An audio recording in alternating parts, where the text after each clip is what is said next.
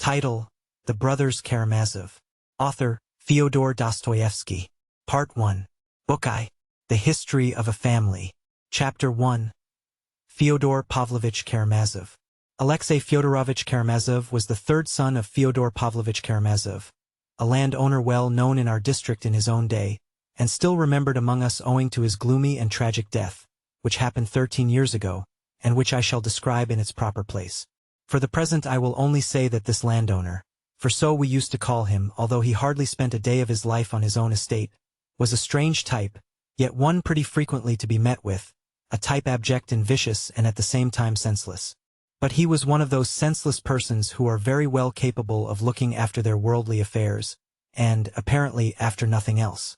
Fyodor Pavlovich, for instance, began with next to nothing. His estate was of the smallest. He ran to dine at other men's tables and fastened on them as a toady, yet at his death it appeared that he had 100,000 rubles in hard cash. At the same time, he was all his life one of the most senseless, fantastical fellows in the whole district. I repeat, it was not stupidity. The majority of these fantastical fellows are shrewd and intelligent enough, but just senselessness and a peculiar national form of it. He was married twice, and had 3 sons, the eldest, Dmitri, by his first wife, and 2, Ivan and Alexei, by his second. Fyodor Pavlovich's first wife, Adelaida Ivanovna, belonged to a fairly rich and distinguished noble family, also landowners in our district, the Myasovs. How it came to pass that an heiress, who was also a beauty, and moreover one of those vigorous, intelligent girls, so common in this generation, but sometimes also to be found in the last, could have married such a worthless, puny weakling, as we all called him, I won't attempt to explain. I knew a young lady of the last romantic generation who, after some years of an enigmatic passion for a gentleman, whom she might quite easily have married at any moment, invented insuperable obstacles to their union, and ended by throwing herself one stormy night into a rather deep and rapid river from a high bank, almost a precipice, and so perished, entirely to satisfy her own caprice, and to be like Shakespeare's Ophelia. Indeed, if this precipice, a chosen and favorite spot of hers, had been less picturesque, if there had been a prosaic flat bank in its place, most likely the suicide would never have taken place. This is a fact, and probably there have been not a few similar instances in the last 2 or 3 generations. Adelaida Ivanovna Myasov's action was similarly, no doubt, an echo of other people's ideas, and was due to the irritation caused by lack of mental freedom. She wanted, perhaps, to show her feminine independence, to override class distinctions and the despotism of her family. And a pliable imagination persuaded her, we must suppose, for a brief moment, that Fyodor Pavlovich, in spite of his parasitic position, was one of the bold and ironical spirits of that progressive epoch, though he was, in fact, an ill-natured buffoon and nothing more. What gave the marriage piquancy was that it was preceded by an elopement, and this greatly captivated Adelaida Ivanovna's fancy. Fyodor Pavlovich's position at the time made him specially eager for any such enterprise, for he was passionately anxious to make a career in one way or another. To attach himself to a good family and obtain a dowry was an alluring prospect. As for mutual love, it did not exist apparently, either in the bride or in him, in spite of Adelaida Ivanovna's beauty. This was, perhaps, a unique case of the kind in the life of Fyodor Pavlovich, who was always of a voluptuous temper, and ready to run after any petticoat on the slightest encouragement. She seems to have been the only woman who made no particular appeal to his senses. Immediately after the elopement, Adelaida Ivanovna discerned in a flash that she had no feeling for her husband but contempt. The marriage accordingly showed itself in its true colors with extraordinary rapidity. Although the family accepted the event pretty quickly and apportioned the runaway bride her dowry, the husband and wife began to lead a most disorderly life, and there were everlasting scenes between them. It was said that the young wife showed incomparably more generosity and dignity than Fyodor Pavlovich, who, as is now known, got hold of all her money up to 25,000 rubles as soon as she received it, so that those thousands were lost to her forever. The little village and the rather fine town house which formed part of her dowry, he did his utmost for a long time to transfer to his name, by means of some deed of conveyance. He would probably have succeeded, merely from her moral fatigue and desire to get rid of him, and from the contempt and loathing he aroused by his persistent and shameless importunity. But, fortunately, Adelaida Ivanovna's family intervened and circumvented his greediness. It is known for a fact that frequent fights took place between the husband and wife, but rumor had it that Fyodor Pavlovich did not beat his wife but was beaten by her, for she was a hot-tempered, bold, dark-browed, impatient woman, possessed of remarkable physical strength. Finally, she left the house and ran away from Fyodor Pavlovich with a destitute divinity student, leaving Mitya, a child of 3 years old, in her husband's hands. Immediately Fyodor Pavlovich introduced a regular harem into the house, and abandoned himself to orgies of drunkenness. In the intervals he used to drive all over the province, complaining tearfully to each and all of Adelaida Ivanovna's having left him, going into details too disgraceful for a husband to mention in regard to his own married life. What seemed to gratify him and flatter his self-love most was to play the ridiculous part of the injured husband, and to parade his woes with embellishments. "One would think that you'd got a promotion, Fyodor Pavlovich. You seem so pleased in spite of your sorrow," scoffers said to him. Many even added that he was glad of a new comic part in which to play the buffoon, and that it was simply to make it funnier that he pretended to be unaware of his ludicrous position. But, who knows, it may have been simplicity. At last he succeeded in getting on the track of his runaway wife. The poor woman turned out to be in Petersburg, where she had gone with her divinity student, and where she had thrown herself into a life of complete emancipation. Fyodor Pavlovich at once began bustling about, making preparations to go to Petersburg, with what object he could not himself have said. He would perhaps have really gone, but having determined to do so, he felt at once entitled to fortify himself for the journey by another bout of reckless drinking. And just at that time his wife's family received the news of her death in Petersburg. She had died quite suddenly in a garret, according to one story, of typhus, or as another version had it, of starvation. Fyodor Pavlovich was drunk when he heard of his wife's death, and the story is that he ran out into the street and began shouting with joy, raising his hands to heaven. "Lord, now lettest thou thy servant depart in peace," but others say he wept without restraint like a little child, so much so that people were sorry for him, in spite of the repulsion he inspired. It is quite possible that both versions were true, that he rejoiced at his release, and at the same time wept for her who released him. As a general rule, people, even the wicked, are much more naive and simple-hearted than we suppose. And we ourselves are, too. Chapter 2. He gets rid of his eldest son. You can easily imagine what a father such a man could be and how he would bring up his children. His behavior as a father was exactly what might be expected. He completely abandoned the child of his marriage with Adelaida Ivanovna, not from malice, nor because of his matrimonial grievances, but simply because he forgot him. While he was wearying everyone with his tears and complaints, and turning his house into a sink of debauchery, a faithful servant of the family, Grigory, took the 3-year-old Mitya into his care. If he hadn't looked after him, there would have been no one even to change the baby's little shirt.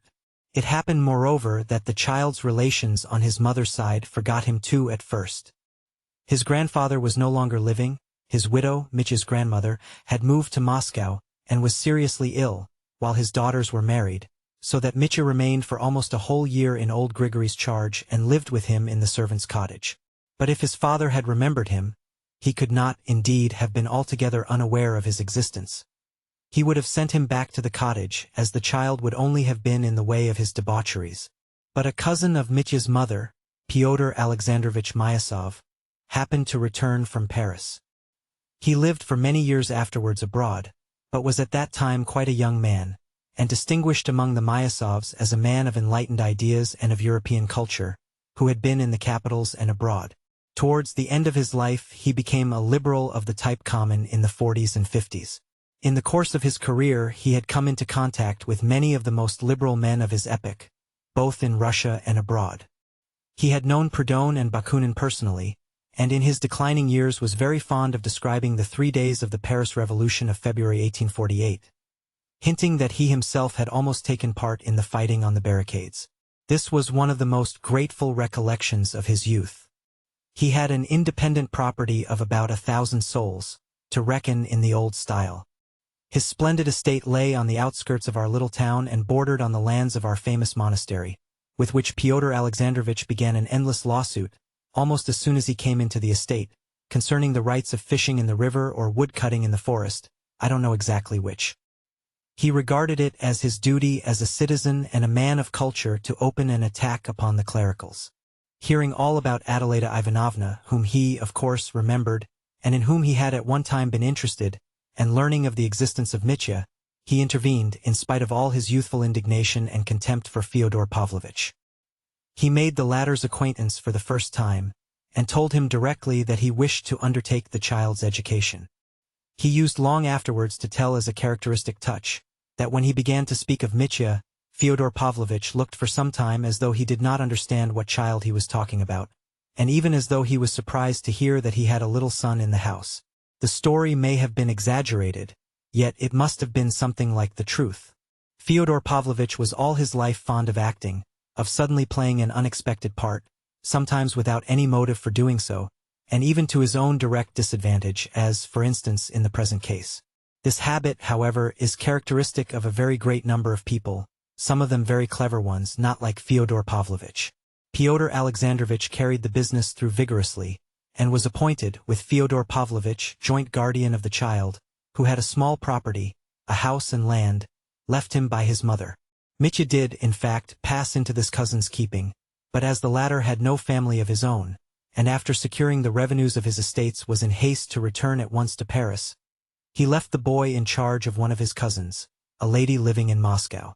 It came to pass that, settling permanently in Paris, he, too, forgot the child, especially when the Revolution of February broke out, making an impression on his mind that he remembered all the rest of his life.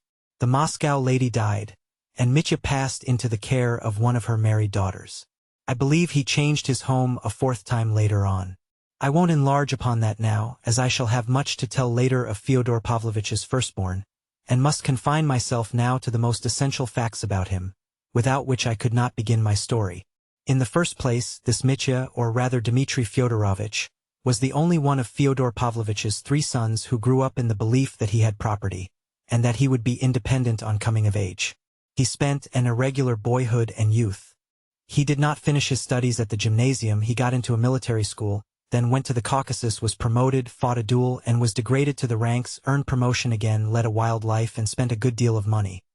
He did not begin to receive any income from Fyodor Pavlovitch until he came of age, and until then got into debt. He saw and knew his father, Fyodor Pavlovitch, for the first time on coming of age, when he visited our neighborhood on purpose to settle with him about his property. He seems not to have liked his father. He did not stay long with him, and made haste to get away, having only succeeded in obtaining a sum of money, and entering into an agreement for future payments from the estate, of the revenues and value of which he was unable, a fact worthy of note, upon this occasion, to get a statement from his father. Fyodor Pavlovitch remarked for the first time then, this too should be noted, that Mitya had a vague and exaggerated idea of his property. Fyodor Pavlovitch was very well satisfied with this, as it fell in with his own designs. He gathered only that the young man was frivolous, unruly, of violent passions, impatient and dissipated, and that if he could only obtain ready money he would be satisfied, although only, of course, for a short time. So Fyodor Pavlovitch began to take advantage of this fact, sending him from time to time small doles, installments.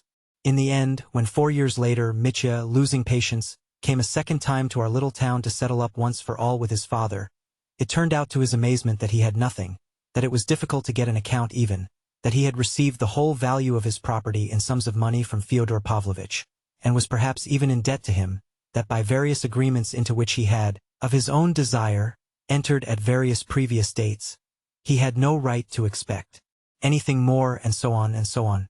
The young man was overwhelmed, suspected deceit and cheating, and was almost beside himself. And, indeed, this circumstance led to the catastrophe, the account of which forms the subject of my first introductory story, or rather the external side of it. But before I pass to that story I must say a little of Fyodor Pavlovitch's other 2 sons, and of their origin. Chapter 3. The Second Marriage and the Second Family. Very shortly after getting his 4-year-old Mitya off his hands, Fyodor Pavlovitch married a second time. His second marriage lasted 8 years. He took this second wife, Sofia Ivanovna, also a very young girl, from another province, where he had gone upon some small piece of business in company with a Jew. Though Fyodor Pavlovitch was a drunkard and a vicious debauchee, he never neglected investing his capital, and managed his business affairs very successfully, though, no doubt, not over-scrupulously. Sofia Ivanovna was the daughter of an obscure deacon, and was left from childhood an orphan without relations. She grew up in the house of a general's widow, a wealthy old lady of good position, who was at once her benefactress and tormentor. I do not know the details, but I have only heard that the orphan girl, a meek and gentle creature, was once cut down from a halter in which she was hanging from a nail in the loft. So terrible were her sufferings from the caprice and everlasting nagging of this old woman, who was apparently not bad-hearted but had become an insufferable tyrant through idleness. Fyodor Pavlovitch made her an offer. Inquiries were made about him and he was refused. But again, as in his first marriage, he proposed an elopement to the orphan girl. There is very little doubt that she would not on any account have married him if she had known a little more about him in time. But she lived in another province. Besides, what could a little girl of 16 know about it, except that she would be better at the bottom of the river than remaining with her benefactress? So the poor child exchanged a benefactress for a benefactor. Fyodor Pavlovitch did not get a penny this time, for the general's widow was furious. She gave them nothing and cursed them both. What was said here just now is true too, that is, that if the jurisdiction of the church were introduced in practice in its full force, that is, if the whole of the society were changed into the church, not only the judgment of the church would have influence on the reformation of the criminal such as it never has now, but possibly also the crimes themselves would be incredibly diminished. And there can be no doubt that the church would look upon the criminal and the crime of the future in many cases quite differently and would succeed in restoring the excluded, in restraining those who plan evil, and in regenerating the fallen. It is true, said Father Zosima with a smile, the Christian society now is not ready and is only resting on some 7 righteous men, but as they are never lacking, it will continue still unshaken in expectation of its complete transformation from a society almost heathen in character into a single universal and all-powerful church. So be it, even though at the end of the ages, for it is ordained to come to pass. And there is no need to be troubled about times and seasons, for the secret of the times and seasons is in the wisdom of God, in his foresight, and his love. And what in human reckoning seems still afar off, may by the divine ordinance be close at hand, on the eve of its appearance. And so be it. Father Pacey repeated austerely and reverently. Strange, extremely strange, Myasov pronounced, not so much with heat as with latent indignation. What strikes you as so strange? Father Iosif inquired cautiously. Why, it's beyond anything, cried Myasov, suddenly breaking out. The state is eliminated and the church is raised to the position of the state. It's not simply ultramontanism. It's arch-ultramontanism. It's beyond the dreams of Pope Gregory VII. You are completely misunderstanding it, said Father Pacey sternly. Understand, the church is not to be transformed into the state. That is Rome and its dream. That is the third temptation of the devil. On the contrary, the state is transformed into the church, will ascend and become a church over the whole world, which is the complete opposite of ultramontanism in Rome, and your interpretation, and is only the glorious destiny ordained for the Orthodox Church. This star will arise in the east. Myasov was significantly silent. His whole figure expressed extraordinary personal dignity. A supercilious and condescending smile played on his lips. Alyosha watched it all with a throbbing heart. The whole conversation stirred him profoundly. He glanced casually at Rakitin, who was standing immovable in his place by the door listening and watching intently though with downcast eyes. But from the color in his cheeks Alyosha guessed that Rakitin was probably no less excited, and he knew what caused his excitement. Allow me to tell you one little anecdote, gentlemen, Myasov said impressively, with a peculiarly majestic air.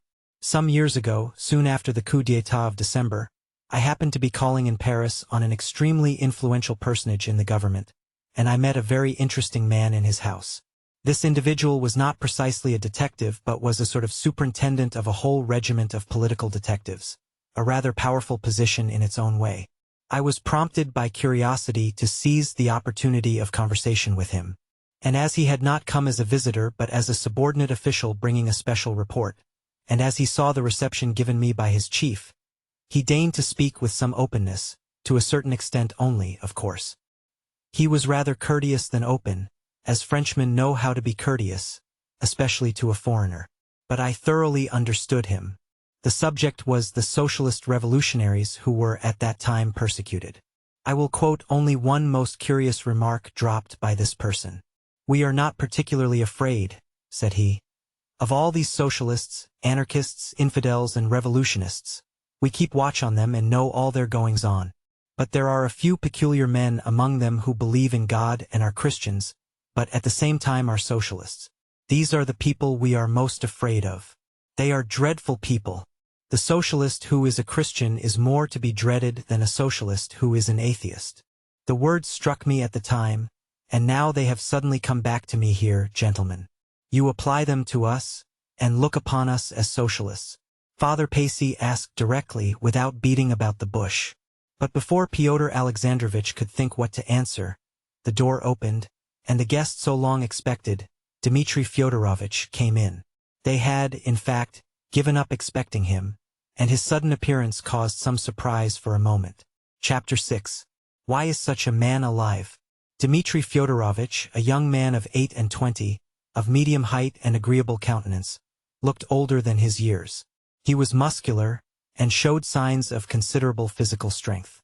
Yet there was something not healthy in his face.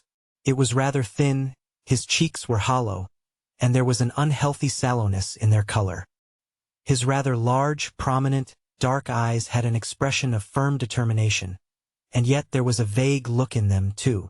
Even when he was excited and talking irritably, his eyes somehow did not follow his mood, but betrayed something else, sometimes quite incongruous with what was passing. "It's hard to tell what he's thinking," those who talked to him sometimes declared. People who saw something pensive and sullen in his eyes were startled by his sudden laugh, which bore witness to mirthful and light-hearted thoughts at the very time when his eyes were so gloomy.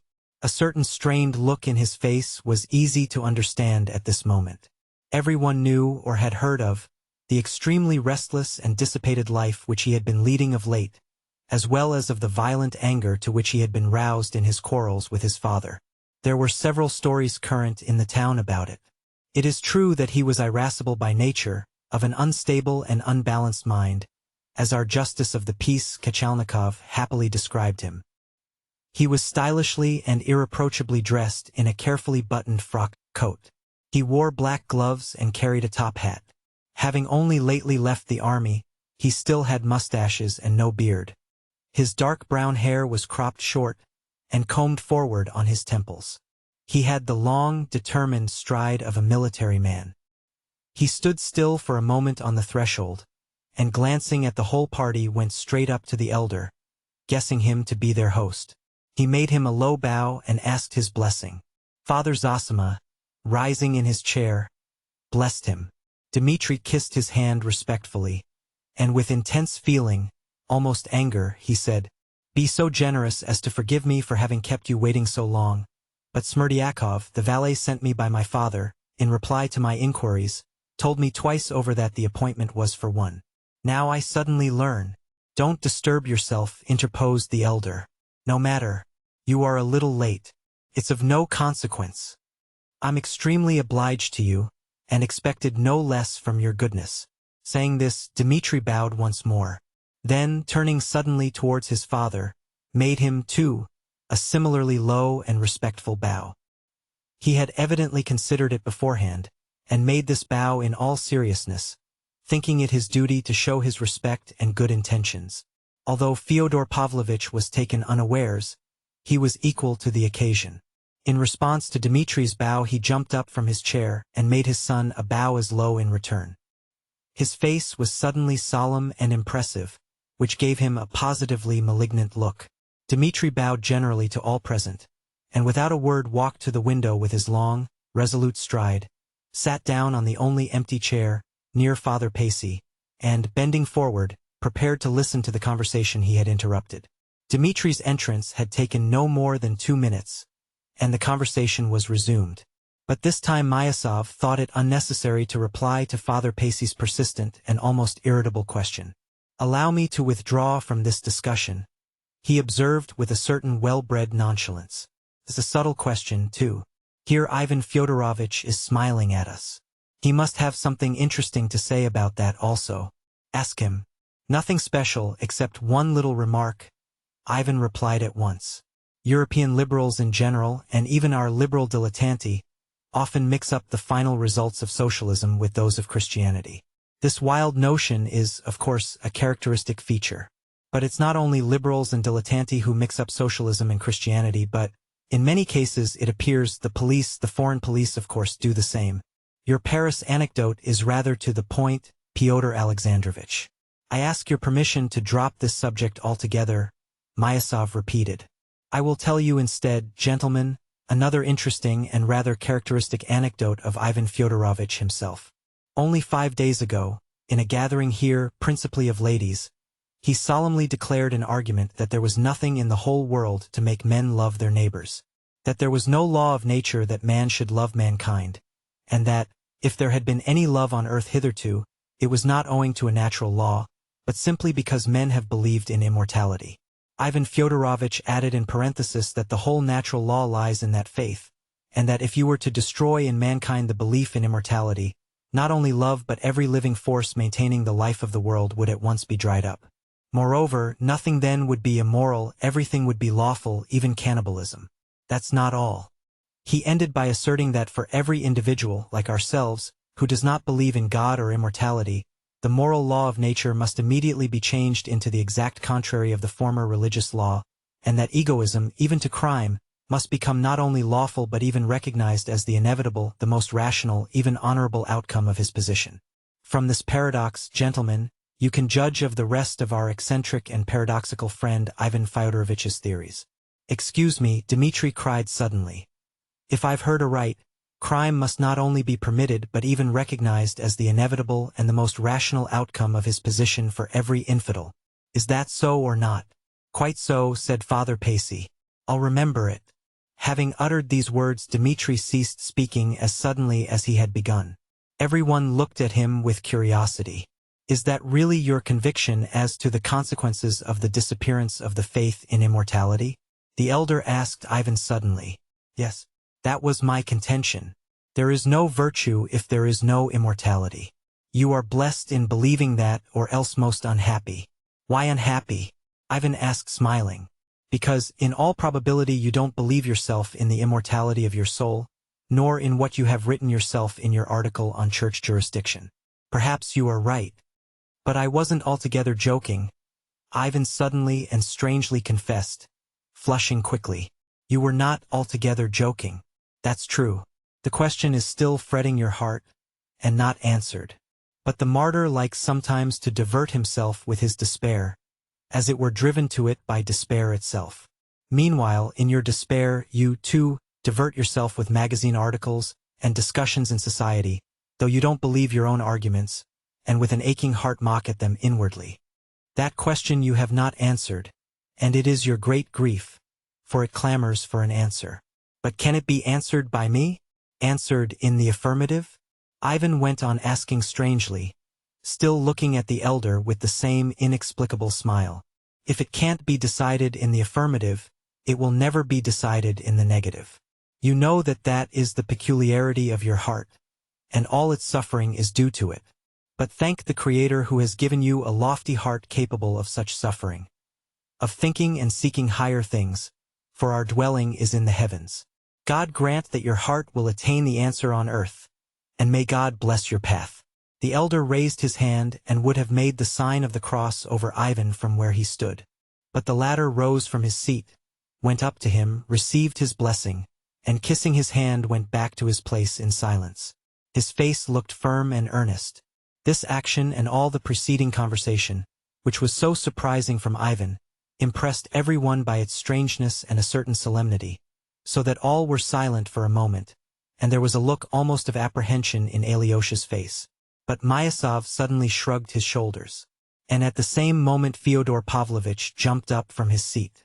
Most pious and holy elder, he cried, pointing to Ivan, that is my son, flesh of my flesh, the dearest of my flesh. He is my most dutiful Karl Moore, so to speak, while this son who has just come in, Dmitri, against whom I am seeking justice from you, is the undutiful Franz Moore. They are both out of Schiller's robbers, and so I am the reigning Count von Moore. Judge and save us. We need not only your prayers but your prophecies. Speak without buffoonery, and don't begin by insulting the members of your family, answered the elder, in a faint, exhausted voice. He was obviously getting more and more fatigued, and his strength was failing. An unseemly farce which I foresaw when I came here, cried Dmitri indignantly. He too leapt up. Forgive it, Reverend Father, he added, addressing the elder. I am not a cultivated man, and I don't even know how to address you properly, but you have been deceived and you have been too good-natured in letting us meet here. All my father wants is a scandal. Why he wants it only he can tell. He always has some motive. But I believe I know why. They all blame me, all of them, cried Fyodor Pavlovitch in his turn. Pyotr Alexandrovitch here blames me too. You have been blaming me, Pyotr Alexandrovitch, you have. He turned suddenly to Myasov, although the latter was not dreaming of interrupting him. They all accuse me of having hidden the children's money in my boots, and cheated them, but isn't there a court of law? There they will reckon out for you, Dmitri Fyodorovitch, from your notes, your letters, and your agreements how much money you had, how much you have spent, and how much you have left. Why does Pyotr Alexandrovitch refuse to pass judgment? Dmitri is not a stranger to him. Because they are all against me while Dmitri Fyodorovitch is in debt to me, and not a little, but some thousands of which I have documentary proof. The whole town is echoing with his debaucheries. And where he was stationed before, he several times spent 1,000 or 2 for the seduction of some respectable girl. We know all about that, Dmitri Fyodorovitch, in its most secret details. I'll prove it. Would you believe it, Holy Father? He has captivated the heart of the most honorable of young ladies of good family and fortune, daughter of a gallant colonel, formerly his superior officer, who had received many honors and had the Anna Order on his breast. He compromised the girl by his promise of marriage. Now she is an orphan and here. She is betrothed to him, yet before her very eyes he is dancing attendance on a certain enchantress. And although this enchantress has lived in, so to speak, civil marriage with a respectable man, yet she is of an independent character, an unapproachable fortress for everybody, just like a legal wife, for she is virtuous. Yes, Holy Fathers, she is virtuous. Dmitri Fyodorovitch wants to open this fortress with a golden key, and that's why he is insolent to me now, trying to get money from me, though he has wasted thousands on this enchantress already. He's continually borrowing money for the purpose. From whom do you think? Shall I say, Mitya? Be silent, cried Dmitri. Wait till I'm gone. Don't dare in my presence to asperse the good name of an honorable girl. That you should utter a word about her is an outrage, and I won't permit it. He was breathless. Mitya, Mitya, cried Fyodor Pavlovitch hysterically, squeezing out a tear. And is your father's blessing nothing to you?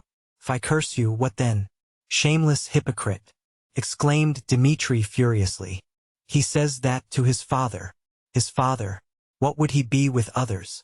Gentlemen, only fancy.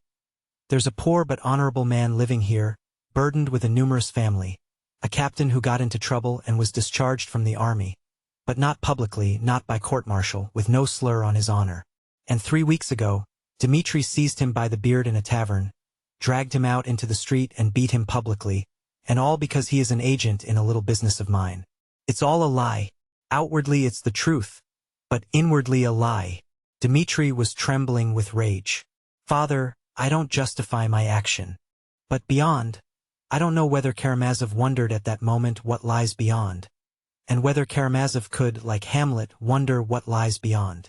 No, gentlemen of the jury, they have their Hamlets, but we still have our Karamazovs. Here Ippolit Kirillovitch drew a minute picture of Mitya's preparations, the scene at Perhatin's at the shop with the drivers. He quoted numerous words and actions, confirmed by witnesses, and the picture made a terrible impression on the audience. The guilt of this harassed and desperate man stood out clear and convincing when the facts were brought together. What need had he of precaution? 2 or 3 times he almost confessed, hinted at it, all but spoke out. Then followed the evidence given by witnesses. He even cried out to the peasant who drove him, "Do you know, you are driving a murderer?" But it was impossible for him to speak out. He had to get to Mokroe and there to finish his romance. But what was awaiting the luckless man? Almost from the first minute at Mokroe, he saw that his invincible rival was perhaps by no means so invincible, that the toast to their newfound happiness was not desired and would not be acceptable. But you know the facts, gentlemen of the jury, from the preliminary inquiry. Karamazov's triumph over his rival was complete, and his soul passed into quite a new phase, perhaps the most terrible phase through which his soul has passed or will pass. One may say with certainty, gentlemen of the jury, the prosecutor continued, that outraged nature and the criminal heart bring their own vengeance more completely than any earthly justice. What's more, justice and punishment on earth positively alleviate the punishment of nature and are, indeed, essential to the soul of the criminal at such moments, as its salvation from despair. For I cannot imagine the horror and moral suffering of Karamazov when he learnt that she loved him, that for his sake she had rejected her first lover, that she was summoning him, Mitya, to a new life, that she was promising him happiness, and when everything was over for him and nothing was possible. By the way, I will note in parenthesis a point of importance for the light it throws on the prisoner's position at the moment. This woman, this love of his, had been till the last moment, till the very instant of his arrest, a being unattainable, passionately desired by him but unattainable. Yet why did he not shoot himself then? Why did he relinquish his design and even forget where his pistol was? It was just that passionate desire for love and the hope of satisfying it that restrained him. Throughout their revels he kept close to his adored mistress, who was at the banquet with him and was more charming and fascinating to him than ever. He did not leave her side, abasing himself in his homage before her. His passion might well, for a moment, stifle not only the fear of arrest, but even the torments of conscience. For a moment, oh, only for a moment, I can picture the state of mind of the criminal hopelessly enslaved by these influences. First, the influence of drink, of noise and excitement, of the thud of the dance and the scream of the song, and of her, flushed with wine, singing and dancing and laughing to him. Secondly, the hope in the background that the fatal end might still be far off, that not till next morning, at least, they would come and take him. So he had a few hours, and that's much, very much. In a few hours one can think of many things. I imagine that he felt something like what criminals feel when they are being taken to the scaffold. They have another long, long street to pass down and at walking pace pass thousands of people. Then there will be a turning into another street, and only at the end of that street the dread place of execution. I fancy that at the beginning of the journey the condemned man, sitting on his shameful cart, must feel that he has infinite life still before him. The houses recede, the cart moves on. Oh, that's nothing. It's still far to the turning into the second street, and he still looks boldly to right and to left at those thousands of callously curious people with their eyes fixed on him, and he still fancies that he is just such a man as they. But now the turning comes to the next street. Oh, that's nothing, nothing. There's still a whole street before him, and however many houses have been passed, he will still think there are many left. And so to the very end, to the very scaffold. This, I imagine, is how it was with Karamazov then. They've not had time yet, he must have thought. I may still find some way out. Oh, there's still time to make some plan of defense. And now, she is so fascinating. His soul was full of confusion and dread, but he managed, however, to put aside half his money and hide it somewhere.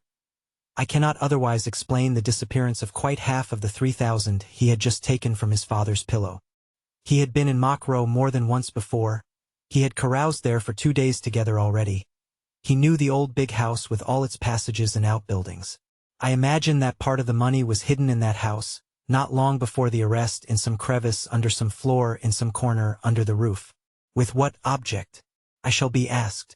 Why, the catastrophe may take place at once, of course. He hadn't yet considered how to meet it. He hadn't the time. His head was throbbing and his heart was with her. But money. Money was indispensable in any case. With money a man is always a man. Perhaps such foresight at such a moment may strike you as unnatural? But he assures us himself that a month before, at a critical and exciting moment, he had halved his money and sewn it up in a little bag. And though that was not true, as we shall prove directly, it shows the idea was a familiar one to Karamazov. He had contemplated it. What's more, when he declared at the inquiry that he had put 1,500 rubles in a bag which never existed, he may have invented that little bag on the inspiration of the moment, because he had 2 hours before divided his money and hidden half of it at Mokroe till morning, in case of emergency, simply not to have it on himself. Two extremes, gentlemen of the jury, remember that Karamazov can contemplate two extremes and both at once. We have looked in the house. but we haven't found the money. It may still be there, or it may have disappeared next day and be in the prisoner's hands now. In any case, he was at her side, on his knees before her. She was lying on the bed. He had his hands stretched out to her, and he had so entirely forgotten everything that he did not even hear the men coming to arrest him. He hadn't time to prepare any line of defense in his mind. He was caught unawares and confronted with his judges, the arbiters of his destiny. Gentlemen of the jury, there are moments in the execution of our duties when it is terrible for us to face a man, terrible on his account, too. The moments of contemplating that animal fear, when the criminal sees that all is lost, but still struggles, still means to struggle, the moments when every instinct of self-preservation rises up in him at once and he looks at you with questioning and suffering eyes, studies you, your face, your thoughts, uncertain on which side you will strike, and his distracted mind frames thousands of plans in an instant, but he is still afraid to speak, afraid of giving himself away. This purgatory of the spirit, this animal thirst for self-preservation, these humiliating moments of the human soul, are awful, and sometimes arouse horror and compassion for the criminal even in the lawyer. And this was what we all witnessed then. At first he was thunderstruck and in his terror dropped some very compromising phrases. "Blood! I've deserved it!" But he quickly restrained himself. He had not prepared what he was to say, what answer he was to make. He had nothing but a bare denial ready. "I am not guilty of my father's death." That was his fence for the moment, and behind it he hoped to throw up a barricade of some sort. His first compromising exclamations he hastened to explain by declaring that he was responsible for the death of the servant Grigory only. "Of that bloodshed I am guilty. But who has killed my father, gentlemen? Who has killed him? Who can have killed him if not I? Do you hear?" He asked us who had come to ask him that question. "Do you hear that phrase uttered with such premature haste? If not I, the animal cunning, the naivete, the Karamazov impatience of it? I didn't kill him, and you mustn't think I did. I wanted to kill him, gentlemen, I wanted to kill him." He hastens to admit he was in a hurry, in a terrible hurry. "But still I am not guilty, it is not I murdered him." He concedes to us that he wanted to murder him, as though to say, "You can see for yourselves how truthful I am, so you'll believe all the sooner that I didn't murder him." Oh, in such cases the criminal is often amazingly shallow and credulous. At that point one of the lawyers asked him, as it were incidentally, the most simple question, "Wasn't it Smerdyakov killed him?" Then, as we expected, he was horribly angry at our having anticipated him and caught him unawares, before he had time to pave the way to choose and snatch the moment when it would be most natural to bring in Smerdyakov's name. He rushed at once to the other extreme, as he always does, and began to assure us that Smerdyakov could not have killed him, was not capable of it. But don't believe him, that was only his cunning. He didn't really give up the idea of Smerdyakov. On the contrary, he meant to bring him forward again. For, indeed, he had no one else to bring forward, but he would do that later, because for the moment that line was spoiled for him. He would bring him forward perhaps next day, or even a few days later, choosing an opportunity to cry out to us, "You know, I was more skeptical about Smerdyakov than you remember that yourselves, but now I am convinced. He killed him, he must have done." And for the present he falls back upon a gloomy and irritable denial. Impatience and anger prompted him, however, to the most inept and incredible explanation of how he looked into his father's window and how he respectfully withdrew. The worst of it was that he was unaware of the position of affairs, of the evidence given by Grigory. We proceeded to search him. The search angered, but encouraged him. The whole 3,000 had not been found on him, only half of it. And no doubt only at that moment of angry silence, the fiction of the little bag first occurred to him. No doubt he was conscious himself of the improbability of the story and strove painfully to make it sound more likely, to weave it into a romance that would sound plausible. In such cases the first duty, the chief task of the investigating lawyers, is to prevent the criminal being prepared, to pounce upon him unexpectedly so that he may blurt out his cherished ideas in all their simplicity, improbability, and inconsistency. The criminal can only be made to speak by the sudden and apparently incidental communication of some new fact, of some circumstance of great importance in the case, of which he had no previous idea and could not have foreseen. We had such a fact in readiness. That was Grigory's evidence about the open door through which the prisoner had run out. He had completely forgotten about that door and had not even suspected that Grigory could have seen it. The effect of it was amazing. He leapt up and shouted to us, "Then Smerdyakov murdered him, it was Smerdyakov!" and so betrayed the basis of the defense he was keeping back, and betrayed it in its most improbable shape, for Smerdyakov could only have committed the murder after he had knocked Grigory down and run away. When we told him that Grigory saw the door was open before he fell down, and had heard Smerdyakov behind the screen as he came out of his bedroom, Karamazov was positively crushed. My esteemed and witty colleague, Nikolai Parfenovitch, told me afterwards that he was almost moved to tears at the sight of him. And to improve matters, the prisoner hastened to tell us about the much-talked-of little bag.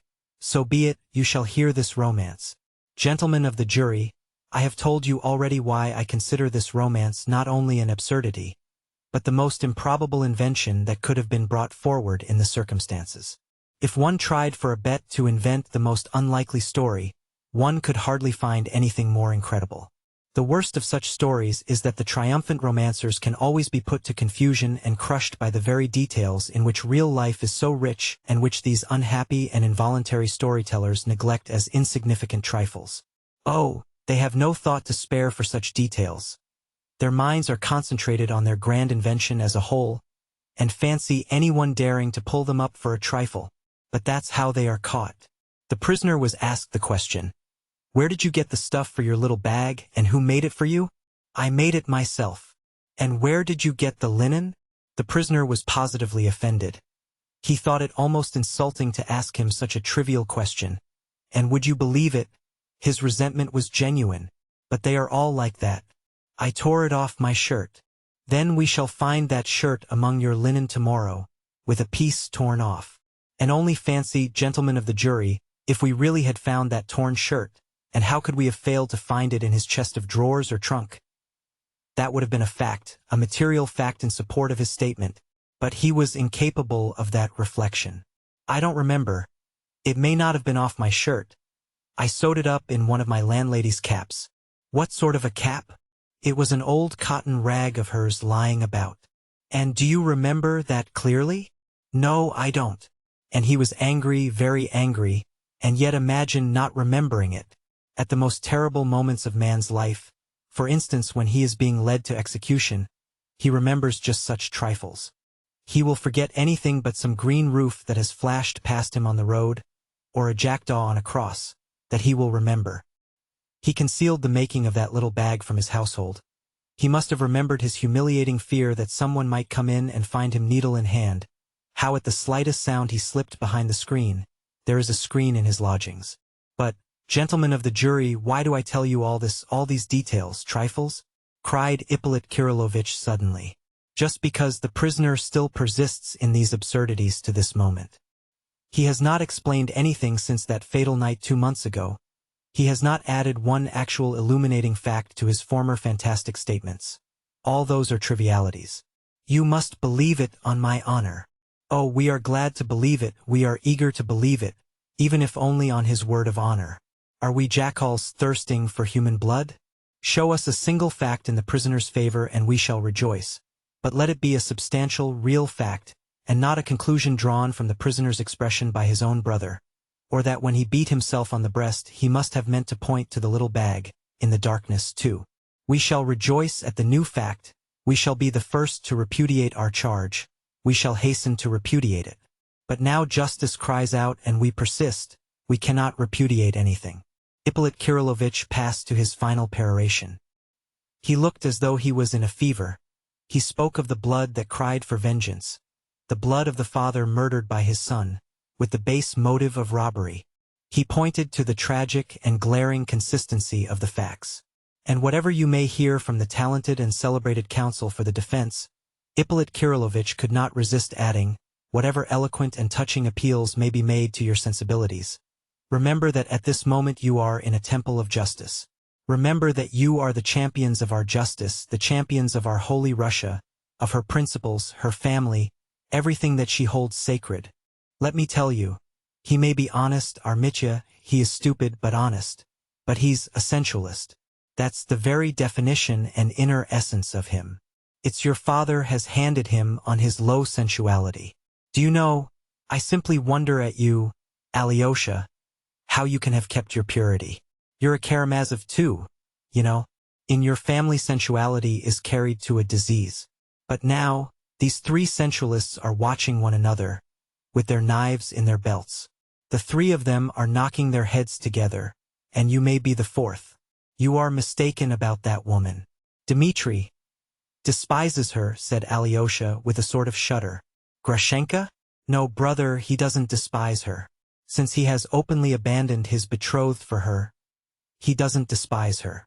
There's something here, my dear boy, that you don't understand yet. A man will fall in love with some beauty, with a woman's body, or even with a part of a woman's body. A sensualist can understand that. And he'll abandon his own children for her, sell his father and mother, and his country, Russia, too. If he's honest, he'll steal. If he's humane, he'll murder. If he's faithful, he'll deceive. Pushkin, the poet of women's feet, sung of their feet in his verse. Others don't sing their praises, but they can't look at their feet without a thrill, and it's not only their feet. Contempt's no help here, brother, even if he did despise Grushenka. He does, but he can't tear himself away. I understand that, Alyosha jerked out suddenly. Really? Well, I dare say you do understand, since you blurted out at the first word, said Rakitin malignantly. That escaped you unawares, and the confession's the more precious. So it's a familiar subject, you've thought about it already, about sensuality, I mean. Oh, you virgin soul. You're a quiet one, Alyosha, you're a saint, I know, but the devil only knows what you've thought about and what you know already. You are pure, but you've been down into the depths. I've been watching you a long time. You're a Karamazov yourself. You're a thorough Karamazov, no doubt birth and selection have something to answer for. You're a sensualist from your father. A crazy saint from your mother. Why do you tremble? Is it true, then? Do you know, Grushenka has been begging me to bring you along. I'll pull off his cassock, she says. You can't think how she keeps begging me to bring you. I wondered why she took such an interest in you. Do you know, she's an extraordinary woman, too. Thank her and say I'm not coming, said Alyosha, with a strained smile. Finish what you were saying, Misha. I'll tell you my idea after. There's nothing to finish. It's all clear. It's the same old tune, brother. If even you are a sensualist at heart, what of your brother? Ivan? He's a Karamazov, too. What is at the root of all you Karamazovs is that you're all sensual, grasping, and crazy. Your brother Ivan writes theological articles in joke, for some idiotic, unknown motive of his own, though he's an atheist, and he admits it's a fraud himself. That's your brother Ivan. He's trying to get Mitya's betrothed for himself, and I fancy he'll succeed, too. And what's more, it's with Mitya's consent. For Mitya will surrender his betrothed to him to be rid of her, and escape to Grushenka. And he's ready to do that in spite of all his nobility and disinterestedness. Observe that. Those are the most fatal people. Who the devil can make you out. He recognizes his vileness and goes on with it. Let me tell you, too, the old man, your father, is standing in Mitya's way now. He has suddenly gone crazy over Grushenka. His mouth waters at the sight of her. It's simply on her account he made that scene in the cell just now, simply because Myasov called her an abandoned creature. He's worse than a tomcat in love. At first she was only employed by him in connection with his taverns and in some other shady business, but now he has suddenly realized all she is and has gone wild about her. He keeps pestering her with his offers, not honorable ones, of course. And they'll come into collision, the precious father and son, on that path. But Grushenka favors neither of them. She's still playing with them, and teasing them both, considering which she can get most out of. For though she could filch a lot of money from the papa, he wouldn't marry her, and maybe he'll turn stingy in the end, and keep his purse shut. That's where Mitya's value comes in. He has no money, but he's ready to marry her. Yes, ready to marry her. To abandon his betrothed, a rare beauty, Katerina Ivanovna, who's rich and the daughter of a colonel, and to marry Grushenka, who has been the mistress of a dissolute old merchant, Samsonov, a coarse, uneducated provincial mayor. Some murderous conflict may well come to pass from all this, and that's what your brother Ivan is waiting for. It would suit him down to the ground. He'll carry off Katerina Ivanovna, for whom he is languishing, and pocket her dowry of 60,000. That's very alluring to start with, for a man of no consequence and a beggar. And, take note, he won't be wronging Mitya, but doing him the greatest service. For I know as a fact that Mitya only last week, when he was with some gypsy girls drunk in a tavern, cried out aloud that he was unworthy of his betrothed, Katya, but that his brother Ivan, he was the man who deserved her. And Katerina Ivanovna will not in the end refuse such a fascinating man as Ivan. She's hesitating between the two of them already. And how has that Ivan won you all, so that you all worship him?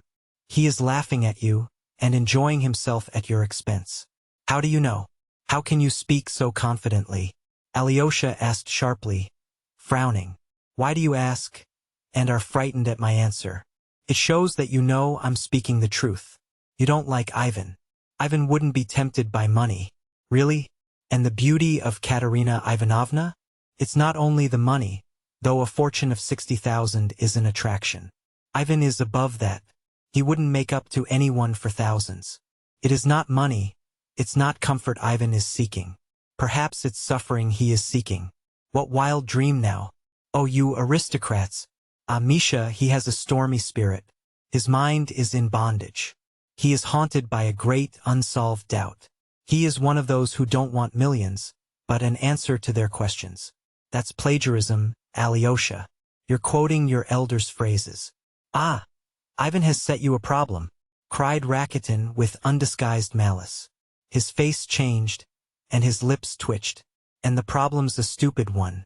It is no good guessing it. Rack your brains, you'll understand it. His article is absurd and ridiculous. And did you hear his stupid theory just now? If there's no immortality of the soul, then there's no virtue and everything is lawful. And by the way, do you remember how your brother Mitya cried out, I will remember. An attractive theory for scoundrels. I'm being abusive, that's stupid. Not for scoundrels, but for pedantic poseurs, haunted by profound, unsolved doubts. He's showing off, and what it all comes to is, on the one hand we cannot but admit, and on the other it must be confessed. His whole theory is a fraud. Humanity will find in itself the power to live for virtue even without believing in immortality. It will find it in love for freedom, for equality, for fraternity. Rakitin could hardly restrain himself in his heat. But suddenly, as though remembering something, he stopped short. Well, that's enough, he said, with a still more crooked smile. Why are you laughing? Do you think I'm a vulgar fool? No, I never dreamed of thinking you a vulgar fool. You are clever, but... Never mind, I was silly to smile. I understand you're getting hot about it, Misha. I guess from your warmth that you are not indifferent to Katerina Ivanovna yourself. I've suspected that for a long time, brother. That's why you don't like my brother Ivan. Are you jealous of him? And jealous of her money, too? Won't you add that? I'll say nothing about money. I am not going to insult you. I believe it, since you say so, but confound you, and your brother Ivan with you. Don't you understand that one might very well dislike him, apart from Katerina Ivanovna? And why the devil should I like him? He condescends to abuse me, you know. Why haven't I a right to abuse him? I never heard of his saying anything about you, good or bad. He doesn't speak of you at all. But I heard that the day before yesterday at Katerina Ivanovna's, he was abusing me for all he was worth. You see what an interest he takes in your humble servant. And which is the jealous one after that, brother, I can't say. He was so good as to express the opinion that if I don't go in for the career of an archimandrite in the immediate future and don't become a monk, I shall be sure to go to Petersburg and get on to some solid magazine as a reviewer, that I shall write for the next 10 years, and in the end become the owner of the magazine and bring it out on the liberal and atheistic side with a socialistic tinge, with a tiny gloss of socialism but keeping a sharp lookout all the time, that is, keeping in with both sides and hoodwinking the fools. According to your brother's account, the tinge of socialism won't hinder me from laying by the proceeds and investing them under the guidance of some Jew, till at the end of my career I build a great house in Petersburg and move my publishing offices to it, and let out the upper stories to lodgers. He has even chosen the place for it, near the new stone bridge across the Neva, which they say is to be built in Petersburg. Ah, Misha, that's just what will really happen. Every word of it, cried Alyosha, unable to restrain a good-humored smile. You are pleased to be sarcastic, too, Alexey Fyodorovitch. No, I'm joking. Forgive me. I've something quite different in my mind.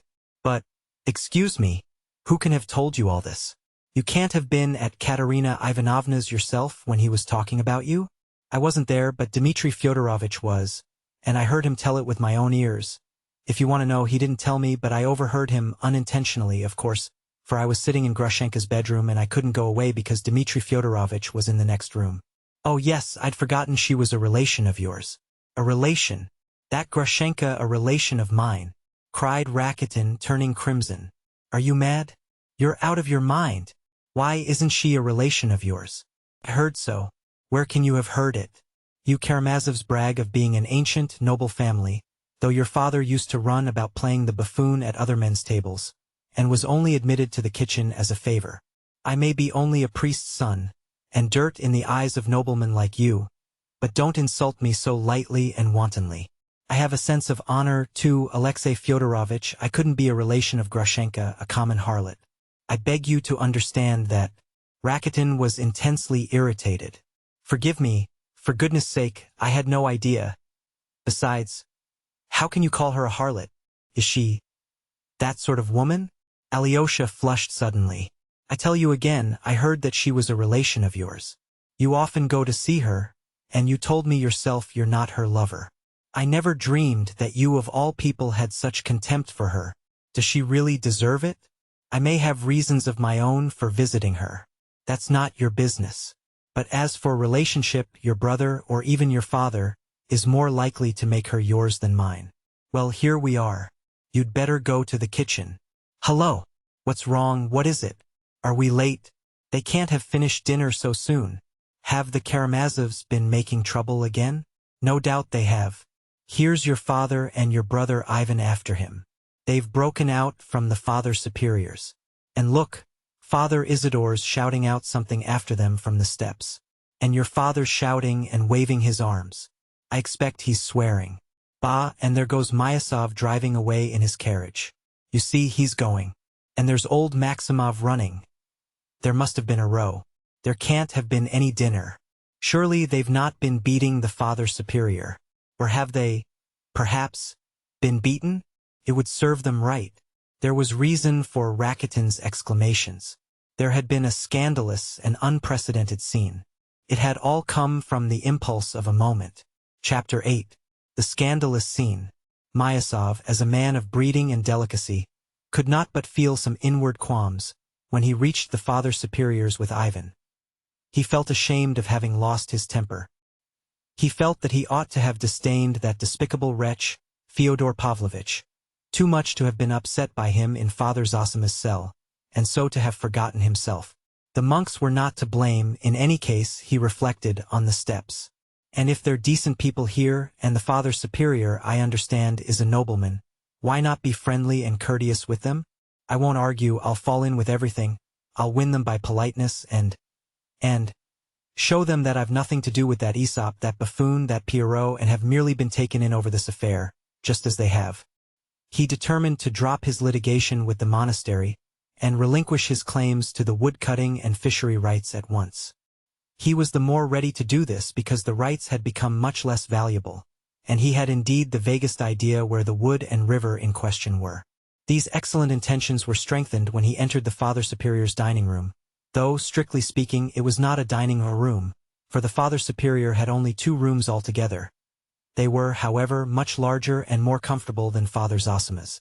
But there was no great luxury about the furnishing of these rooms either. The furniture was of mahogany, covered with leather, in the old-fashioned style of 1820. The floor was not even stained, but everything was shining with cleanliness, and there were many choice flowers in the windows. The most sumptuous thing in the room at the moment was, of course, the beautifully decorated table. The cloth was clean, the service shown.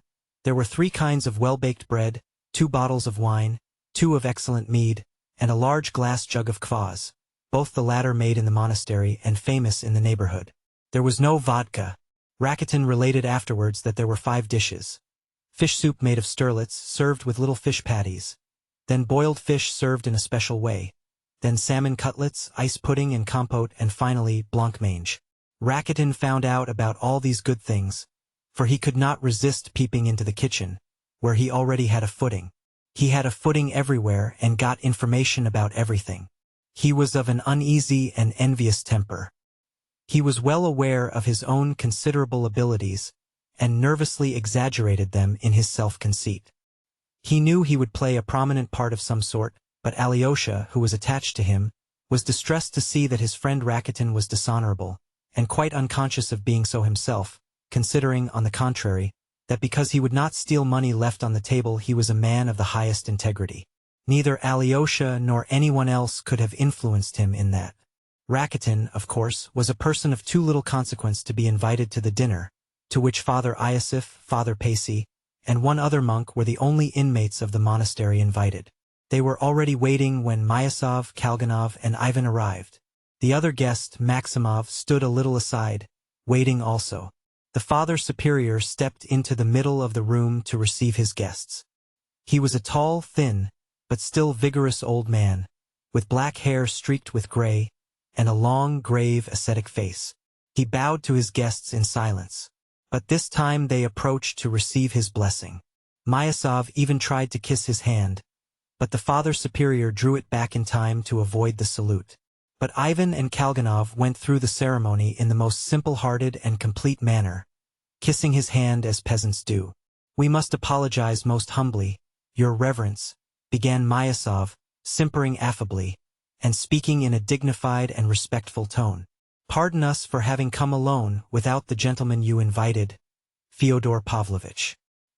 He felt obliged to decline the honor of your hospitality, and not without reason.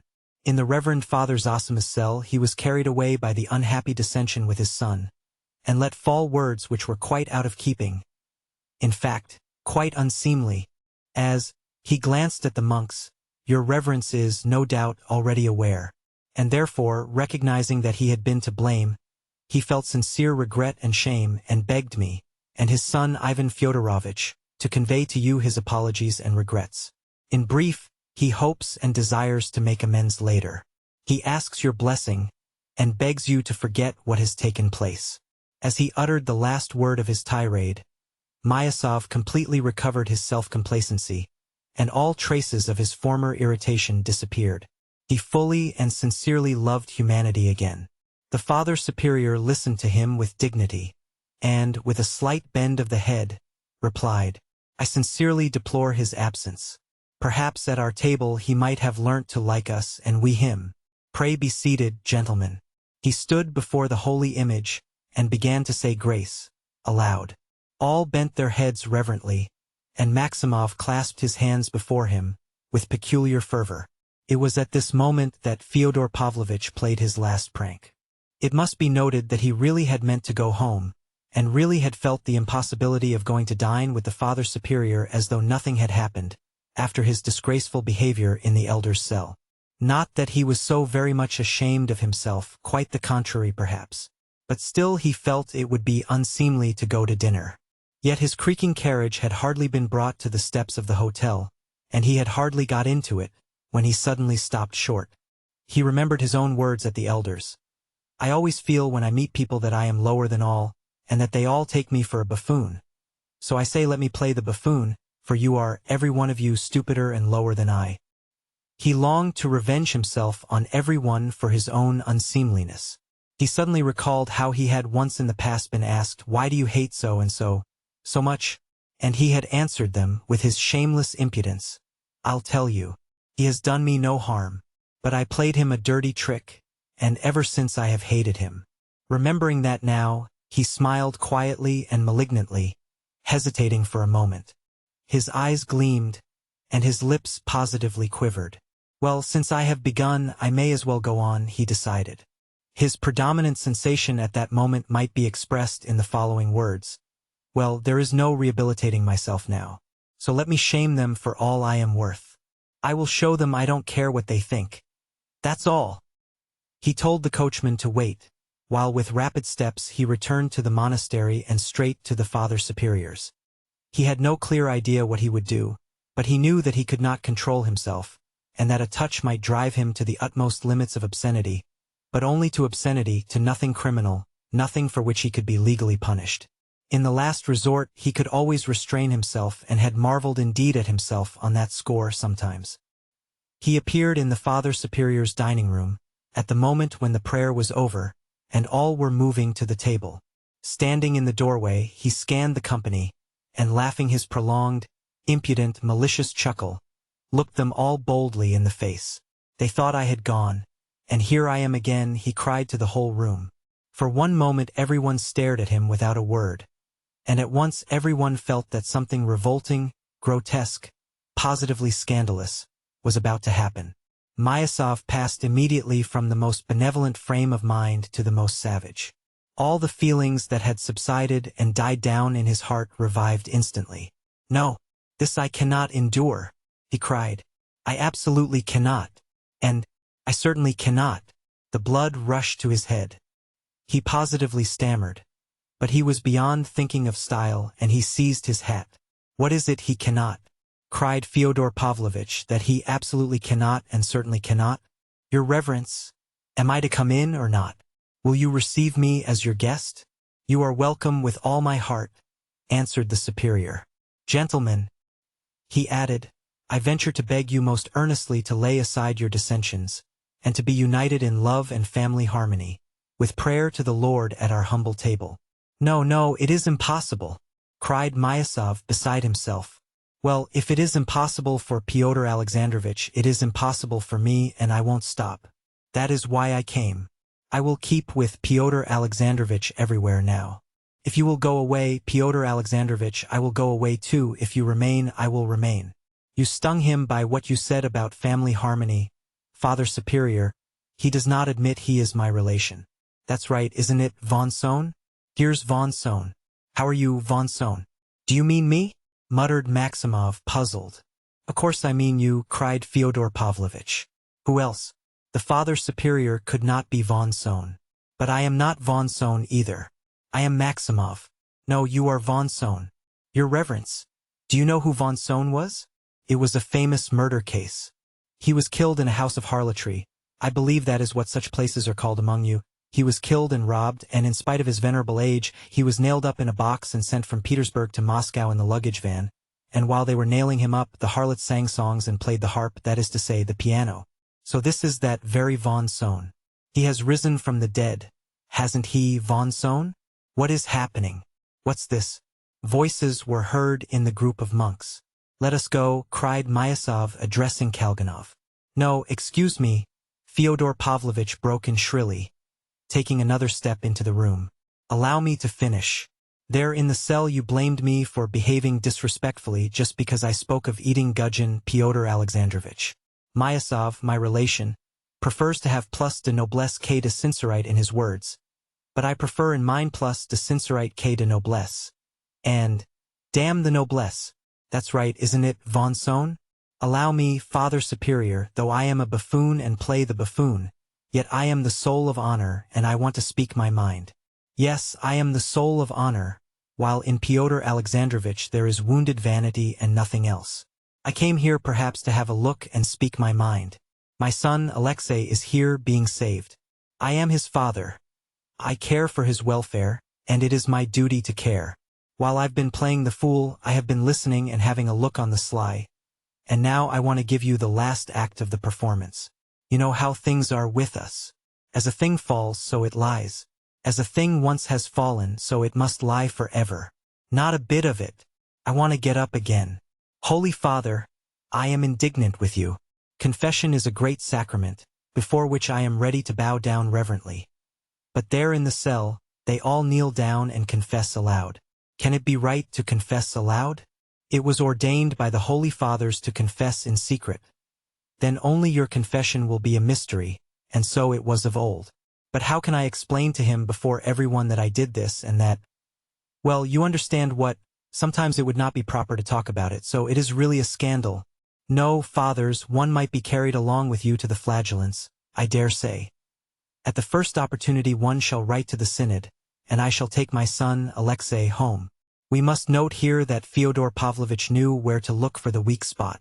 There had been at one time malicious rumors which had even reached the archbishop, not only regarding our monastery, but in others where the institution of elders existed, that too much respect was paid to the elders, even to the detriment of the authority of the superior, that the elders abused the sacrament of confession and so on, absurd charges which had died away of themselves everywhere. But the spirit of folly, which had caught up Fyodor Pavlovitch, and was bearing him on the current of his own nerves into lower and lower depths of ignominy, prompted him with this old slander.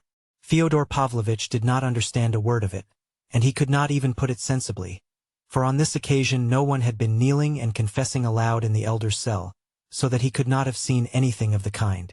He was only speaking from confused memory of old slanders.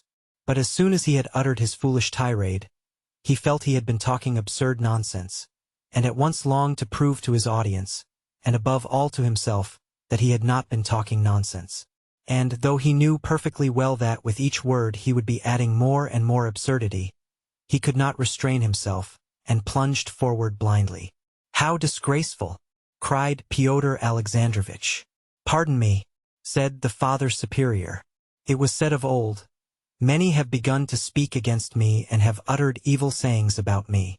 And hearing it I have said to myself, 'It is the correction of the Lord, and he has sent it to heal my vain soul. And so we humbly thank you, honored guest.'" And he made Fyodor Pavlovitch a low bow. "Tut, tut, tut! Sanctimoniousness and stock phrases, old phrases and old gestures, the old lies and formal prostrations. We know all about them. A kiss on the lips and a dagger in the heart, as in Schiller's Robbers. I don't like falsehood, fathers, I want the truth. But the truth is not to be found in eating gudgeon, and that I proclaim aloud. Father monks, why do you fast? Why do you expect reward in heaven for that? Why, for reward like that I will come and fast too.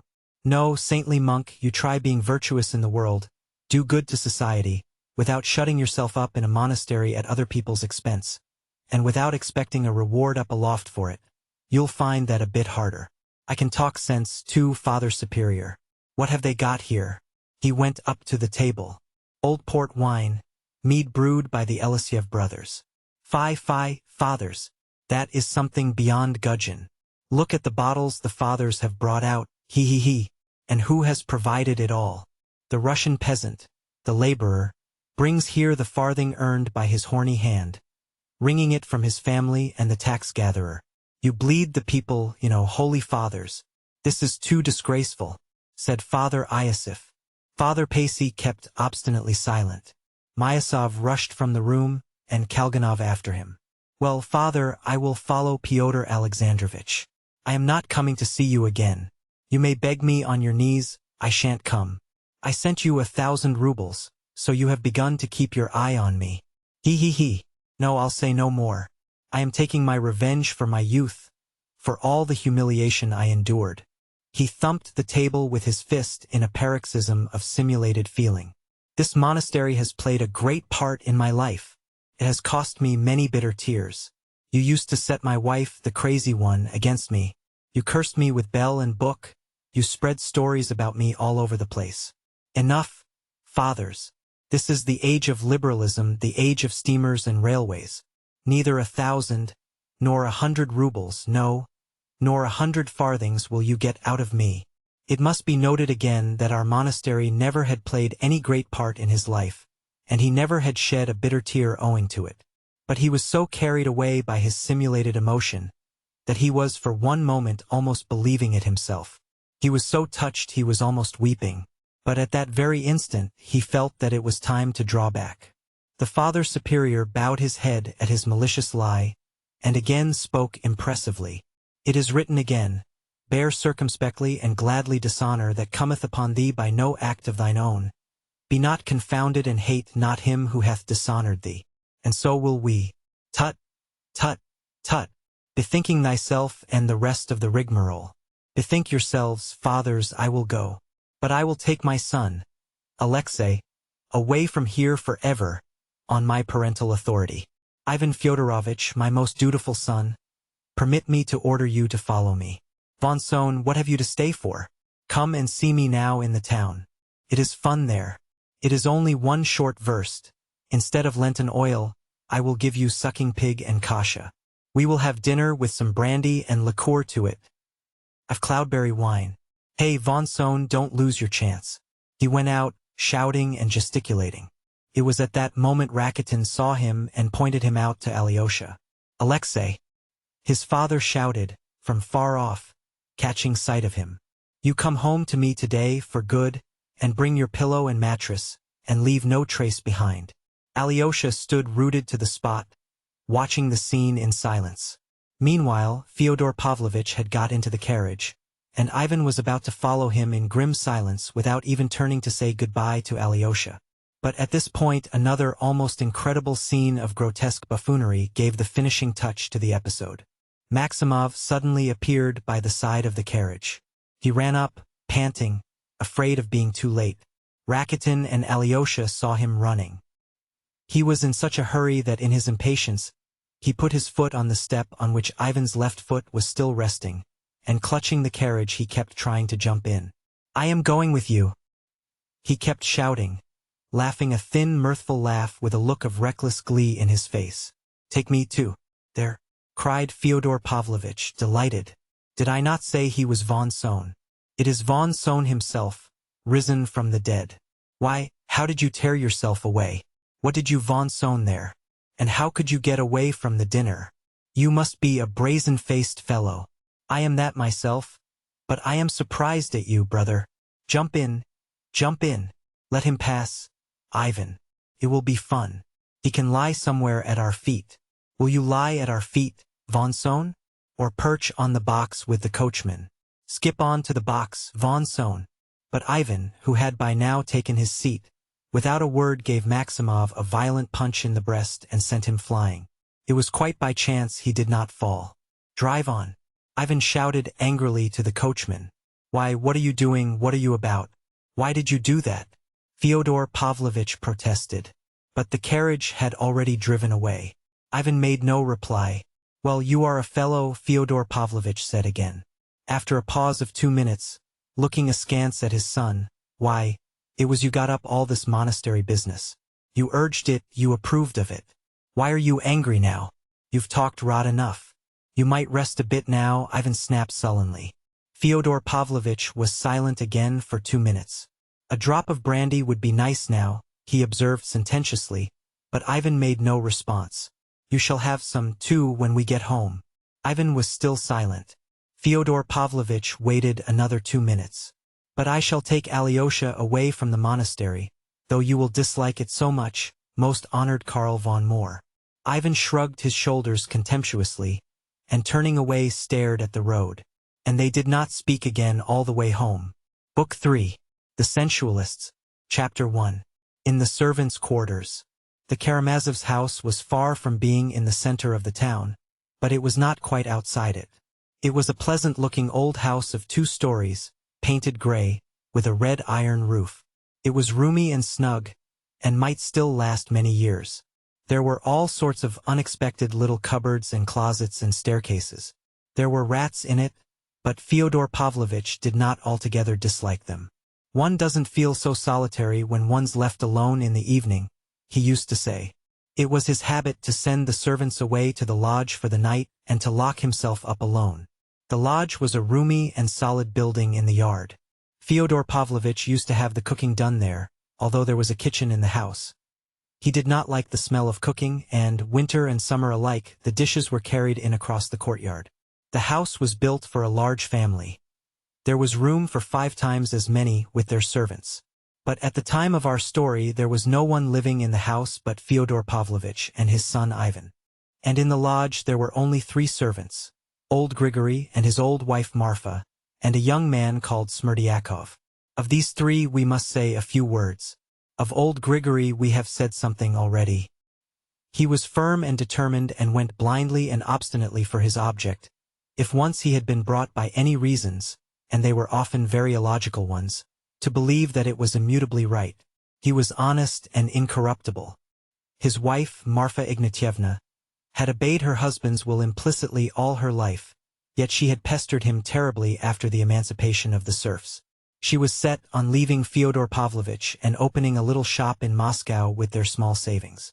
But Grigory decided then, once for all, that the woman's talking nonsense, for every woman is dishonest, and that they ought not to leave their old master, whatever he might be, for that was now their duty. "Do you understand what duty is?" he asked Marfa Ignatyevna. "I understand what duty means, Grigory Vasilievich, but why it's our duty to stay here I never shall understand," Marfa answered firmly. "Well, don't understand then. But so it shall be. And you hold your tongue." And so it was. They did not go away, and Fyodor Pavlovitch promised them a small sum for wages, and paid it regularly. Grigory knew, too, that he had an indisputable influence over his master. It was true, and he was aware of it. Fyodor Pavlovitch was an obstinate and cunning buffoon, yet, though his will was strong enough in some of the affairs of life, as he expressed it, he found himself, to his surprise, extremely feeble in facing certain other emergencies. He knew his weaknesses and was afraid of them. There are positions in which one has to keep a sharp lookout. And that's not easy without a trustworthy man, and Grigory was a most trustworthy man. Many times in the course of his life Fyodor Pavlovitch had only just escaped a sound thrashing through Grigory's intervention, and on each occasion the old servant gave him a good lecture. But it wasn't only thrashings that Fyodor Pavlovitch was afraid of. There were graver occasions, and very subtle and complicated ones, when Fyodor Pavlovitch could not have explained the extraordinary craving for someone faithful and devoted, which sometimes unaccountably came upon him all in a moment. It was almost a morbid condition, corrupt and often cruel in his lust. Like some noxious insect, Fyodor Pavlovitch was sometimes, in moments of drunkenness, overcome by superstitious terror and a moral convulsion which took an almost physical form. "My soul's simply quaking in my throat at those times," he used to say. At such moments he liked to feel that there was near at hand, in the lodge if not in the room, a strong, faithful man, virtuous and unlike himself, who had seen all his debauchery and knew all his secrets, but was ready in his devotion to overlook all that, not to oppose him, above all, not to reproach him or threaten him with anything, either in this world or in the next, and, in case of need, to defend him. From whom? From somebody unknown, but terrible and dangerous. What he needed was to feel that there was another man, an old and tried friend, that he might call him in his sick moments merely to look at his face, or, perhaps, exchange some quite irrelevant words with him. And if the old servant were not angry, he felt comforted, and if he were angry, he was more dejected. It happened even, very rarely however, that Fyodor Pavlovitch went at night to the lodge to wake Grigory and fetch him for a moment. When the old man came, Fyodor Pavlovitch would begin talking about the most trivial matters, and would soon let him go again, sometimes even with a jest. And after he had gone, Fyodor Pavlovitch would get into bed with a curse and sleep the sleep of the just. Something of the same sort had happened to Fyodor Pavlovitch on Alyosha's arrival. Alyosha pierced his heart by living with him, seeing everything and blaming nothing. Moreover, Alyosha brought with him something his father had never known before: a complete absence of contempt for him and an invariable kindness, a perfectly natural unaffected devotion to the old man who deserved it so little. All this was a complete surprise to the old profligate, who had dropped all family ties. It was a new and surprising experience for him, who had till then loved nothing but evil. When Alyosha had left him, he confessed to himself that he had learnt something he had not till then been willing to learn. I have mentioned already that Grigory had detested Adelaida Ivanovna, the first wife of Fyodor Pavlovitch and the mother of Dmitri, and that he had, on the contrary, protected Sofia Ivanovna, the poor crazy woman, against his master and anyone who chanced to speak ill or lightly of her. His sympathy for the unhappy wife had become something sacred to him, so that even now, 20 years after, he could not bear a slighting allusion to her from anyone, and would at once check the offender. Externally, Grigory was cold, dignified and taciturn, and spoke, weighing his words without frivolity.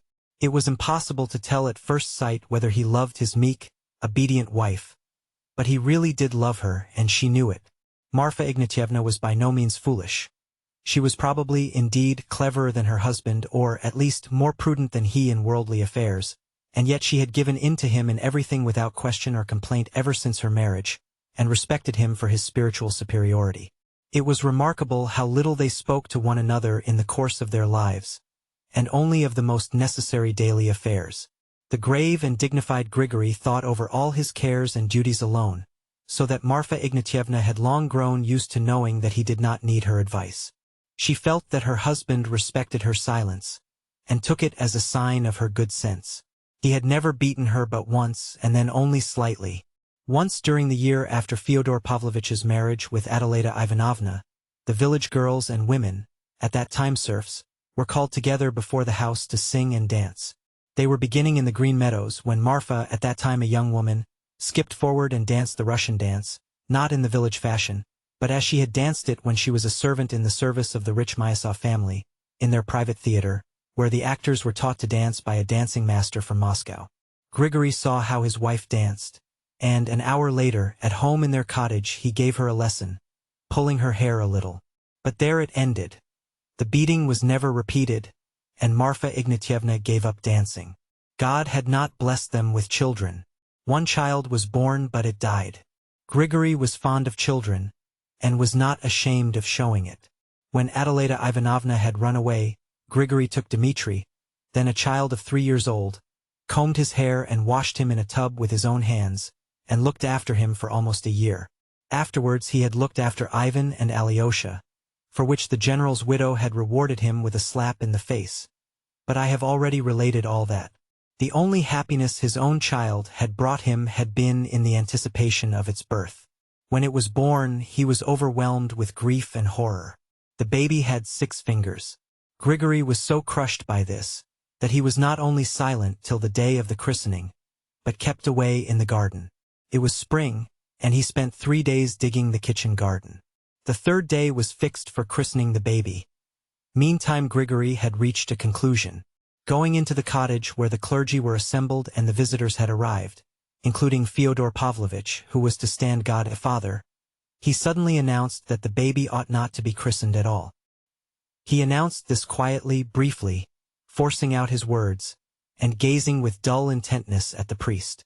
"Why not?" asked the priest with good-humored surprise. "Because it's a dragon," muttered Grigory. "A dragon? What dragon?" Grigory did not speak for some time. "It's a confusion of nature," he muttered vaguely, but firmly, and obviously unwilling to say more. They laughed, and of course christened the poor baby. Grigory prayed earnestly at the font, but his opinion of the newborn child remained unchanged. Yet he did not interfere in any way. As long as the sickly infant lived he scarcely looked at it, tried indeed not to notice it, and for the most part kept out of the cottage. But when, at the end of a fortnight, the baby died of thrush, he himself laid the child in its little coffin, looked at it in profound grief, and when they were filling up the shallow little grave he fell on his knees and bowed down to the earth. He did not for years afterwards mention his child, nor did Marfa speak of the baby before him, and, even if Grigory were not present, she never spoke of it above a whisper. Marfa observed that, from the day of the burial, he devoted himself to religion, and took to reading the lives of the saints, for the most part sitting alone and in silence, and always putting on his big, round, silver-rimmed spectacles. He rarely read aloud, only perhaps in Lent. He was fond of the Book of Job, and had somehow got hold of a copy of the sayings and sermons of the God-fearing Father Isaac the Syrian, which he read persistently for years together, understanding very little of it, but perhaps prizing and loving it the more for that. Of late he had begun to listen to the doctrines of the sect of flagellants settled in the neighborhood. He was evidently shaken by them, but judged it unfitting to go over to the new faith. His habit of theological reading gave him an expression of still greater gravity. He was perhaps predisposed to mysticism, and the birth of his deformed child, and its death had, as though by special design, been accompanied by another strange and marvelous event, which, as he said later, had left a stamp upon his soul. It happened that, on the very night after the burial of his child, Marfa was awakened by the wail of a newborn baby. She was frightened and waked her husband. He listened and said he thought it was more like someone groaning, it might be a woman. He got up and dressed. It was a rather warm night in May. As he went down the steps, he distinctly heard groans coming from the garden. But the gate from the yard into the garden was locked at night, and there was no other way of entering it, for it was enclosed all round by a strong, high fence. Going back into the house, Grigory lighted a lantern, took the garden key, and taking no notice of the hysterical fears of his wife, who was still persuaded that she heard a child crying, and that it was her own baby crying and calling for her, went into the garden in silence. There he heard at once that the groans came from the bathhouse that stood near the garden gate, and that they were the groans of a woman. Opening the door of the bathhouse, he saw a sight which petrified him. An idiot girl who wandered about the streets and was known to the whole town by the nickname of Lizaveta Smerdyaskaya, Stinking Lizaveta, had got into the bath-house and had just given birth to a child. She lay dying with the baby beside her.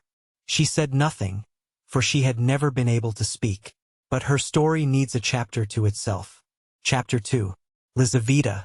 There was one circumstance which struck Grigory particularly, and confirmed a very unpleasant and revolting suspicion. This Lizaveta was a dwarfish creature, not 5 foot within a wee bit, as many of the pious old women said pathetically about her, after her death. Her broad, healthy, red face had a look of blank idiocy, and the fixed stare in her eyes was unpleasant, in spite of their meek expression. She wandered about, summer and winter alike, barefooted, wearing nothing but a hempen smock. Her coarse, almost black hair curled like lamb's wool, and formed a sort of huge cap on her head. It was always crusted with mud, and had leaves, bits of stick, and shavings clinging to it, as she always slept on the ground and in the dirt. Her father, a homeless, sickly drunkard called Ilya, had lost everything and lived many years as a workman with some well-to-do tradespeople. Her mother had long been dead. Spiteful and diseased, Ilya used to beat Lizaveta inhumanly whenever she returned to him. But she rarely did so, for everyone in the town was ready to look after her as being an idiot, and so specially dear to God. Ilya's employers and many others in the town, especially of the tradespeople, tried to clothe her better, and always rigged her out with high boots and sheepskin coat for the winter. But, although she allowed them to dress her up without resisting, she usually went away, preferably to the cathedral porch, and taking off all that had been given her, kerchief, sheepskin, skirt, or boots, she left them there and walked away barefoot in her smock as before. It happened on one occasion that a new governor of the province, making a tour of inspection in our town, saw Lizaveta, and was wounded in his tenderest susceptibilities. And though he was told she was an idiot, he pronounced that for a young woman of 20 to wander about in nothing but a smock was a breach of the proprieties, and must not occur again. But the governor went his way, and Lizaveta was left as she was. At last her father died, which made her even more acceptable in the eyes of the religious persons of the town, as an orphan. In fact, everyone seemed to like her. Even the boys did not tease her, and the boys of our town, especially the schoolboys, are a mischievous set. She would walk into strange houses, and no one drove her away. Everyone was kind to her and gave her something. If she were given a copper, she would take it, and at once drop it in the alms jug of the church or prison. If she were given a roll or bun in the market, she would hand it to the first child she met. Sometimes she would stop one of the richest ladies in the town and give it to her, and the lady would be pleased to take it. She herself never tasted anything but black bread and water. If she went into an expensive shop, where there were costly goods or money lying about, no one kept watch on her, for they knew that if she saw thousands of rubles overlooked by them, she would not have touched a farthing. She scarcely ever went to church. She slept either in the church porch or climbed over a hurdle. There are many hurdles instead of fences to this day in our town, into a kitchen garden. She used at least once a week to turn up at home, that is at the house of her father's former employers, and in the winter went there every night and slept either in the passage or the cowhouse. People were amazed that she could stand such a life, but she was accustomed to it, and, although she was so tiny, she was of a robust constitution. Some of the townspeople declared that she did all this only from pride, but that is hardly credible.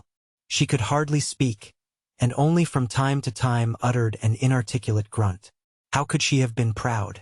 It happened one clear, warm, moonlight night in September many years ago. 5 or 6 drunken revelers were returning from the club at a very late hour, according to our provincial notions. They passed through the back way, which led between the back gardens of the houses, with hurdles on either side.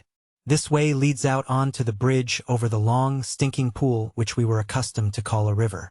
Among the nettles and burdocks under the hurdle our revelers saw Lizaveta asleep. They stopped to look at her, laughing, and began jesting with unbridled licentiousness. It occurred to one young gentleman to make the whimsical inquiry whether anyone could possibly look upon such an animal as a woman, and so forth. They all pronounced with lofty repugnance that it was impossible.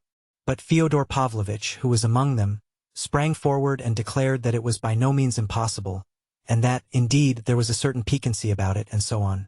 It is true that at that time he was overdoing his part as a buffoon. He liked to put himself forward and entertain the company, ostensibly on equal terms, of course, though in reality he was on a servile footing with them. It was just at the time when he had received the news of his first wife's death in Petersburg, and, with crape upon his hat, was drinking and behaving so shamelessly that even the most reckless among us were shocked at the sight of him. The revelers, of course, laughed at this unexpected opinion, and one of them even began challenging him to act upon it. The others repelled the idea even more emphatically, although still with the utmost hilarity, and at last they went on their way. Later on, Fyodor Pavlovitch swore that he had gone with them, and perhaps it was so, no one knows for certain and no one ever knew. But 5 or 6 months later, all the town was talking, with intense and sincere indignation, of Lizaveta's condition, and trying to find out who was the miscreant who had wronged her. Then suddenly a terrible rumor was all over the town that this miscreant was no other than Fyodor Pavlovitch. Who set the rumor going? Of that drunken band 5 had left the town, and the only one still among us was an elderly and much respected civil councillor, the father of grown-up daughters, who could hardly have spread the tale, even if there had been any foundation for it. But rumor pointed straight at Fyodor Pavlovitch and persisted in pointing at him. Of course this was no great grievance to him. He would not have troubled to contradict a set of tradespeople.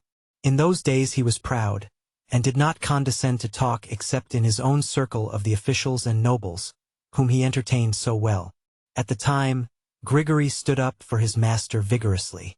He provoked quarrels and altercations in defense of him and succeeded in bringing some people round to his side.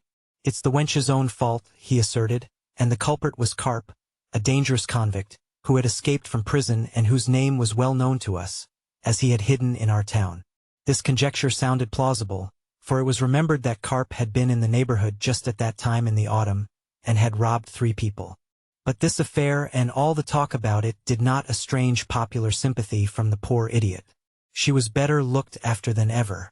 A well-to-do merchant's widow named Kondratyev arranged to take her into her house at the end of April, meaning not to let her go out until after the confinement. They kept a constant watch over her, but in spite of their vigilance she escaped on the very last day, and made her way into Fyodor Pavlovitch's garden. How, in her condition, she managed to climb over the high, strong fence remained a mystery. Some maintained that she must have been lifted over by somebody. Others hinted at something more uncanny. The most likely explanation is that it happened naturally, that Lizaveta, accustomed to clambering over hurdles to sleep in gardens, had somehow managed to climb this fence in spite of her condition, and had leapt down, injuring herself. Grigory rushed to Marfa and sent her to Lizaveta, while he ran to fetch an old midwife who lived close by. They saved the baby, but Lizaveta died at dawn. Grigory took the baby, brought it home, and making his wife sit down, put it on her lap. A child of God, an orphan is akin to all, he said, and to us above others. Our little lost one has sent us this, who has come from the devil's son and a holy innocent. Nurse him and weep no more. So Marfa brought up the child. He was christened Pavel, to which people were not slow in adding Fyodorovitch, son of Fyodor. Fyodor Pavlovitch did not object to any of this, and thought it amusing, though he persisted vigorously in denying his responsibility. The townspeople were pleased at his adopting the foundling. Later on, Fyodor Pavlovitch invented a surname for the child, calling him Smerdyakov, after his mother's nickname. So this Smerdyakov became Fyodor Pavlovitch's second servant, and was living in the lodge with Grigory and Marfa at the time our story begins. He was employed as cook. I ought to say something of this Smerdyakov, but I am ashamed of keeping my reader's attention so long occupied with these common menials, and I will go back to my story, hoping to say more of Smerdyakov in the course of it. Chapter 3. The Confession of a Passionate Heart, in verse. Alyosha remained for some time irresolute after hearing the command his father shouted to him from the carriage. But in spite of his uneasiness he did not stand still. That was not his way.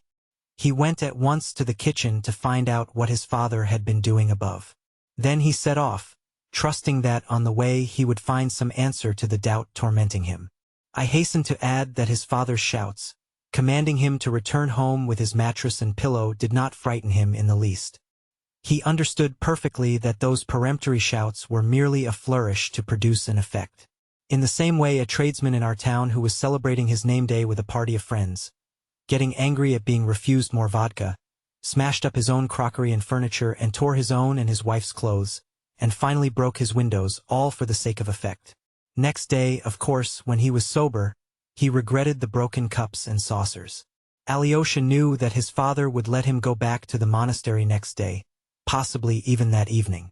Moreover, he was fully persuaded that his father might hurt anyone else, but would not hurt him. Alyosha was certain that no one in the whole world ever would want to hurt him, and, what is more, he knew that no one could hurt him. This was for him an axiom, assumed once for all without question, and he went his way without hesitation, relying on it. But at that moment an anxiety of a different sort disturbed him, and worried him the more because he could not formulate it. It was the fear of a woman, of Katerina Ivanovna, who had so urgently entreated him in the note handed to him by Madame Holikov to come and see her about something. This request and the necessity of going had at once aroused an uneasy feeling in his heart, and this feeling had grown more and more painful all the morning in spite of the scenes at the hermitage and at the Father Superior's. He was not uneasy because he did not know what she would speak of and what he must answer, and he was not afraid of her simply as a woman. Though he knew little of women, he had spent his life, from early childhood till he entered the monastery, entirely with women. He was afraid of that woman, Katerina Ivanovna. He had been afraid of her from the first time he saw her. He had only seen her 2 or 3 times, and had only chanced to say a few words to her. He thought of her as a beautiful, proud, imperious girl. It was not her beauty which troubled him, but something else. And the vagueness of his apprehension increased the apprehension itself. The girl's aims were of the noblest, he knew that. She was trying to save his brother Dmitri simply through generosity, though he had already behaved badly to her. Yet, although Alyosha recognized and did justice to all these fine and generous sentiments, a shiver began to run down his back as soon as he drew near her house. He reflected that he would not find Ivan, who was so intimate a friend, with her, for Ivan was certainly now with his father. Dmitri he was even more certain not to find there, and he had a foreboding of the reason, and so his conversation would be with her alone. He had a great longing to run and see his brother Dmitri before that fateful interview. Without showing him the letter, he could talk to him about it. But Dmitri lived a long way off, and he was sure to be away from home too. Standing still for a minute, he reached a final decision. Crossing himself with a rapid and accustomed gesture, and at once smiling, he turned resolutely in the direction of his terrible lady. He knew her house. If he went by the high street and then across the marketplace, it was a long way round. Though our town is small, it is scattered, and the houses are far apart. And meanwhile his father was expecting him, and perhaps had not yet forgotten his command. He might be unreasonable, and so he had to make haste to get there and back. So he decided to take a short cut by the back way, for he knew every inch of the ground. This meant skirting fences, climbing over hurdles, and crossing other people's backyards, where everyone he met knew him and greeted him. In this way he could reach the high street in half the time. He had to pass the garden adjoining his father's, and belonging to a little tumble-down house with 4 windows. The owner of this house, as Alyosha knew, was a bedridden old woman, living with her daughter, who had been a genteel maidservant in generals' families in Petersburg. Now she had been at home a year, looking after her sick mother. She always dressed up in fine clothes, though her old mother and she had sunk into such poverty that they went every day to Fyodor Pavlovitch's kitchen for soup and bread, which Marfa gave readily. Yet, though the young woman came up for soup, she had never sold any of her dresses, and one of these even had a long train, a fact which Alyosha had learned from Rakitin, who always knew everything that was going on in the town. He had forgotten it as soon as he heard it, but now, on reaching the garden, he remembered the dress with the train, raised his head, which had been bowed in thought, and came upon something quite unexpected. Over the hurdle in the garden, Dmitri, mounted on something, was leaning forward, gesticulating violently, beckoning to him, obviously afraid to utter a word for fear of being overheard. Alyosha ran up to the hurdle. "It's a good thing you looked up.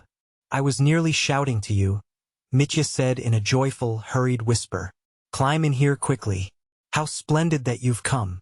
I was just thinking of you." Alyosha was delighted too, but he did not know how to get over the hurdle. Mitya put his powerful hand under his elbow to help him jump. Tucking up his cassock, Alyosha leapt over the hurdle with the agility of a bare-legged street urchin. "Well done. Now come along," said Mitya in an enthusiastic whisper. "Where?" whispered Alyosha, looking about him and finding himself in a deserted garden with no one near but themselves. The garden was small, but the house was at least 50 paces away. "There's no one here." "Why do you whisper?" asked Alyosha. "Why do I whisper?" "Deuce take it," cried Dmitri at the top of his voice.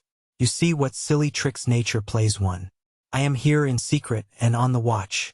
I'll explain later on, but, knowing it's a secret, I began whispering like a fool, when there's no need. Let us go. Over there. Till then be quiet. I want to kiss you. Glory to God in the world. Glory to God in me. I was just repeating that, sitting here before you came." The garden was about 3 acres in extent, and planted with trees only along the fence at the 4 sides. There were apple trees, maples, limes, and birch trees. The middle of the garden was an empty grass space, from which several hundredweight of hay was carried in the summer. The garden was let out for a few rubles for the summer. There were also plantations of raspberries and currants and gooseberries laid out along the sides. A kitchen garden had been planted lately near the house. Dmitri led his brother to the most secluded corner of the garden. There, in a thicket of lime trees and old bushes of black currant, elder, snowball tree, and lilac, there stood a tumble-down green summer house, blackened with age. Its walls were of latticework, but there was still a roof which could give shelter. God knows when this summer house was built. There was a tradition that it had been put up some 50 years before by a retired colonel called von Schmidt, who owned the house at that time. It was all in decay. The floor was rotting, the planks were loose, the woodwork smelled musty. In the summer house there was a green wooden table fixed in the ground, and round it were some green benches upon which it was still possible to sit. Alyosha had at once observed his brother's exhilarated condition, and on entering the arbor he saw half a bottle of brandy and a wineglass on the table. "That's brandy," Mitya laughed. "I see your look. He's drinking again. Distrust the apparition. Distrust the worthless, lying crowd, and lay aside thy doubts. I'm not drinking, I'm only indulging, as that pig, your Rakitin, says. He'll be a civil councillor one day, but he'll always talk about indulging. Sit down. I could take you in my arms, Alyosha, and press you to my bosom till I crush you. For in the whole world, in reality, in real Itai, can you take it in? I love no one but you." He uttered the last words in a sort of exultation. "No one but you and one jade I have fallen in love with to my ruin. But being in love doesn't mean loving. You may be in love with a woman and yet hate her. Remember that. I can talk about it gaily still. Sit down here by the table and I'll sit beside you and look at you and go on talking. You shall keep quiet and I'll go on talking, for the time has come. But on reflection, I'd better speak quietly, for here, you can never tell what ears are listening. I will explain everything. As they say, the story will be continued. Why have I been longing for you? Why have I been thirsting for you all these days and just now? It's 5 days since I've cast anchor here. Because it's only to you I can tell everything. Because I must, because I need you, because tomorrow I shall fly from the clouds, because tomorrow life is ending and beginning. Have you ever dreamt of falling down a precipice into a pit? That's just how I'm falling, but not in a dream. And I'm not afraid, and don't you be afraid. At least I am afraid, but I enjoy it. It's not enjoyment though, but ecstasy. Damn it all, whatever it is. A strong spirit, a weak spirit, a womanish spirit, whatever it is, let us praise nature. You see what sunshine, how clear the sky is. The leaves are all green, it's still summer. For 1 o'clock in the afternoon and the stillness. Where were you going? I was going to father's, but I meant to go to Katerina Ivanovna's first. To her and to father. Ooh, what a coincidence. Why was I waiting for you? Hungering and thirsting for you in every cranny of my soul and even in my ribs? Why, to send you to father and to her, Katerina Ivanovna, so as to have done with her and with father. To send an angel. I might have sent anyone, but I wanted to send an angel. And here you are on your way to see father and her. Did you really mean to send me? Cried Alyosha with a distressed expression. Stay. You knew it, and I see you understand it all at once. But be quiet for a time. Don't be sorry, and don't cry. Dmitri stood up, thought a moment, and put his finger to his forehead. She's asked you, written to you a letter or something, that's why you're going to her? You wouldn't be going except for that? Here is her note. Alyosha took it out of his pocket. Mitya looked through it quickly. And you were going the back way. Oh gods. I thank you for sending him by the back way. And he came to me like the golden fish to the silly old fisherman in the fable. Listen, Alyosha. Listen, brother. Now I mean to tell you everything, for I must tell someone. An angel in heaven I've told already, but I want to tell an angel on earth.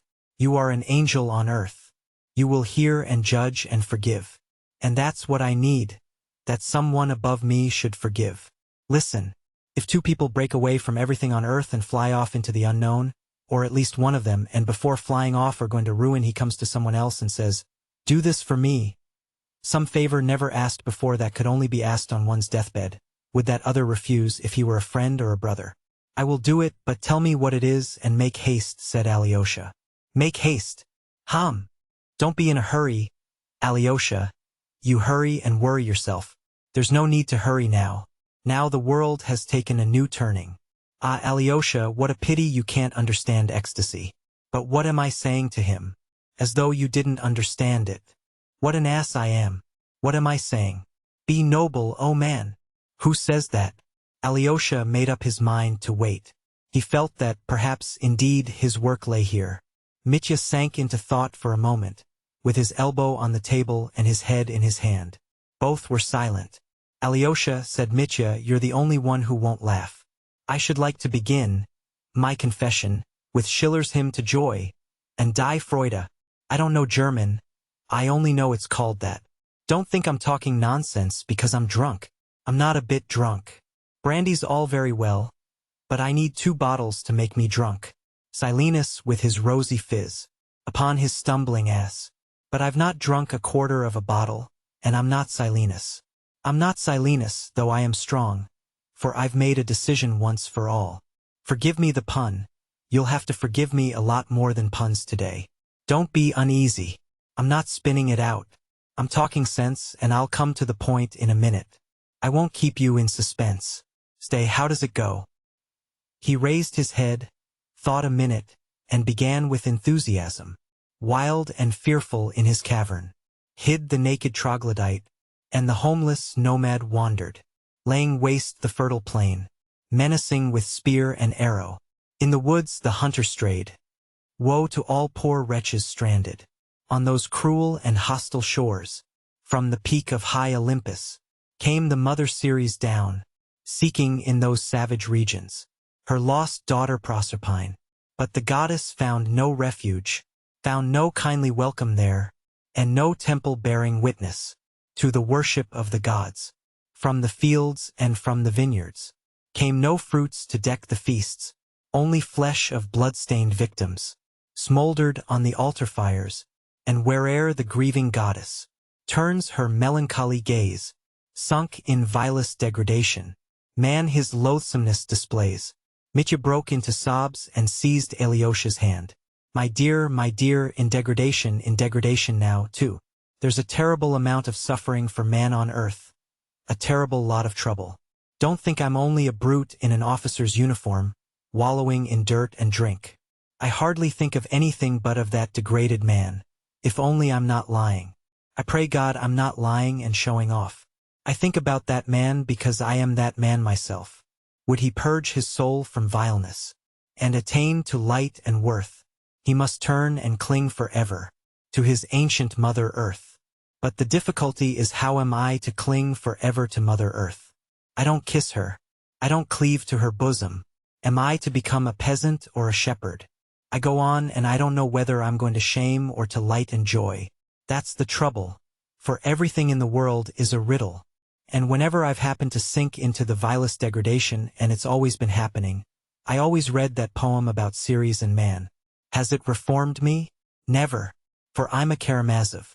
For when I do leap into the pit, I go headlong with my heels up, and am pleased to be falling in that degrading attitude, and pride myself upon it. And in the very depths of that degradation I begin a hymn of praise. Let me be accursed. Let me be vile and base. Only let me kiss the hem of the veil in which my God is shrouded.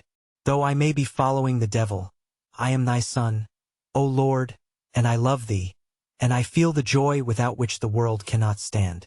Joy everlasting fostereth the soul of all creation. It is her secret ferment fires the cup of life with flame. 'Tis at her beck the grass hath turned each blade towards the light, and solar systems have evolved from chaos and dark night, filling the realms of boundless space, beyond the sage's sight. At bounteous nature's kindly breast, all things that breathe drink joy, and birds and beasts and creeping things, all follow where she leads. Her gifts to man are friends in need, the wreath, the foaming must, to angels vision of God's throne, to insects sensual lust. But enough poetry. I am in tears. Let me cry. It may be foolishness that everyone would laugh at, but you won't laugh. Your eyes are shining too. Enough poetry. I want to tell you now about the insects to whom God gave sensual lust. To insects sensual lust. I am that insect, brother, and it is said of me specially. All we Karamazovs are such insects, and angel as you are, that insect lives in you too, and will stir up a tempest in your blood. Tempests, because sensual lust is a tempest. Worse than a tempest. Beauty is a terrible and awful thing. It is terrible because it has not been fathomed and never can be fathomed. For God sets us nothing but riddles. Here the boundaries meet and all contradictions exist side by side. I am not a cultivated man, brother, but I've thought a lot about this. It's terrible what mysteries there are. Too many riddles weigh men down on earth. We must solve them as we can, and try to keep a dry skin in the water. Beauty. I can't endure the thought that a man of lofty mind and heart begins with the ideal of the Madonna and ends with the ideal of Sodom. What's still more awful is that a man with the ideal of Sodom in his soul does not renounce the ideal of the Madonna, and his heart may be on fire with that ideal, genuinely on fire, just as in his days of youth and innocence. Yes, man is broad, too broad, indeed. I'd have him narrower. The devil only knows what to make of it. What to the mind is shameful is beauty and nothing else to the heart. Is there beauty in Sodom? Believe me, that for the immense mass of mankind beauty is found in Sodom. Did you know that secret? The awful thing is that beauty is mysterious as well as terrible. God and the devil are fighting there, and the battlefield is the heart of man. But a man always talks of his own ache. Listen now to come to facts. Chapter 4. The Confession of a Passionate Heart in Anecdote. I was leading a wild life then. Father said just now that I spent several thousand rubles in seducing young girls. That's a swinish invention, and there was nothing of the sort. And if there was, I didn't need money simply for that. With me money is an accessory, the overflow of my heart, the framework. Today she would be my lady, tomorrow a wench out of the streets in her place. I entertained them both. I threw away money by the handful on music, rioting, and gypsies. Sometimes I gave it to the ladies, too, for they'll take it greedily, that must be admitted, and be pleased and thankful for it. Ladies used to be fond of me. Not all of them, but it happened. But I always liked side paths, little dark back alleys behind the main road. There one finds adventures and surprises, and precious metal in the dirt. I am speaking figuratively, brother. In the town I was in, there were no such back alleys in the literal sense, but morally there were. If you were like me, you'd know what that means. I loved vice, I loved the ignominy of vice. I loved cruelty. Am I not a bug? Am I not a noxious insect? In fact, a Karamazov. Once we went, a whole lot of us, for a picnic in 7 sledges.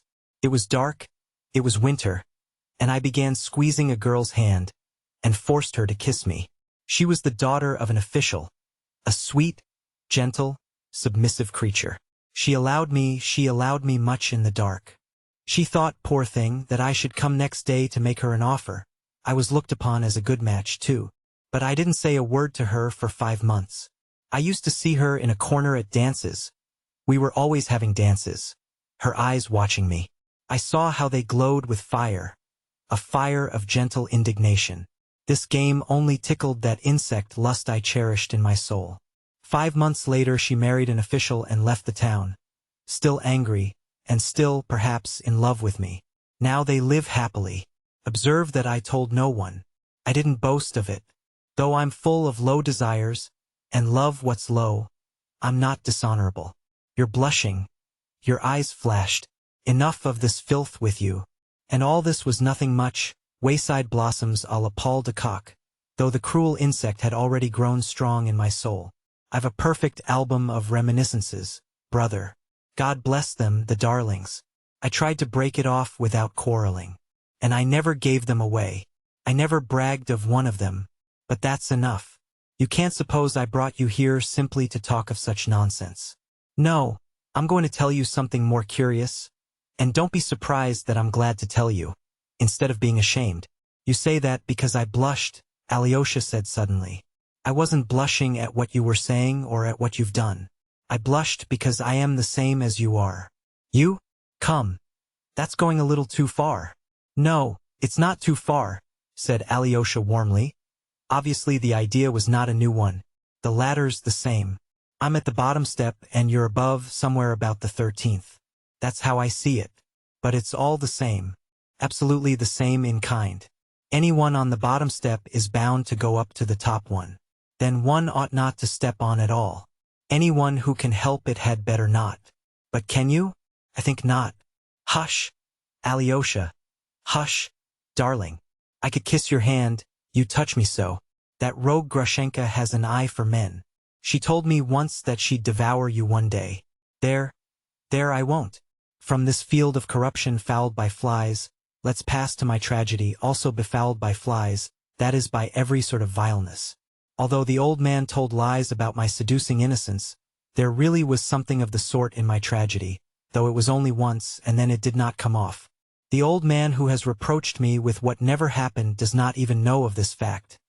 I never told anyone about it. You're the first, except Ivan. Of course, Ivan knows everything. He knew about it long before you. But Ivan's a tomb. Ivan's a tomb? Yes. Alyosha listened with great attention. I was lieutenant in a line regiment, but still I was under supervision like a kind of convict. Yet I was awfully well received in the little town. I spent money right and left. I was thought to be rich. I thought so myself. But I must have pleased them in other ways as well. Although they shook their heads over me, they liked me. My colonel, who was an old man, took a sudden dislike to me. He was always down upon me, but I had powerful friends, and, moreover, all the town was on my side, so he couldn't do me much harm. I was in fault myself for refusing to treat him with proper respect. I was proud. This obstinate old fellow, who was really a very good sort, kind-hearted and hospitable, had had 2 wives, both dead. His first wife, who was of a humble family, left a daughter as unpretentious as herself. She was a young woman of 24 when I was there, and was living with her father and an aunt, her mother's sister. The aunt was simple and illiterate. The niece was simple but lively. I like to say nice things about people. I never knew a woman of more charming character than Agafya. Fancy, her name was Agafya Ivanovna, and she wasn't bad-looking either in the Russian style. Tall, stout, with a full figure and beautiful eyes, though a rather coarse face. She had not married, although she had had 2 suitors. She refused them, but was as cheerful as ever. I was intimate with her, not in that way, it was pure friendship. I have often been friendly with women quite innocently. I used to talk to her with shocking frankness, and she only laughed. Many women like such freedom, and she was a girl too, which made it very amusing. Another thing, one could never think of her as a young lady. She and her aunt lived in her father's house with a sort of voluntary humility, not putting themselves on an equality with other people. She was a general favorite, and of use to everyone, for she was a clever dressmaker. She had a talent for it. She gave her services freely without asking for payment, but if anyone offered her payment, she didn't refuse. The colonel, of course, was a very different matter. He was one of the chief personages in the district. He kept open house, entertained the whole town, gave suppers and dances. At the time I arrived and joined the battalion, all the town was talking of the expected return of the colonel's second daughter, a great beauty, who had just left a fashionable school in the capital. This second daughter is Katerina Ivanovna, and she was the child of the second wife, who belonged to a distinguished general's family, although, as I learnt on good authority, she too brought the colonel no money. She had connections, and that was all. There may have been expectations, but they had come to nothing. Yet, when the young lady came from boarding school on a visit, the whole town revived. Our most distinguished ladies, 2 excellencies and a colonel's wife, and all the rest following their lead, at once took her up and gave entertainments in her honor. She was the belle of the balls and picnics, and they got up tableaux vivants in aid of distressed governesses. I took no notice. I went on as wildly as before, and one of my exploits at the time set all the town talking. I saw her eyes taking my measure one evening at the battery commander's, but I didn't go up to her, as though I disdained her acquaintance. I did go up and speak to her at an evening party not long after. She scarcely looked at me, and compressed her lips scornfully. Wait a bit. I'll have my revenge, thought I. I behaved like an awful fool on many occasions at that time, and I was conscious of it myself. What made it worse was that I felt that Katenka was not an innocent boarding school miss, but a person of character, proud and really high-principled. Above all, she had education and intellect, and I had neither. You think I meant to make her an offer? No, I simply wanted to revenge myself because I was such a hero and she didn't seem to feel it. Meanwhile, I spent my time in drink and riot, till the lieutenant colonel put me under arrest for 3 days. Just at that time father sent me 6,000 rubles in return for my sending him a deed giving up all claims upon him, settling our accounts, so to speak, and saying that I wouldn't expect anything more. I didn't understand a word of it at the time. Until I came here, Alyosha, till the last few days, indeed, perhaps even now, I haven't been able to make head or tail of my money affairs with father. But never mind that, we'll talk of it later. Just as I received the money, I got a letter from a friend telling me something that interested me immensely. The authorities, I learnt, were dissatisfied with our lieutenant colonel. He was suspected of irregularities. In fact, his enemies were preparing a surprise for him. And then the commander of the division arrived, and kicked up the devil of a shindy. Shortly afterwards he was ordered to retire. I won't tell you how it all happened. He had enemies certainly. Suddenly there was a marked coolness in the town towards him and all his family. His friends all turned their backs on him. Then I took my first step.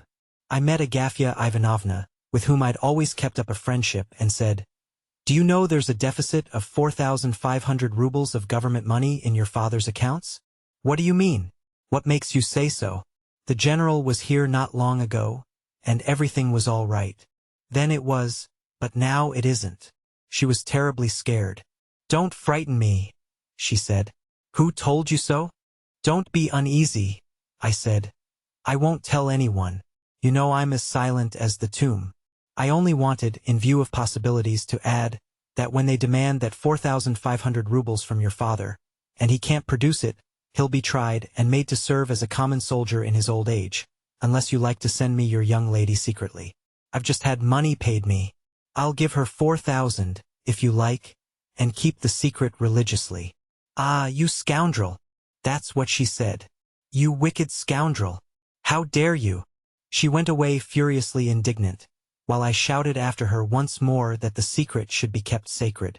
Those two simple creatures, Agafya and her aunt, I may as well say at once, behaved like perfect angels all through this business. They genuinely adored their Katya, thought her far above them, and waited on her hand and foot. But Agafya told her of our conversation. I found that out afterwards. She didn't keep it back, and of course that was all I wanted. Suddenly the new major arrived to take command of the battalion. The old lieutenant colonel was taken ill at once, couldn't leave his room for 2 days, and didn't hand over the government money. Dr. Kravchenko declared that he really was ill. But I knew for a fact, and had known for a long time, that for the last 4 years the money had never been in his hands except when the commander made his visits of inspection. He used to lend it to a trustworthy person, a merchant of our town called Trifonov, an old widower with a big beard and gold-rimmed spectacles. He used to go to the fair, do a profitable business with the money, and return the whole sum to the colonel, bringing with it a present from the fair, as well as interest on the loan. But this time, I heard all about it quite by chance from Trifonov's son and heir, a driveling youth and one of the most vicious in the world. This time, I say, Trifonov brought nothing back from the fair. The lieutenant colonel flew to him. "I've never received any money from you, and couldn't possibly have received any." That was all the answer he got. So now our lieutenant colonel is confined to the house, with a towel round his head, while they're all three busy putting ice on it. All at once, an orderly arrives on the scene with the book and the order to hand over the battalion money immediately, within 2 hours. He signed the book. I saw the signature in the book afterwards.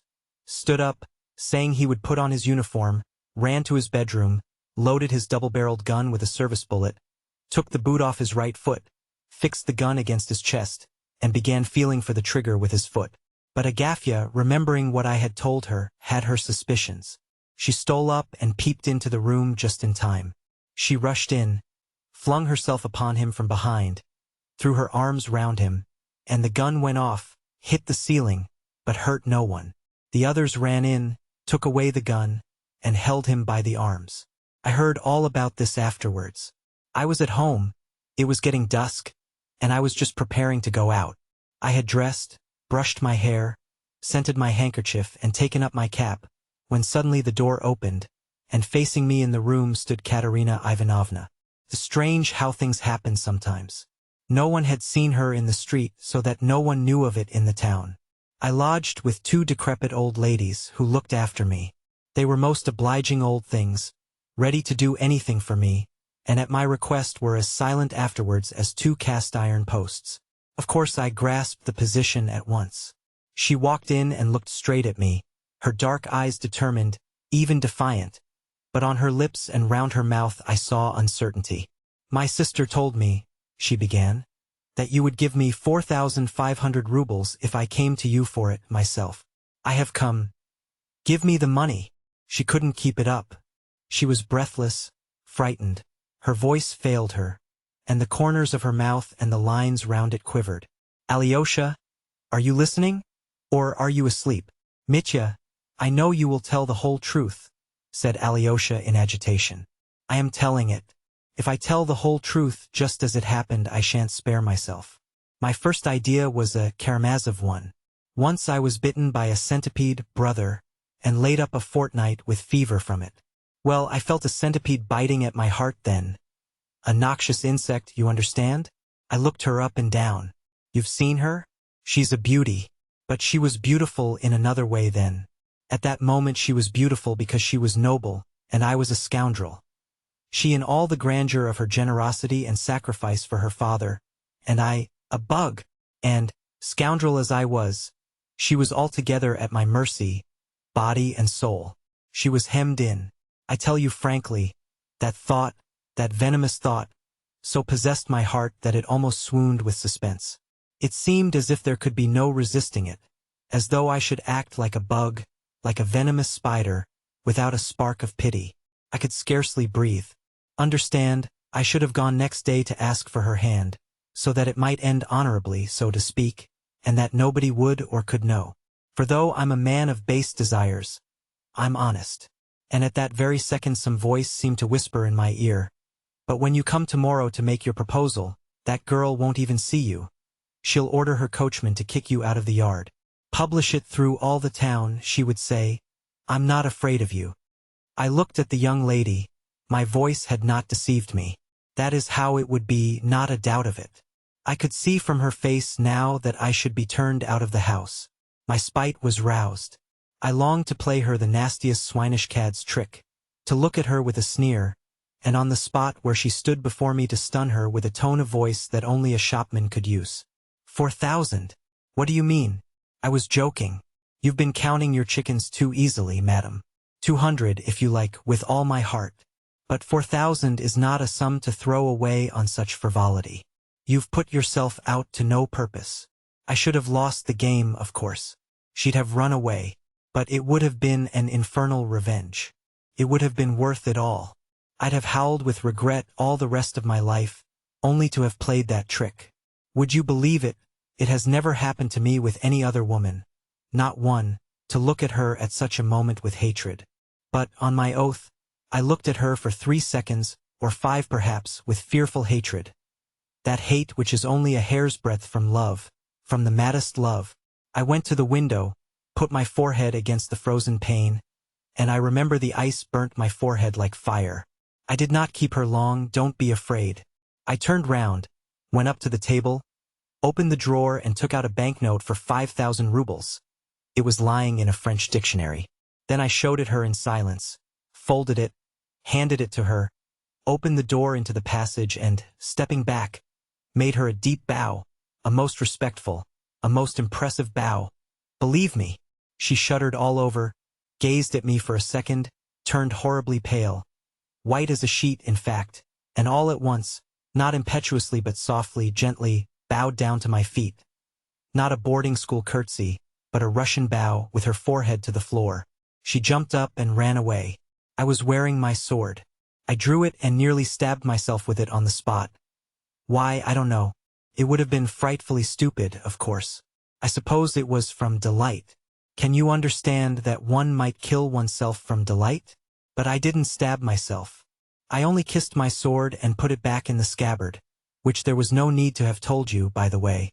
And I fancy that in telling you about my inner conflict I have laid it on rather thick to glorify myself. But let it pass, and to hell with all who pry into the human heart. Well, so much for that adventure with Katerina Ivanovna. So now Ivan knows of it, and you, no one else. Dmitri got up, took a step or two in his excitement, pulled out his handkerchief and mopped his forehead, then sat down again, not in the same place as before, but on the opposite side so that Alyosha had to turn quite round to face him. Chapter 5.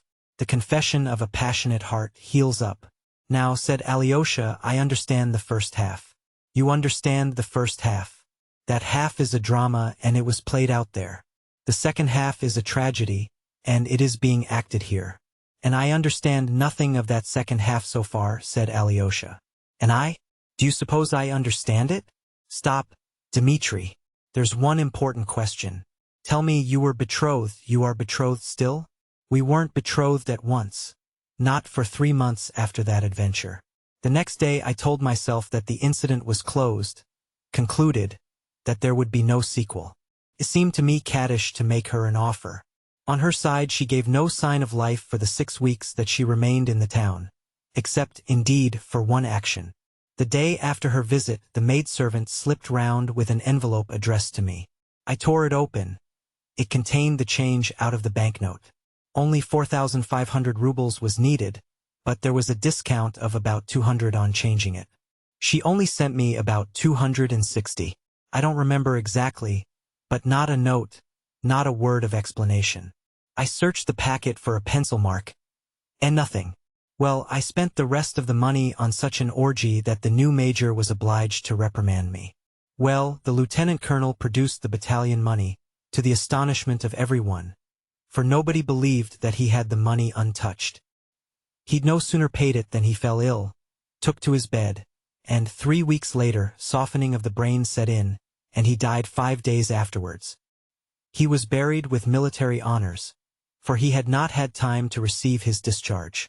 10 days after his funeral, Katerina Ivanovna, with her aunt and sister, went to Moscow. And, behold, on the very day they went away, I hadn't seen them, didn't see them off or take leave. I received a tiny note, a sheet of thin blue paper, and on it only one line in pencil. I will write to you. Wait, K. And that was all. I'll explain the rest now in 2 words. In Moscow their fortunes changed with the swiftness of lightning and the unexpectedness of an Arabian fairy tale.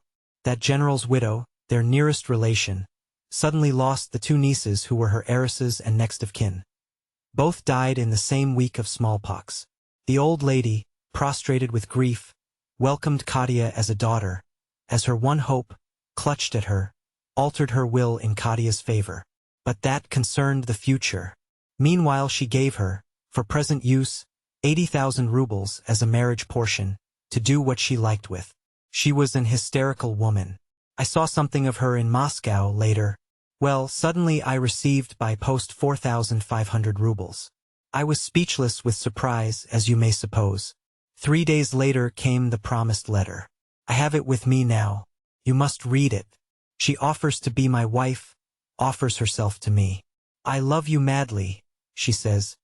Even if you don't love me, never mind. Be my husband. Don't be afraid. I won't hamper you in any way. I will be your chattel. I will be the carpet under your feet. I want to love you forever. I want to save you from yourself.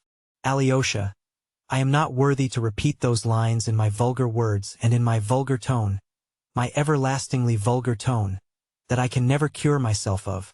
That letter stabs me even now. Do you think I don't mind that I don't mind still? I wrote her an answer at once, as it was impossible for me to go to Moscow. I wrote to her with tears. One thing I shall be ashamed of forever.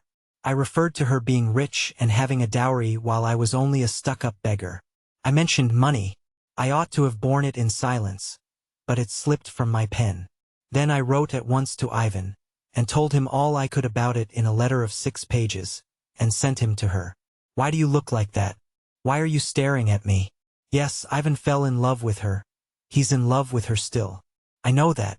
I did a stupid thing in the world's opinion. But perhaps that one stupid thing may be the saving of us all now. Ooh, don't you see what a lot she thinks of Ivan? How she respects him. When she compares us, do you suppose she can love a man like me, especially after all that has happened here? But I am convinced that she does love a man like you, and not a man like him. She loves her own virtue, not me. The words broke involuntarily, and almost malignantly, from Dmitri. He laughed, but a minute later his eyes gleamed. He flushed crimson and struck the table violently with his fist. I swear, Alyosha, he cried with intense and genuine anger at himself. You may not believe me, but as God is holy, and as Christ is God, I swear that though I smiled at her lofty sentiments just now, I know that I am 1,000,000 times baser in soul than she, and that these lofty sentiments of hers are as sincere as a heavenly angel's. That's the tragedy of it, that I know that for certain. What if anyone does show off a bit? Don't I do it myself? And yet I'm sincere. I'm sincere. As for Ivan, I can understand how he must be cursing nature now, with his intellect, too, to see the preference given, to whom, to what, to a monster who, though he is betrothed and all eyes are fixed on him, can't restrain his debaucheries, and before the very eyes of his betrothed. And a man like me is preferred, while he is rejected. And why? Because a girl wants to sacrifice her life and destiny out of gratitude. It's ridiculous. I've never said a word of this to Ivan, and Ivan of course has never dropped a hint of the sort to me. But destiny will be accomplished, and the best man will hold his ground while the undeserving one will vanish into his back alley forever. His filthy back alley, his beloved back alley, where he is at home and where he will sink in filth and stench at his own free will and with enjoyment. I've been talking foolishly. I've no words left. I use them at random, but it will be as I have said. I shall drown in the back alley, and she will marry Ivan. Stop, Dmitri, Alyosha interrupted again with great anxiety. There's one thing you haven't made clear yet. You are still betrothed all the same, aren't you? How can you break off the engagement if she, your betrothed, doesn't want to? Yes, formally and solemnly betrothed. It was all done on my arrival in Moscow with great ceremony, with icons, all in fine style. The general's wife blessed us, and, would you believe it? Congratulated Katya. You've made a good choice, she said. I see right through him. And would you believe it? She didn't like Ivan, and hardly greeted him. I had a lot of talk with Katya in Moscow. I told her about myself, sincerely, honorably. She listened to everything. There was sweet confusion. There were tender words, though there were proud words, too. She wrung out of me a mighty promise to reform. I gave my promise, and here, what Why, I called to you and brought you out here today, this very day, remember it, to send you this very day again to Katerina Ivanovna, and, what? To tell her that I shall never come to see her again. Say, he sends you his compliments. But is that possible? That's just the reason I'm sending you in my place, because it's impossible. And, how could I tell her myself? And where are you going? To the back alley. To Grushenka, then. Alyosha exclaimed mournfully, clasping his hands. Can Rakitin really have told the truth? I thought that you had just visited her, and that was all. Can a betrothed man pay such visits? Is such a thing possible, and with such a betrothed, and before the eyes of all the world? Confound it, I have some honor. As soon as I began visiting Grushenka, I ceased to be betrothed, and to be an honest man. I understand that. Why do you look at me? You see, I went in the first place to beat her. I had heard, and I know for a fact now, that that captain, father's agent, had given Grushenka an IOU of mine for her to sue me for payment, so as to put an end to me. They wanted to scare me. I went to beat her. I had had a glimpse of her before. She doesn't strike one at first sight. I knew about her old merchant, who's lying ill now, paralyzed, but he's leaving her a decent little sum. I knew, too, that she was fond of money, that she hoarded it, and lent it at a wicked rate of interest, that she's a merciless cheat and swindler. I went to beat her, and I stayed. The storm broke. It struck me down like the plague. I'm plague-stricken still, and I know that everything is over, that there will never be anything more for me. The cycle of the ages is accomplished. That's my position. And though I'm a beggar, as fate would have it, I had 3,000 just then in my pocket. I drove with Grushenka to Mokrow, a place 25 versts from here. I got gypsies there and champagne and made all the peasants there drunk on it, and all the women and girls. I sent the thousands flying.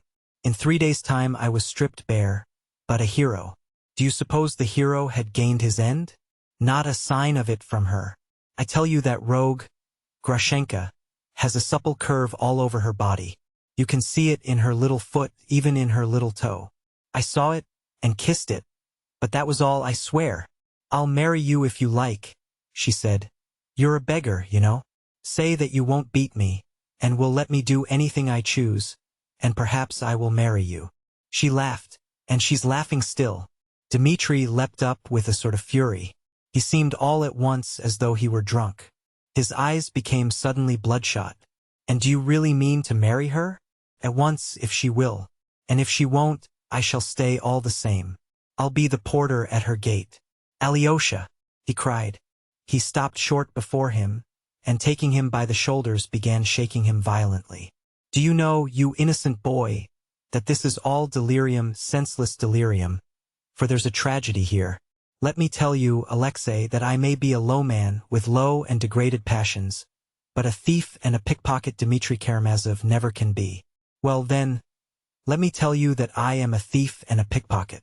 That very morning, just before I went to beat Grushenka, Katerina Ivanovna sent for me, and in strict secrecy, why I don't know, I suppose she had some reason, asked me to go to the chief town of the province and to post 3,000 rubles to Agafya Ivanovna in Moscow, so that nothing should be known of it in the town here. So I had that 3,000 rubles in my pocket when I went to see Grushenka, and it was that money we spent at Mokrow. Afterwards I pretended I had been to the town, but did not show her the post office receipt. I said I had sent the money and would bring the receipt, and so far I haven't brought it. I've forgotten it. Now what do you think you're going to her today to say? He sends his compliments, and she'll ask you, what about the money? You might still have said to her, he's a degraded sensualist, and a low creature with uncontrolled passions.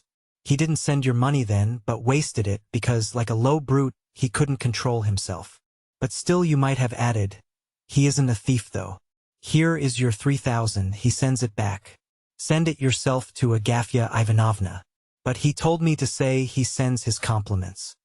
But, as it is, she will ask, but where is the money? Mitya, you are unhappy, yes, but not as unhappy as you think. Don't worry yourself to death with despair. What, do you suppose I'd shoot myself because I can't get 3,000 to pay back? That's just it. I shan't shoot myself. I haven't the strength now. Afterwards, perhaps. But now I'm going to Grushenka. I don't care what happens. And what then? I'll be her husband if she deigns to have me, and when lovers come, I'll go into the next room. I'll clean her friends' galoshes, blow up their samovar, run their errands. Katerina Ivanovna will understand it all, Alyosha said solemnly. She'll understand how great this trouble is and will forgive. She has a lofty mind, and no one could be more unhappy than you. She'll see that for herself. She won't forgive everything, said Dmitri with a grin. There's something in it, brother, that no woman could forgive. Do you know what would be the best thing to do? What? Pay back the 3,000. Where can we get it from? I say I have 2,000. Ivan will give you another 1,000, that makes 3. Take it and pay it back. And when would you get it, your 3,000? You're not of age, besides, and you absolutely must. Take my farewell to her today, with the money or without it. For I can't drag on any longer, things have come to such a pass. Tomorrow is too late. I shall send you to father. To father? Yes, to father first. Ask him for 3,000. But, Mitya, he won't give it. As though he would. I know he won't. Do you know the meaning of despair, Alexei? Yes. Listen. Legally he owes me nothing. I've had it all from him, I know that. But morally he owes me something, doesn't he? You know he started with 28,000 of my mother's money and made 100,000 with it. Let him give me back only 3 out of the 28,000, and he'll draw my soul out of hell, and it will atone for many of his sins. For that 3,000, I give you my solemn word, I'll make an end of everything, and he shall hear nothing more of me. For the last time I give him the chance to be a father. Tell him God himself sends him this chance. Mitya, he won't give it for anything. I know he won't. I know it perfectly well. Now especially. That's not all. I know something more. Now, only a few days ago, perhaps only yesterday, he found out for the first time in earnest, underline in earnest, that Grushenka is really perhaps not joking and really means to marry me. He knows her nature, he knows the cat. And do you suppose he's going to give me money to help to bring that about when he's crazy about her himself? And that's not all, either. I can tell you more than that. I know that for the last 5 days he has had 3,000 drawn out of the bank, changed into notes of 100 rubles, packed into a large envelope, sealed with 5 seals and tied across with red tape. You see how well I know all about it. On the envelope is written, "To my angel Grushenka, when she will come to me." He scrawled it himself in silence and in secret, and no one knows that the money's there except the valet, Smerdyakov, whom he trusts like himself. So now he has been expecting Grushenka for the last 3 or 4 days. He hopes she'll come for the money. He has sent her word of it, and she has sent him word that perhaps she'll come. And if she does go to the old man, can I marry her after that? You understand now why I'm here in secret and what I'm on the watch for. For her? Yes, for her. Foma has a room in the house of these sluts here. Foma comes from our parts. He was a soldier in our regiment. He does jobs for them. He's watchman at night and goes grouse shooting in the daytime, and that's how he lives. I've established myself in his room. Neither he nor the women of the house know the secret, that is, that I am on the watch here. No one but Smerdyakov knows. Then, no one else. He will let me know if she goes to the old man. It was he told you about the money, then? Yes. It's a dead secret. Even Ivan doesn't know about the money, or anything. The old man is sending Ivan to Chermashnya on a 2 or 3 days' journey. A purchaser has turned up for the copse. He'll give 8,000 for the timber.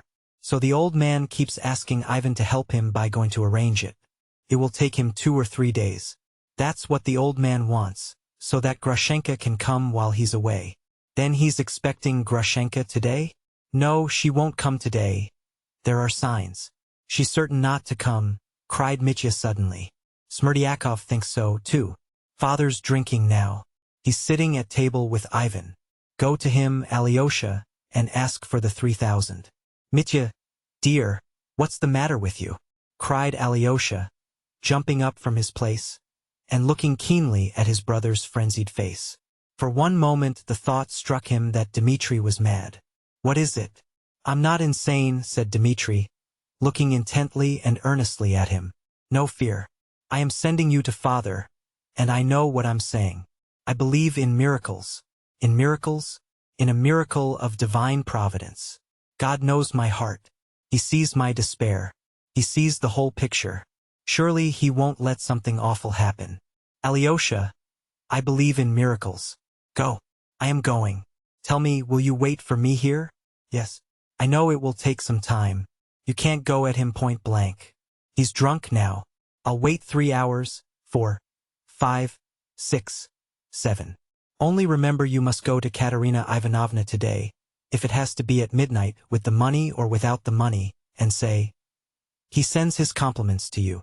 I want you to say that verse to her. He sends his compliments to you. Mitya. And what if Grushenka comes today? If not today, tomorrow, or the next day? Grushenka?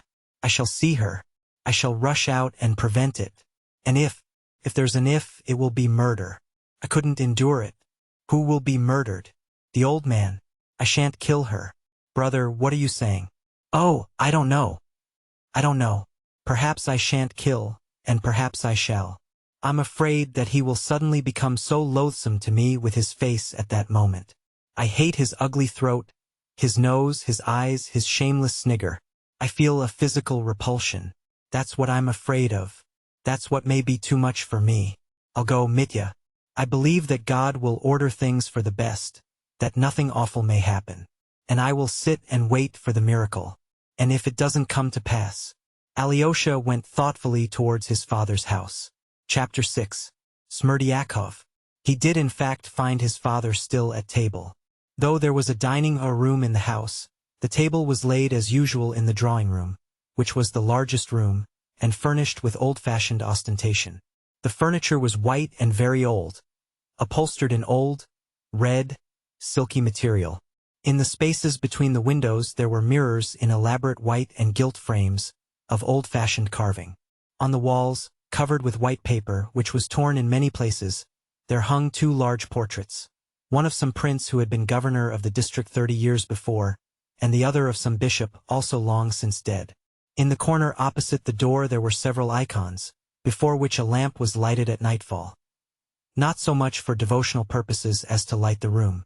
Fyodor Pavlovitch used to go to bed very late, at 3 or 4 o'clock in the morning, and would wander about the room at night or sit in an armchair, thinking.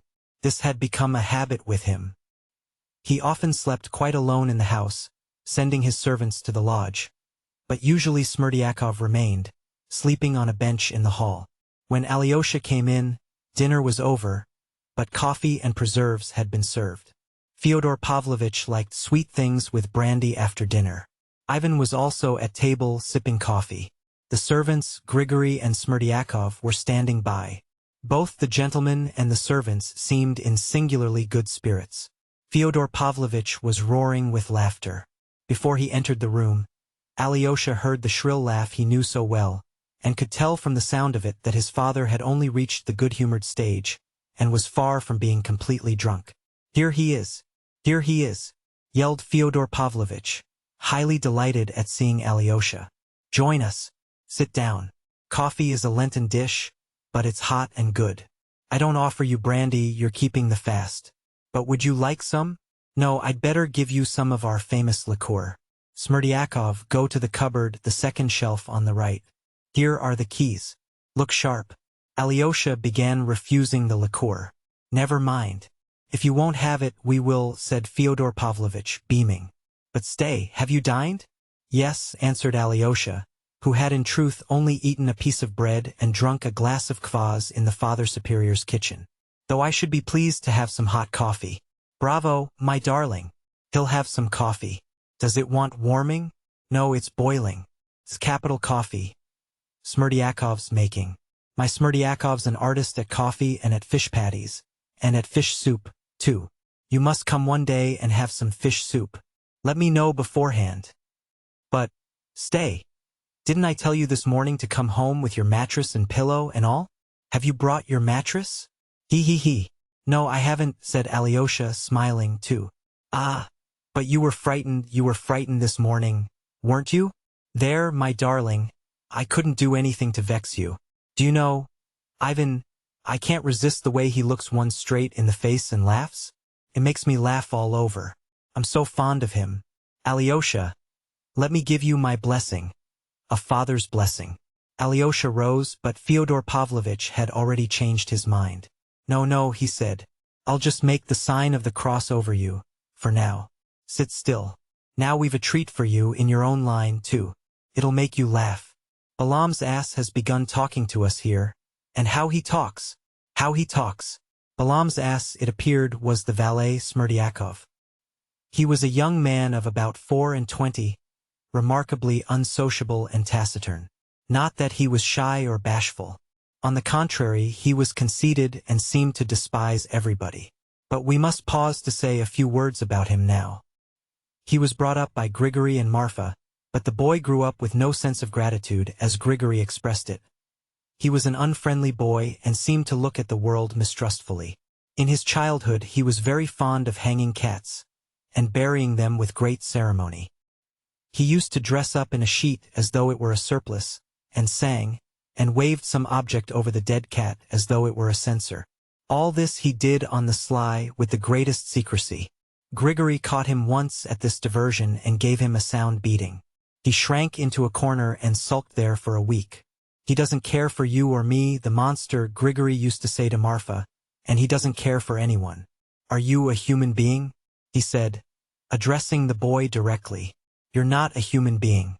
You grew from the mildew in the bathhouse. That's what you are. Smerdyakov, it appeared afterwards, could never forgive him those words. Grigory taught him to read and write, and when he was 12 years old, began teaching him the scriptures. But this teaching came to nothing. At the second or third lesson the boy suddenly grinned. What's that for? Asked Grigory, looking at him threateningly from under his spectacles. Oh, nothing. God created light on the first day, and the sun, moon, and stars on the fourth day. Where did the light come from on the first day? Grigory was thunderstruck. The boy looked sarcastically at his teacher. There was something positively condescending in his expression. Grigory could not restrain himself. I'll show you where, he cried and gave the boy a violent slap on the cheek. The boy took the slap without a word, but withdrew into his corner again for some days. A week later he had his first attack of the disease to which he was subject all the rest of his life, epilepsy. When Fyodor Pavlovitch heard of it, his attitude to the boy seemed changed at once. Till then he had taken no notice of him, though he never scolded him, and always gave him a kopeck when he met him. Sometimes, when he was in good humor, he would send the boy something sweet from his table. But as soon as he heard of his illness, he showed an active interest in him, sent for a doctor and tried remedies, but the disease turned out to be incurable. The fits occurred on an average once a month, but at various intervals. The fits varied too in violence. Some were light and some were very severe. Fyodor Pavlovitch strictly forbade Grigory to use corporal punishment to the boy, and began allowing him to come upstairs to him. He forbade him to be taught anything whatever for a time, too. One day when the boy was about 15, Fyodor Pavlovitch noticed him lingering by the bookcase, and reading the titles through the glass. Fyodor Pavlovitch had a fair number of books, over 100, but no one ever saw him reading. He at once gave Smerdyakov the key of the bookcase. Come, read. You shall be my librarian. You'll be better sitting reading than hanging about the courtyard. Come, read this, and Fyodor Pavlovitch gave him evenings in a cottage near Dikanka. He read a little but didn't like it. He did not once smile and ended by frowning. Why, isn't it funny? Asked Fyodor Pavlovitch.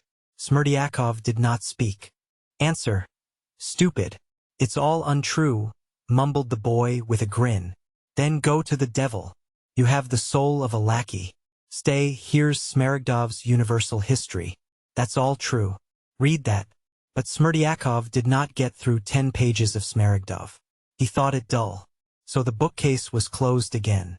Shortly afterwards Marfa and Grigory reported to Fyodor Pavlovitch that Smerdyakov was gradually beginning to show an extraordinary fastidiousness. He would sit before his soup, take up his spoon and look into the soup, bend over it, examine it, take a spoonful and hold it to the light. What is it? A beetle? Grigory would ask. A fly, perhaps, observed Marfa. The squeamish youth never answered, but he did the same with his bread, his meat, and everything he ate. He would hold a piece on his fork to the light, scrutinize it microscopically, and only after long deliberation decide to put it in his mouth. "Ch, what fine gentleman's airs," Grigory muttered, looking at him. When Fyodor Pavlovitch heard of this development in Smerdyakov, he determined to make him his cook, and sent him to Moscow to be trained.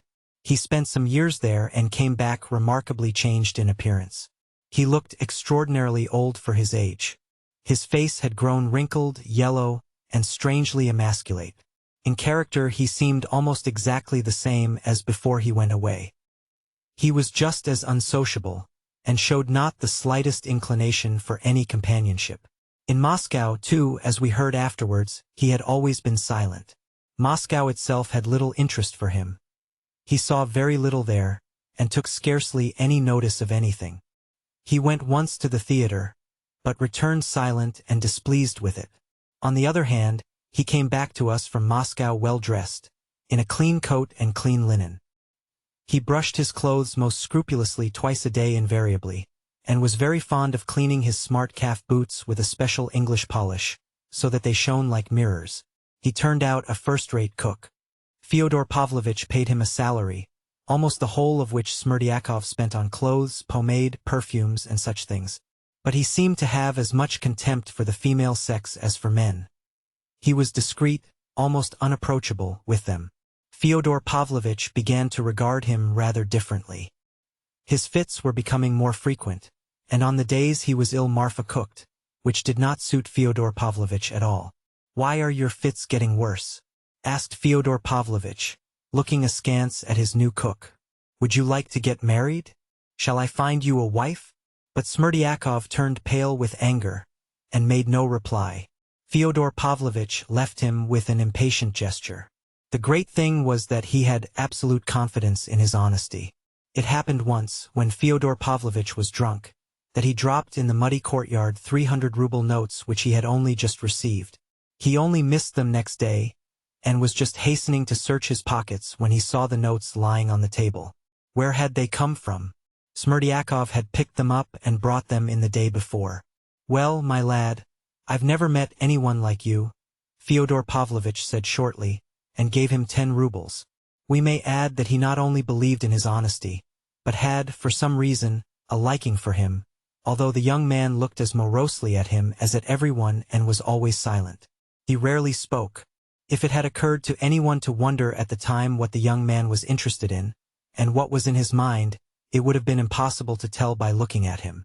Yet he used sometimes to stop suddenly in the house, or even in the yard or street, and would stand still for 10 minutes, lost in thought. A physiognomist studying his face would have said that there was no thought in it, no reflection, but only a sort of contemplation. There is a remarkable picture by the painter Kramskoy, called Contemplation. There is a forest in winter, and on a roadway through the forest, in absolute solitude, stands a peasant in a torn kaftan and bark shoes.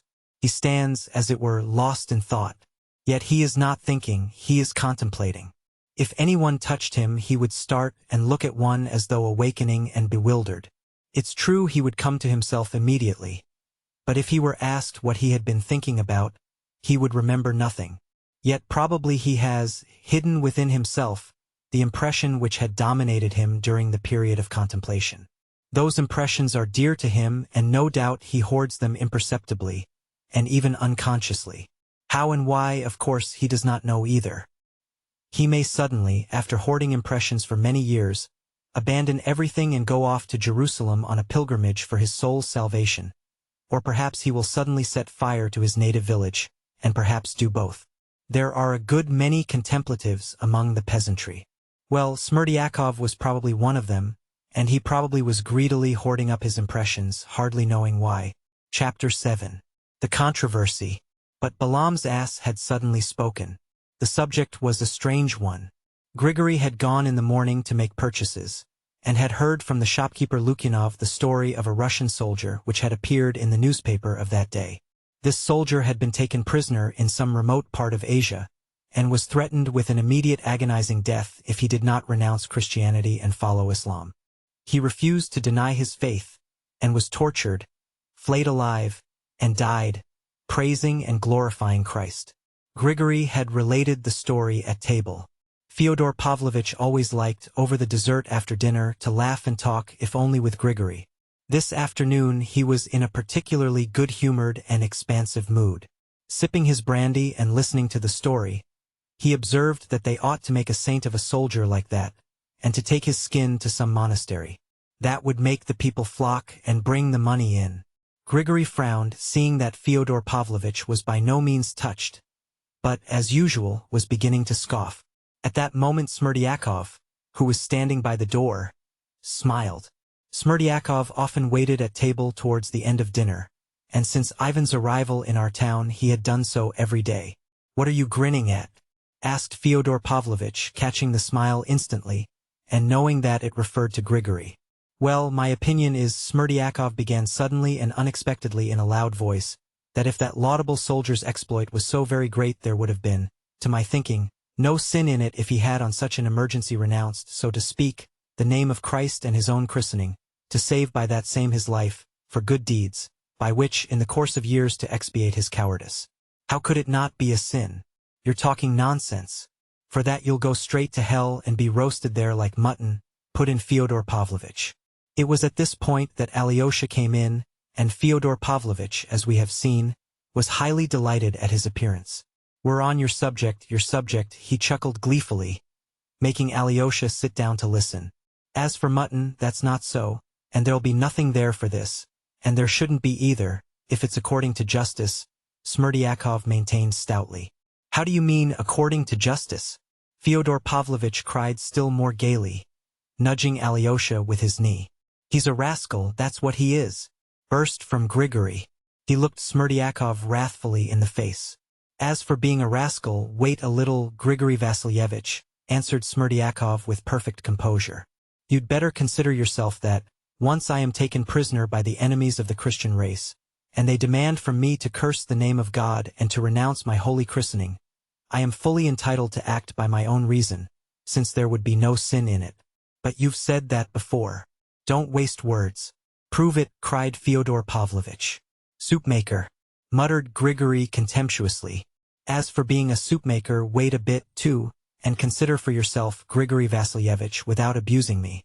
For as soon as I say to those enemies, 'No, I'm not a Christian and I curse my true God,' then at once, by God's high judgment, I become immediately and specially anathema accursed, and am cut off from the Holy Church, exactly as though I were a heathen, so that at that very instant, not only when I say it aloud, but when I think of saying it, before a quarter of a second has passed, I am cut off. Is that so or not, Grigory Vasilyevich?" He addressed Grigory with obvious satisfaction, though he was really answering Fyodor Pavlovitch's questions, and was well aware of it, and intentionally pretending that Grigory had asked the questions. "Ivan," cried Fyodor Pavlovitch suddenly, stooped down for me to whisper, "he's got this all up for your benefit. He wants you to praise him. Praise him." Ivan listened with perfect seriousness to his father's excited whisper. "Stay, Smerdyakov. Be quiet a minute," cried Fyodor Pavlovitch once more. "Ivan, your ear again." Ivan bent down again with a perfectly grave face. "I love you as I do Alyosha. Don't think I don't love you. Some brandy?" "Yes. But you're rather drunk yourself," thought Ivan, looking steadily at his father. He was watching Smerdyakov with great curiosity. "You're anathema accursed, as it is," Grigory suddenly burst out, "and how dare you argue, you rascal, after that, if—" "Don't scold him, Grigory, don't scold him," Fyodor Pavlovitch cut him short. "You should wait, Grigory Vasilyevich, if only a short time, and listen, for I haven't finished all I had to say. For at the very moment I become accursed, at that same highest moment, I become exactly like a heathen, and my christening is taken off me and becomes of no avail. Isn't that so? Make haste and finish, my boy," Fyodor Pavlovitch urged him, sipping from his wineglass with relish. "And if I've ceased to be a Christian, then I told no lie to the enemy when they asked whether I was a Christian or not a Christian, seeing I had already been relieved by God himself of my Christianity by reason of the thought alone, before I had time to utter a word to the enemy. And if I have already been discharged, in what manner and with what sort of justice can I be held responsible as a Christian in the other world for having denied Christ, when, through the very thought alone, before denying him I had been relieved from my christening? If I'm no longer a Christian, then I can't renounce Christ, for I've nothing then to renounce. Who will hold an unclean Tatar responsible, Grigory Vasilyevich, even in heaven, for not having been born a Christian? And who would punish him for that, considering that you can't take two skins off one ox? For God Almighty himself, even if he did make the Tatar responsible, when he dies would give him the smallest possible punishment, I imagine, since he must be punished, judging that he is not to blame if he has come into the world an unclean heathen, from heathen parents. The Lord God can't surely take a Tatar and say he was a Christian? That would mean that the Almighty would tell a real untruth. And can the Lord of heaven and earth tell a lie, even in one word? Grigory was thunderstruck and looked at the orator, his eyes nearly starting out of his head. Though he did not clearly understand what was said, he had caught something in this rigmarole, and stood, looking like a man who has just hit his head against a wall. Fyodor Pavlovitch emptied his glass and went off into his shrill laugh. Alyosha! Alyosha! What do you say to that? Ah, you casuist! He must have been with the Jesuits somewhere, Ivan. Oh, you stinking Jesuit, who taught you? But you're talking nonsense, you casuist, nonsense, nonsense, nonsense. Don't cry, Grigory, we'll reduce him to smoke and ashes in a moment. Tell me this, O ass. You may be right before your enemies, but you have renounced your faith all the same in your own heart, and you say yourself that in that very hour you became anathema accursed. And if once you're anathema, they won't pat you on the head for it in hell. What do you say to that, my fine Jesuit? There is no doubt that I have renounced it in my own heart, but there was no special sin in that. Or if there was sin, it was the most ordinary. How's that the most ordinary? You lie, accursed one, hissed Grigory. Consider yourself, Grigory Vasilyevich, Smerdyakov went on, staid and unruffled, conscious of his triumph, but, as it were, generous to the vanquished foe. Consider yourself, Grigory Vasilyevich. It is said in the scripture that if you have faith, even as a mustard seed, and bid a mountain move into the sea, it will move without the least delay at your bidding. Well, Grigory Vasilyevich, if I'm without faith and you have so great a faith that you are continually swearing at me, you try yourself telling this mountain, not to move into the sea for that's a long way off, but even to our stinking little river which runs at the bottom of the garden. You'll see for yourself that it won't budge, but will remain just where it is however much you shout at it. And that shows, Grigory Vasilyevich, that you haven't faith in the proper manner, and only abuse others about it. Again, taking into consideration that no one in our day, not only you but actually no one, from the highest person to the lowest peasant, can shove mountains into the sea, except perhaps some one man in the world, or at most two, and they most likely are saving their souls in secret somewhere in the Egyptian desert, so you wouldn't find them. If so it be, if all the rest have no faith, will God curse all the rest? That is, the population of the whole earth, except about 2 hermits in the desert, and in his well-known mercy will he not forgive one of them? And so I'm persuaded that though I may once have doubted, I shall be forgiven if I shed tears of repentance. Stay, cried Fyodor Pavlovitch in a transport of delight. So you do suppose there are 2 who can move mountains? Ivan, make a note of it, write it down. There you have the Russian all over. You're quite right in saying it's characteristic of the people's faith. Ivan assented, with an approving smile. You agree. Then it must be so if you agree. It's true, isn't it, Alyosha? That's the Russian faith all over. Isn't it? No, Smerdyakov has not the Russian faith at all, said Alyosha firmly and gravely. I'm not talking about his faith. I mean those 2 in the desert, only that idea. Surely that's Russian, isn't it? Yes, that's purely Russian, said Alyosha smiling. Your words are worth a gold piece, O ass, and I'll give it to you today. But as to the rest you talk nonsense, nonsense, nonsense. Let me tell you, stupid, that we here are all of little faith only from carelessness because we haven't time.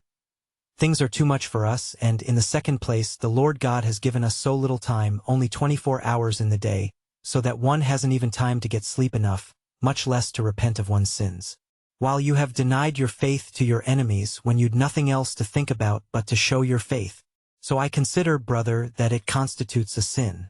Constitute a sin it may, but consider yourself, Grigory Vasilyevich, that it only extenuates it, if it does constitute.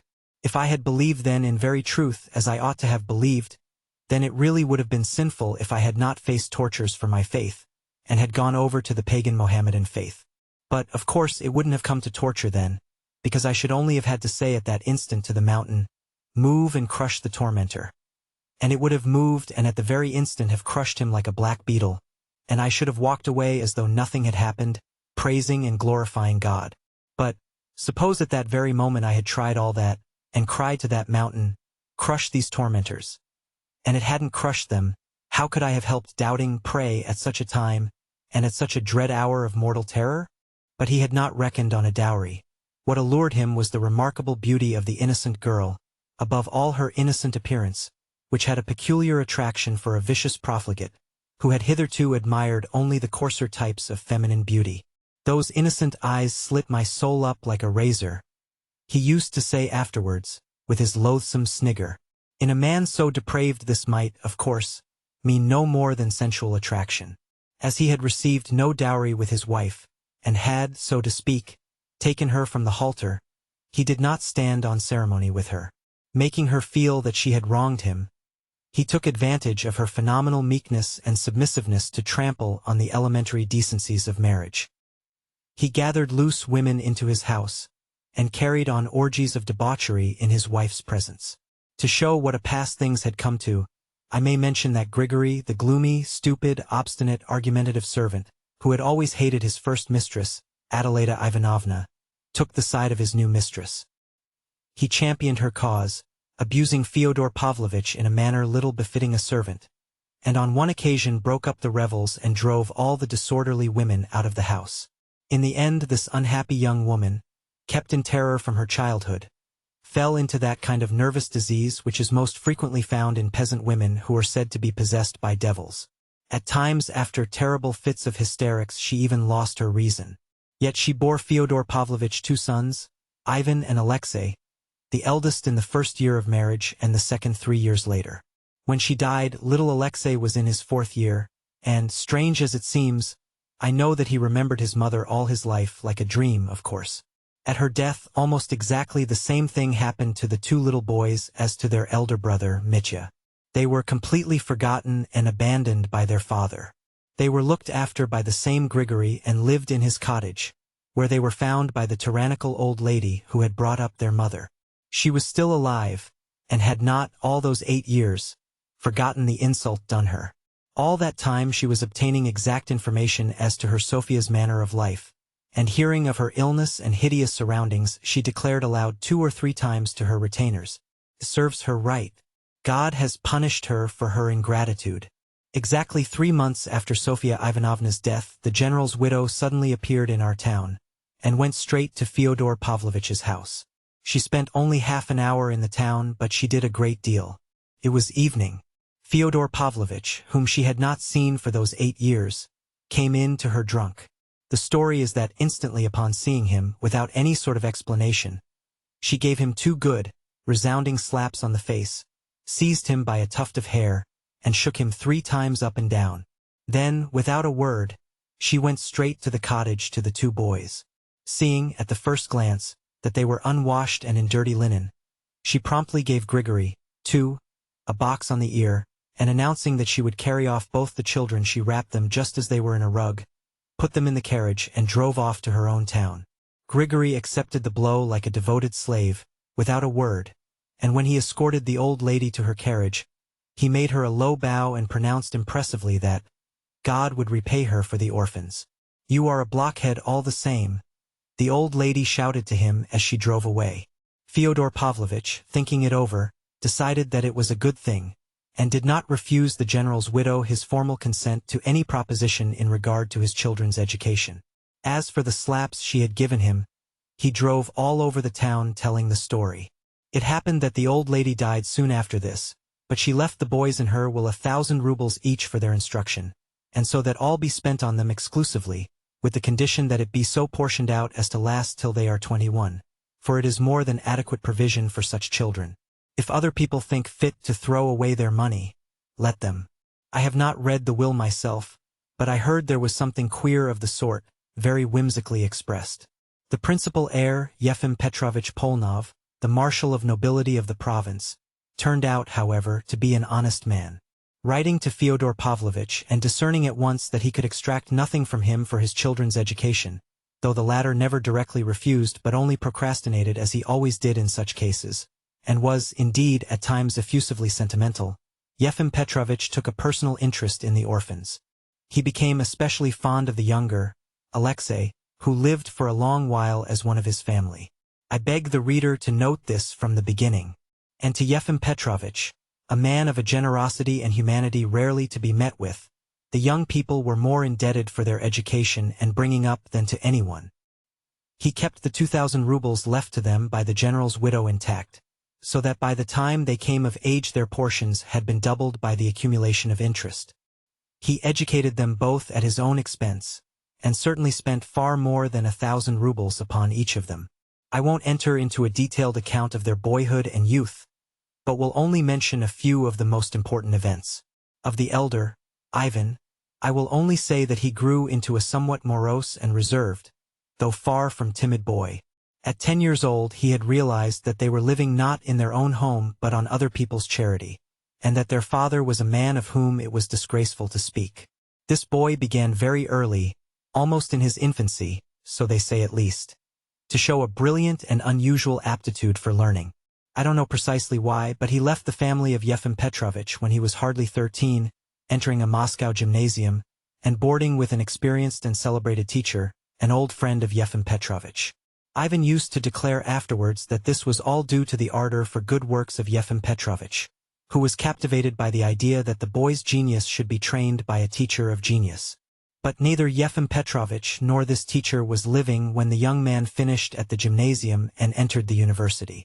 As Yefim Petrovich had made no provision for the payment of the tyrannical old lady's legacy, which had grown from 1,000 to 2, it was delayed owing to formalities inevitable in Russia, and the young man was in great straits for the first 2 years at the university, as he was forced to keep himself all the time he was studying.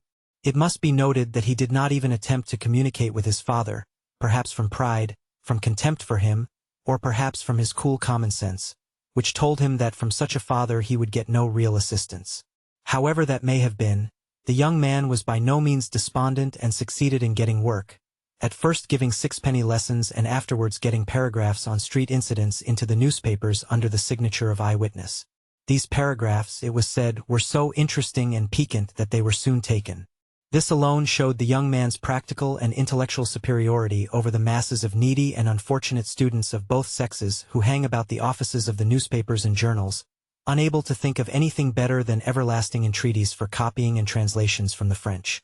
Having once got into touch with the editors, Ivan Fyodorovich always kept up his connection with them, and in his latter years at the university he published brilliant reviews of books upon various special subjects, so that he became well known in literary circles. But only in his last year he suddenly succeeded in attracting the attention of a far wider circle of readers, so that a great many people noticed and remembered him. It was rather a curious incident. When he had just left the university and was preparing to go abroad upon his 2,000 rubles, Ivan Fyodorovich published in one of the more important journals a strange article, which attracted general notice, on a subject of which he might have been supposed to know nothing, as he was a student of natural science. The article dealt with a subject which was being debated everywhere at the time, the position of the ecclesiastical courts. After discussing several opinions on the subject, he went on to explain his own view. What was most striking about the article was its tone, and its unexpected conclusion. Many of the church party regarded him unquestioningly as on their side, and yet not only the secularists but even atheists joined them in their applause. Finally, some sagacious persons opined that the article was nothing but an impudent satirical burlesque. I mention this incident particularly because this article penetrated into the famous monastery in our neighborhood, where the inmates, being particularly interested in the question of the ecclesiastical courts, were completely bewildered by it. Learning the author's name, they were interested in his being a native of the town and the son of that Fyodor Pavlovich. And just then it was that the author himself made his appearance among us. Why Ivan Fyodorovich had come amongst us I remember asking myself at the time with a certain uneasiness. This fateful visit, which was the first step leading to so many consequences, I never fully explained to myself. It seemed strange on the face of it that a young man so learned, so proud, and apparently so cautious, should suddenly visit such an infamous house, and a father who had ignored him all his life, hardly knew him, never thought of him, and would not under any circumstances have given him money, though he was always afraid that his sons Ivan and Alexei would also come to ask him for it. And here the young man was staying in the house of such a father, had been living with him for 2 months, and they were on the best possible terms. This last fact was a special cause of wonder to many others as well as to me. Pyotr Alexandrovich Myasov, of whom we have spoken already, the cousin of Fyodor Pavlovich's first wife, happened to be in the neighborhood again on a visit to his estate. He had come from Paris, which was his permanent home. I remember that he was more surprised than anyone when he made the acquaintance of the young man, who interested him extremely, and with whom he sometimes argued and not without an inner pang compared himself in acquirements. He is proud, he used to say, he will never be in want of pence. He has got money enough to go abroad now. What does he want here? Everyone can see that he hasn't come for money, for his father would never give him any. He has no taste for drink and dissipation, and yet his father can't do without him. They get on so well together. That was the truth. The young man had an unmistakable influence over his father, who positively appeared to be behaving more decently, and even seemed at times ready to obey his son, though often extremely and even spitefully perverse. It was only later that we learned that Ivan had come partly at the request of, and in the interests of, his elder brother Dmitri, whom he saw for the first time on this very visit, though he had before leaving Moscow been in correspondence with him about an important matter of more concern to Dmitri than himself. What that business was the reader will learn fully in due time. Yet even when I did know of this special circumstance I still felt Ivan Fyodorovitch to be an enigmatic figure, and thought his visit rather mysterious. I may add that Ivan appeared at the time in the light of a mediator between his father and his elder brother Dmitri, who was in open quarrel with his father and even planning to bring an action against him. The family, I repeat, was now united for the first time, and some of its members met for the first time in their lives. The younger brother, Alexei, had been a year already among us, having been the first of the 3 to arrive. It is of that brother Alexei I find it most difficult to speak in this introduction. Yet I must give some preliminary account of him, if only to explain one queer fact, which is that I have to introduce my hero to the reader wearing the cassock of a novice. Yes, he had been for the last year in our monastery, and seemed willing to be cloistered there for the rest of his life. Chapter 4. The third son, Alyosha. He was only 20. His brother Ivan was in his 24th year at the time, while their elder brother Dmitri was 27. First of all, I must explain that this young man, Alyosha, was not a fanatic and, in my opinion at least, was not even a mystic. I may as well give my full opinion from the beginning. He was simply an early lover of humanity, and that he adopted the monastic life was simply because at that time it struck him, so to say, as the ideal escape for his soul struggling from the darkness of worldly wickedness to the light of love. And the reason this life struck him in this way was that he found in it at that time, as he thought, an extraordinary being, our celebrated elder Zosima, to whom he became attached with all the warm first love of his ardent heart. But I do not dispute that he was very strange even at that time, and had been so indeed from his cradle. I have mentioned already, by the way, that though he lost his mother in his 4th year he remembered her all his life, her face, her caresses, as though she stood living before me. Such memories may persist, as everyone knows, from an even earlier age, even from 2 years old, but scarcely standing out through a whole lifetime like spots of light out of darkness, like a corner torn out of a huge picture, which has all faded and disappeared except that fragment. That is how it was with him. He remembered one still summer evening, an open window, the slanting rays of the setting sun, that he recalled most vividly of all. In a corner of the room the holy image, before it a lighted lamp, and on her knees before the image his mother, sobbing hysterically with cries and moans, snatching him up in both arms, squeezing him close till it hurt, and praying for him to the Mother of God, holding him out in both arms to the image as though to put him under the mother's protection. And, suddenly a nurse runs in and snatches him from her in terror. That was the picture, and Alyosha remembered his mother's face at that minute. He used to say that it was frenzied but beautiful as he remembered, but he rarely cared to speak of this memory to anyone. In his childhood and youth he was by no means expansive, and talked little indeed, but not from shyness or a sullen unsociability. Quite the contrary, from something different, from a sort of inner preoccupation entirely personal and unconcerned with other people, but so important to him that he seemed, as it were, to forget others on account of it. But he was fond of people. He seemed throughout his life to put implicit trust in people, Yet no one ever looked on him as a simpleton or naive person. There was something about him which made one feel at once, and it was so all his life afterwards, that he did not care to be a judge of others, that he would never take it upon himself to criticize and would never condemn anyone for anything. He seemed, indeed, to accept everything without the least condemnation, though often grieving bitterly, and this was so much so that no one could surprise or frighten him even in his earliest youth. Coming at 20 to his father's house, which was a very sink of filthy debauchery, he, chaste and pure as he was, simply withdrew in silence when to look on was unbearable, but without the slightest sign of contempt or condemnation. His father, who had once been in a dependent position, and so was sensitive and ready to take offense, met him at first with distrust and sullenness. He does not say much, he used to say, and thinks the more, but soon, within a fortnight indeed, he took to embracing him and kissing him terribly often, with drunken tears, with sottish sentimentality. Yet he evidently felt a real and deep affection for him, such as he had never been capable of feeling for anyone before. Everyone, indeed, loved this young man wherever he went, and it was so from his earliest childhood.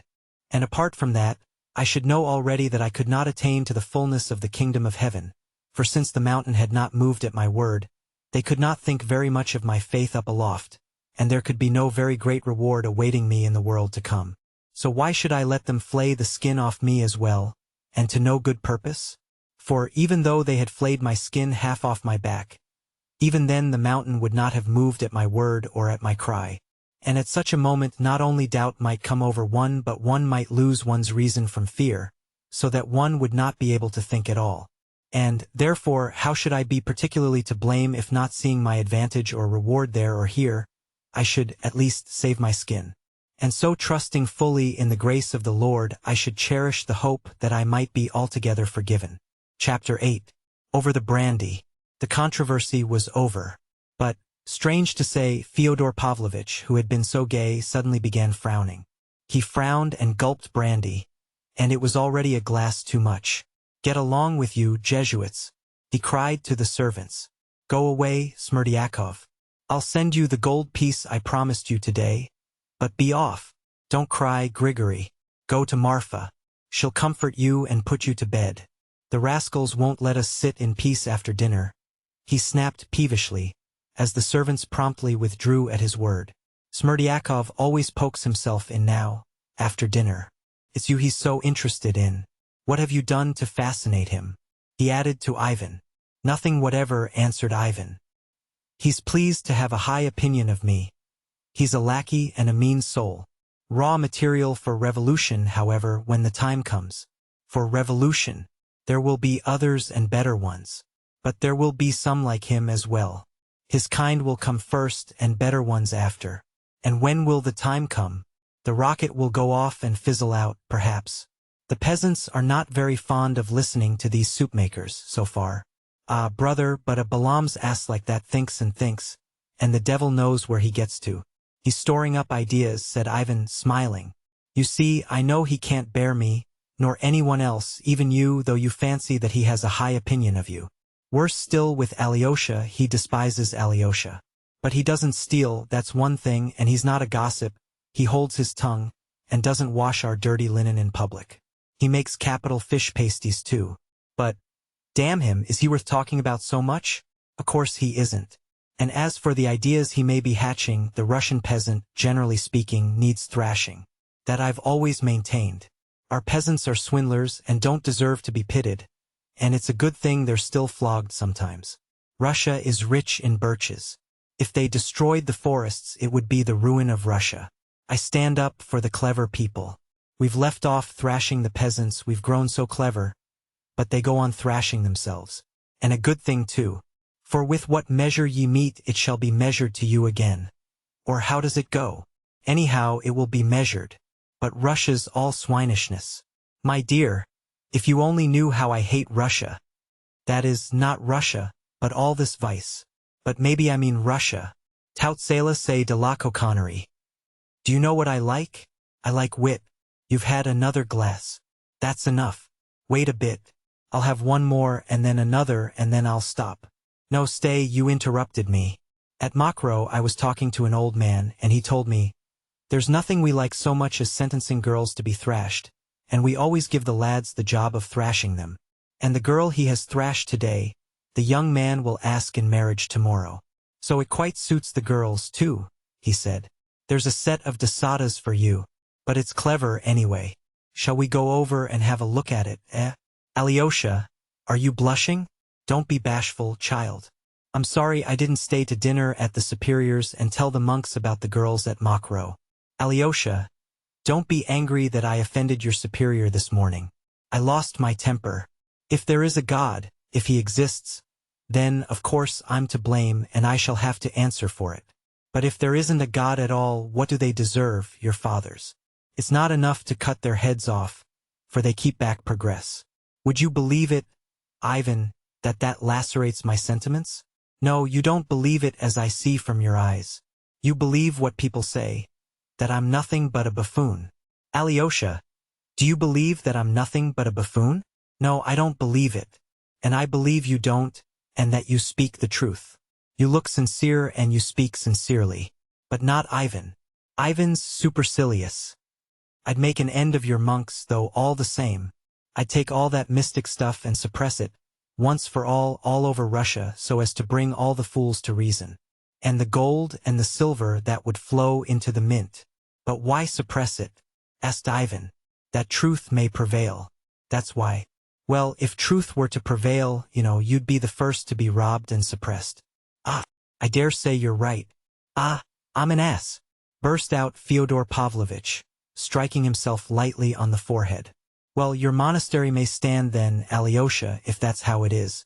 And we clever people will sit snug and enjoy our brandy. Ivan, it must have been so ordained by the Almighty himself. Ivan, speak, is there a God or not? Stay, speak the truth, speak seriously. Why are you laughing again? I'm laughing that you should have made a clever remark just now about Smerdyakov's belief in the existence of two saints who could move mountains. Why, am I like him now, then? Very much. Well, that shows I'm a Russian, too, and I have a Russian characteristic. And you may be caught in the same way, though you are a philosopher. Shall I catch you? What do you bet that I'll catch you tomorrow? Speak all the same, is there a God or not? Only be serious. I want you to be serious now. No, there is no God. Alyosha, is there a God? There is. Ivan, and is there immortality of some sort, just a little, just a tiny bit? There is no immortality either. None at all? None at all. There's absolute nothingness then. Perhaps there is just something? Anything is better than nothing. Absolute nothingness. Alyosha, is there immortality? There is. God and immortality? God and immortality. In God is immortality. It's more likely Ivan's right. Good Lord! To think what faith, what force of all kinds, man has lavished for nothing on that dream, and for how many thousand years. Who is it laughing at man? Ivan, for the last time, once for all, is there a God or not? I ask for the last time, and for the last time there is not. Who is laughing at mankind? Ivan? It must be the devil, said Ivan, smiling. And the devil? Does he exist? No, there's no devil either. It's a pity. Damn it all, what wouldn't I do to the man who first invented God? Hanging on a bitter aspen tree would be too good for him. There would have been no civilization if they hadn't invented God. Wouldn't there have been? Without God? No. And there would have been no brandy either. But I must take your brandy away from you anyway. Stop, stop, stop, dear boy. One more little glass. I've hurt Alyosha's feelings. You're not angry with me, Alyosha? My dear little Alexei. No, I am not angry. I know your thoughts. Your heart is better than your head. My heart better than my head. Is it? Oh, Lord! And that from you. Ivan, do you love Alyosha? Yes. You must love him. Fyodor Pavlovitch was by this time very drunk. Listen, Alyosha. I was rude to your elder this morning. But I was excited. But there's wit in that elder, don't you think, Ivan? Very likely. There is. Adu Pyron Ladadon. He's a Jesuit, a Russian one, that is. As he's an honorable person, there's a hidden indignation boiling within him at having to pretend and affect holiness. But, of course, he believes in God. Not a bit of it. Didn't you know? Why, he tells everyone so, himself. That is, not everyone, but all the clever people who come to him. He said straight out to Governor Schultz not long ago, "Credo, but I don't know in what." Really? He really did. But I respect him. There's something of Mephistopheles about him, or rather of the hero of our time. Arbanin? Or what's his name? You see, he's a sensualist. He's such a sensualist that I should be afraid for my daughter or my wife if she went to confess to him. You know, when he begins telling stories. The year before last he invited us to tea with liqueur. The ladies sent him liqueur, and began telling us about old times till we nearly split our sides. Especially how he once cured a paralyzed woman. "If my legs were not bad, I know a dance I could dance you," he said. "What do you say to that?" "I've plenty of tricks in my time," said he. He did Dernadov, the merchant, out of 60,000. What, he stole it. He brought him the money as a man he could trust, saying, "Take care of it for me, friend. There'll be a police search at my place tomorrow." And he kept it. "You have given it to the church," he declared. I said to him, "You're a scoundrel," I said. "No," said he. "I'm not a scoundrel, but I'm broad-minded." But that wasn't he, that was someone else. I've muddled him with someone else. Without noticing it. "Come, another glass and that's enough. Take away the bottle, Ivan. I've been telling lies. Why didn't you stop me, Ivan, and tell me I was lying? I knew you'd stop of yourself. That's a lie. You did it from spite, from simple spite against me. You despise me. You have come to me and despised me in my own house. Well, I'm going away. You've had too much brandy. I've begged you for Christ's sake to go to Chermashnya for a day or two, and you don't go. I'll go tomorrow if you're so set upon it. You won't go. You want to keep an eye on me. That's what you want, spiteful fellow. That's why you won't go." The old man persisted. He had reached that state of drunkenness when the drunkard who has till then been inoffensive tries to pick a quarrel and to assert himself. "Why are you looking at me? Why do you look like that? Your eyes look at me and say, 'You ugly drunkard.' Your eyes are mistrustful. They're contemptuous. You've come here with some design." Alyosha, here, looks at me and his eyes shine. Alyosha doesn't despise me. "Alexei, you mustn't love Ivan. Don't be ill-tempered with my brother. Leave off attacking him," Alyosha said emphatically. "Oh, all right. My head aches. Take away the brandy, Ivan. It's the third time I've told you." He mused, and suddenly a slow, cunning grin spread over his face. "Don't be angry with a feeble old man, Ivan. I know you don't love me, but don't be angry all the same. You've nothing to love me for. You go to Chermashnya. I'll come to you myself and bring you a present. I'll show you a little wench there. I've had my eye on her a long time. She's still running about barefoot. Don't be afraid of barefooted wenches. Don't despise them. They're pearls." And he kissed his hand with a smack. To my thinking, he revived at once, seeming to grow sober the instant he touched on his favorite topic. To my thinking, "Ah, you boys, you children, little sucking pigs," to my thinking, "I never thought a woman ugly in my life. That's been my rule. Can you understand that? How could you understand it? You've milk in your veins, not blood. You're not out of your shells yet. My rule has been that you can always find something devilishly interesting in every woman that you wouldn't find in any other. Only one must know how to find it, that's the point. That's a talent. To my mind, there are no ugly women. The very fact that she is a woman is half the battle. But how could you understand that? Even in vieilles filles, even in them you may discover something that makes you simply wonder that men have been such fools as to let them grow old without noticing them. Barefooted girls or unattractive ones you must take by surprise. Didn't you know that?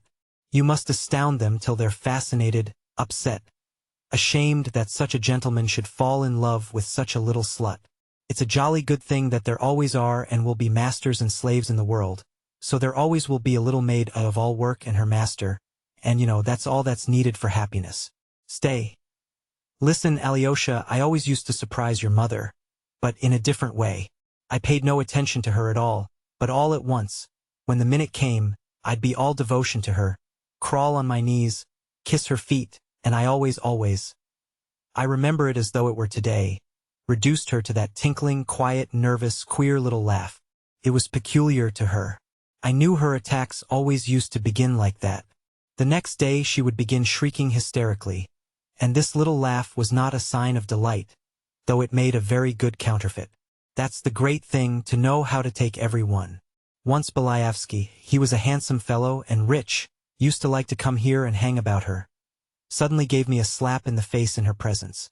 And she, such a mild sheep, why, I thought she would have knocked me down for that blow.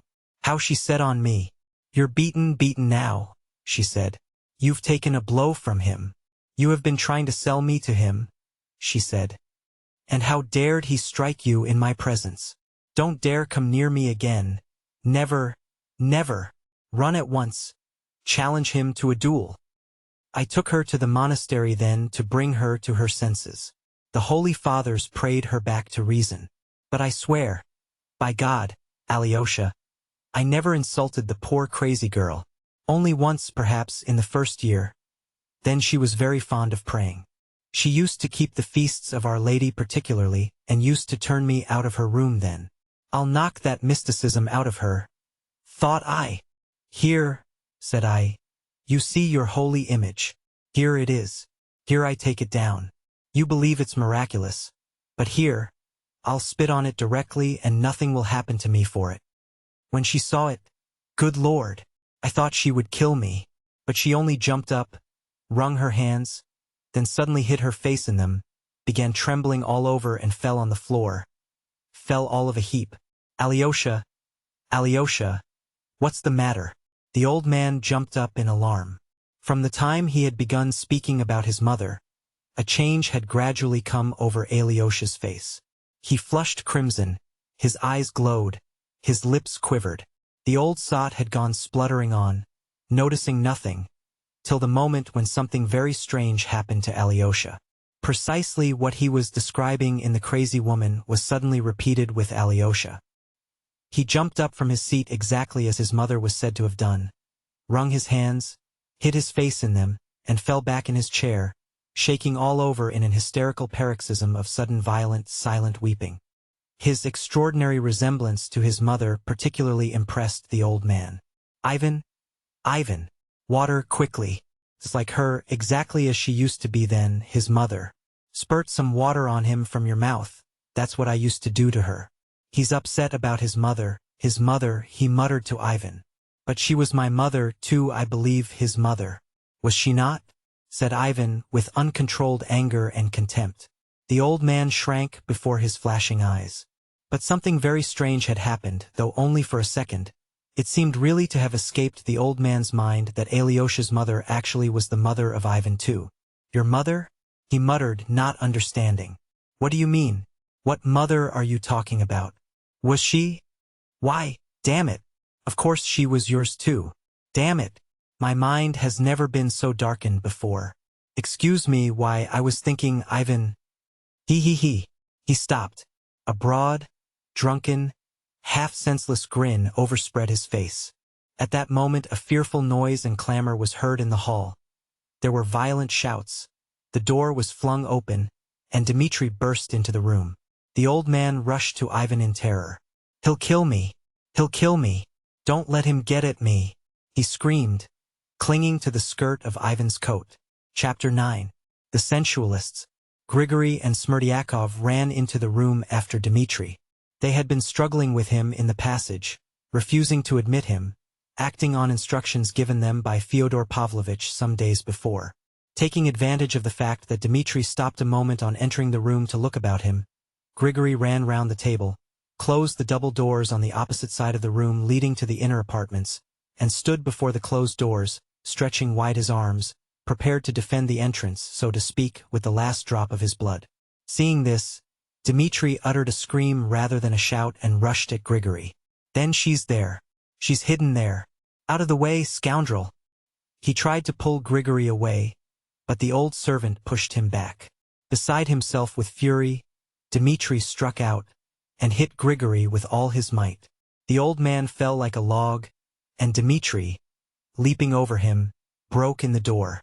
Smerdyakov remained pale and trembling at the other end of the room, huddling close to Fyodor Pavlovitch. "She's here!" shouted Dmitri. I saw her turn towards the house just now, but I couldn't catch her. Where is she? Where is she? That shout. She's here. Produced an indescribable effect on Fyodor Pavlovitch. All his terror left him. Hold him! Hold him! He cried and dashed after Dmitri. Meanwhile Grigory had got up from the floor, but still seemed stunned. Ivan and Alyosha ran after their father. In the third room something was heard to fall on the floor with a ringing crash. It was a large glass vase, not an expensive one, on a marble pedestal which Dmitri had upset as he ran past it. At him! Shouted the old man. Help! Ivan and Alyosha caught the old man and were forcibly bringing him back. Why do you run after him? He'll murder you outright. Ivan cried wrathfully at his father. Ivan! Alyosha! She must be here. Grushenka's here. He said he saw her himself, running. He was choking. He was not expecting Grushenka at the time, and the sudden news that she was here made him beside himself. He was trembling all over. He seemed frantic. But you've seen for yourself that she hasn't come, cried Ivan.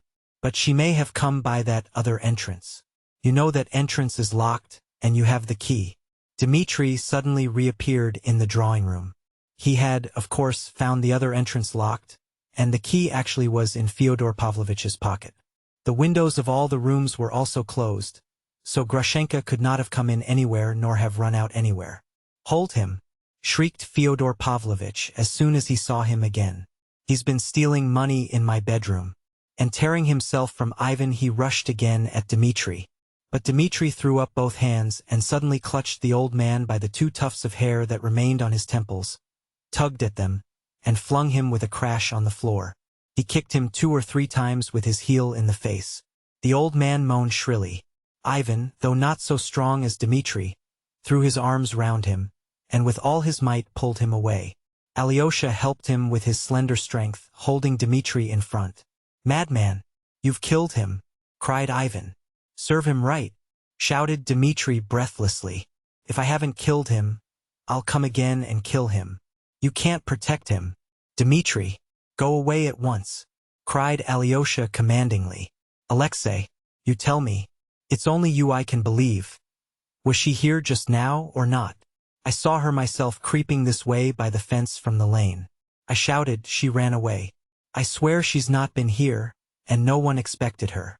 But I saw her. So she must. I'll find out at once where she is. Goodbye, Alexei. Not a word to Aesop about the money now. But go to Katerina Ivanovna at once and be sure to say, he sends his compliments to you. Compliments, his compliments. Just compliments and farewell. Described the scene to her. Meanwhile Ivan and Grigory had raised the old man and seated him in an armchair. His face was covered with blood, but he was conscious and listened greedily to Dmitri's cries. He was still fancying that Grushenka really was somewhere in the house. Dmitri looked at him with hatred as he went out. I don't repent shedding your blood, he cried. Beware, old man, beware of your dream, for I have my dream too. I curse you, and disown you altogether. He ran out of the room. She's here. She must be here. Smerdyakov! Smerdyakov! The old man wheezed, scarcely audibly, beckoning to him with his finger. No, she's not here, you old lunatic! Ivan shouted at him angrily. Here he's fainting. Water! A towel! Make haste! Smerdyakov! Smerdyakov ran for water. At last they got the old man undressed and put him to bed. They wrapped a wet towel round his head. Exhausted by the brandy, by his violent emotion, and the blows he had received, he shut his eyes and fell asleep as soon as his head touched the pillow. Ivan and Alyosha went back to the drawing room. Smerdyakov removed the fragments of the broken vase, while Grigory stood by the table looking gloomily at the floor. Shouldn't you put a wet bandage on your head and go to bed? Too? Alyosha said to him. We'll look after him. My brother gave you a terrible blow, on the head. He's insulted me. Grigory articulated gloomily and distinctly. He's insulted his father, not only you, observed Ivan with a forced smile. I used to wash him in his tub. He's insulted me, repeated Grigory. Damn it all, if I hadn't pulled him away perhaps he'd have murdered him. It wouldn't take much to do for Aesop, would it? Whispered Ivan to Alyosha. God forbid, cried Alyosha. Why should he forbid? Ivan went on in the same whisper, with a malignant grimace. One reptile will devour the other, and serve them both right too. Alyosha shuddered. Of course I won't let him be murdered as I didn't just now. Stay here, Alyosha. I'll go for a turn in the yard. My head's begun to ache. Alyosha went to his father's bedroom and sat by his bedside behind the screen for about an hour. The old man suddenly opened his eyes and gazed for a long while at Alyosha, evidently remembering and meditating. All at once his face betrayed extraordinary excitement. Alyosha, he whispered apprehensively, where's Ivan? In the yard. He's got a headache. He's on the watch. Give me that looking-glass. It stands over there. Give it me. Alyosha gave him a little round folding looking-glass which stood on the chest of drawers. The old man looked at himself in it. His nose was considerably swollen, and on the left side of his forehead there was a rather large crimson bruise. What does Ivan say? Alyosha, my dear, my only son, I'm afraid of Ivan. I'm more afraid of Ivan than the other. You're the only one I'm not afraid of. Don't be afraid of Ivan either. He is angry, but he'll defend you. Alyosha, and what of the other? He's run to Grushenka. My angel, tell me the truth. Was she here just now or not? No one has seen her. It was a mistake. She has not been here. You know Mitya wants to marry her. She won't marry him. She won't. She won't. She won't. She won't on any account. The old man fairly fluttered with joy, as though nothing more comforting could have been said to him. In his delight he seized Alyosha's hand and pressed it warmly to his heart. Tears positively glittered in his eyes. That image of the Mother of God of which I was telling you just now, he said. Take it home and keep it for yourself. And I'll let you go back to the monastery. I was joking this morning, don't be angry with me. My head aches. Alyosha. Alyosha, comfort my heart. Be an angel and tell me the truth. You're still asking whether she has been here or not. Alyosha said sorrowfully. No, no, no. I believe you. I'll tell you what it is. You go to Grushenka yourself or see her somehow. Make haste and ask her. See for yourself which she means to choose, him or me. What? Can you? If I see her, I'll ask her. Alyosha muttered, embarrassed. No, she won't tell you. The old man interrupted. She's a rogue. She'll begin kissing you and say that it's you she wants. She's a deceitful, shameless hussy. You mustn't go to her, you mustn't. No, father, and it wouldn't be suitable, it wouldn't be right at all. Where was he sending you just now? He shouted go as he ran away. To Katerina Ivanovna. For money? To ask her for money? No, not for money. He's no money. Not a farthing. I'll settle down for the night and think things over, and you can go. Perhaps you'll meet her. Only be sure to come to me tomorrow in the morning. Be sure to. I have a word to say to you tomorrow. Will you come? Yes. When you come, pretend you've come of your own accord to ask after me. Don't tell anyone I told you to. Don't say a word to Ivan. Very well. Goodbye, my angel. You stood up for me just now. I shall never forget it. I've a word to say to you tomorrow, but I must think about it. And how do you feel now? I shall get up tomorrow and go out perfectly well, perfectly well. Crossing the yard, Alyosha found Ivan sitting on the bench at the gateway. He was sitting writing something in pencil in his notebook. Alyosha told Ivan that their father had waked up, was conscious, and had let him go back to sleep at the monastery. Alyosha, I should be very glad to meet you tomorrow morning, said Ivan cordially, standing up. His cordiality was a complete surprise to Alyosha. I shall be at the Holokovs tomorrow, answered Alyosha. I may be at Katerina Ivanovna's, too, if I don't find her now. But you're going to her now, anyway? For that, compliments and farewell, said Ivan smiling. Alyosha was disconcerted. I think I quite understand his exclamations just now, and part of what went before. Dmitri has asked you to go to her and say that he, well, in fact, takes his leave of her? Brother, how will all this horror end between father and Dmitri? Exclaimed Alyosha. One can't tell for certain. Perhaps in nothing. It may all fizzle out. That woman is a beast. In any case, we must keep the old man indoors and not let Dmitri in the house. Brother, let me ask one thing more. Has any man a right to look at other men and decide which is worthy to live? Why bring in the question of worth? The matter is most often decided in men's hearts on other grounds much more natural. And as for rights, who has not the right to wish? Not for another man's death? What even if for another man's death? Why lie to oneself, since all men live so and perhaps cannot help living so? Are you referring to what I said just now, that one reptile will devour the other? In that case, let me ask you, do you think me like Dmitri capable of shedding Aesop's blood? Murdering him, eh? What are you saying, Ivan? Such an idea never crossed my mind. I don't think Dmitri is capable of it, either. Thanks, if only for that, smiled Ivan. Be sure I should always defend him. But in my wishes I reserve myself full latitude in this case. Goodbye till tomorrow. Don't condemn me, and don't look on me as a villain, he added with a smile. They shook hands warmly as they had never done before.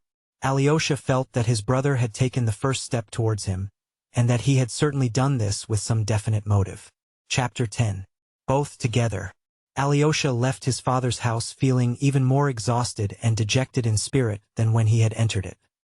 His mind too seemed shattered and unhinged, while he felt that he was afraid to put together the disjointed fragments and form a general idea from all the agonizing and conflicting experiences of the day. He felt something bordering upon despair, which he had never known till then. Towering like a mountain above all the rest stood the fatal, insoluble question. How would things end between his father and his brother Dmitri with this terrible woman? Now he had himself been a witness of it, he had been present and seen them face to face. Yet only his brother Dmitri could be made unhappy, terribly, completely unhappy. There was trouble awaiting him. It appeared too that there were other people concerned. Far more so than Alyosha could have supposed before. There was something positively mysterious in it, too. Ivan had made a step towards him, which was what Alyosha had been long desiring. Yet now he felt for some reason that he was frightened at it. And these women?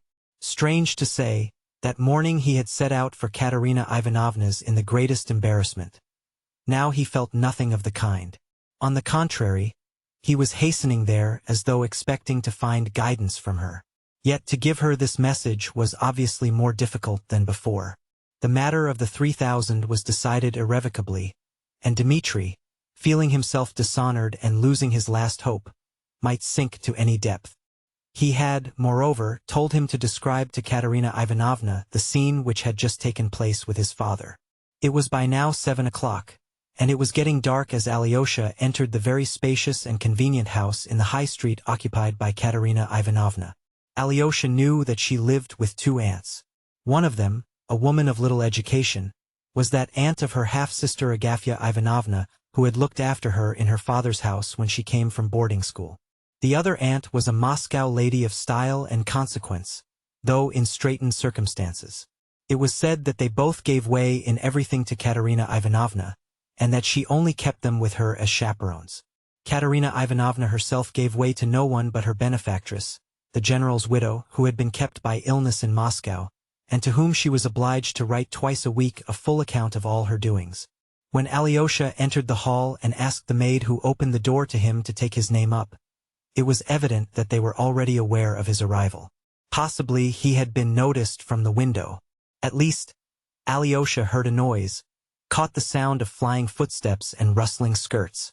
2 or 3 women, perhaps, had run out of the room. Alyosha thought it strange that his arrival should cause such excitement. He was conducted, however, to the drawing-room at once. It was a large room, elegantly and amply furnished, not at all in provincial style. There were many sofas, lounges, settees, big and little tables. There were pictures on the walls, vases and lamps on the tables, masses of flowers, and even an aquarium in the window. It was twilight and rather dark. Alyosha made out a silk mantle thrown down on the sofa, where people had evidently just been sitting, and on a table in front of the sofa were 2 unfinished cups of chocolate, cakes, a glass saucer with blue raisins, and another with sweetmeats. Alyosha saw that he had interrupted visitors, and frowned. But at that instant the portiere was raised, and with rapid, hurrying footsteps Katerina Ivanovna came in, holding out both hands to Alyosha with a radiant smile of delight. At the same instant a servant brought in 2 lighted candles and set them on the table. "Thank God! At last you have come too. I've been simply praying for you all day. Sit down." Alyosha had been struck by Katerina Ivanovna's beauty when, 3 weeks before, Dmitri had first brought him, at Katerina Ivanovna's special request, to be introduced to her. There had been no conversation between them at that interview, however. Supposing Alyosha to be very shy, Katerina Ivanovna had talked all the time to Dmitri to spare him. Alyosha had been silent, but he had seen a great deal very clearly. He was struck by the imperiousness, proud ease, and self-confidence of the haughty girl. And all that was certain, Alyosha felt that he was not exaggerating it. He thought her great glowing black eyes were very fine, especially with her pale, even rather sallow, longish face. But in those eyes and in the lines of her exquisite lips there was something with which his brother might well be passionately in love, but which perhaps could not be loved for long. He expressed this thought almost plainly to Dmitri when, after the visit, his brother besought and insisted that he should not conceal his impressions on seeing his betrothed. "You'll be happy with her, but perhaps not tranquilly happy." "Quite so, brother. Such people remain always the same. They don't yield to fate. So you think I shan't love her forever? No. Perhaps you will love her forever. But perhaps you won't always be happy with her." Alyosha had given his opinion at the time, blushing, and angry with himself for having yielded to his brother's entreaties and put such foolish ideas into words. For his opinion had struck him as awfully foolish immediately after he had uttered it. He felt ashamed, too, of having given so confident an opinion about a woman. It was with the more amazement that he felt now, at the first glance at Katerina Ivanovna as she ran into him, that he had perhaps been utterly mistaken. This time her face was beaming with spontaneous good-natured kindliness, and direct warm-hearted sincerity. The pride and haughtiness, which had struck Alyosha so much before, was only betrayed now in a frank, generous energy and a sort of bright, strong faith in herself. Alyosha realized at the first glance, at the first word, that all the tragedy of her position in relation to the man she loved so dearly was no secret to her, that she perhaps already knew everything, positively everything. And yet, in spite of that, there was such brightness in her face, such faith in the future. Alyosha felt at once that he had gravely wronged her in his thoughts. He was conquered and captivated immediately. Besides all this, he noticed at her first words that she was in great excitement, an excitement perhaps quite exceptional and almost approaching ecstasy. "I was so eager to see you, because I can learn from you the whole truth. From you and no one else. I have come," muttered Alyosha confusedly. He sent me." "Ah, he sent you. I foresaw that. Now I know everything, everything," cried Katerina Ivanovna, her eyes flashing. "Wait a moment, Alexey Fyodorovitch. I'll tell you why I've been so longing to see you. You see, I know perhaps far more than you do yourself, and there's no need for you to tell me anything. I'll tell you what I want from you. I want to know your own last impression of him. I want you to tell me most directly, plainly, coarsely even, as coarsely as you like, what you thought of him just now and of his position after your meeting with him today. That will perhaps be better than if I had a personal explanation with him, as he does not want to come to me. Do you understand what I want from you? Now, tell me simply, tell me every word of the message he sent you with. I knew he would send you.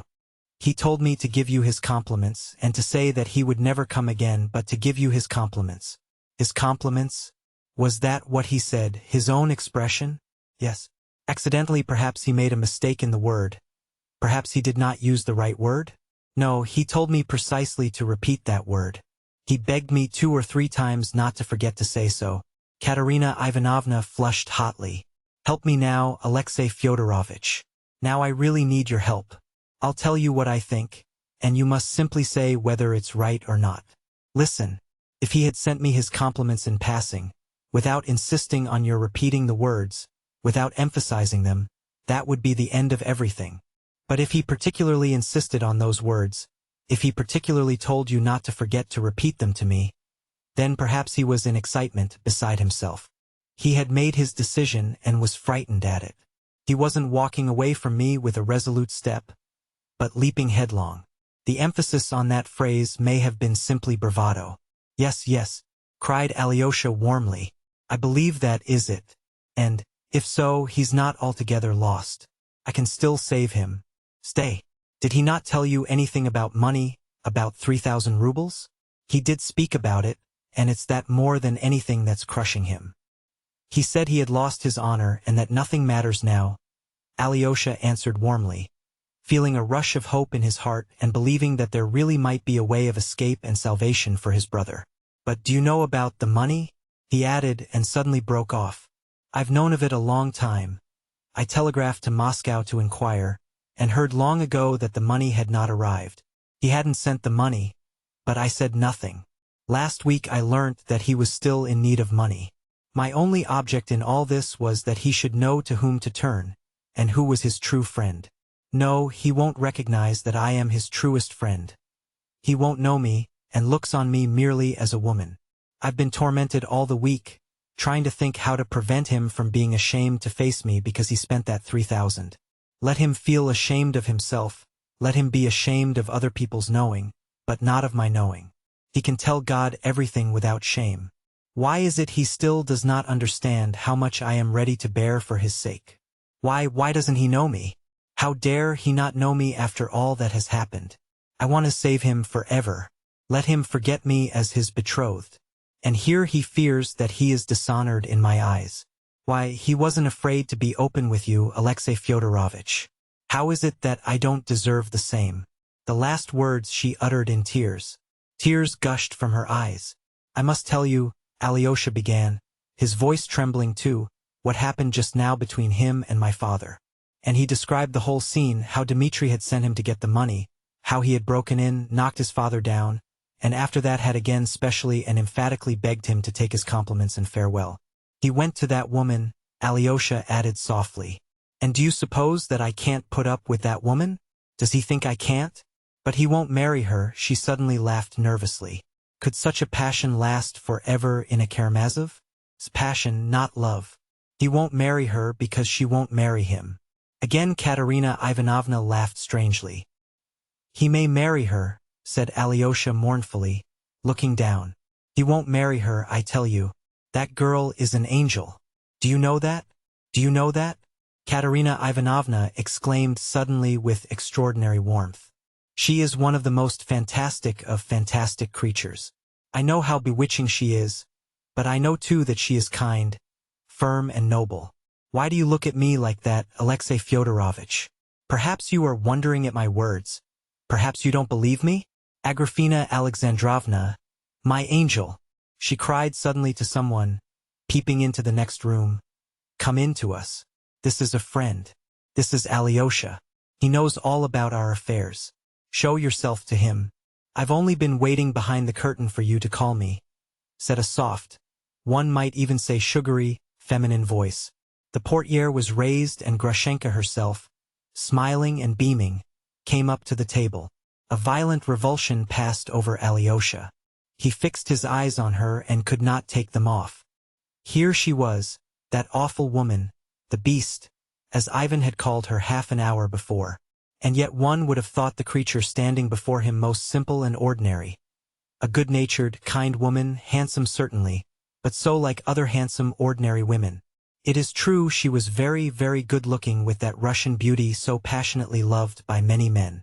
She was a rather tall woman, though a little shorter than Katerina Ivanovna, who was exceptionally tall. She had a full figure with soft, as it were noiseless movements, softened to a peculiar oversweetness, like her voice. She moved, not like Katerina Ivanovna, with a vigorous, bold step, but noiselessly. Her feet made absolutely no sound on the floor. She sank softly into a low chair, softly rustling her sumptuous black silk dress, and delicately nestling her milk-white neck and broad shoulders in a costly cashmere shawl. She was 22 years old, and her face looked exactly that age. She was very white in the face, with a pale pink tint on her cheeks. The modeling of her face might be said to be too broad, and the lower jaw was set a trifle forward. Her upper lip was thin, but the slightly prominent lower lip was at least twice as full and looked pouting. But her magnificent, abundant dark brown hair, her sable-colored eyebrows and charming gray-blue eyes with their long lashes would have made the most indifferent person, meeting her casually in a crowd in the street, stop at the sight of her face and remember it long after. What struck Alyosha most in that face was its expression of childlike good nature. There was a childlike look in her eyes, a look of childish delight. She came up to the table, beaming with delight and seeming to expect something with childish, impatient, and confiding curiosity. The light in her eyes gladdened the soul. Alyosha felt that. There was something else in her which he could not understand, or would not have been able to define, and which yet perhaps unconsciously affected him. It was that softness, that voluptuousness of her bodily movements, that cat-like noiselessness. Yet it was a vigorous, ample body. Under the shawl could be seen full broad shoulders, a high, still quite girlish bosom. Her figure suggested the lines of the Venus of Milo, though already in somewhat exaggerated proportions. That could be divined. Connoisseurs of Russian beauty could have foretold with certainty that this fresh, still youthful beauty would lose its harmony by the age of 30, would spread, that the face would become puffy, and that wrinkles would very soon appear upon her forehead and round the eyes. The complexion would grow coarse and red perhaps. In fact, that it was the beauty of the moment, the fleeting beauty which is so often met with in Russian women. Alyosha, of course, did not think of this. But though he was fascinated, yet he wondered with an unpleasant sensation, and as it were regretfully, why she drawled in that way and could not speak naturally. She did so evidently feeling there was a charm in the exaggerated, honeyed modulation of the syllables. It was, of course, only a bad, underbred habit that showed bad education and a false idea of good manners. And yet this intonation and manner of speaking impressed Alyosha as almost incredibly incongruous with the childishly simple and happy expression of her face, the soft, babyish joy in her eyes. Katerina Ivanovna at once made her sit down in an arm-chair facing Alyosha, and ecstatically kissed her several times on her smiling lips. She seemed quite in love with her. "This is the first time we've met, Alexey Fyodorovitch," she said rapturously. "I wanted to know her, to see her. I wanted to go to her, but I'd no sooner expressed the wish than she came to me. I knew we should settle everything together, everything. My heart told me so. I was begged not to take the step, but I foresaw it would be a way out of the difficulty, and I was not mistaken. Grushenka has explained everything to me, told me all she means to do. She flew here like an angel of goodness and brought us peace and joy. You did not disdain me, sweet, excellent young lady," drawled Grushenka in her sing-song voice, still with the same charming smile of delight. "Don't dare to speak to me like that, you sorceress, you witch. Disdain you. Here I must kiss your lower lip once more. It looks as though it were swollen, and now it will be more so, and more and more. Look how she laughs, Alexey Fyodorovitch.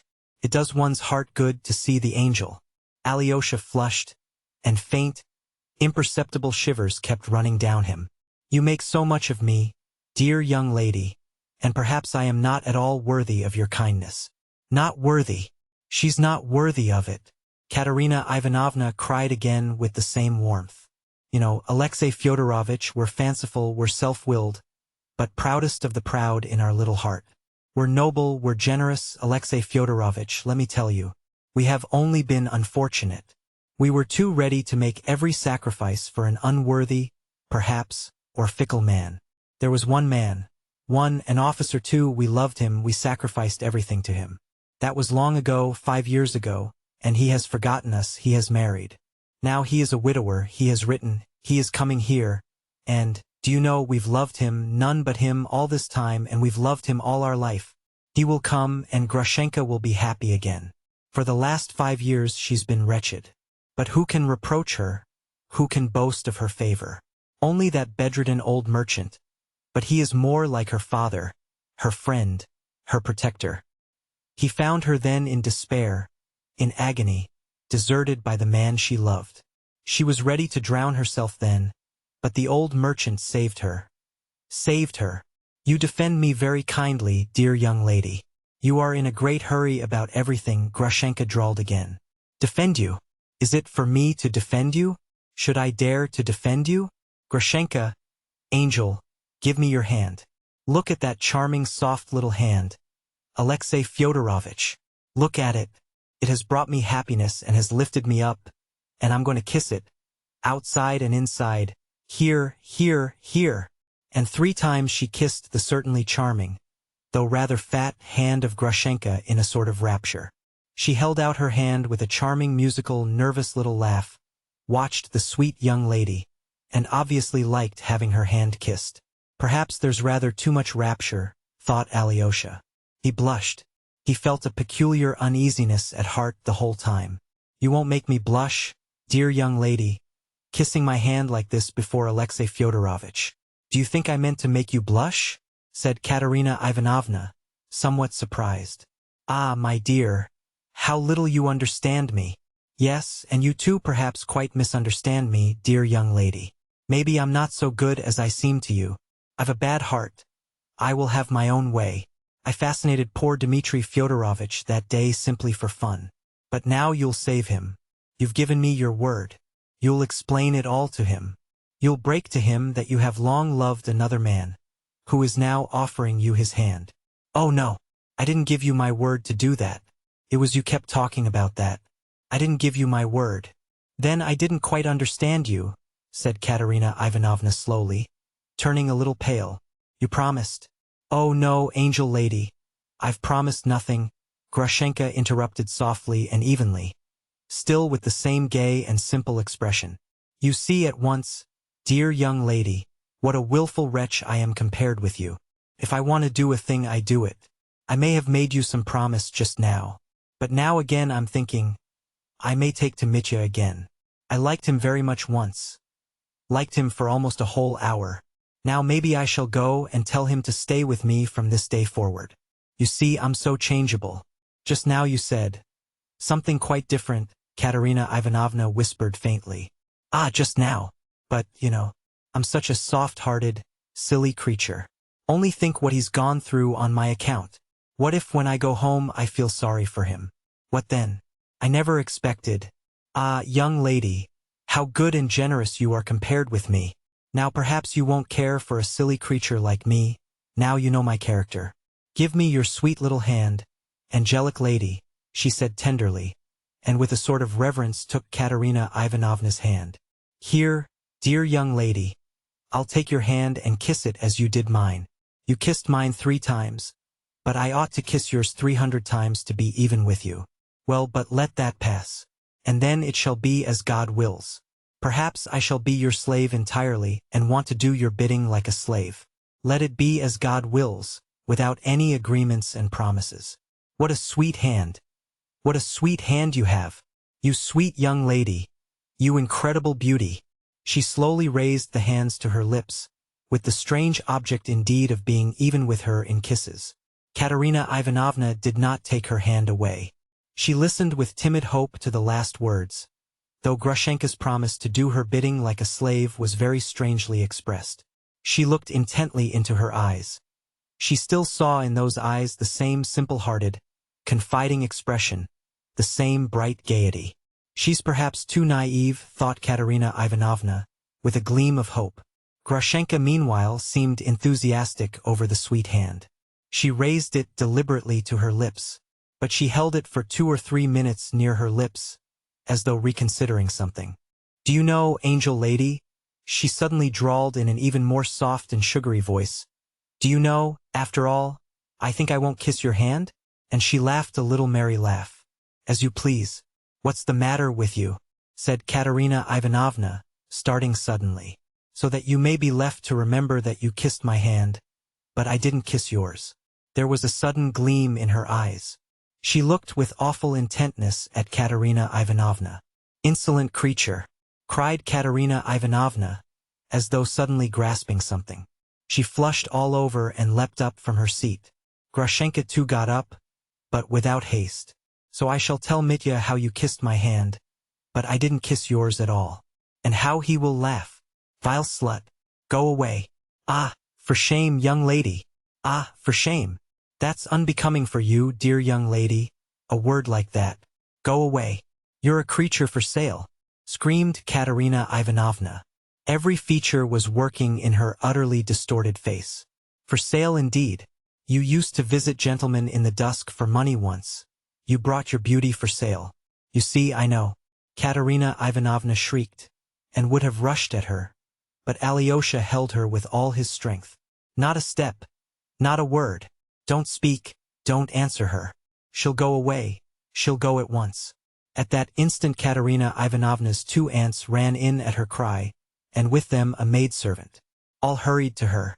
I will go away, said Grushenka, taking up her mantle from the sofa.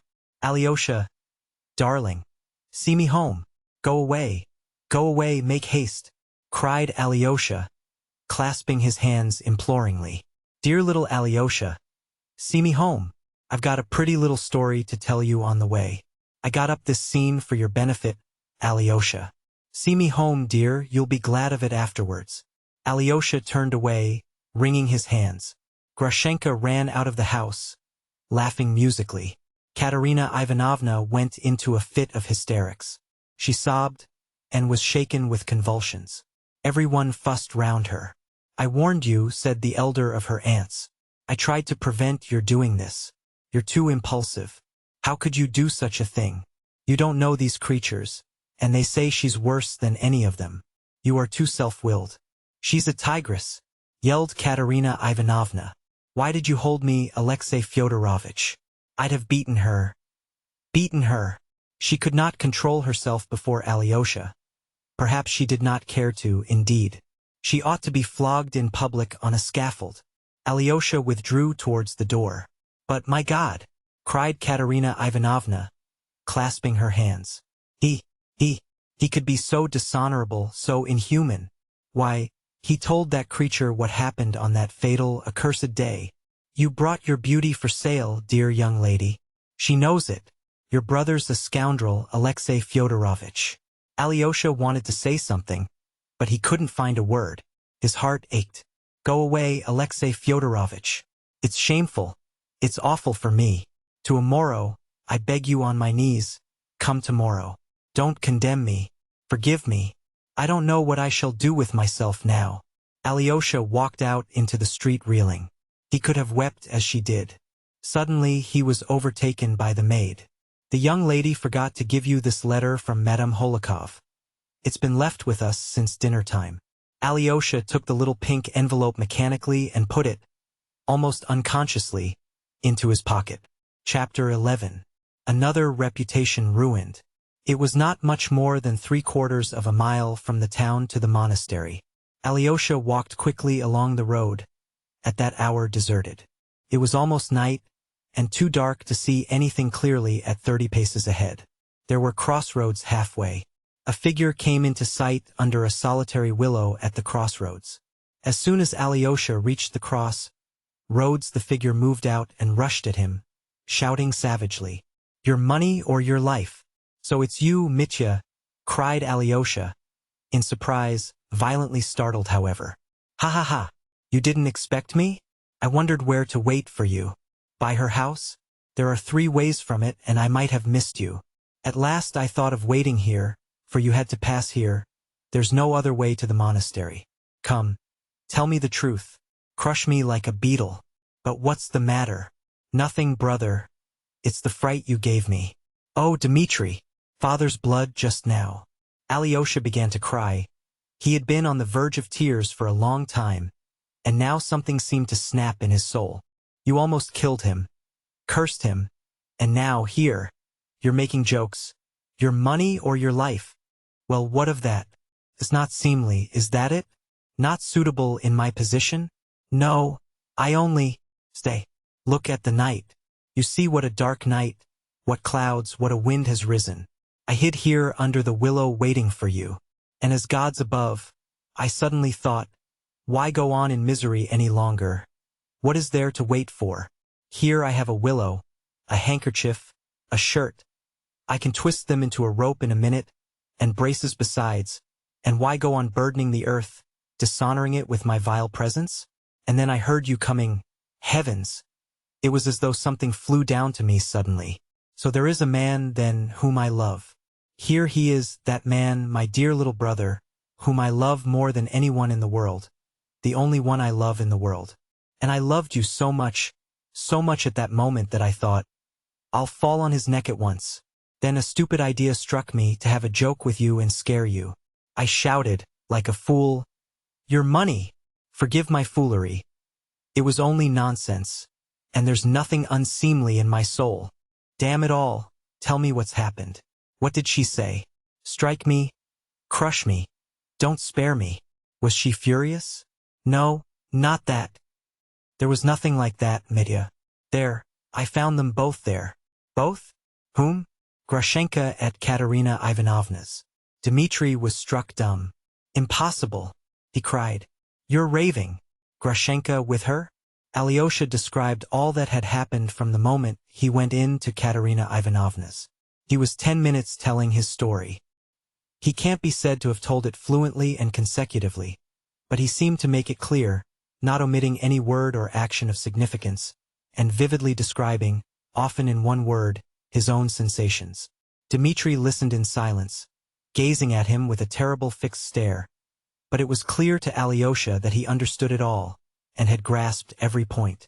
But as the story went on, his face became not merely gloomy, but menacing.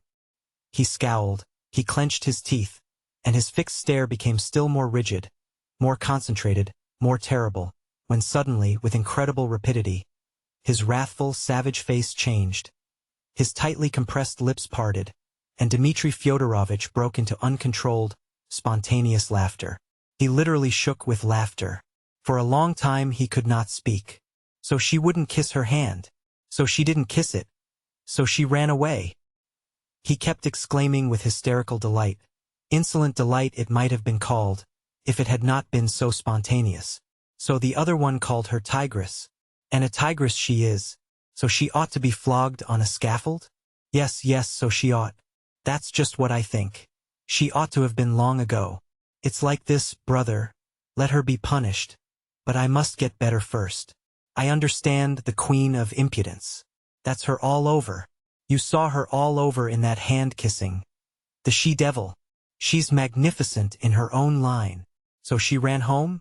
I'll run to her. Alyosha, don't blame me, I agree that hanging is too good for her. But Katerina Ivanovna, exclaimed Alyosha sorrowfully. I see her, too. I see right through her, as I've never done before.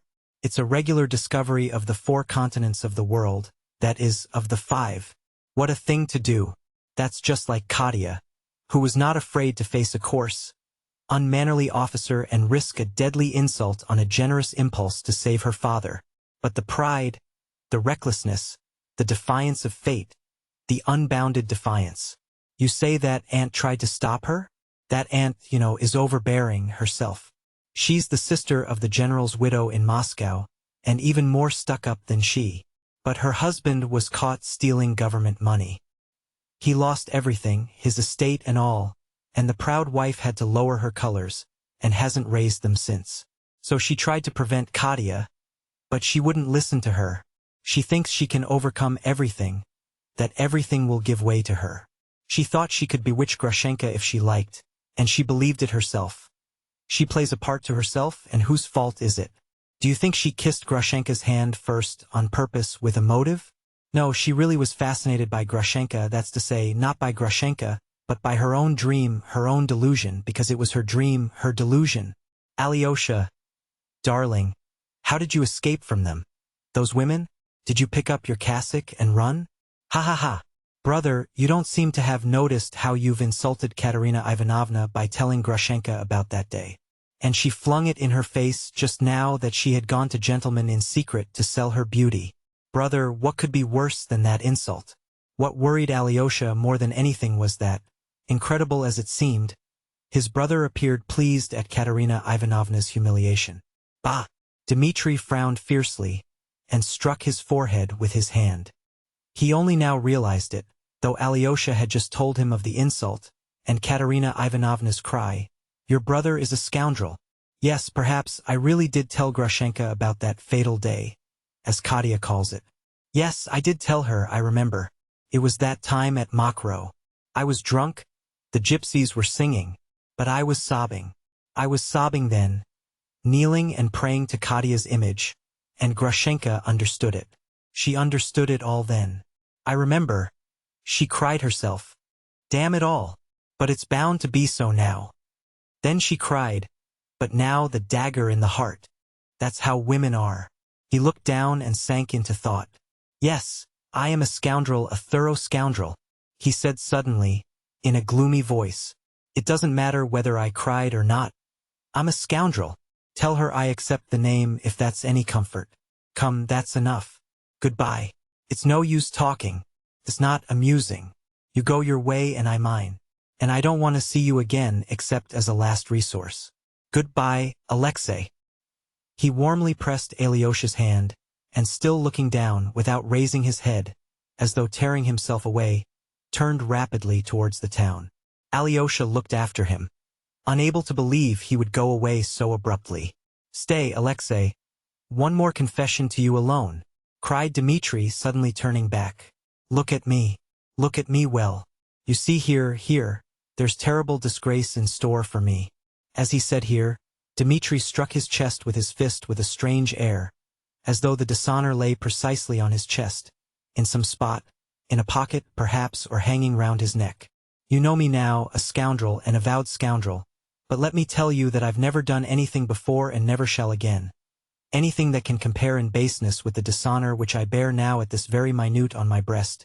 Here, which will come to pass, though I'm perfectly free to stop it. I can stop it or carry it through, note that. Well, let me tell you, I shall carry it through. I shan't stop it. I told you everything just now, but I didn't tell you this because even I had not brass enough for it. I can still pull up.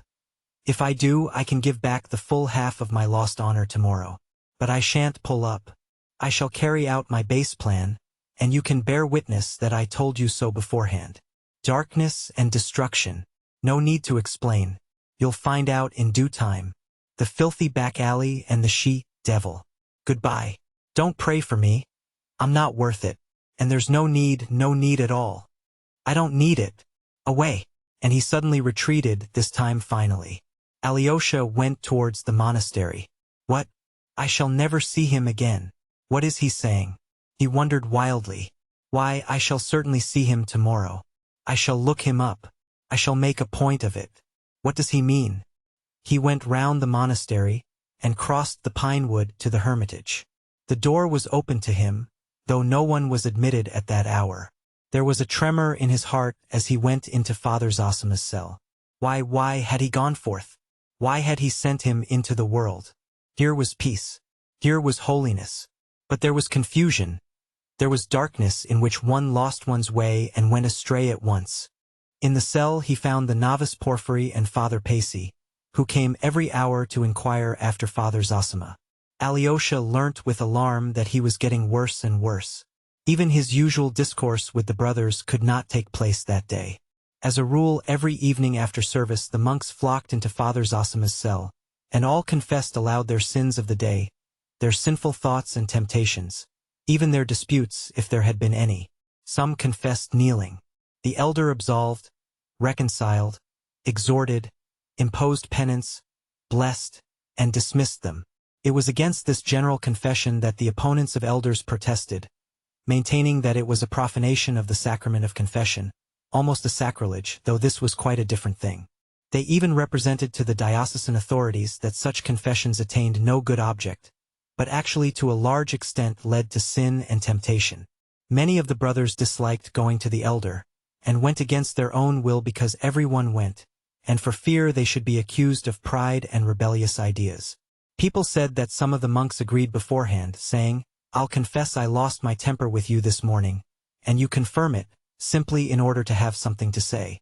Alyosha knew that this actually happened sometimes. He knew, too, that there were among the monks some who deeply resented the fact that letters from relations were habitually taken to the elder, to be opened and read by him before those to whom they were addressed. It was assumed, of course, that all this was done freely, and in good faith, by way of voluntary submission and salutary guidance. But, in fact, there was sometimes no little insincerity, and much that was false and strained in this practice.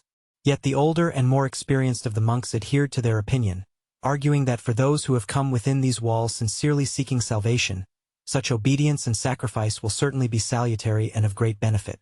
Those, on the other hand, who find it irksome and repine are no true monks, and have made a mistake in entering the monastery. Their proper place is in the world. Even in the temple one cannot be safe from sin and the devil. So it was no good taking it too much into account. He is weaker. A drowsiness has come over him. Father Pacey whispered to Alyosha, as he blessed him. It is difficult to rouse him, and he must not be roused. He waked up for 5 minutes, sent his blessing to the brothers, and begged their prayers for him at night. He intends to take the sacrament again in the morning. He remembered you, Alexei. He asked whether you had gone away, and was told that you were in the town. I blessed him for that work, he said. His place is there, not here for a while. Those were his words about you. He remembered you lovingly, with anxiety. Do you understand how he honored you? But how is it that he has decided that you shall spend some time in the world? He must have foreseen something in your destiny. Understand, Alexei, that if you return to the world, it must be to do the duty laid upon you by your elder, and not for frivolous vanity and worldly pleasures. Father Pacey went out. Alyosha had no doubt that Father Zosima was dying, though he might live another day or two. Alyosha firmly and ardently resolved that in spite of his promises to his father, the Holokovs and Katerina Ivanovna, he would not leave the monastery next day, but would remain with his elder to the end. His heart glowed with love, and he reproached himself bitterly for having been able for one instant to forget him whom he had left in the monastery on his deathbed, and whom he honored above everyone in the world. He went into Father Zosima's bedroom, knelt down, and bowed to the ground before the elder, who slept quietly without stirring, with regular, hardly audible breathing and a peaceful face. Alyosha returned to the other room, where Father Zosima had received his guests in the morning. Taking off his boots, he lay down on the hard, narrow, leathern sofa, which he had long used as a bed, bringing nothing but a pillow. The mattress, about which his father had shouted to him that morning, he had long forgotten to lie on. He took off his cassock, which he used as a covering. But before going to bed, he fell on his knees and prayed a long time. In his fervent prayer he did not beseech God to lighten his darkness but only thirsted for the joyous emotion, which always visited his soul after the praise and adoration, of which his evening prayer usually consisted. That joy always brought him light, untroubled sleep. As he was praying, he suddenly felt in his pocket the little pink note the servant had handed him as he left Katerina Ivanovna's. He was disturbed, but finished his prayer. Then, after some hesitation, he opened the envelope. In it was a letter to him, signed by Lise, the young daughter of Madame Holikov, who had laughed at him before the elder in the morning. Alexei Fyodorovitch, she wrote, I am writing to you without anyone's knowledge, even Mamma's, and I know how wrong it is. But I cannot live without telling you the feeling that has sprung up in my heart, and this no one but us two must know for a time. But how am I to say what I want so much to tell you? Paper, they say, does not blush, but I assure you it's not true and that it's blushing just as I am now all over. Dear Alyosha, I love you. I've loved you from my childhood, since our Moscow days, when you were very different from what you are now, and I shall love you all my life. My heart has chosen you, to unite our lives, and pass them together till our old age. Of course, on condition that you will leave the monastery. As for our age, we will wait for the time fixed by the law. By that time I shall certainly be quite strong. I shall be walking and dancing. There can be no doubt of that. You see how I've thought of everything. There's only one thing I can't imagine. What you'll think of me when you read this. I'm always laughing and being naughty. I made you angry this morning, but I assure you before I took up my pen, I prayed before the image of the Mother of God, and now I'm praying and almost crying. My secret is in your hands. When you come tomorrow, I don't know how I shall look at you. Ah, Alexei Fyodorovitch, what if I can't restrain myself like a silly and laugh when I look at you as I did today? You'll think I'm a nasty girl making fun of you, and you won't believe my letter. And so I beg you, dear one, if you've any pity for me, when you come tomorrow, don't look me straight in the face, for if I meet your eyes, it will be sure to make me laugh, especially as you'll be in that long gown. I feel cold all over when I think of it, so when you come, don't look at me at all for a time, look at Mama or at the window. Here I've written you a love letter. Oh dear, what have I done? Alyosha, don't despise me, and if I've done something very horrid and wounded you, forgive me. Now the secret of my reputation, ruined perhaps forever, is in your hands. I shall certainly cry today. Goodbye till our meeting, our awful meeting. Lise. P.S. Alyosha, you must come. Lise. Alyosha read the note in amazement, read it through twice, thought a little, and suddenly laughed a soft, sweet laugh. He started. That laugh seemed to him sinful, but a minute later he laughed again just as softly and happily. He slowly replaced the note in the envelope, crossed himself and lay down. The agitation in his heart passed at once. God, have mercy upon all of them. Have all these unhappy and turbulent souls in thy keeping, and set them in the right path. All ways are thine. Save them according to thy wisdom. Thou art love. Thou wilt send joy to all. Alyosha murmured, crossing himself, and falling into peaceful sleep. Part 2. Book 4. Lacerations. Chapter 1. Father Ferapont. Alyosha was roused early, before daybreak. Father Zosima woke up feeling very weak, though he wanted to get out of bed and sit up in a chair. His mind was quite clear. His face looked very tired, yet bright and almost joyful. It wore an expression of gaiety, kindness, and cordiality. Maybe I shall not live through the coming day, he said to Alyosha. Then he desired to confess and take the sacrament at once. He always confessed to Father Pacey. After taking the communion, the service of extreme unction followed. The monks assembled and the cell was gradually filled up by the inmates of the hermitage. Meantime it was daylight. People began coming from the monastery. After the service was over, the elder desired to kiss and take leave of everyone. As the cell was so small, the earlier visitors withdrew to make room for others. Alyosha stood beside the elder, who was seated again in his armchair. He talked as much as he could. Though his voice was weak, it was fairly steady. I've been teaching you so many years, and therefore I've been talking aloud so many years, that I've got into the habit of talking, and so much so that it's almost more difficult for me to hold my tongue than to talk. Even now, in spite of my weakness, dear fathers and brothers, he jested, looking with emotion at the group round him. Alyosha remembered afterwards something of what he said to them. But though he spoke out distinctly and his voice was fairly steady, his speech was somewhat disconnected. He spoke of many things.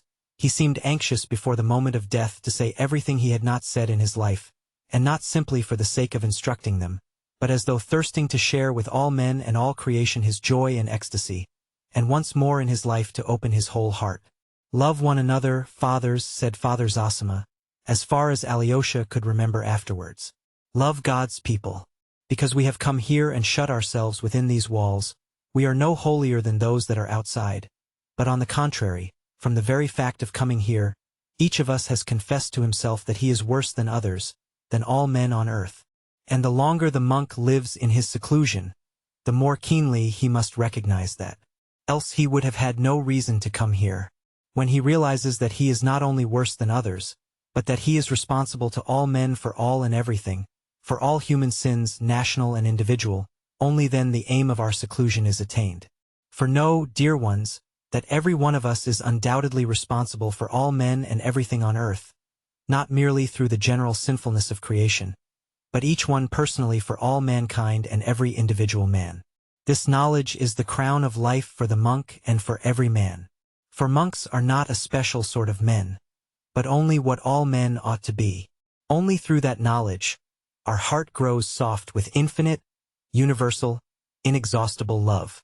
Then every one of you will have the power to win over the whole world by love and to wash away the sins of the world with your tears. Each of you keep watch over your heart and confess your sins to yourself unceasingly.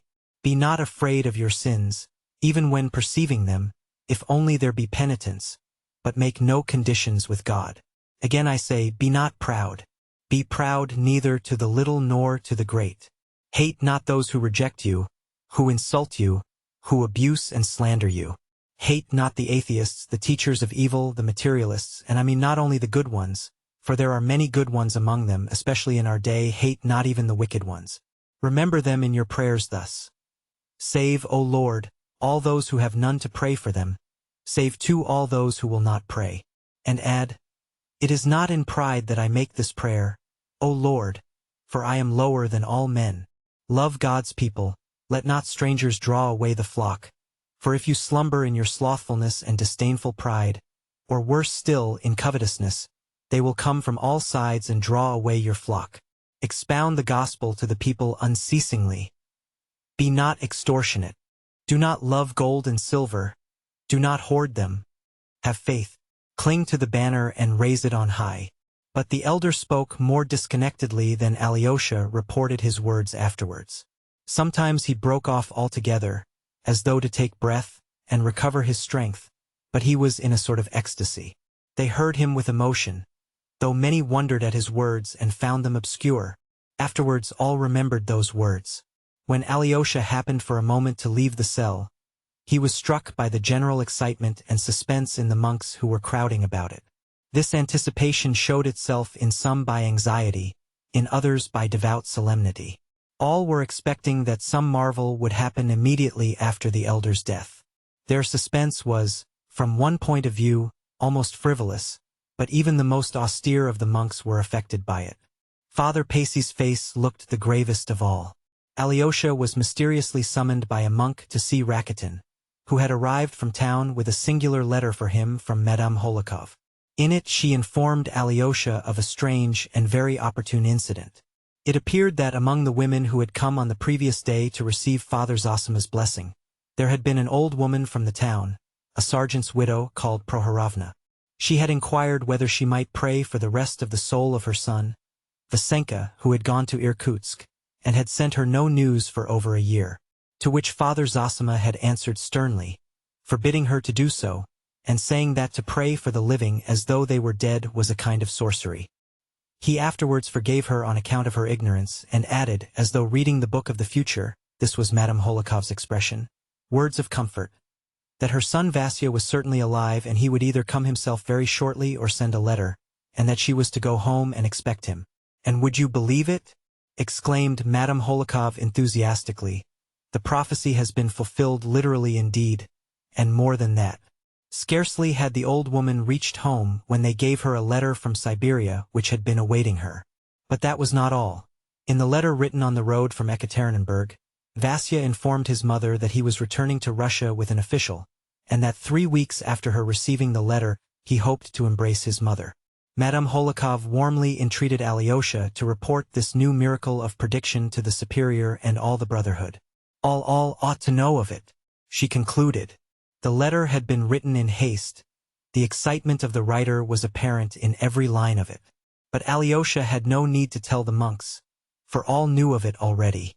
Rakitin had commissioned the monk who brought his message to inform most respectfully his reverence Father Pacey, that he, Rakitin, has a matter to speak of with him, of such gravity that he dare not defer it for a moment, and humbly begs forgiveness for his presumption. As the monk had given the message to Father Pacey before that to Alyosha, the latter found after reading the letter, there was nothing left for him to do but to hand it to Father Pacey in confirmation of the story. And even that austere and cautious man, though he frowned as he read the news of the miracle, could not completely restrain some inner emotion. His eyes gleamed, and a grave and solemn smile came into his lips. We shall see greater things, broke from him. We shall see greater things yet. The monks around repeated. But Father Pacey, frowning again, begged all of them, at least for a time, not to speak of the matter till it be more fully confirmed, seeing there is so much credulity among those of this world, and indeed this might well have chanced naturally, he added, prudently, as it were to satisfy his conscience, though scarcely believing his own disavowal, a fact his listeners very clearly perceived. Within the hour the miracle was of course known to the whole monastery, and many visitors who had come for the Mass. No one seemed more impressed by it than the monk who had come the day before from St. Sylvester, from the little monastery of Obdorsk in the far north. It was he who had been standing near Madame Holikov the previous day and had asked Father Zosima earnestly, referring to the healing of the lady's daughter, "How can you presume to do such things?" He was now somewhat puzzled and did not know whom to believe. The evening before he had visited Father Ferapont in his cell apart, behind the apiary, and had been greatly impressed and overawed by the visit. This Father Ferapont was that aged monk so devout in fasting and observing silence who has been mentioned already, as antagonistic to Father Zosima and the whole institution of elders, which he regarded as a pernicious and frivolous innovation. He was a very formidable opponent, although from his practice of silence he scarcely spoke a word to anyone. What made him formidable was that a number of monks fully shared his feeling, and many of the visitors looked upon him as a great saint and ascetic, although they had no doubt that he was crazy. But it was just his craziness attracted them. Father Ferapont never went to see the elder. Though he lived in the hermitage, they did not worry him to keep its regulations, and this too because he behaved as though he were crazy. He was 75 or more, and he lived in a corner beyond the apiary in an old decaying wooden cell which had been built long ago for another great ascetic, Father Iona, who had lived to be 105, and of whose saintly doings many curious stories were still extant in the monastery and the neighborhood. Father Ferapont had succeeded in getting himself installed in this same solitary cell 7 years previously. It was simply a peasant's hut, though it looked like a chapel, for it contained an extraordinary number of icons with lamps perpetually burning before them, which men brought to the monastery as offerings to God. Father Ferapont had been appointed to look after them and keep the lamps burning. It was said, and indeed it was true, that he ate only 2 pounds of bread in 3 days. The beekeeper, who lived close by the apiary, used to bring him the bread every 3 days, and even to this man who waited upon him, Father Ferapont rarely uttered a word. The 4 pounds of bread, together with the sacrament bread, regularly sent him on Sundays after the late Mass by the Father Superior, made up his weekly rations. The water in his jug was changed every day. He rarely appeared at Mass. Visitors who came to do him homage saw him sometimes kneeling all day long at prayer without looking round. If he addressed them, he was brief, abrupt, strange, and almost always rude. On very rare occasions, however, he would talk to visitors, but for the most part he would utter some one strange saying which was a complete riddle, and no entreaties would induce him to pronounce a word in explanation. He was not a priest, but a simple monk. There was a strange belief, chiefly however among the most ignorant, that Father Ferapont had communication with heavenly spirits and would only converse with them, and so was silent with men. The monk from Obdorsk, having been directed to the apiary by the beekeeper, who was also a very silent and surly monk, went to the corner where Father Ferapont's cell stood. "Maybe he will speak as you are a stranger, and maybe you'll get nothing out of him," the beekeeper had warned him. The monk, as he related afterwards, approached in the utmost apprehension. It was rather late in the evening. Father Ferapont was sitting at the door of his cell on a low bench. A huge old elm was lightly rustling overhead. There was an evening freshness in the air. The monk from Obdorsk bowed down before the saint and asked his blessing. "Do you want me to bow down to you, monk?" said Father Ferapont. "Get up." The monk got up. "Blessing. Be blessed. Sit beside me. Where have you come from?" What most struck the poor monk was the fact that in spite of his strict fasting and great age, Father Ferapont still looked a vigorous old man. He was tall, held himself erect, and had a thin, but fresh and healthy face. There was no doubt he still had considerable strength. He was of athletic build. In spite of his great age, he was not even quite gray, and still had very thick hair and a full beard, both of which had once been black. His eyes were gray, large and luminous, but strikingly prominent. He spoke with a broad accent. He was dressed in a peasant's long reddish coat of coarse convict cloth, as it used to be called, and had a stout rope round his waist. His throat and chest were bare. Beneath his coat, his shirt of the coarsest linen showed almost black with dirt, not having been changed for months. They said that he wore irons weighing 30 pounds under his coat. His stockingless feet were thrust in old slippers almost dropping to pieces. From the little Obdorsk monastery, from Saint Sylvester, the monk answered humbly, whilst his keen and inquisitive, but rather frightened little eyes kept watch on the hermit. "I have been at your Sylvester's. I used to stay there. Is Sylvester well?" The monk hesitated. "You are a senseless lot. How do you keep the fast?" "Our dietary is according to the ancient conventual rules. During Lent there are no meals provided for Monday, Wednesday, and Friday. For Tuesday and Thursday we have white bread, stewed fruit with honey, wild berries or salt cabbage and wholemeal stirabout. On Saturday white cabbage soup, noodles with peas, kasha, all with hemp oil. On weekdays we have dried fish and kasha with the cabbage soup. From Monday till Saturday evening, 6 whole days in Holy Week, nothing is cooked and we have only bread and water, and that sparingly. If possible, not taking food every day, just the same as is ordered for first week in Lent. On Good Friday nothing is eaten. In the same way on the Saturday we have to fast till 3 o'clock, and then take a little bread and water and drink a single cup of wine. On Holy Thursday we drink wine and have something cooked without oil or not cooked at all, inasmuch as the Laodicean Council lays down for Holy Thursday. It is unseemly by remitting the fast on the Holy Thursday to dishonor the whole of Lent. This is how we keep the fast. But what is that compared with you, Holy Father, added the monk, growing more confident, for all the year round, even at Easter, you take nothing but bread and water, and what we should eat in 2 days lasts you full 7. It's truly marvelous, your great abstinence. And mushrooms? Asked Father Ferapont suddenly. Mushrooms? Repeated the surprised monk. Yes. I can give up their bread, not needing it at all, and go away into the forest and live there on the mushrooms or the berries. But they can't give up their bread here, wherefore they are in bondage to the devil. Nowadays the unclean deny that there is need of such fasting. Haughty and unclean is their judgment. Ach, true, sighed the monk. And have you seen devils among them? Asked Ferapont. Among them? Among whom? Asked the monk timidly. I went to the Father Superior on Trinity Sunday last year. I haven't been since.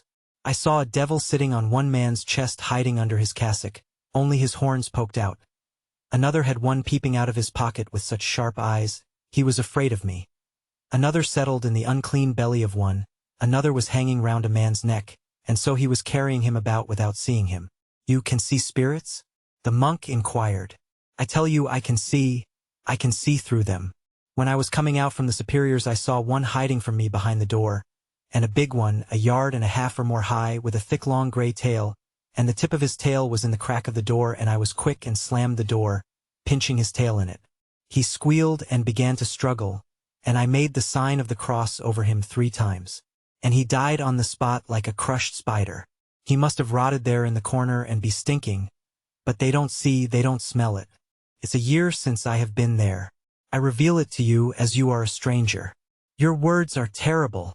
But, Holy and Blessed Father, said the monk, growing bolder and bolder, is it true, as they noise abroad even to distant lands about you, that you are in continual communication with the Holy Ghost? He does fly down at times. How does he fly down? In what form? As a bird. The Holy Ghost in the form of a dove? There's the Holy Ghost and there's the Holy Spirit. The Holy Spirit can appear as other birds, sometimes as a swallow, sometimes a goldfinch, and sometimes as a blue tit. How do you know him from an ordinary tit? He speaks. How does he speak? In what language? Human language. And what does he tell you? Why, today he told me that a fool would visit me and would ask me unseemly questions. You want to know too much, monk. Terrible are your words, most holy and blessed Father. The monk shook his head, but there was a doubtful look in his frightened little eyes. Do you see this tree? Asked Father Ferapont after a pause. I do, blessed Father. You think it's an elm, but for me it has another shape. What sort of shape? Inquired the monk, after a pause of vain expectation. It happens at night. You see those 2 branches? In the night it is Christ holding out his arms to me and seeking me with those arms. I see it clearly and tremble. It's terrible, terrible. What is there terrible if it's Christ himself? Why, he'll snatch me up and carry me away. Alive? In the spirit and glory of Elijah, haven't you heard? He will take me in his arms and bear me away. Though the monk returned to the cell he was sharing with one of the brothers, in considerable perplexity of mind, he still cherished at heart a greater reverence for Father Ferapont than for Father Zosima. He was strongly in favor of fasting, and it was not strange that one who kept so rigid a fast as Father Ferapont should see marvels. His words seemed certainly queer, but God only could tell what was hidden in those words, and were not worse words and acts commonly seen in those who have sacrificed their intellects for the glory of God? The pinching of the devil's tail he was ready and eager to believe, and not only in the figurative sense. Besides, he had, before visiting the monastery, a strong prejudice against the institution of elders, which he only knew of by hearsay and believed to be a pernicious innovation. Before he had been long at the monastery, he had detected the secret murmurings of some shallow brothers who disliked the institution. He was, besides, a meddlesome, inquisitive man, who poked his nose into everything. This was why the news of the fresh miracle performed by Father Zosima reduced him to extreme perplexity. Alyosha remembered afterwards how their inquisitive guest from Obdorsk had been continually flitting to and fro from one group to another, listening and asking questions among the monks that were crowding within and without the elder's cell. But he did not pay much attention to him at the time, and only recollected it afterwards. He had no thought to spare for it indeed, for when Father Zosima, feeling tired again, had gone back to bed, he thought of Alyosha as he was closing his eyes and sent for him. Alyosha ran at once. There was no one else in the cell but Father Pacy, Father Iosif, and the novice Porphyry. The elder, opening his weary eyes and looking intently at Alyosha, asked him suddenly, "Are your people expecting you, my son?" Alyosha hesitated. "Haven't they need of you? Didn't you promise someone yesterday to see them today?" "I did promise to my father, my brothers, others too. You see, you must go. Don't grieve. Be sure I shall not die without your being by to hear my last word. To you I will say that word, my son. It will be my last gift to you. To you, dear son, because you love me. But now go to keep your promise." Alyosha immediately obeyed, though it was hard to go. But the promise that he should hear his last word on earth, that it should be the last gift to him, Alyosha, sent a thrill of rapture through his soul. He made haste that he might finish what he had to do in the town and return quickly. Father Pacy, too, uttered some words of exhortation which moved and surprised him greatly. He spoke as they left the cell together.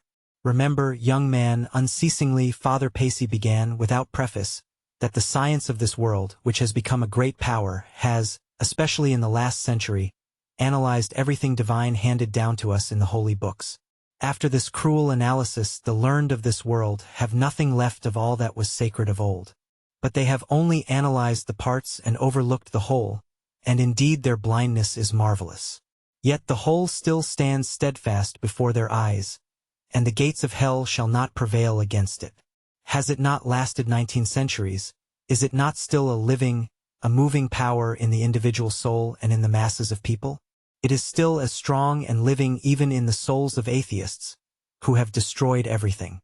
For even those who have renounced Christianity and attack it, in their inmost being still follow the Christian ideal, for hitherto neither their subtlety nor the ardor of their hearts has been able to create a higher ideal of man and of virtue than the ideal given by Christ of old. When it has been attempted, the result has been only grotesque. Remember this especially, young man, since you are being sent into the world by your departing elder. Maybe, remembering this great day, you will not forget my words, uttered from the heart for your guidance, seeing you are young, and the temptations of the world are great and beyond your strength to endure. Well, now go, my orphan." With these words Father Pacy blessed him. As Alyosha left the monastery and thought them over, he suddenly realized that he had met a new and unexpected friend, a warmly loving teacher, in this austere monk who had hitherto treated him sternly. It was as though Father Zosima had bequeathed him to him at his death, and perhaps that's just what had passed between them, Alyosha thought suddenly. The philosophic reflections he had just heard so unexpectedly testified to the warmth of Father Pacy's heart. He was in haste to arm the boy's mind for conflict with temptation, and to guard the young soul left in his charge with the strongest defense he could imagine. Chapter 2. At his father's. First of all, Alyosha went to his father. On the way he remembered that his father had insisted the day before that he should come without his brother Ivan seeing him. Why so? Alyosha wondered suddenly. Even if my father has something to say to me alone, why should I go in unseen? Most likely in his excitement yesterday he meant to say something different, he decided. Yet he was very glad when Marfa Ignatyevna, who opened the garden gate to him, Grigory, it appeared, was ill in bed in the lodge, told him in answer to his question that Ivan Fyodorovitch had gone out 2 hours ago. "And my father? He is up, taking his coffee," Marfa answered somewhat dryly. Alyosha went in. The old man was sitting alone at the table wearing slippers and a little old overcoat. He was amusing himself by looking through some accounts, rather inattentively however. He was quite alone in the house, for Smerdyakov too had gone out marketing. Though he had got up early and was trying to put a bold face on it, he looked tired and weak. His forehead, upon which huge purple bruises had come out during the night, was bandaged with a red handkerchief. His nose too had swollen terribly in the night, and some smaller bruises covered it in patches, giving his whole face a peculiarly spiteful and irritable look. The old man was aware of this, and turned a hostile glance on Alyosha as he came in. "The coffee is cold," he cried harshly. "I won't offer you any. I've ordered nothing but a Lenten fish soup today, and I don't invite anyone to share it." "Why have you come?" "To find out how you are," said Alyosha. "Yes. Besides, I told you to come yesterday. It's all of no consequence. You need not have troubled. But I knew you'd come poking in directly." He said this with almost hostile feeling. At the same time he got up and looked anxiously in the looking-glass, perhaps for the 40th time that morning, at his nose. He began, too, binding his red handkerchief more becomingly on his forehead. "Red's better. It's just like the hospital in a white one," he observed sententiously. "Well, how are things over there? How is your elder?" "He is very bad. He may die today," answered Alyosha. But his father had not listened, and had forgotten his own question at once. "Ivan's gone out," he said suddenly. "He is doing his utmost to carry off Mitya's betrothed. That's what he is staying here for," he added maliciously, and, twisting his mouth, looked at Alyosha. "Surely he did not tell you so?" asked Alyosha. "Yes, he did long ago. Would you believe it, he told me 3 weeks ago? You don't suppose he too came to murder me, do you? He must have had some object in coming." "What do you mean? Why do you say such things?" said Alyosha, troubled. "He doesn't ask for money, it's true, but yet he won't get a farthing from me. I intend living as long as possible, you may as well know, my dear Alexey Fyodorovitch, and so I need every farthing, and the longer I live, the more I shall need it," he continued, pacing from one corner of the room to the other, keeping his hands in the pockets of his loose greasy overcoat made of yellow cotton material. "I can still pass for a man at 55, but I want to pass for one for another 20 years. As I get older, I shan't be a pretty object. The wenches won't come to me of their own accord, so I shall want my money. So I am saving up more and more, simply for myself, my dear son Alexey Fyodorovitch. You may as well know. For I mean to go on in my sins to the end, let me tell you. For sin is sweet. All abuse it, but all men live in it, only others do it on the sly, and I openly. And so all the other sinners fall upon me for being so simple. And your paradise, Alexey Fyodorovitch, is not to my taste, let me tell you that. And it's not the proper place for a gentleman, your paradise, even if it exists. I believe that I fall asleep and don't wake up again, and that's all. You can pray for my soul if you like. And if you don't want to, don't. Damn you. That's my philosophy. Ivan talked well here yesterday, though we were all drunk. Ivan is a conceited coxcomb, but he has no particular learning, nor education either. He sits silent and smiles at one without speaking. That's what pulls him through. Alyosha listened to him in silence. Why won't he talk to me? If he does speak, he gives himself airs. Your Ivan is a scoundrel, and I'll marry Grushenka in a minute if I want to. For if you've money, Alexey Fyodorovitch, you have only to want a thing and you can have it. That's what Ivan is afraid of. He is on the watch to prevent me getting married, and that's why he is egging on Mitya to marry Grushenka himself. He hopes to keep me from Grushenka by that, as though I should leave him my money if I don't marry her. Besides, if Mitya marries Grushenka, Ivan will carry off his rich betrothed. That's what he's reckoning on. He is a scoundrel, your Ivan. How cross you are. It's because of yesterday. You had better lie down, said Alyosha. There. You say that, the old man observed suddenly, as though it had struck him for the first time, and I am not angry with you. But if Ivan said it, I should be angry with him. It is only with you I have good moments, else you know I am an ill-natured man. You are not ill-natured, but distorted, said Alyosha with a smile. Listen. I meant this morning to get that ruffian Mitya locked up, and I don't know now what I shall decide about it. Of course, in these fashionable days fathers and mothers are looked upon as a prejudice. But even now the law does not allow you to drag your old father about by the hair, to kick him in the face in his own house, and brag of murdering him outright, all in the presence of witnesses. If I liked, I could crush him and could have him locked up at once for what he did yesterday. Then you don't mean to take proceedings? Ivan has dissuaded me. I shouldn't care about Ivan, but there's another thing. And bending down to Alyosha, he went on in a confidential half-whisper. If I send the ruffian to prison, she'll hear of it and run to see him at once. But if she hears that he has beaten me, a weak old man, within an inch of my life, she may give him up and come to me. For that's her way, everything by contraries. I know her through and through. Won't you have a drop of brandy? Take some cold coffee and I'll pour a quarter of a glass of brandy into it. It's delicious, my boy. No, thank you. I'll take that roll with me if I may, said Alyosha, and taking a halfpenny French roll he put it in the pocket of his cassock. And you'd better not have brandy, either, he suggested apprehensively, looking into the old man's face. You are quite right, it irritates my nerves instead of soothing them. Only one little glass. I'll get it out of the cupboard. He unlocked the cupboard, poured out a glass, drank it, then locked the cupboard and put the key back in his pocket. That's enough. One glass won't kill me. You see you are in a better humor now, said Alyosha, smiling. I love you even without the brandy. But with scoundrels I am a scoundrel. Ivan is not going to Chermashnya. Why is that? He wants to spy how much I give Grushenka if she comes. They are all scoundrels. But I don't recognize Ivan. I don't know him at all. Where does he come from? He is not one of us in soul. As though I'd leave him anything. I shan't leave a will at all, you may as well know. And I'll crush Mitya like a beetle. I squash black beetles at night with my slipper. They squelch when you tread on them. And your Mitya will squelch too. Your Mitya, for you love him. Yes, you love him and I am not afraid of your loving him. But if Ivan loved him I should be afraid for myself at his loving him. But Ivan loves nobody. Ivan is not one of us. People like Ivan are not our sort, my boy. They are like a cloud of dust.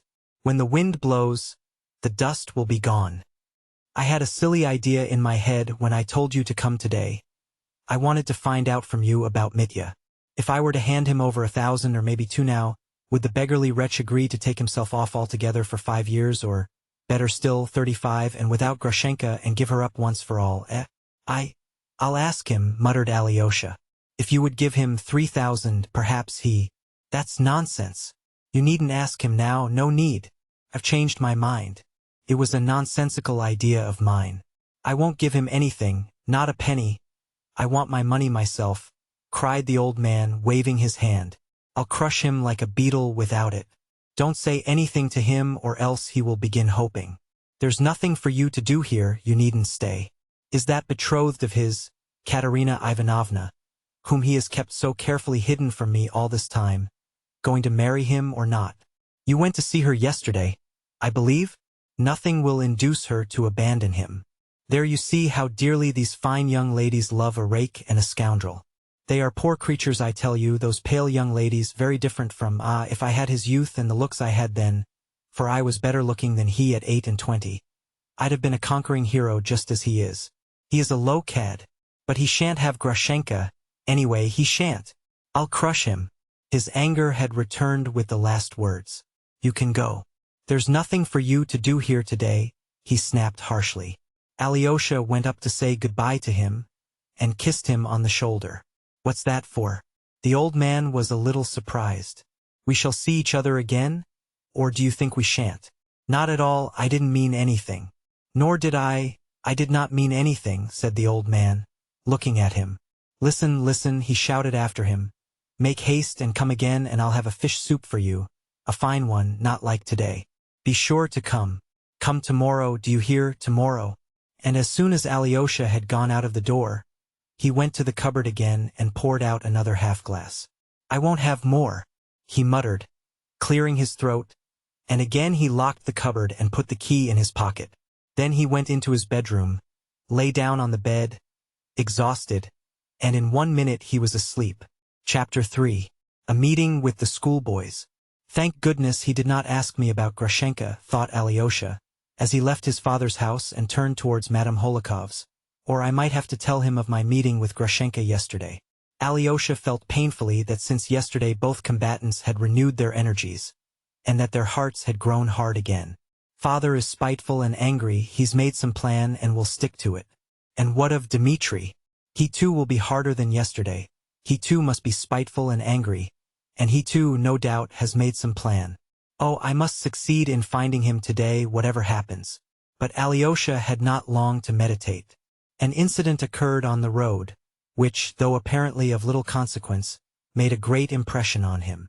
Just after he had crossed the square and turned the corner coming out into Mihailovsky Street, which is divided by a small ditch from the High Street, our whole town is intersected by ditches, he saw a group of schoolboys between the ages of 9 and 12 at the bridge. They were going home from school, some with their bags on their shoulders, others with leather satchels slung across them, some in short jackets, others in little overcoats. Some even had those high boots with creases round the ankles, such as little boys spoilt by rich fathers love to wear. The whole group was talking eagerly about something, apparently holding a council. Alyosha had never from his Moscow days been able to pass children without taking notice of them, and although he was particularly fond of children of 3 or thereabout, he liked schoolboys of 10 and 11 too. And so, anxious as he was today, he wanted at once to turn aside to talk to them. He looked into their excited rosy faces, and noticed at once that all the boys had stones in their hands. Behind the ditch some 30 paces away, there was another schoolboy standing by a fence. He too had a satchel at his side. He was about 10 years old, pale, delicate-looking and with sparkling black eyes. He kept an attentive and anxious watch on the other 6, obviously his schoolfellows with whom he had just come out of school, but with whom he had evidently had a feud. Alyosha went up and, addressing a fair, curly-headed, rosy boy in a black jacket, observed, "When I used to wear a satchel like yours, I always used to carry it on my left side so as to have my right hand free, but you've got yours on your right side. So it will be awkward for you to get at it." Alyosha had no art or premeditation in beginning with this practical remark. But it is the only way for a grown-up person to get at once into confidential relations with a child, or still more with a group of children. One must begin in a serious, businesslike way so as to be on a perfectly equal footing. Alyosha understood it by instinct. But he is left-handed. Another, a fine, healthy-looking boy of 11, answered promptly. All the others stared at Alyosha. "He even throws stones with his left hand," observed a third. At that instant a stone flew into the group, but only just grazed the left-handed boy, though it was well and vigorously thrown by the boy standing the other side of the ditch. "Give it him, hit him back, Smurov," they all shouted. But Smurov, the left-handed boy, needed no telling, and at once revenged himself. He threw a stone, but it missed the boy and hit the ground. The boy the other side of the ditch, the pocket of whose coat was visibly bulging with stones, flung another stone at the group. This time it flew straight at Alyosha and hit him painfully on the shoulder. "He aimed it at you, he meant it for you. You are Karamazov, Karamazov," the boys shouted, laughing. "Come, all throw at him at once." And 6 stones flew at the boy. One struck the boy on the head and he fell down, but at once leapt up and began ferociously returning their fire. Both sides threw stones incessantly. Many of the group had their pockets full too. "What are you about? Aren't you ashamed? 6 against 1. Why, you'll kill him," cried Alyosha. He ran forward and met the flying stones to screen the solitary boy. 3 or 4 ceased throwing for a minute. "He began first," cried a boy in a red shirt in an angry childish voice. "He is a beast, he stabbed Krasikin in class the other day with a penknife. It bled. Krasikin wouldn't tell tales, but he must be thrashed." "But what for? I suppose you tease him." "There, he sent a stone in your back again, he knows you," cried the children. "It's you he is throwing at now, not us. Come, all of you, at him again, don't miss Smurov." And again a fire of stones, and a very vicious one, began. The boy the other side of the ditch was hit in the chest. He screamed, began to cry and ran away uphill towards Mihailovsky Street. They all shouted, "Aha, he is funking, he is running away. Wisp of tow. You don't know what a beast he is, Karamazov, killing is too good for him," said the boy in the jacket with flashing eyes. He seemed to be the eldest. "What's wrong with him?" asked Alyosha. "Is he a telltale or what?" The boys looked at one another as though derisively. "Are you going that way to Mihailovsky?" The same boy went on. "Catch him up. You see, he stopped again. He is waiting and looking at you." "He is looking at you," the other boys chimed in. "You ask him, does he like a disheveled wisp of tow? Do you hear? Ask him that." There was a general burst of laughter. Alyosha looked at them and they at him. "Don't go near him, he'll hurt you," cried Smurov in a warning voice. "I shan't ask him about the wisp of tow, for I expect you tease him with that question somehow. But I'll find out from him why you hate him so." "Find out then, find out," cried the boys, laughing. Alyosha crossed the bridge and walked uphill by the fence, straight towards the boy. "You'd better look out," the boys called after him. "He won't be afraid of you. He will stab you in a minute on the sly, as he did Krasikin." The boy waited for him without budging. Coming up to him, Alyosha saw facing him a child of about 9 years old. He was an undersized, weakly boy with a thin, pale face, with large dark eyes that gazed at him vindicatively. He was dressed in a rather shabby old overcoat, which he had monstrously outgrown. His bare arms stuck out beyond his sleeves. There was a large patch on the right knee of his trousers, and in his right boot just at the toe there was a big hole in the leather, carefully blackened with ink. Both the pockets of his greatcoat were weighed down with stones. Alyosha stopped 2 steps in front of him, looking inquiringly at him. The boy, seeing at once from Alyosha's eyes that he wouldn't beat him, became less defiant, and addressed him first. "I am alone, and there are 6 of them.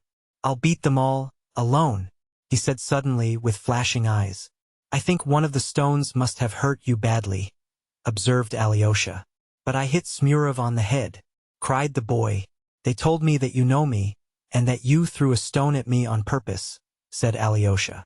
The boy looked darkly at him. "I don't know you. Do you know me?" Alyosha continued. "Let me alone," the boy cried irritably. But he did not move, as though he were expecting something, and again there was a vindictive light in his eyes. "Very well, I am going," said Alyosha. "Only I don't know you and I don't tease you. They told me how they tease you, but I don't want to tease you. Goodbye, monk in silk trousers," cried the boy, following Alyosha with the same vindictive and defiant expression, and he threw himself into an attitude of defense, feeling sure that now Alyosha would fall upon him. But Alyosha turned, looked at him, and walked away.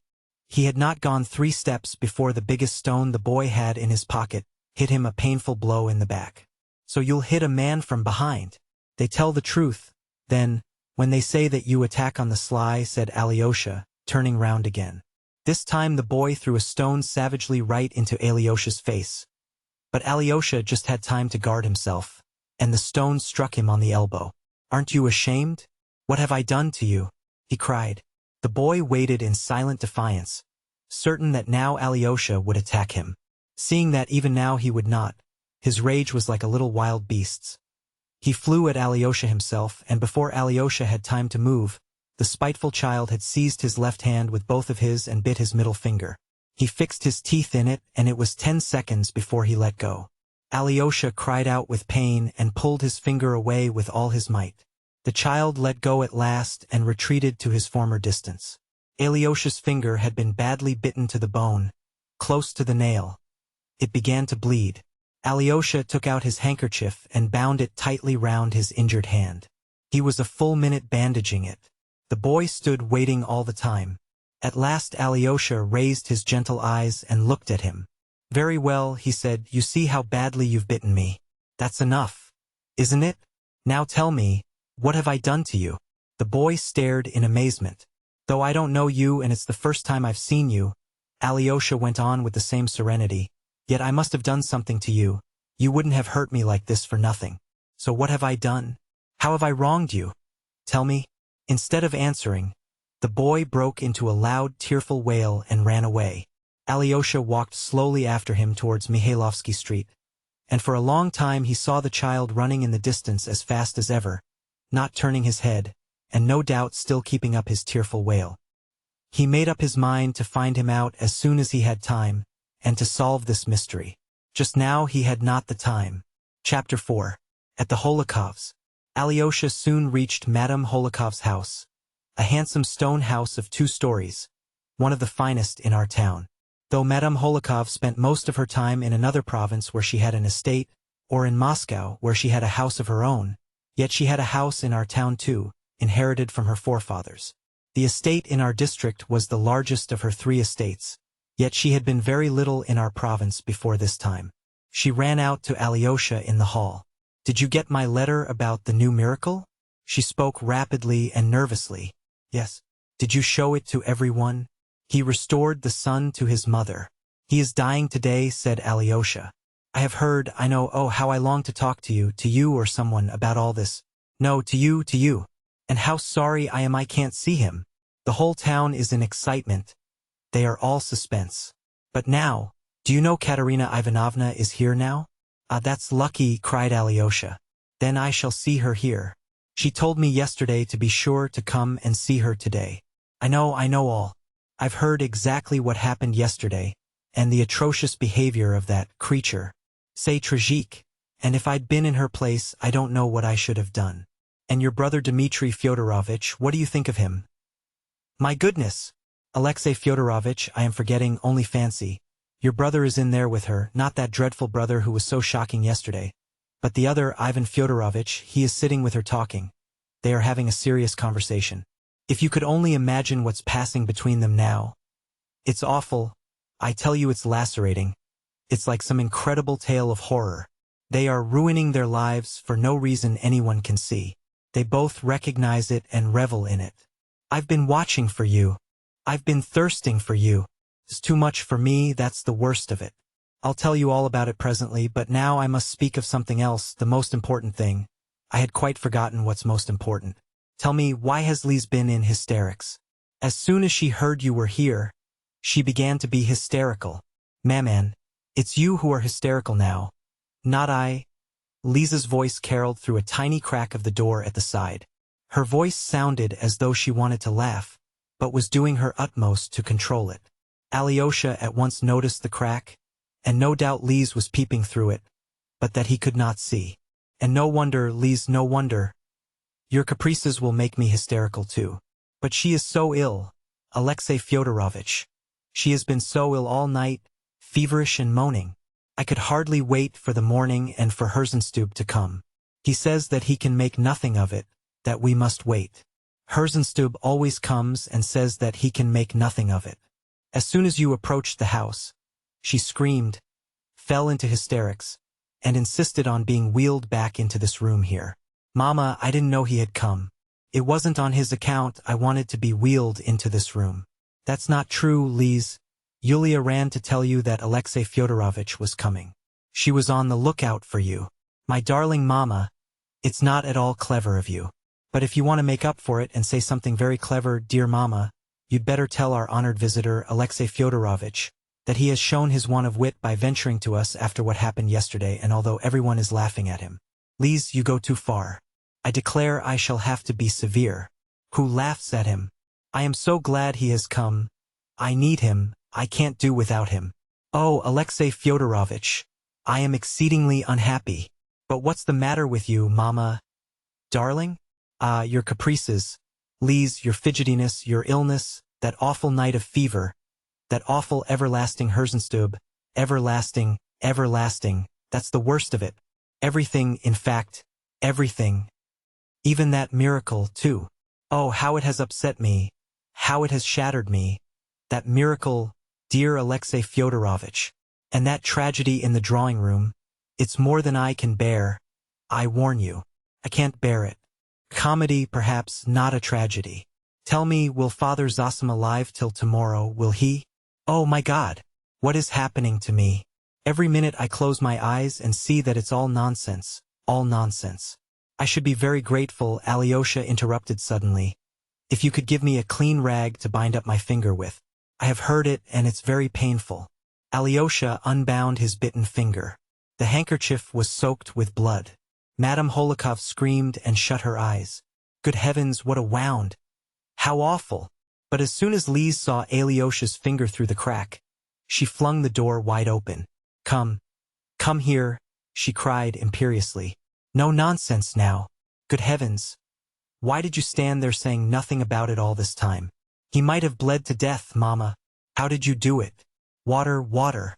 You must wash it first of all. Simply hold it in cold water to stop the pain, and keep it there. Keep it there. Make haste, Mama, some water in a slop basin. But do make haste, she finished nervously. She was quite frightened at the sight of Alyosha's wound. Shouldn't we send for Herzenstube? Cried Madame Holikov.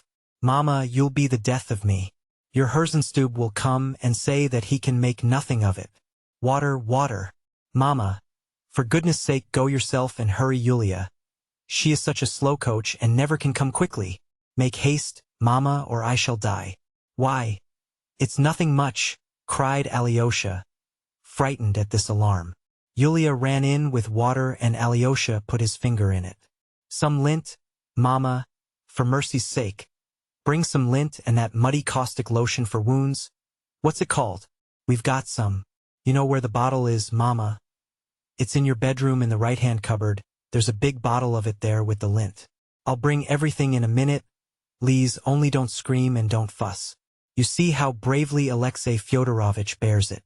Where did you get such a dreadful wound, Alexey Fyodorovitch? Madame Holikov hastened away. This was all Lise was waiting for. First of all, answer the question, where did you get hurt like this? She asked Alyosha quickly. And then I'll talk to you about something quite different. Well, instinctively feeling that the time of her mother's absence was precious for her, Alyosha hastened to tell her of his enigmatic meeting with the schoolboys in the fewest words possible. Lise clasped her hands at his story. How can you, and in that dress too, associate with schoolboys? She cried angrily, as though she had a right to control him. You are nothing but a boy yourself if you can do that. A perfect boy. But you must find out for me about that horrid boy and tell me all about it. For there's some mystery in it.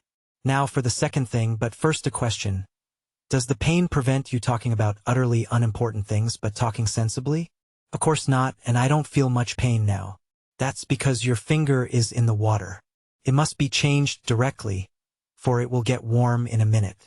Yulia, bring some ice from the cellar and another basin of water. Now she is gone, I can speak.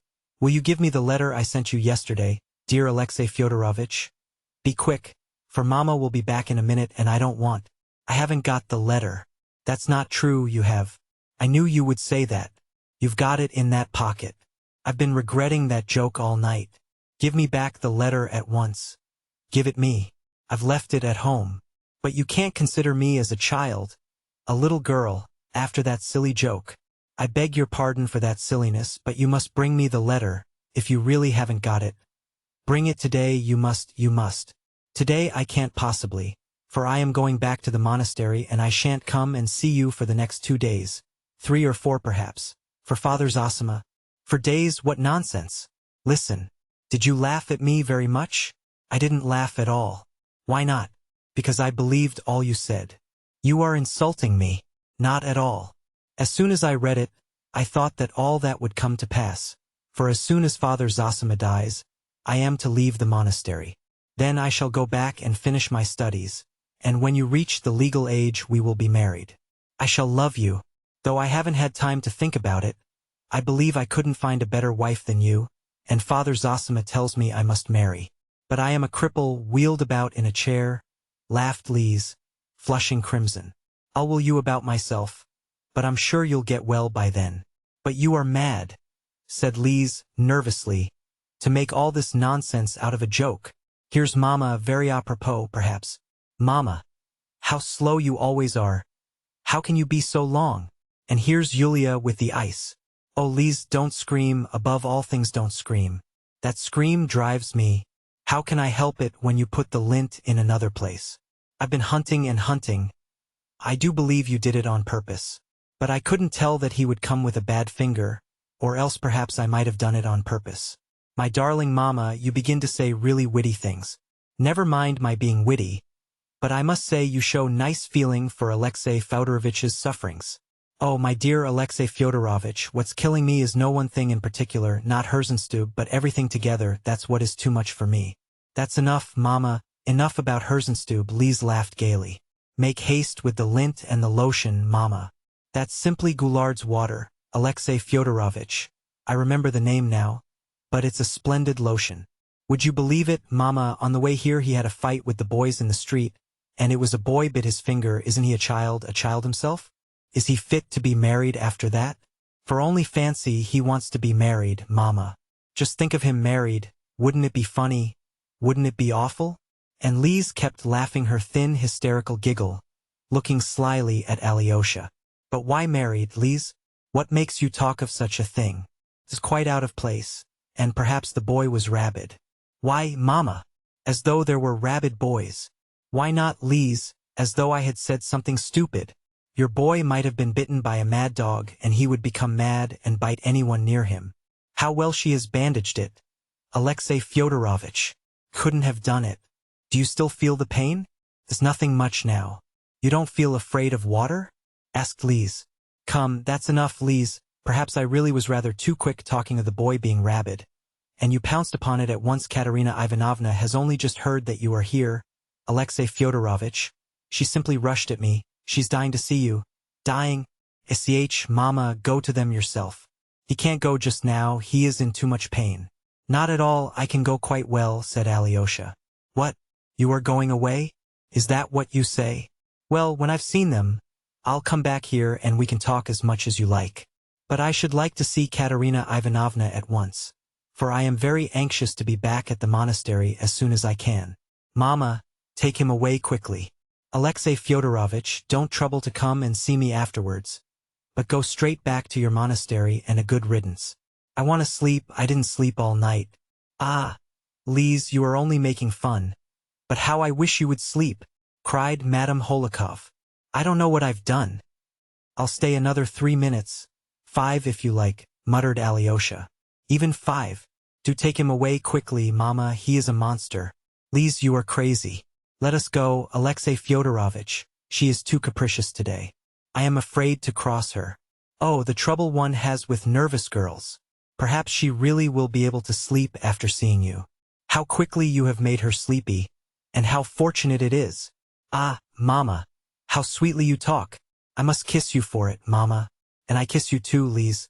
Listen, Alexei Fyodorovitch, Madame Holikov began mysteriously and importantly, speaking in a rapid whisper. I don't want to suggest anything, I don't want to lift the veil, you will see for yourself what's going on. It's appalling. It's the most fantastic farce. She loves your brother, Ivan, and she is doing her utmost to persuade herself she loves your brother, Dmitri. It's appalling. I'll go in with you, and if they don't turn me out, I'll stay to the end. Chapter 5.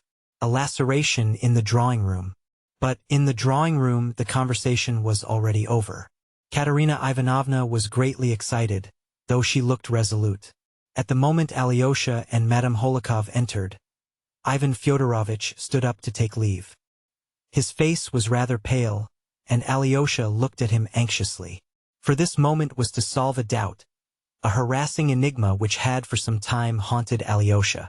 During the preceding month it had been several times suggested to him that his brother Ivan was in love with Katerina Ivanovna, and, what was more, that he meant to carry her off from Dmitri. Until quite lately the idea seemed to Alyosha monstrous, though it worried him extremely. He loved both his brothers, and dreaded such rivalry between them. Meantime, Dmitri had said outright on the previous day that he was glad that Ivan was his rival, and that it was a great assistance to him, Dmitri. In what way did it assist him? To marry Grushenka? But that Alyosha considered the worst thing possible. Besides all this, Alyosha had till the evening before implicitly believed that Katerina Ivanovna had a steadfast and passionate love for Dmitri. But he had only believed it till the evening before. He had fancied, too, that she was incapable of loving a man like Ivan, and that she did love Dmitri, and loved him just as he was, in spite of all the strangeness of such a passion. But during yesterday's scene with Grushenka another idea had struck him. The word lacerating, which Madame Holikov had just uttered, almost made him start, because half waking up towards daybreak that night he had cried out laceration, laceration, probably applying it to his dream. He had been dreaming all night of the previous day's scene at Katerina Ivanovna's. Now Alyosha was impressed by Madame Holikov's blunt and persistent assertion that Katerina Ivanovna was in love with Ivan, and only deceived herself through some sort of pose, from self-laceration, and tortured herself by her pretended love for Dmitri from some fancied duty of gratitude. Yes, he thought, perhaps the whole truth lies in those words. But in that case, what was Ivan's position?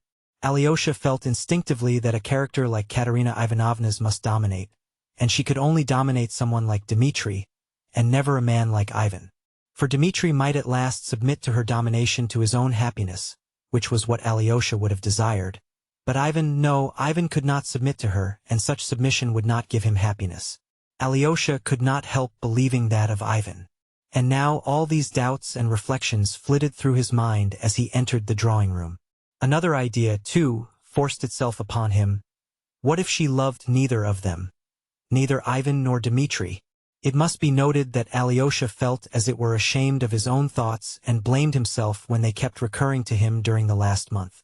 What do I know about love and women, and how can I decide such questions? He thought reproachfully, after such doubts and surmises. And yet it was impossible not to think about it.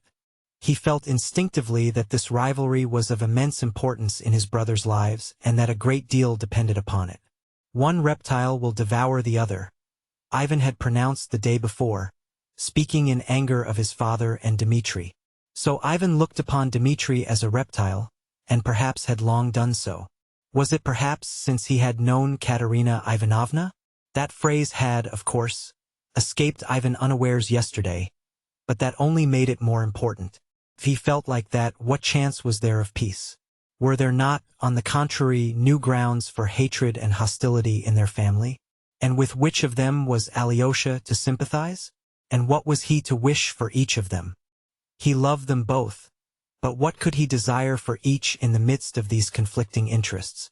He might go quite astray in this maze, and Alyosha's heart could not endure uncertainty, because his love was always of an active character. He was incapable of passive love. If he loved anyone, he set to work at once to help him. And to do so he must know what he was aiming at. He must know for certain what was best for each, and having ascertained this, it was natural for him to help them both. But instead of a definite aim, he found nothing but uncertainty and perplexity on all sides. It was lacerating, as was said just now. But what could he understand even in this laceration? He did not understand the first word in this perplexing maze. Seeing Alyosha, Katerina Ivanovna said quickly and joyfully to Ivan, who had already got up to go, "A minute. Stay another minute. I want to hear the opinion of this person here whom I trust absolutely. Don't go away," she added, addressing Madame Holikov. She made Alyosha sit down beside her, and Madame Holikov sat opposite, by Ivan. "You are all my friends here, all I have in the world, my dear friends," she began warmly, in a voice which quivered with genuine tears of suffering, and Alyosha's heart warmed to her at once. "You, Alexey Fyodorovitch, were witness yesterday of that abominable scene, and saw what I did. You did not see it, Ivan Fyodorovitch, he did. What he thought of me yesterday I don't know. I only know one thing, that if it were repeated today, this minute, I should express the same feelings again as yesterday. The same feelings, the same words, the same actions. You remember my actions, Alexey Fyodorovitch. You checked me in one of them." As she said that, she flushed and her eyes shone. "I must tell you that I can't get over it. Listen, Alexey Fyodorovitch. I don't even know whether I still love him. I feel pity for him, and that is a poor sign of love. If I loved him, if I still loved him, perhaps I shouldn't be sorry for him now, but should hate him."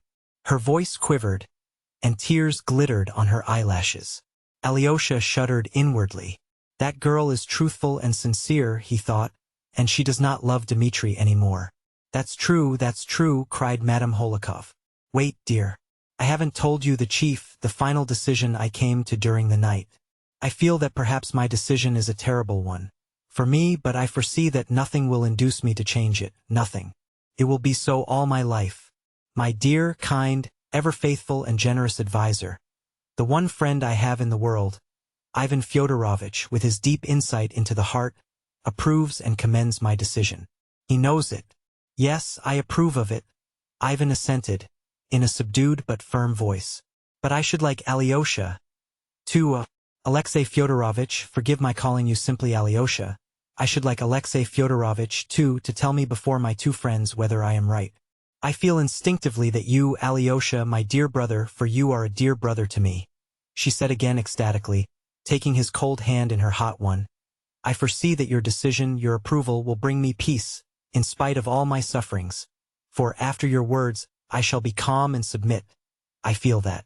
"I don't know what you are asking me," said Alyosha, flushing. "I only know that I love you and at this moment wish for your happiness more than my own. But I know nothing about such affairs." Something impelled him to add hurriedly. "In such affairs, Alexei Fyodorovitch, in such affairs the chief thing is honor and duty and something higher, I don't know what, but higher perhaps even than duty. I am conscious of this irresistible feeling in my heart, and it compels me irresistibly. But it may all be put in 2 words. I've already decided, even if he marries that creature," she began solemnly, "whom I never can forgive, even then I will not abandon him. Henceforward I will never abandon him," she cried, breaking into a sort of pale, hysterical ecstasy. "Not that I would run after him continually, get in his way and worry him. Oh no! I will go away to another town, where you like, but I will watch over him all my life. I will watch over him all my life unceasingly. When he becomes unhappy with that woman, and that is bound to happen quite soon, let him come to me and he will find a friend, a sister, only a sister, of course, and so forever. But he will learn at least that that sister is really his sister, who loves him and has sacrificed all her life to him. I will gain my point. I will insist on his knowing me and confiding entirely in me, without reserve," she cried in a sort of frenzy. "I will be a god to whom he can pray, and that, at least, he owes me for his treachery and for what I suffered yesterday through him. And let him see that all my life I will be true to him and the promise I gave him, in spite of his being untrue and betraying me. I will become nothing but a means for his happiness, or how shall I say? An instrument, a machine for his happiness, and that for my whole life, and that he may see that all his life, that's my decision. Ivan Fyodorovitch fully approves me." She was breathless. She had perhaps intended to express her idea with more dignity, art, and naturalness, but her speech was too hurried and crude. It was full of youthful impulsiveness. It betrayed that she was still smarting from yesterday's insult, and that her pride craved satisfaction. She felt this herself. Her face suddenly darkened. An unpleasant look came into her eyes. Alyosha at once saw it and felt a pang of sympathy. His brother Ivan made it worse by adding, "I've only expressed my own view," he said. "From anyone else this would have been affected and overstrained, but from you, no. Any other woman would have been wrong, but you are right. I don't know how to explain it, but I see that you are absolutely genuine and, therefore, you are right. But that's only for the moment. And what does this moment stand for? Nothing but yesterday's insult." Madame Holikov obviously had not intended to interfere, but she could not refrain from this very just comment. Quite so," cried Ivan with peculiar eagerness, obviously annoyed at being interrupted. "In anyone else this moment would be only due to yesterday's impression and would be only a moment. But with Katerina Ivanovna's character, that moment will last all her life. What for anyone else would be only a promise is for her an everlasting burdensome, grim perhaps, but unflagging duty. And she will be sustained by the feeling of this duty being fulfilled. Your life, Katerina Ivanovna, will henceforth be spent in painful brooding over your own feelings, your own heroism, and your own suffering. But in the end that suffering will be softened and will pass into sweet contemplation of the fulfillment of a bold and proud design. Yes, proud it certainly is, and desperate in any case, but a triumph for you. And the consciousness of it will at last be a source of complete satisfaction and will make you resigned to everything else." This was unmistakably said with some malice and obviously with intention, even perhaps with no desire to conceal that he spoke ironically and with intention. "Oh, dear, how mistaken it all is!" Madame Holikov cried again. "Alexei Fyodorovitch, you speak.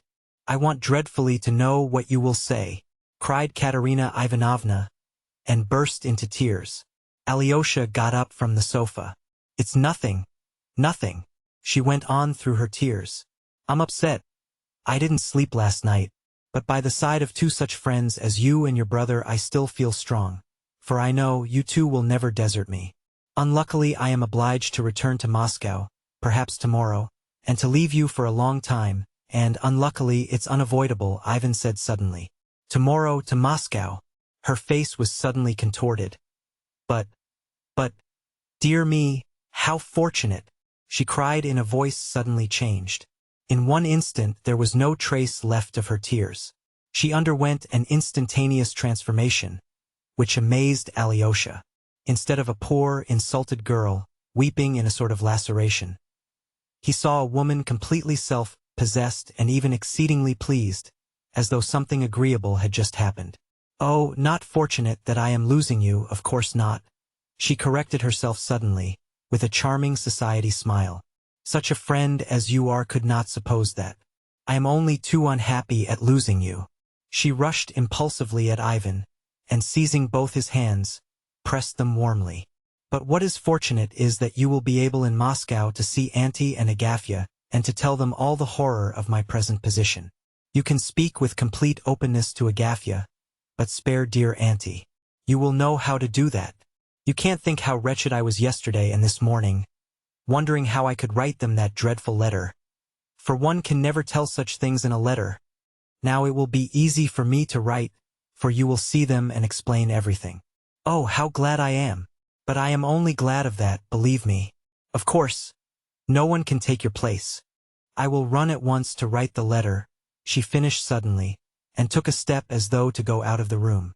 And what about Alyosha and his opinion, which you were so desperately anxious to hear? Cried Madame Holikov.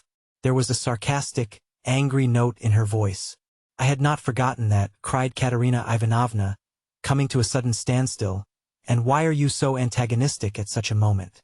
She added, with warm and bitter reproachfulness. What I said, I repeat. I must have his opinion. More than that, I must have his decision. As he says, so it shall be. You see how anxious I am for your words, Alexey Fyodorovitch. But what's the matter? Couldn't have believed it. I can't understand it. Alyosha cried suddenly in distress. What?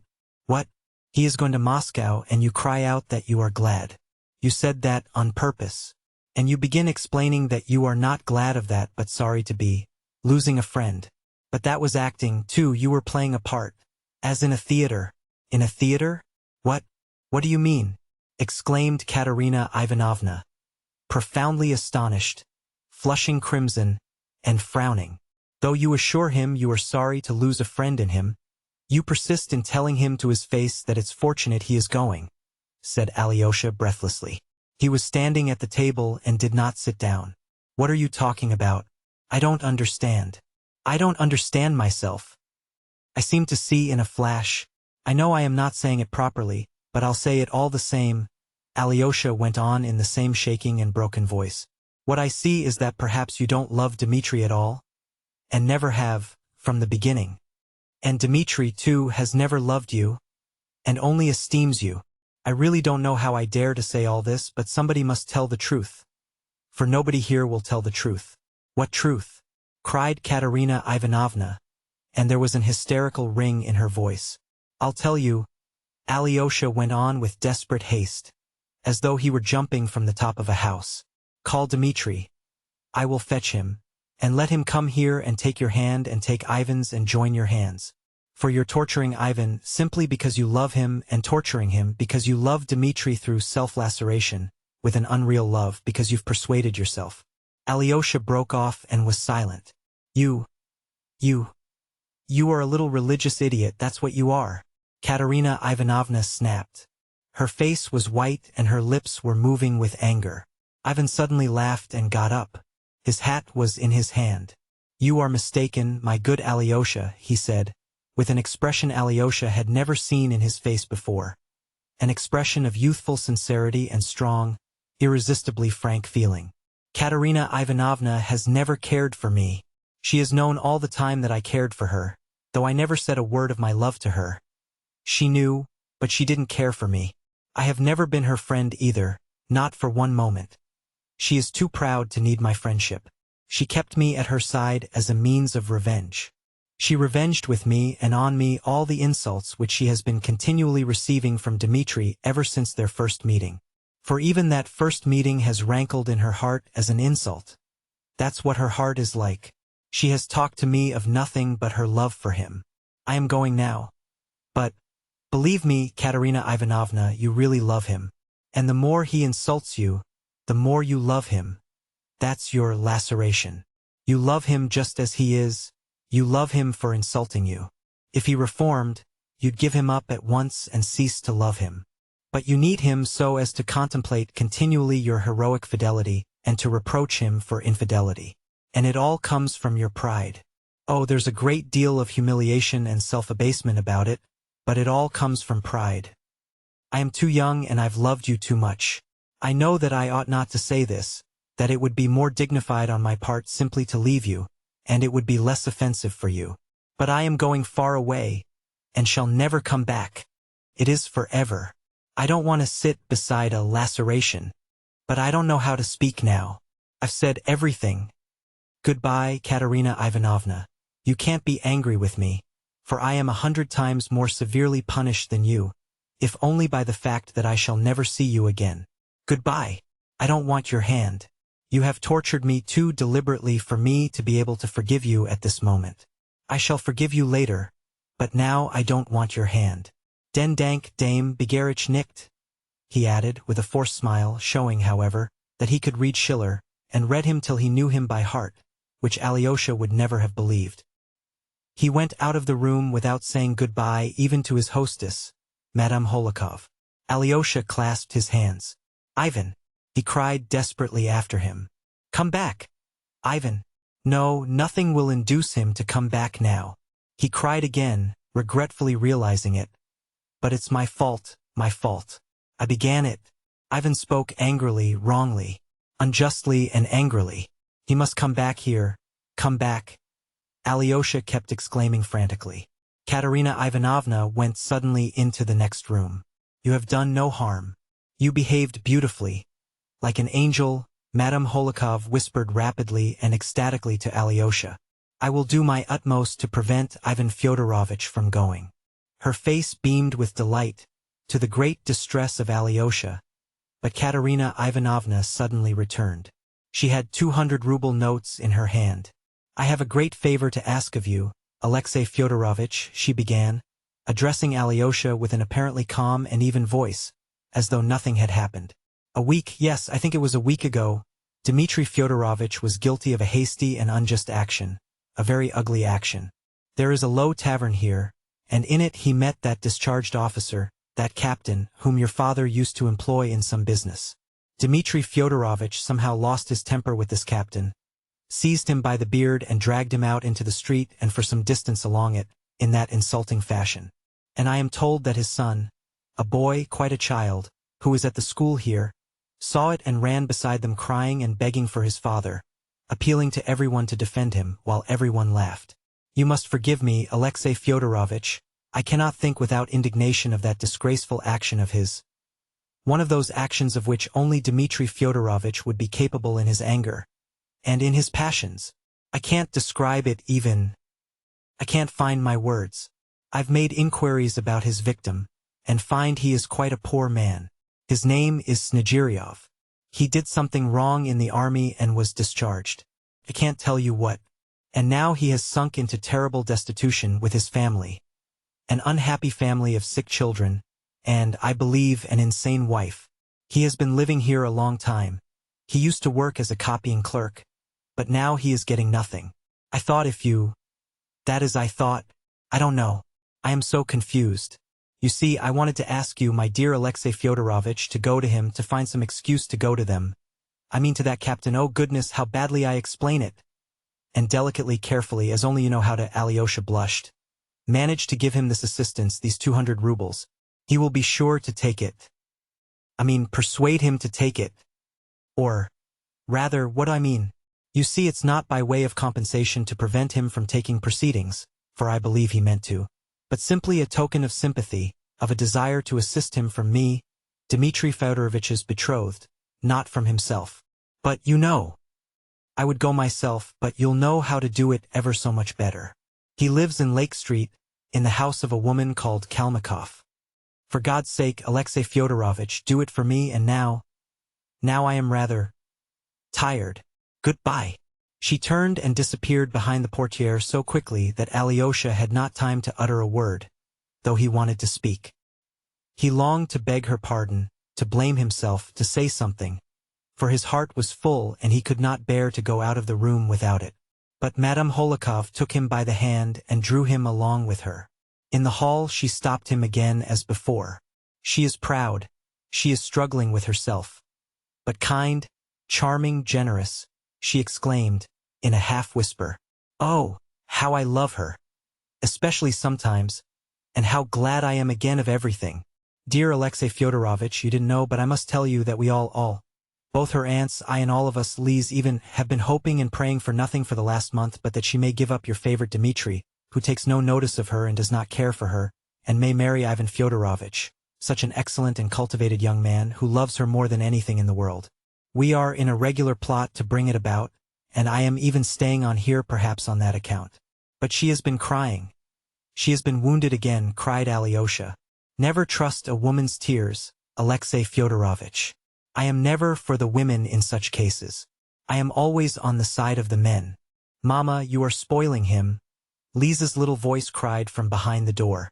No, it was all my fault. I am horribly to blame, Alyosha repeated unconsoled, hiding his face in his hands in an agony of remorse for his indiscretion. Quite the contrary. You behaved like an angel, like an angel. I am ready to say so 1,000 times over. Mama, how has he behaved like an angel? Lisa's voice was heard again. I somehow fancied all at once, Alyosha went on as though he had not heard Lise, that she loved Ivan, and so I said that stupid thing. What will happen now? To whom? To whom? Cried Lise. Mama, you really want to be the death of me. I ask you and you don't answer. At the moment the maid ran in. Katerina Ivanovna is ill. She is crying, struggling, hysterics. What is the matter? Cried Lise, in a tone of real anxiety. Mama, I shall be having hysterics, and not she. Lise, for mercy's sake, don't scream, don't persecute me. At your age one can't know everything that grown-up people know. I'll come and tell you everything you ought to know. Oh, mercy on us. I am coming. I am coming. Hysterics is a good sign, Alexey Fyodorovitch. It's an excellent thing that she is hysterical. That's just as it ought to be. In such cases I am always against the woman, against all these feminine tears and hysterics. Run and say, Yulia, that I'll fly to her.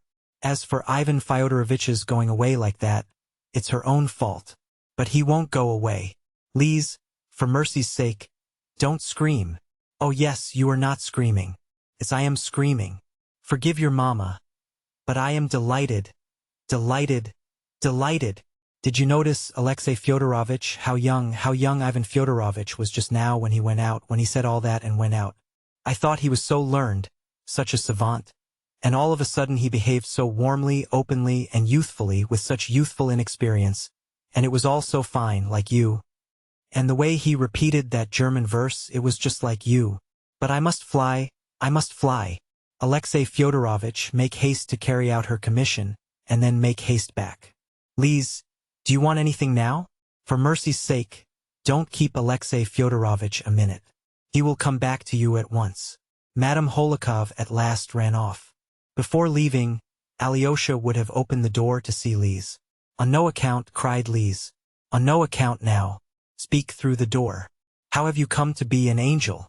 That's the only thing I want to know. For an awful piece of stupidity.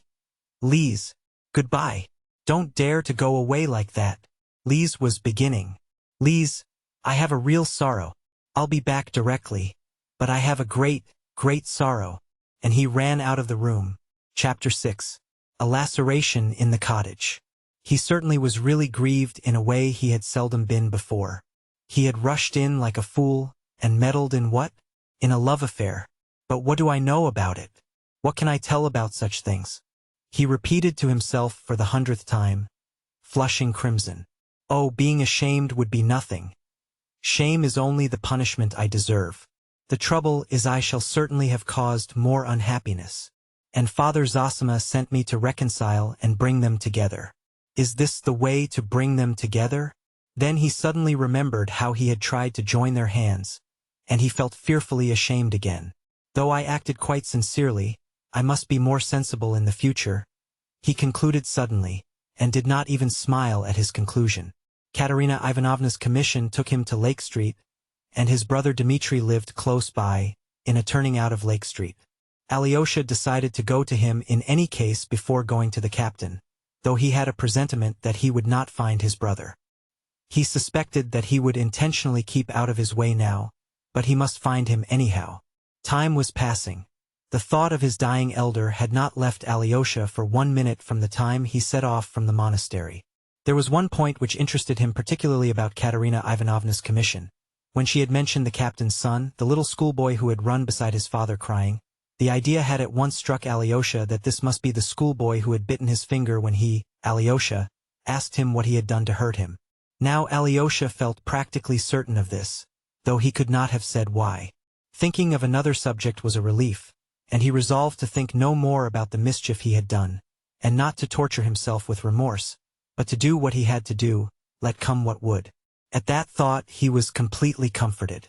Turning to the street where Dmitri lodged, he felt hungry, and taking out of his pocket the roll he had brought from his father's, he ate it. It made him feel stronger. Dmitri was not at home.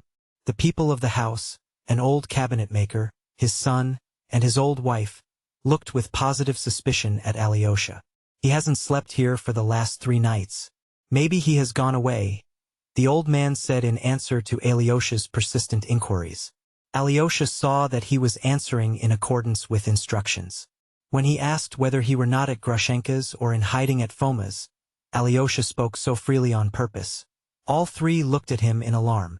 They are fond of him, they are doing their best for him, thought Alyosha. That's good. At last he found the house in Lake Street.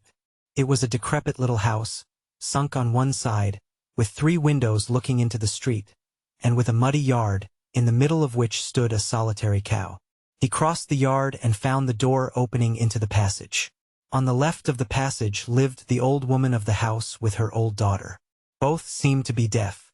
In answer to his repeated inquiry for the captain, one of them at last understood that he was asking for their lodgers, and pointed to a door across the passage. The captain's lodging turned out to be a simple cottage room. Alyosha had his hand on the iron latch to open the door, when he was struck by the strange hush within. Yet he knew from Katerina Ivanovna's words that the man had a family. Either they are all asleep or perhaps they have heard me coming and are waiting for me to open the door. I'd better knock first, and he knocked.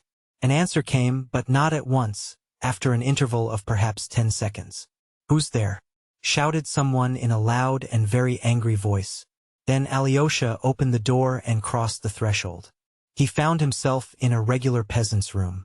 Though it was large, it was cumbered up with domestic belongings of all sorts, and there were several people in it. On the left was a large Russian stove. From the stove to the window on the left was a string running across the room, and on it there were rags hanging. There was a bedstead against the wall on each side, right and left, covered with knitted quilts. On the one on the left was a pyramid of 4 print-covered pillows, each smaller than the one beneath. On the other there was only one very small pillow. The opposite corner was screened off by a curtain or a sheet hung on a string. Behind this curtain could be seen a bed made up on a bench and a chair.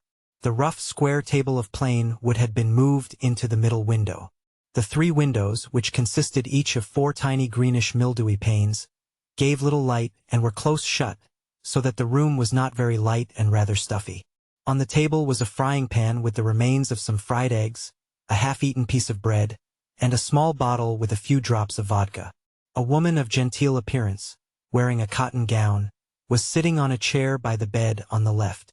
Her face was thin and yellow, and her sunken cheeks betrayed at the first glance that she was ill. But what struck Alyosha most was the expression in the poor woman's eyes, a look of surprised inquiry and yet of haughty pride.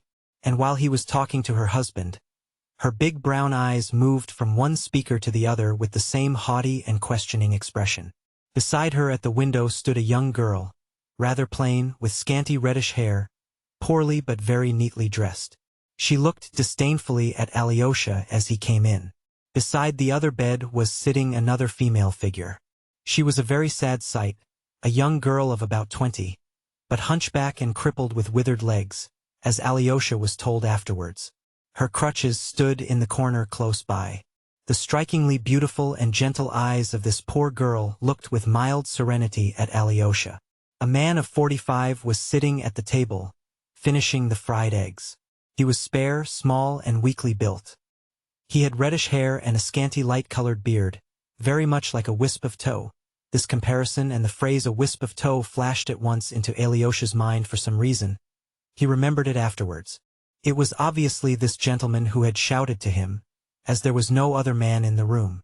But when Alyosha went in, he leapt up from the bench on which he was sitting, and, hastily wiping his mouth with a ragged napkin, darted up to Alyosha. "It's a monk come to beg for the monastery. A nice place to come to," the girl standing in the left corner said aloud.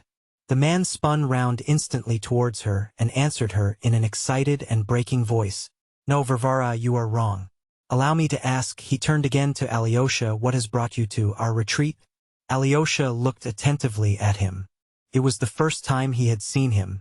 There was something angular, flurried, and irritable about him. Though he had obviously just been drinking, he was not drunk. There was extraordinary impudence in his expression.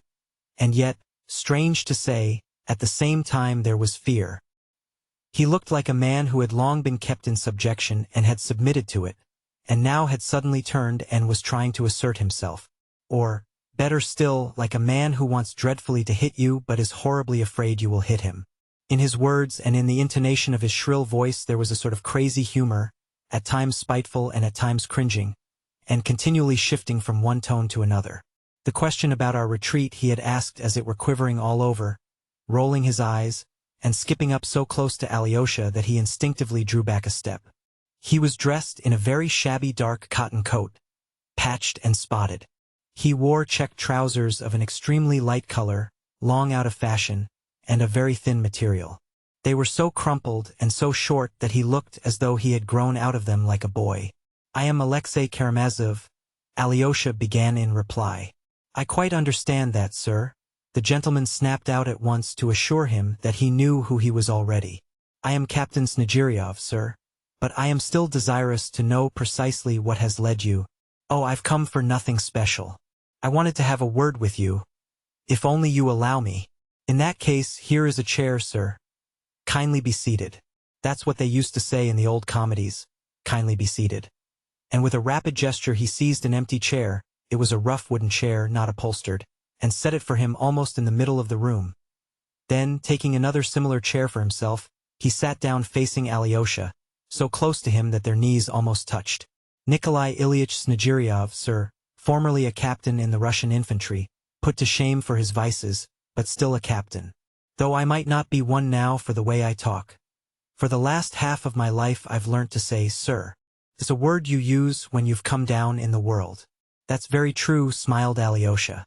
"But is it used involuntarily or on purpose?" "As God's above, it's involuntary, and I usen't to use it. I didn't use the word sir all my life, but as soon as I sank into low water I began to say sir. It's the work of a higher power. I see you are interested in contemporary questions, but how can I have excited your curiosity, living as I do in surroundings impossible for the exercise of hospitality? I've come about that business." "About what business?" the captain interrupted impatiently. "About your meeting with my brother Dmitri Fyodorovitch," Alyosha blurted out awkwardly. "What meeting, sir? You don't mean that meeting?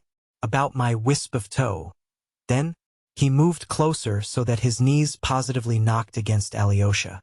His lips were strangely compressed like a thread. "What wisp of tow?" muttered Alyosha. "He has come to complain of me, father," cried a voice familiar to Alyosha, the voice of the schoolboy, from behind the curtain. "I bit his finger just now." The curtain was pulled, and Alyosha saw his assailant lying on a little bed made up on the bench and the chair in the corner under the icons. The boy lay covered by his coat and an old wadded quilt. He was evidently unwell, and, judging by his glittering eyes, he was in a fever. He looked at Alyosha without fear, as though he felt he was at home and could not be touched. "What? Did he bite your finger?" The captain jumped up from his chair. "Was it your finger he bit?" "Yes." He was throwing stones with other schoolboys. There were 6 of them against him alone. I went up to him, and he threw a stone at me and then another at my head. I asked him what I had done to him, and then he rushed at me and bit my finger badly. I don't know why. I'll thrash him, sir, at once. This minute. The captain jumped up from his seat. But I am not complaining at all. I am simply telling you, I don't want him to be thrashed. Besides, he seems to be ill. And do you suppose I'd thrash him? That I'd take my Alyosha and thrash him before you for your satisfaction? Would you like it done at once, sir? Said the captain, suddenly turning to Alyosha, as though he were going to attack him. I am sorry about your fingers, sir. But instead of thrashing Alyosha, would you like me to chop off my 4 fingers with this knife here before your eyes to satisfy your just wrath? I should think 4 fingers would be enough to satisfy your thirst for vengeance. You won't ask for the 5th one too? He stopped short with a catch in his throat. Every feature in his face was twitching and working. He looked extremely defiant. He was in a sort of frenzy. I think I understand it all now, said Alyosha gently and sorrowfully, still keeping his seat. So your boy is a good boy, he loves his father, and he attacked me as the brother of your assailant. Now I understand it, he repeated thoughtfully. But my brother Dmitri Fyodorovich regrets his action. I know that, and if only it is possible for him to come to you, or better still, to meet you in that same place, he will ask your forgiveness before everyone, if you wish it. After pulling out my beard, you mean he will ask my forgiveness? And he thinks that will be a satisfactory finish, doesn't he? Oh no. On the contrary, he will do anything you like and in any way you like. So if I were to ask His Highness to go down on his knees before me in that very tavern, the metropolis it's called, or in the marketplace, he would do it? Yes, he would even go down on his knees. You've pierced me to the heart, sir. Touched me to tears and pierced me to the heart. I am only too sensible of your brother's generosity. Allow me to introduce my family, my 2 daughters and my son, my litter. If I die, who will care for them? And while I live, who but they will care for a wretch like me? That's a great thing the Lord has ordained for every man of my sort, sir. For there must be someone able to love even a man like me. Ah, that's perfectly true, exclaimed Alyosha. Oh, do leave off playing the fool.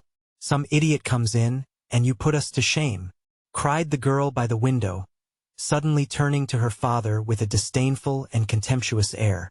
Wait a little, Varvara, cried her father, speaking peremptorily but looking at her quite approvingly.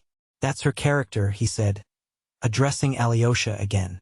And in all nature there was naught that could find favor in his eyes, or rather in the feminine, that could find favor in her eyes. When he entered the household of his patron and benefactor, Yefim Petrovich Polnov, he gained the hearts of all the family, so that they looked on him quite as their own child.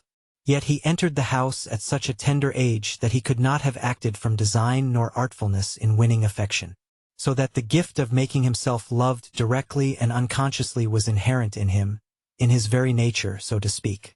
It was the same at school, though he seemed to be just one of those children who are distrusted, sometimes ridiculed, and even disliked by their schoolfellows. He was dreamy, for instance, and rather solitary.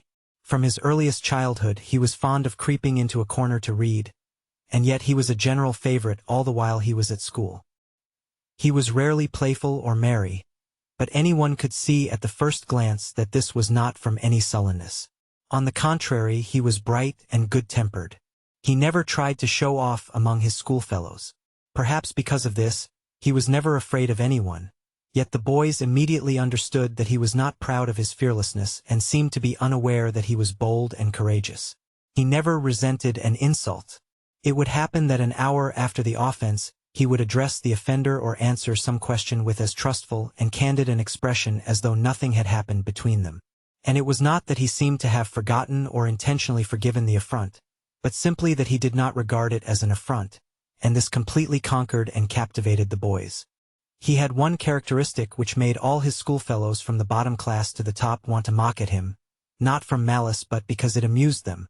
This characteristic was a wild, fanatical modesty and chastity.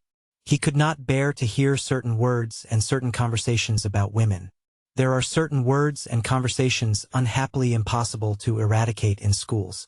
Boys pure in mind and heart, almost children, are fond of talking in school among themselves, and even aloud of things, pictures, and images of which even soldiers would sometimes hesitate to speak. More than that, much that soldiers have no knowledge or conception of is familiar to quite young children of our intellectual and higher classes. There is no moral depravity, no real corrupt inner cynicism in it, but there is the appearance of it, and it is often looked upon among them as something refined, subtle, daring, and worthy of imitation. Seeing that Alyosha Karamazov put his fingers in his ears when they talked of that, they used sometimes to crowd round him, pull his hands away, and shout nastiness into both ears, while he struggled, slipped to the floor, tried to hide himself without uttering one word of abuse, enduring their insults in silence. But at last they left him alone and gave up taunting him with being a regular girl, and what's more, they looked upon it with compassion as a weakness. He was always one of the best in the class but was never first. At the time of Yefim Petrovich's death, Alyosha had 2 more years to complete at the provincial gymnasium. The inconsolable widow went almost immediately after his death for a long visit to Italy with her whole family, which consisted only of women and girls. Alyosha went to live in the house of 2 distant relations of Yefim Petrovich, ladies whom he had never seen before. On what terms he lived with them he did not know himself. It was very characteristic of him, indeed, that he never cared at whose expense he was living. In that respect he was a striking contrast to his elder brother Ivan, who struggled with poverty for his first 2 years in the university, maintained himself by his own efforts, and had from childhood been bitterly conscious of living at the expense of his benefactor. But this strange trait in Alyosha's character must not, I think, be criticized too severely, for at the slightest acquaintance with him anyone would have perceived that Alyosha was one of those youths, almost of the type of religious enthusiast, who, if they were suddenly to come into possession of a large fortune, would not hesitate to give it away for the asking, either for good works or perhaps to a clever rogue. In general, he seemed scarcely to know the value of money, not, of course, in a literal sense. When he was given pocket money, which he never asked for, he was either terribly careless of it so that it was gone in a moment, or he kept it for weeks together, not knowing what to do with it. In later years, Fyodor Alexandrovich Myasov, a man very sensitive on the score of money and bourgeois honesty, pronounced the following judgment, after getting to know Alyosha. Here is perhaps the one man in the world whom you might leave alone without a penny, in the center of an unknown town of 1 million inhabitants, and he would not come to harm. He would not die of cold and hunger, for he would be fed and sheltered at once. And if he were not, he would find a shelter for himself, and it would cost him no effort or humiliation. And to shelter him would be no burden, but, on the contrary, would probably be looked on as a pleasure. He did not finish his studies at the gymnasium. A year before the end of the course, he suddenly announced to the ladies that he was going to see his father about a plan which had occurred to him. They were sorry and unwilling to let him go. The journey was not an expensive one, and the ladies would not let him pawn his watch, a parting present from his benefactor's family. They provided him liberally with money and even fitted him out with new clothes and linen. But he returned half the money they gave him, saying that he intended to go 3rd class.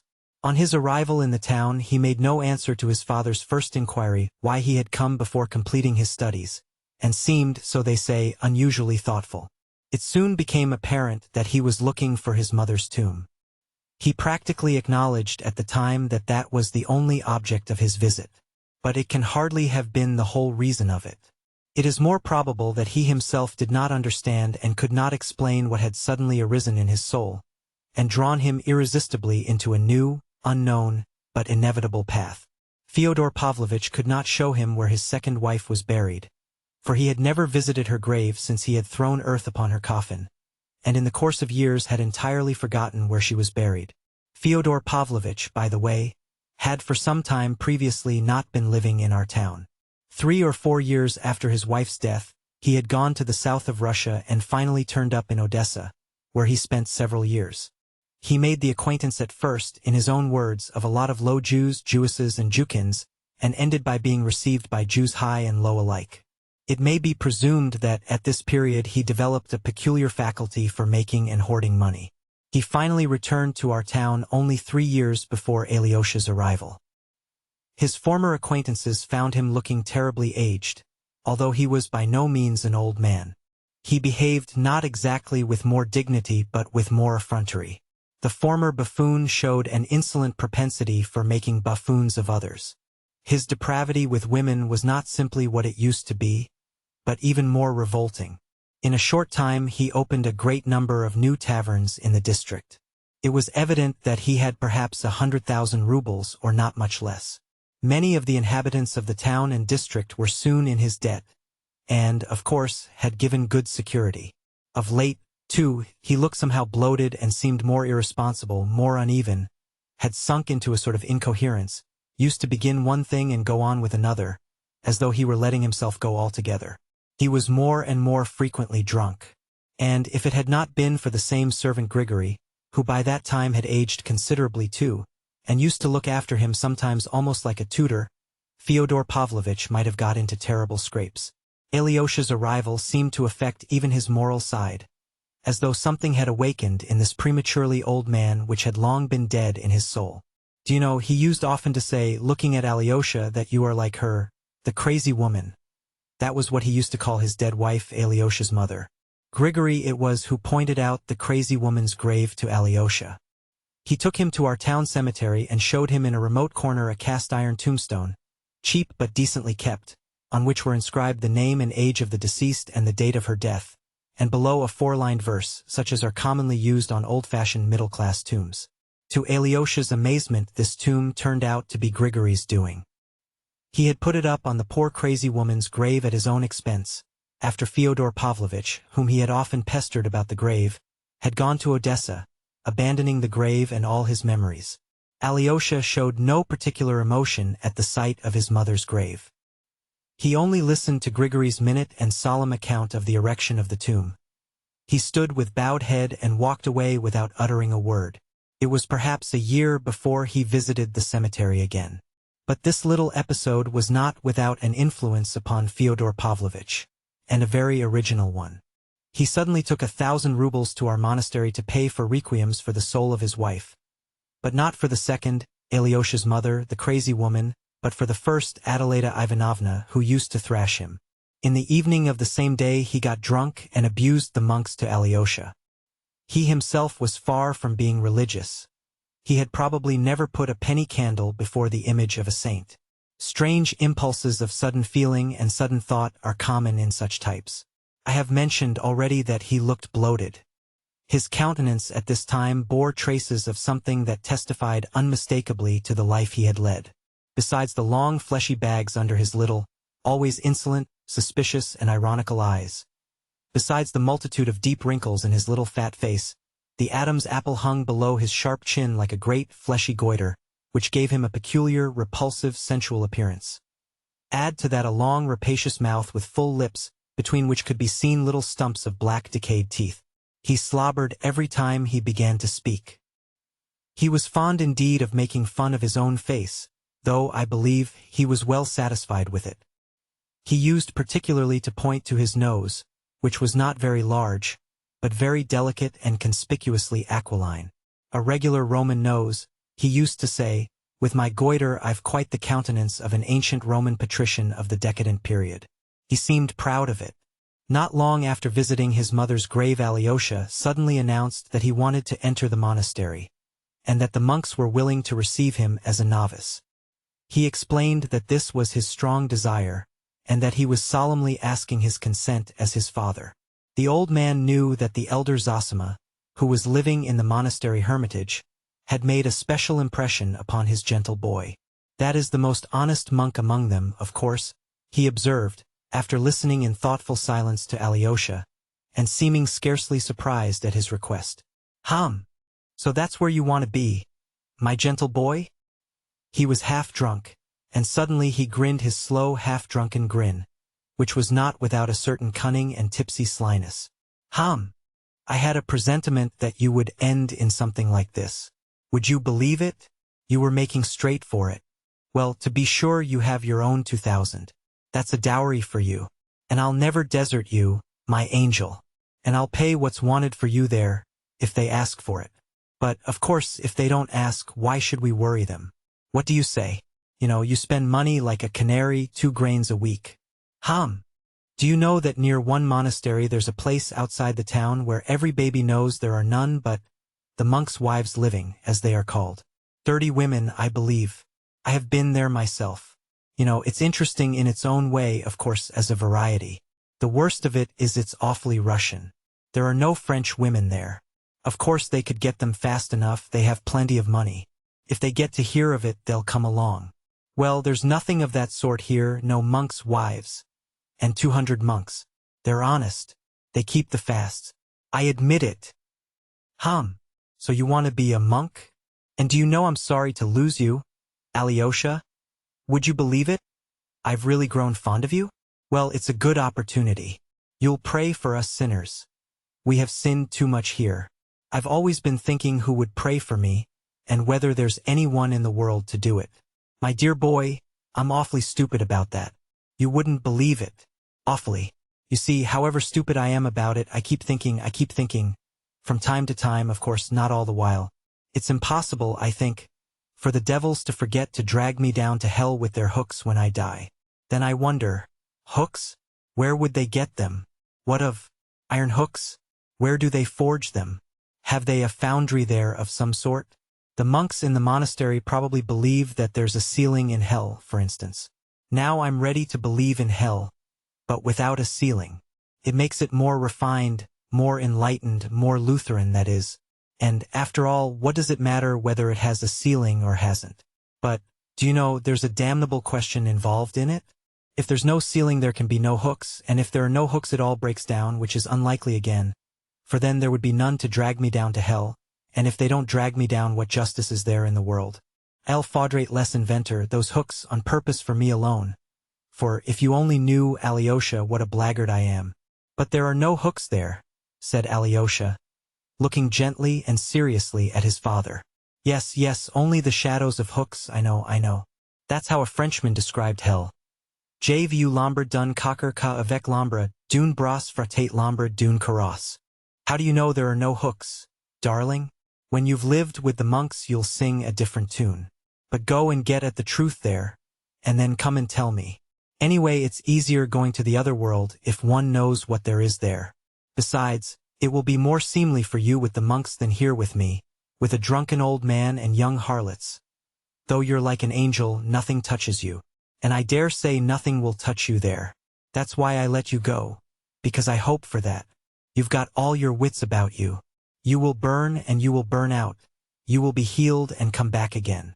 And I will wait for you. I feel that you're the only creature in the world who has not condemned me. My dear boy, I feel it, you know. I can't help feeling it. And he even began blubbering. He was sentimental. He was wicked and sentimental. Chapter 5. Elders. Some of my readers may imagine that my young man was a sickly, ecstatic, poorly developed creature, a pale, consumptive dreamer. On the contrary, Alyosha was at this time a well-grown, red-cheeked, clear-eyed lad of 19, radiant with health. He was very handsome, too, graceful, moderately tall, with hair of a dark brown, with a regular, rather long, oval-shaped face, and wide-set dark gray, shining eyes. He was very thoughtful and apparently very serene. I shall be told, perhaps, that red cheeks are not incompatible with fanaticism and mysticism, but I fancy that Alyosha was more of a realist than anyone. Oh, no doubt, in the monastery he fully believed in miracles, but, to my thinking, miracles are never a stumbling block to the realist. It is not miracles that dispose realists to belief. The genuine realist, if he is an unbeliever, will always find strength and ability to disbelieve in the miraculous, and if he is confronted with a miracle as an irrefutable fact, he would rather disbelieve his own senses than admit the fact. Even if he admits it as a fact of nature till then unrecognized by him. Faith does not, in the realist, spring from the miracle but the miracle from faith. But now let me present you to my wife, Irina Petrovna. She is crippled, she is 43. She can move but very little. She is of humble origin. Irina Petrovna, compose your countenance. This is Alexey Fyodorovich Karamazov. Get up, Alexey Fyodorovich. He took him by the hand and with unexpected force pulled him up. You must stand up to be introduced to a lady. It's not the Karamazov mamma, who, etc., but his brother, radiant with modest virtues. Come, Irina Petrovna, come, mamma, first your hand to be kissed. And he kissed his wife's hand respectfully and even tenderly. The girl at the window turned her back indignantly on the scene. An expression of extraordinary cordiality came over the haughtily inquiring face of the woman. "Good morning. Sit down, Mr. Karamazov," she said. "Karamazov, Mama, Karamazov. We are of humble origin," he whispered again. "Well, Karamazov or whatever it is, but I always think of Karamazov. Sit down. Why has he pulled you up? He calls me crippled, but I am not, only my legs are swollen like barrels, and I am shriveled up myself. Once I used to be so fat, but now it's as though I had swallowed a needle. We are of humble origin," the captain muttered again. "Oh, father, father." The hunchback girl, who had till then been silent on her chair, said suddenly, and she hid her eyes in her handkerchief. "Buffoon," blurted out the girl at the window. "Have you heard our news?" said the mother, pointing at her daughters. "It's like clouds coming over. The clouds pass and we have music again. When we were with the army, we used to have many such guests. I don't mean to make any comparisons. Everyone to their taste. The deacon's wife used to come then and say, 'Alexander Alexandrovitch is a man of the noblest heart, but Nastasia Petrovna,' she would say, 'is of the brood of hell.' Well," I said, "that's a matter of taste. But you are a little spitfire. And you want keeping in your place," says she. "You black sword," said I. "Who asked you to teach me? But my breath," says she, "is clean, and yours is unclean. You ask all the officers whether my breath is unclean. And ever since then I had it in my mind. Not long ago I was sitting here as I am now, when I saw that very general come in who came here for Easter, and I asked him, 'Your Excellency,' said I, 'can a lady's breath be unpleasant?' 'Yes,' he answered. 'You ought to open a window pane or open the door, for the air is not fresh here.' And they all go on like that. And what is my breath to them? The dead smell worse still. 'I won't spoil the air,' said I. 'I'll order some slippers and go away.' My darlings, don't blame your own mother. Nikolai Ilyitch, how is it I can't please you? There's only Ilusha who comes home from school and loves me. Yesterday he brought me an apple. Forgive your own mother. Forgive a poor lonely creature. Why has my breath become unpleasant to you?" And the poor mad woman broke into sobs, and tears streamed down her cheeks. The captain rushed up to her. "Mama, Mama, my dear, give over. You are not lonely. Everyone loves you, everyone adores you." He began kissing both her hands again and tenderly stroking her face. Taking the dinner napkin, he began wiping away her tears. Alyosha fancied that he too had tears in his eyes. "There, you see, you hear?" He turned with a sort of fury to Alyosha, pointing to the poor imbecile. "I see and hear," muttered Alyosha. "Father, father, how can you with him? Let him alone," cried the boy, sitting up in his bed and gazing at his father with glowing eyes. "Do give over fooling, showing off your silly antics which never lead to anything," shouted Varvara, stamping her foot with passion. "Your anger is quite just this time, Varvara, and I'll make haste to satisfy you. Come, put on your cap, Alexey Fyodorovitch, and I'll put on mine. We will go out. I have a word to say to you in earnest, but not within these walls. This girl sitting here is my daughter Nina. I forgot to introduce her to you. She is a heavenly angel incarnate, who has flown down to us mortals, if you can understand." There he is shaking all over, as though he is in convulsions. Varvara went on indignantly. "And she there stamping her foot at me and calling me a fool just now. She is a heavenly angel incarnate too, and she has good reason to call me so. Come along, Alexey Fyodorovitch, we must make an end." And, snatching Alyosha's hand, he drew him out of the room into the street. Chapter 7. And in the open air. The air is fresh, but in my apartment it is not so in any sense of the word. Let us walk slowly, sir. I should be glad of your kind interest. I too have something important to say to you, observed Alyosha, only I don't know how to begin. To be sure you must have business with me. You would never have looked in upon me without some object. Unless you come simply to complain of the boy, and that's hardly likely. And, by the way, about the boy, I could not explain to you in there, but here I will describe that scene to you. My toe was thicker a week ago, I mean my beard. That's the nickname they give to my beard, the schoolboys most of all. Well, your brother Dmitri Fyodorovitch was pulling me by my beard. I'd done nothing. He was in a towering rage and happened to come upon me. He dragged me out of the tavern into the marketplace. At that moment the boys were coming out of school, and with them Alusha. As soon as he saw me in such a state he rushed up to me. "Father!" he cried. "Father!" He caught hold of me, hugged me, tried to pull me away, crying to my assailant, "Let go! Let go! It's my father! Forgive him!" Yes, he actually cried, "Forgive him!"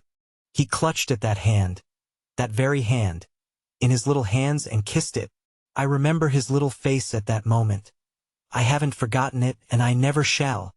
I swear, cried Alyosha, that my brother will express his most deep and sincere regret, even if he has to go down on his knees in that same marketplace. I'll make him, or he is no brother of mine. Aha! Then it's only a suggestion, and it does not come from him but simply from the generosity of your own warm heart. You should have said so. No, in that case allow me to tell you of your brother's highly chivalrous soldierly generosity, for he did give expression to it at the time. He left off dragging me by my beard and released me. "You are an officer," he said, "and I am an officer. If you can find a decent man to be your second, send me your challenge. I will give satisfaction, though you are a scoundrel." That's what he said. A chivalrous spirit indeed. I retired with Alusha, and that scene is a family record imprinted forever on Alusha's soul. No, it's not for us to claim the privileges of noblemen. Judge for yourself. You've just been in our mansion. What did you see there? 3 ladies, one a cripple and weak-minded, another a cripple and hunchback, and the third not crippled but far too clever. She is a student, dying to get back to Petersburg, to work for the emancipation of the Russian woman on the banks of the Neva. I won't speak of Alusha, he is only 9. I am alone in the world, and if I die, what will become of all of them? I simply ask you that. And if I challenge him and he kills me on the spot, what then? What will become of them? And worse still, if he doesn't kill me but only cripples me. I couldn't work, but I should still be a mouth to feed. Who would feed it, and who would feed them all? Must I take Alusha from school and send him to beg in the streets? That's what it means for me to challenge him to a duel. The silly talk and nothing else. He will beg your forgiveness. He will bow down at your feet in the middle of the marketplace, cried Alyosha again with glowing eyes. I did think of prosecuting him, the captain went on, but look in our code, could I get much compensation for a personal injury? And then Agrafena Alexandrovna sent for me and shouted at me, "Don't dare to dream of it! If you proceed against him, I'll publish it to all the world that he beat you for your dishonesty, and then you will be prosecuted. I call God to witness whose was the dishonesty and by whose commands I acted. Wasn't it by her own and Fyodor Pavlovitch's? And what's more," she went on, "I'll dismiss you for good and you'll never earn another penny from me. I'll speak to my merchant too," that's what she calls her old man, "and he will dismiss you, and if he dismisses me, what can I earn then from anyone? Those two are all I have to look to, for your Fyodor Pavlovitch has not only given over employing me, for another reason, but he means to make use of papers I've signed to go to law against me. And so I kept quiet, and you have seen our retreat. But now let me ask you, did Alusha hurt your finger much? I didn't like to go into it in our mansion before him. Yes, very much, and he was in a great fury. He was avenging you on me as a Karamazov, I see that now. But if only you had seen how he was throwing stones at his schoolfellows. It's very dangerous. They might kill him. They are children and stupid. A stone may be thrown and break somebody's head. That's just what has happened. He has been bruised by a stone today. Not on the head but on the chest, just above the heart. He came home crying and groaning, and now he is ill. And you know he attacks them first. He is bitter against them on your account. They say he stabbed a boy called Krasikhin with a penknife not long ago. I've heard about that too, it's dangerous. Krasikhin is an official here, we may hear more about it. I would advise you, Alyosha went on warmly, not to send him to school at all for a time till he is calmer. And his anger is past. Anger, the captain repeated, that's just what it is. He is a little creature, but it's a mighty anger. You don't know all, sir. Let me tell you more. Since that incident, all the boys have been teasing him about the wisp of tow. Schoolboys are a merciless race. Individually they are angels, but together, especially in schools, they are often merciless. Their teasing has stirred up a gallant spirit in Ilusha. An ordinary boy, a weak son, would have submitted, have felt ashamed of his father, sir. But he stood up for his father against them all. For his father and for truth and justice. For what he suffered when he kissed your brother's hand and cried to him, "Forgive father. Forgive him." That only God knows, and I, his father. For our children, not your children but ours, the children of the poor gentleman looked down upon by every one, know what justice means, sir, even at 9 years old. How should the rich know? They don't explore such depths once in their lives. But at that moment in the square when he kissed his hand, at that moment my Ilusha had grasped all that justice means. That truth entered into him and crushed him forever, sir. The captain said hotly again with a sort of frenzy, and he struck his right fist against his left palm as though he wanted to show how the truth crushed Ilusha. That very day, sir, he fell ill with fever and was delirious all night. All that day he hardly said a word to me, but I noticed he kept watching me from the corner, though he turned to the window and pretended to be learning his lessons. But I could see his mind was not on his lessons. Next day I got drunk to forget my troubles, sinful man as I am, and I don't remember much. Mama began crying, too. I am very fond of Mama. Well, I spent my last penny drowning my troubles. Don't despise me for that, sir. In Russia men who drink are the best. The best men amongst us are the greatest drunkards. I lay down and I don't remember about Ilusha, though all that day the boys had been jeering at him at school. Wisp of tow, they shouted. Your father was pulled out of the tavern by his wisp of tow. You ran by and begged forgiveness. On the third day when he came back from school, I saw he looked pale and wretched. What is it? I asked. He wouldn't answer. Well, there's no talking in our mansion without Mama and the girls taking part in it. What's more, the girls had heard about it the very first day.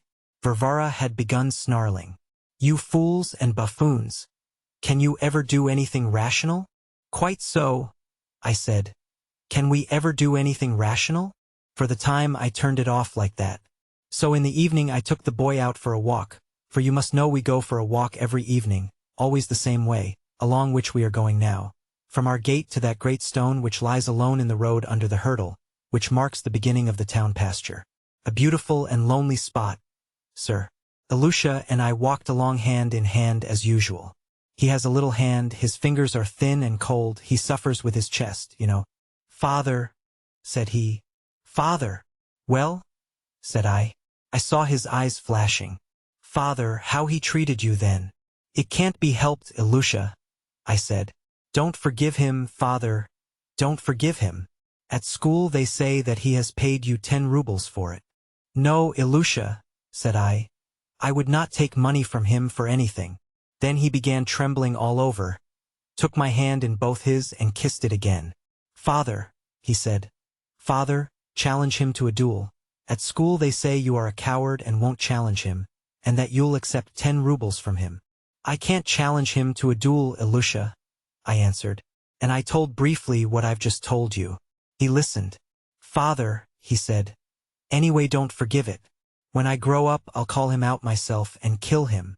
His eyes shone and glowed. And of course I am his father, and I had to put in a word. It's a sin to kill, I said, even in a duel. Father, he said, when I grow up, I'll knock him down, knock the sword out of his hand. I'll fall on him, wave my sword over him and say, I could kill you, but I forgive you, so there. You see what the workings of his little mind have been during these 2 days. He must have been planning that vengeance all day, and raving about it at night. But he began to come home from school badly beaten. I found out about it the day before yesterday. And you are right, I won't send him to that school anymore. I heard that he was standing up against all the class alone and defying them all, that his heart was full of resentment, of bitterness. I was alarmed about him. We went for another walk. Father, he asked, are the rich people stronger than anyone else on earth? Yes, Ilusha, I said. There are no people on earth stronger than the rich. Father, he said, I will get rich, I will become an officer and conquer everybody. The Tsar will reward me, I will come back here and then no one will dare. Then he was silent and his lips still kept trembling. Father, he said. What a horrid town this is. Yes, Ilusha, I said. It isn't a very nice town. Father, let us move into another town, a nice one, he said, where people don't know about us. We will move, we will, Ilusha, said I. Only I must save up for it. I was glad to be able to turn his mind from painful thoughts, and we began to dream of how we would move to another town, how we would buy a horse and cart. We will put Mama and your sisters inside, we will cover them up and we'll walk. You shall have a lift now and then, and I'll walk beside, for we must take care of our horse, we can't all ride. That's how we'll go. He was enchanted at that, most of all at the thought of having a horse and driving him. For of course a Russian boy is born among horses. We chattered a long while. Thank God, I thought. I have diverted his mind and comforted him. That was the day before yesterday, in the evening, but last night everything was changed. He had gone to school in the morning, he came back depressed, terribly depressed. In the evening I took him by the hand and we went for a walk. He would not talk. There was a wind blowing and no sun, and a feeling of autumn. Twilight was coming on. We walked along, both of us depressed. Well, my boy, said I, how about our setting off on our travels? I thought I might bring him back to our talk of the day before. He didn't answer, but I felt his fingers trembling in my hand. I thought, it's a bad job. There's something fresh. We had reached the stone where we are now. I sat down on the stone, and in the air there were lots of kites flapping and whirling. There were as many as 30 in sight. Of course, it's just the season for the kites. Look, Ilusha, said I. It's time we got out our last year's kite again.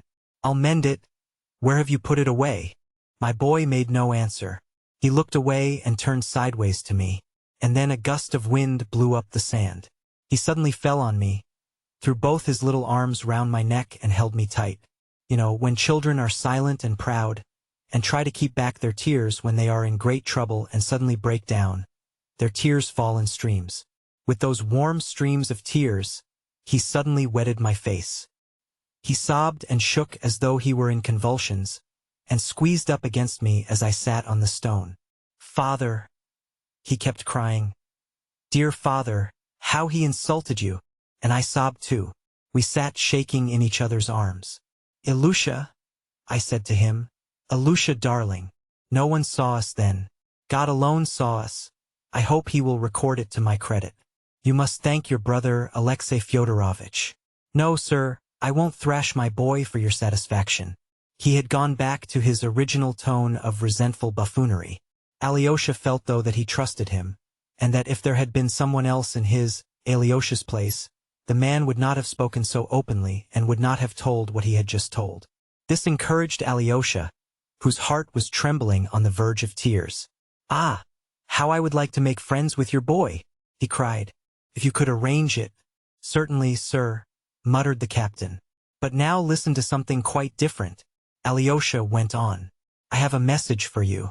That same brother of mine, Dmitri, has insulted his betrothed, too, a noble-hearted girl of whom you have probably heard.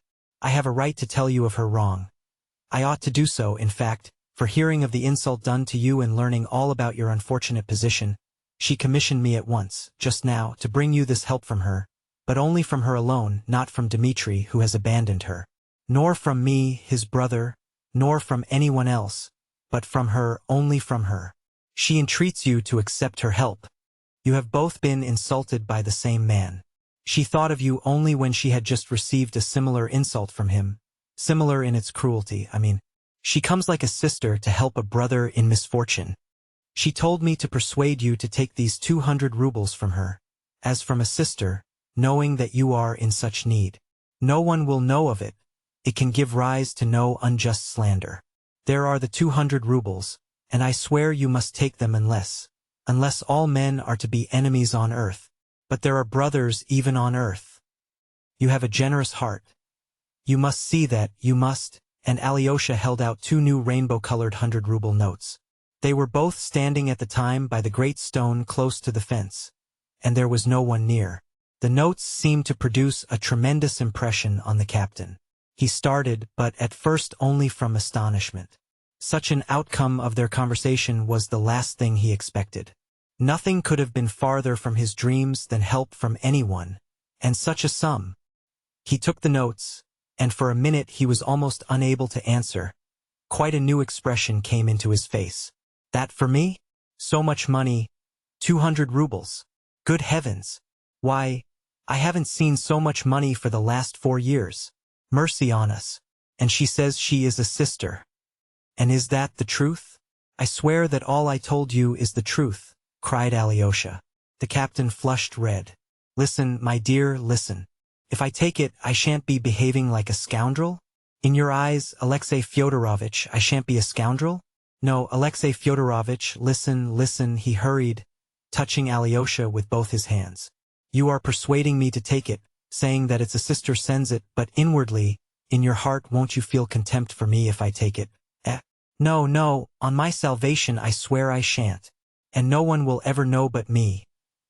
You and she and one other lady, her great friend. Never mind the lady. Listen, Alexei Fyodorovitch, at a moment like this you must listen, for you can't understand what these 200 rubles mean to me now. The poor fellow went on rising gradually into a sort of incoherent, almost wild enthusiasm. He was thrown off his balance and talked extremely fast, as though afraid he would not be allowed to say all he had to say. Besides its being honestly acquired from a sister, so highly respected and revered, do you know that now I can look after Mama and Nina, my hunchback angel daughter? Dr. Herzenstube came to me in the kindness of his heart and was examining them both for a whole hour. I can make nothing of it, said he, but he prescribed a mineral water which is kept at a chemist's here. He said it would be sure to do her good, and he ordered baths too with some medicine in them. The mineral water costs 30 kopecks, and she'd need to drink 40 bottles perhaps.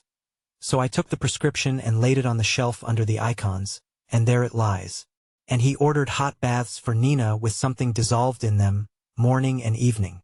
But how can we carry out such a cure in our mansion? Without servants, without help, without a bath, and without water. Nina is rheumatic all over, I don't think I told you that. All her right side aches at night. She is in agony. And, would you believe it, the angel bears it without groaning for fear of waking us. We eat what we can get, and she'll only take the leavings, what you'd scarcely give to a dog. I am not worth it. I am taking it from you. I am a burden on you. That's what her angel eyes try to express. We wait on her, but she doesn't like it. I am a useless cripple, no good to anyone.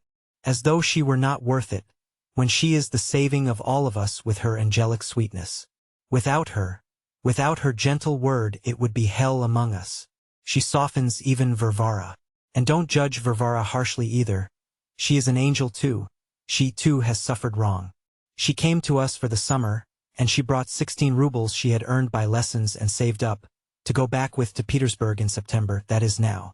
But we took her money and lived on it, so now she has nothing to go back with. Though indeed she couldn't go back, for she has to work for us like a slave. She is like an overdriven horse with all of us on her back. She waits on us all, mends and washes, sweeps the floor, puts Mama to bed. And Mama is capricious and tearful and insane. And now I can get a servant with this money, you understand, Alexei Fyodorovitch, I can get medicines for the dear creatures, I can send my student to Petersburg, I can buy beef, I can feed them properly. Good Lord! But it's a dream. Alyosha was delighted that he had brought him such happiness, and that the poor fellow had consented to be made happy. Stay, Alexei Fyodorovitch, stay. The captain began to talk with frenzied rapidity, carried away by a new daydream. Do you know that Alyosha and I will perhaps really carry out our dream? We will buy a horse and cart, a black horse, he insists on its being black, and we will set off as we pretended the other day. I have an old friend, a lawyer in K. Province, and I heard through a trustworthy man that if I were to go he'd give me a place as clerk in his office, so, who knows, maybe he would. So I just put Mama and Nina in the cart, and Alyosha could drive, and I'd walk. Why, if I only succeed in getting one debt paid that's owing me, I should have perhaps enough for that too. There would be enough, cried Alyosha. Katerina Ivanovna will send you as much more as you need, and, I have money too, take what you want, as you would from a brother, from a friend, you can give it back later. You'll get rich, And you know you couldn't have a better idea than to move to another province. It would be the saving of you, especially of your boy, and you ought to go quickly, before the winter, before the cold. You must write to us when you are there, and we will always be brothers. No, it's not a dream. Alyosha could have hugged him. He was so pleased. But glancing at him, he stopped short. The man was standing with his neck outstretched and his lips protruding, with a pale and frenzied face. His lips were moving as though trying to articulate something. No sound came, but still his lips moved. It was uncanny. "What is it?" asked Alyosha, startled. "Alexey Fyodorovitch, you," muttered the captain, faltering, looking at him with a strange, wild, fixed stare, and an air of desperate resolution. At the same time there was a sort of grin on his lips. You, sir. Wouldn't you like me to show you a little trick I know?"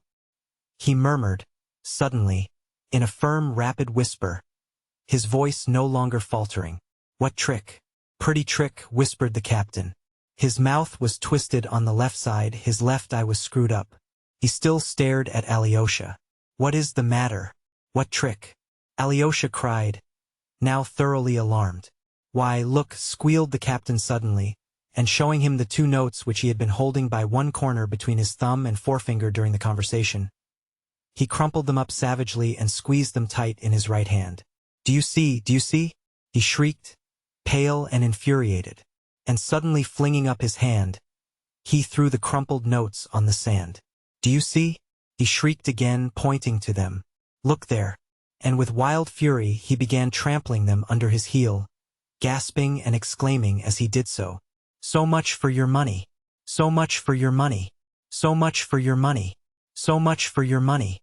Suddenly he darted back and drew himself up before Alyosha, and his whole figure expressed unutterable pride.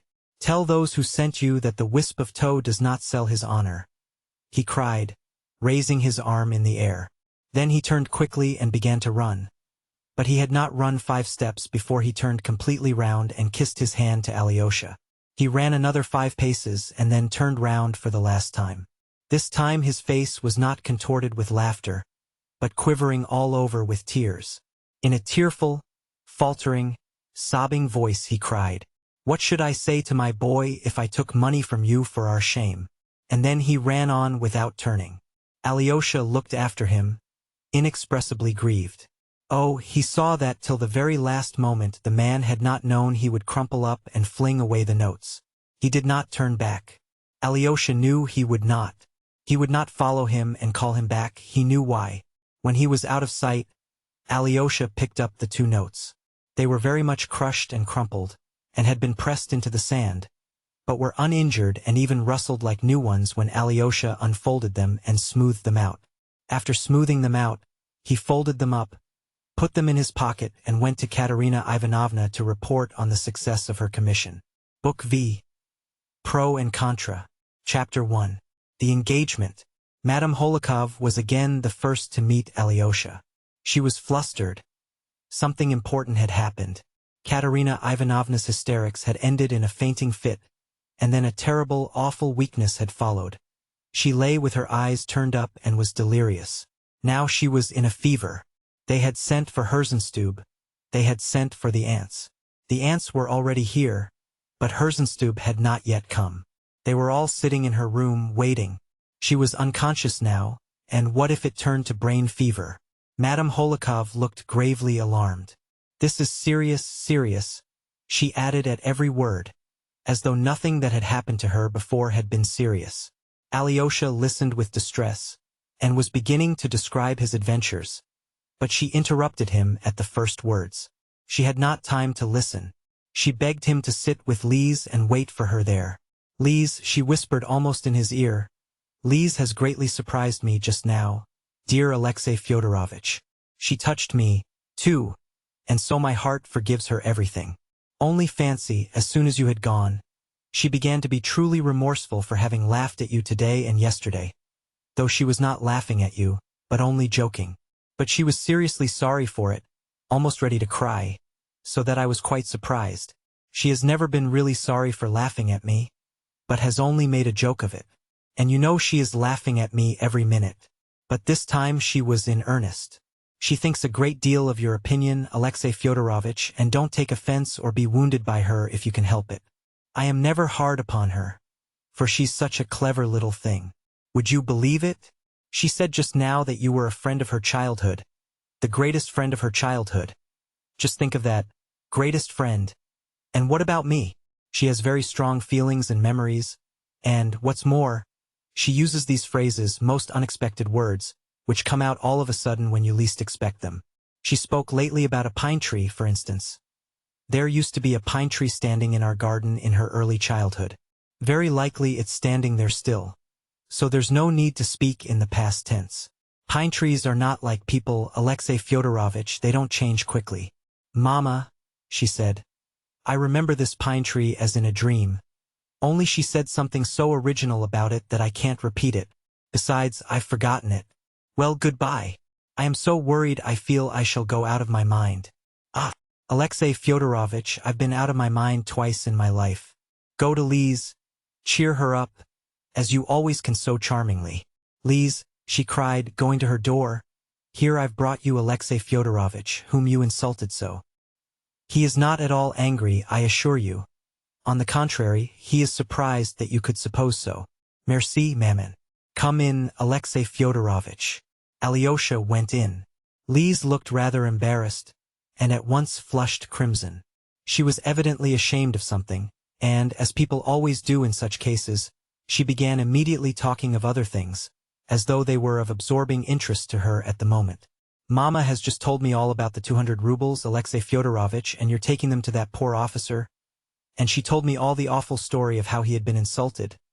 And, although Mama muddles things, she always rushes from one thing to another. I cried when I heard. Well, did you give him the money, and how is that poor man getting on? The fact is I didn't give it to him, and it's a long story, answered Alyosha, as though he, too, could think of nothing but his regret at having failed. Yet Lise saw perfectly well that he, too, looked away and that he, too, was trying to talk of other things. Alyosha sat down to the table and began to tell his story, but at the first words he lost his embarrassment and gained the whole of Lise's attention as well. He spoke with deep feeling, under the influence of the strong impression he had just received, and he succeeded in telling his story well and circumstantially. In old days in Moscow he had been fond of coming to Lise and describing to her what had just happened to him, what he had read, or what he remembered of his childhood. Sometimes they had made daydreams and woven whole romances together, generally cheerful and amusing ones. Now they both felt suddenly transported to the old days in Moscow, 2 years before. Lise was extremely touched by his story. Alyosha described Ilusha with warm feeling. When he finished describing how the luckless man trampled on the money, Lise could not help clasping her hands and crying out, "So you didn't give him the money? So you let him run away? Oh dear, you ought to have run after him." "No, Lise. It's better I didn't run after him," said Alyosha, getting up from his chair and walking thoughtfully across the room. "How so? How is it better? Now they are without food and their case is hopeless?" "Not hopeless, for the 200 rubles will still come to them. He'll take the money tomorrow." "Tomorrow he will be sure to take it," said Alyosha, pacing up and down, pondering. "You see, Lise," he went on, stopping suddenly before her, "I made one blunder, but even that is all for the best." "What blunder, and why is it for the best?" "I'll tell you. He is a man of weak and timorous character. He has suffered so much and is very good-natured. I keep wondering why he took offense so suddenly, for I assure you, up to the last minute, he did not know that he was going to trample on the notes. And I think now that there was a great deal to offend him, and it could not have been otherwise in his position. To begin with, he was sore at having been so glad of the money in my presence and not having concealed it from me. If he had been pleased, but not so much, if he had not shown it, if he had begun affecting scruples and difficulties, as other people do when they take money, he might still endure to take it. But he was too genuinely delighted, and that was mortifying. Ah, Lise, he is a good and truthful man. That's the worst of the whole business. All the while he talked, his voice was so weak, so broken, he talked so fast, he kept laughing such a laugh, or perhaps he was crying.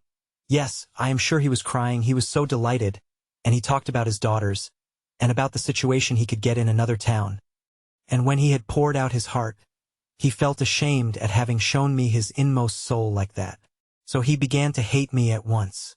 He is one of those awfully sensitive poor people. What had made him feel most ashamed was that he had given in too soon and accepted me as a friend, you see. At first he almost flew at me and tried to intimidate me, but as soon as he saw the money he had begun embracing me. He kept touching me with his hands. This must have been how he came to feel it all so humiliating, and then I made that blunder, a very important one.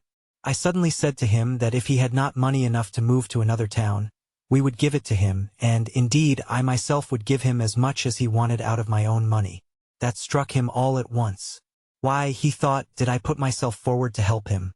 You know, Lise, it's awfully hard for a man who has been injured, when other people look at him as though they were his benefactors. I've heard that. Father Zosima told me so. I don't know how to put it, but I have often seen it myself. And I feel like that myself, too. And the worst of it was that though he did not know, up to the very last minute, that he would trample on the notes, he had a kind of presentiment of it, I am sure of that. That's just what made him so ecstatic, that he had that presentiment. And though it's so dreadful, it's all for the best. In fact, I believe nothing better could have happened. Why could nothing better have happened? Cried Lise, looking with great surprise at Alyosha. Because if he had taken the money, in an hour after getting home, he would be crying with mortification. That's just what would have happened. And most likely he would have come to me early tomorrow, and perhaps have flung the notes at me and trampled upon them as he did just now. But now he has gone home awfully proud and triumphant, though he knows he has ruined himself. So now nothing could be easier than to make him accept the 200 rubles by tomorrow, for he has already vindicated his honor, tossed away the money, and trampled it underfoot. He couldn't know when he did it that I should bring it to him again tomorrow, and yet he is in terrible need of that money. Though he is proud of himself now, yet even today he'll be thinking what a help he has lost. He will think of it more than ever at night, will dream of it, and by tomorrow morning he may be ready to run to me to ask forgiveness. It's just then that I'll appear. Here, you are a proud man, I shall say. You have shown it, but now take the money and forgive us. And then he will take it. Alyosha was carried away with joy as he uttered his last words. And then he will take it. Lise clapped her hands. Ah, that's true. I understand that perfectly now. Ah, Alyosha, how do you know all this? So young, and yet he knows what's in the heart. I should never have worked it out. The great thing now is to persuade him that he is on an equal footing with us, in spite of his taking money from us. Alyosha went on in his excitement. And not only on an equal, but even on a higher footing. On a higher footing is charming, Alexei Fyodorovitch. But go on, go on. You mean there isn't such an expression as on a higher footing? But that doesn't matter because, oh no, of course it doesn't matter. Forgive me, Alyosha, dear. You know, I scarcely respected you till now. That is, I respected you but on an equal footing. But now I shall begin to respect you on a higher footing. Don't be angry, dear, at my joking, she put in at once, with strong feeling. I am absurd and small, but you. Listen, Alexei Fyodorovitch. Isn't there in all our analysis, your analysis? No, better call it ours, aren't we showing contempt for him, for that poor man, in analyzing his soul like this, as it were, from above, in deciding so certainly that he will take the money? No, Lise, it's not contempt, Alyosha answered, as though he had prepared himself for the question. I was thinking of that on the way here. How can it be contempt when we are all like him, when we are all just the same as he is? For you know we are just the same, no better.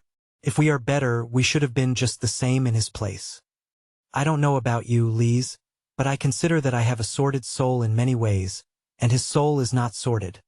On the contrary, full of fine feeling. No, Lise, I have no contempt for him.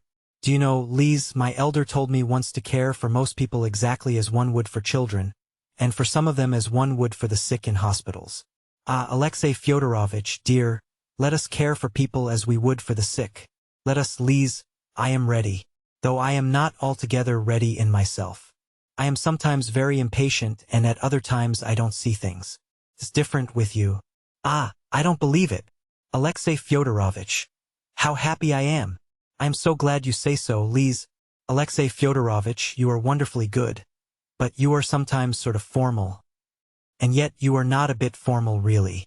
Go to the door, Open it gently, and see whether Mama is listening, said Lise, in a nervous, hurried whisper. Alyosha went, opened the door, and reported that no one was listening. Come here, Alexey Fyodorovitch, Lise went on, flushing redder and redder. Give me your hand, that's right. I have to make a great confession. I didn't write to you yesterday in joke, but in earnest, and she hid her eyes with her hand. It was evident that she was greatly ashamed of the confession. Suddenly she snatched his hand and impulsively kissed it 3 times. Ah, Lise, what a good thing, cried Alyosha joyfully. You know, I was perfectly sure you were in earnest. Sure? Upon my word. She put aside his hand, but did not leave go of it, blushing hotly, and laughing a little happy laugh. I kiss his hand and he says, "What a good thing!" But her reproach was undeserved. Alyosha, too, was greatly overcome. I should like to please you always, Lise, but I don't know how to do it, he muttered, blushing too. Alyosha, dear, you are cold and rude. Do you see? He has chosen me as his wife and is quite settled about it. He is sure I was in earnest. What a thing to say. Why, that's impertinence, that's what it is. Why, was it wrong of me to feel sure? Alyosha asked, laughing suddenly. Ah, Alyosha, on the contrary, it was delightfully right, cried Lise, looking tenderly and happily at him. Alyosha stood still, holding her hand in his. Suddenly he stooped down and kissed her on her lips. Oh, what are you doing? Cried Lise. Alyosha was terribly abashed. Oh, forgive me if I shouldn't. Perhaps I'm awfully stupid. You said I was cold, so I kissed you. But I see it was stupid. Lise laughed, and hid her face in her hands. And in that dress, she ejaculated in the midst of her mirth. But she suddenly ceased laughing and became serious, almost stern. Alyosha, we must put off kissing. We are not ready for that yet, and we shall have a long time to wait, she ended suddenly. Tell me rather why you who are so clever, so intellectual, so observant, choose a little idiot, an invalid like me. Ah, Alyosha, I am awfully happy, for I don't deserve you a bit. You do, Lise. I shall be leaving the monastery altogether in a few days. If I go into the world, I must marry. I know that. He told me to marry, too. Whom could I marry better than you? And who would have me accept you? I have been thinking it over. In the first place, you've known me from a child and you've a great many qualities I haven't. You are more light-hearted than I am. Above all, you are more innocent than I am. I have been brought into contact with many, many things already. You don't know, but I, too, am a Karamazov. What does it matter if you do laugh and make jokes, and at me, too? Go on laughing. I'm so glad you do. You laugh like a little child. But you think like a martyr. Like a martyr? How? Yes, Lise, your question just now. Whether we weren't showing contempt for that poor man by dissecting his soul. That was the question of a sufferer. You see, I don't know how to express it, but anyone who thinks of such questions is capable of suffering. Sitting in your invalid chair, you must have thought over many things already. Alyosha, give me your hand. Why are you taking it away? Murmured Lise in a failing voice, weak with happiness. Listen, Alyosha. What will you wear when you come out of the monastery? What sort of suit? Don't laugh, don't be angry, it's very, very important to me. I haven't thought about the suit, Lise, but I'll wear whatever you like. I should like you to have a dark blue velvet coat, a white pique waistcoat, and a soft gray felt hat. Tell me, did you believe that I didn't care for you when I said I didn't mean what I wrote? No, I didn't believe it. Oh, you insupportable person, you are incorrigible. You see, I knew that you seemed to care for me, but I pretended to believe that you didn't care for me to make it easier for you. That makes it worse. Worse and better than all. Alyosha, I am awfully fond of you. Just before you came this morning, I tried my fortune. I decided I would ask you for my letter, and if you brought it out calmly and gave it to me as might have been expected from you, it would mean that you did not love me at all, that you felt nothing and were simply a stupid boy, good for nothing, and that I am ruined. But you left the letter at home and that cheered me. You left it behind on purpose so as not to give it back because you knew I would ask for it? That was it, wasn't it? Lise, it was not so a bit. The letter is with me now, and it was this morning in this pocket. Here it is. Alyosha pulled the letter out laughing, and showed it her at a distance. But I am not going to give it to you. Look at it from here. Why, then you told a lie. You, a monk, told a lie. I told a lie if you like, Alyosha laughed. 2. I told a lie so as not to give you back the letter. It's very precious to me, he added suddenly, with strong feeling, and again he flushed. It always will be, and I won't give it up to anyone. Lise looked at him joyfully. Alyosha, she murmured again. Look at the door. Isn't Mama listening? Very well, Lise, I'll look. But wouldn't it be better not to look? Why suspect your mother of such meanness? What meanness? As for her spying on her daughter, it's her right. It's not meanness, cried Lise, firing up. You may be sure, Alexey Fyodorovitch, that when I am a mother, if I have a daughter like myself, I shall certainly spy on her. Really, Lise? That's not right. Oh my goodness! What has meanness to do with it? If she were listening to some ordinary worldly conversation, it would be meanness, but when her own daughter is shut up with a young man. Listen, Alyosha, do you know I shall spy upon you as soon as we are married, and let me tell you I shall open all your letters and read them, so you may as well be prepared. Yes, of course, if so, muttered Alyosha, only it's not right. Ah, how contemptuous. Alyosha, dear, we won't quarrel the very first day. I'd better tell you the whole truth. Of course, it's very wrong to spy on people, and, of course, I am not right and you are, only I shall spy on you all the same. Do then, you won't find out anything, laughed Alyosha. And, Alyosha, will you give in to me? We must decide that too. I shall be delighted to, Lise, and certain to, only not in the most important things. Even if you don't agree with me, I shall do my duty in the most important things. That's right. But let me tell you, I am ready to give in to you not only in the most important matters, but in everything. And I am ready to vow to do so now. In everything, and for all my life, cried Lise fervently, and I'll do it gladly, gladly. What's more, I'll swear never to spy on you, never once, never to read one of your letters. For you are right and I am not. And though I shall be awfully tempted to spy, I know that I won't do it since you consider it dishonorable. You are my conscience now. Listen, Alexey Fyodorovitch, why have you been so sad lately? Both yesterday and today? I know you have a lot of anxiety and trouble, but I see you have some special grief besides. Some secret one, perhaps? Yes, Lise, I have a secret one, too, answered Alyosha mournfully. I see you love me, since you guessed that. What grief? What about? Can you tell me? Asked Lise with timid entreaty. I'll tell you later, Lise. Afterwards, said Alyosha, confused. Now you wouldn't understand it perhaps, and perhaps I couldn't explain it. I know your brothers and your father are worrying you, too. Yes, my brothers too, murmured Alyosha, pondering. I don't like your brother Ivan, Alyosha, said Lise suddenly.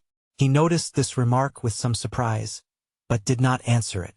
My brothers are destroying themselves, he went on, my father, too, and they are destroying others with them. It's the primitive force of the Karamazovs. As Father Pacey said the other day, a crude, unbridled, earthly force. Does the Spirit of God move above that force? Even that I don't know. I only know that I, too, am a Karamazov. Me a monk? A monk? Am I a monk? Lise? You said just now that I was. Yes, I did. And perhaps I don't even believe in God. You don't believe? What is the matter? Said Lise quietly and gently, but Alyosha did not answer. There was something too mysterious, too subjective in these last words of his, perhaps obscure to himself, but yet torturing him. And now, on the top of it all, my friend, the best man in the world, is leaving the earth. If you knew, Lise, how bound up in soul I am with him. And then I shall be left alone.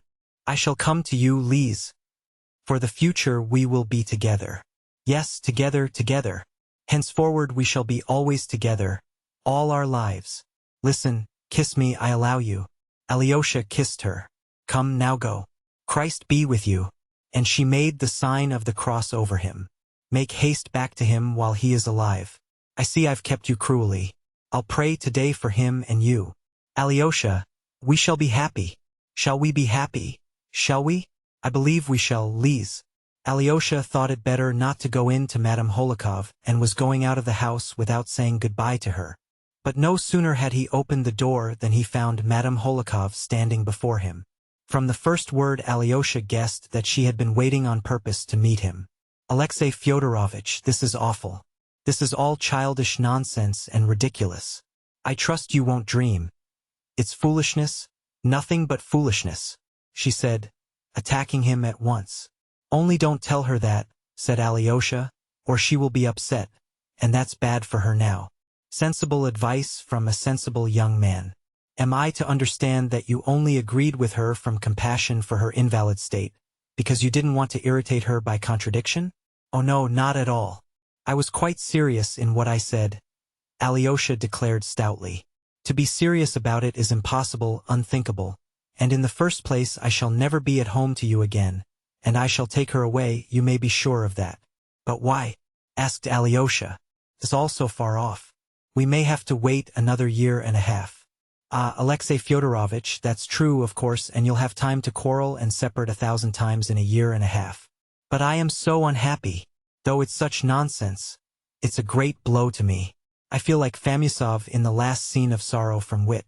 You are Chatsky and she is Sofia, and only fancy I've run down to meet you on the stairs, and in the play the fatal scene takes place on the staircase. I heard it all. I almost dropped. So this is the explanation of her dreadful night and her hysterics of late. It means love to the daughter but death to the mother. I might as well be in my grave at once. And a more serious matter still, what is this letter she has written? Show it me at once. At once. No, there's no need. Tell me, how is Katerina Ivanovna now? I must know. She still lies in delirium. She has not regained consciousness. Her aunts are here, but they do nothing but sigh and give themselves airs. Herzenstube came, and he was so alarmed that I didn't know what to do for him. I nearly sent for a doctor to look after him. He was driven home in my carriage. And on the top of it all, you and this letter.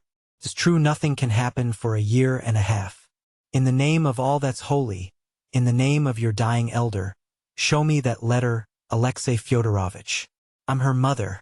Hold it in your hand if you like, and I will read it so. No, I won't show it to you. Even if she sanctioned it, I wouldn't. I am coming tomorrow, and if you like, we can talk over many things, but now goodbye." And Alyosha ran downstairs and into the street. Chapter 2. Smerdyakov with a guitar. He had no time to lose indeed. Even while he was saying goodbye to Lise, the thought had struck him that he must attempt some stratagem to find his brother Dmitri, who was evidently keeping out of his way. It was getting late, nearly 3 o'clock. Alyosha's whole soul turned to the monastery, to his dying saint, but the necessity of seeing Dmitri outweighed everything. The conviction that a great inevitable catastrophe was about to happen grew stronger in Alyosha's mind with every hour. What that catastrophe was, and what he would say at that moment to his brother, he could perhaps not have said definitely. "Even if my benefactor must die without me, anyway, I won't have to reproach myself all my life with the thought that I might have saved something and did not, but passed by and hastened home. If I do as I intend, I shall be following his great precept." His plan was to catch his brother Dmitri unawares, to climb over the fence, as he had the day before, get into the garden and sit in the summer house. If Dmitri were not there, thought Alyosha, he would not announce himself to Foma or the women of the house, but would remain hidden in the summer house, even if he had to wait there till evening. If, as before, Dmitri were lying in wait for Grushenka to come, he would be very likely to come to the summer house. Alyosha did not, however, give much thought to the details of his plan, but resolved to act upon it, even if it meant not getting back to the monastery that day. Everything happened without hindrance. He climbed over the hurdle almost in the same spot as the day before, and stole into the summer house unseen. He did not want to be noticed. The woman of the house and Foma too, if he were here, might be loyal to his brother and obey his instructions, and so refuse to let Alyosha come into the garden, or might warn Dmitri that he was being sought and inquired for. There was no one in the summer house. Alyosha sat down and began to wait. He looked round the summer house, which somehow struck him as a great deal more ancient than before. Though the day was just as fine as yesterday, it seemed a wretched little place this time. There was a circle on the table, left no doubt from the glass of brandy having been spilt the day before. Foolish and irrelevant ideas strayed about his mind, as they always do in a time of tedious waiting. He wondered, for instance, why he had sat down precisely in the same place as before, why not in the other seat. At last he felt very depressed by suspense and uncertainty. But he had not sat there more than a quarter of an hour, when he suddenly heard the thrum of a guitar somewhere quite close. People were sitting, or had only just sat down, somewhere in the bushes not more than 20 paces away. Alyosha suddenly recollected that, on coming out of the summer house the day before, he had caught a glimpse of an old green low garden seat among the bushes on the left, by the fence. The people must be sitting on it now. Who were they? A man's voice suddenly began singing in a sugary falsetto, accompanying himself on the guitar, with invincible force. I am bound to my dear. O Lord, have mercy on her and on me, on her and on me, on her and on me. The voice ceased. It was a lackey's tenor and a lackey's song.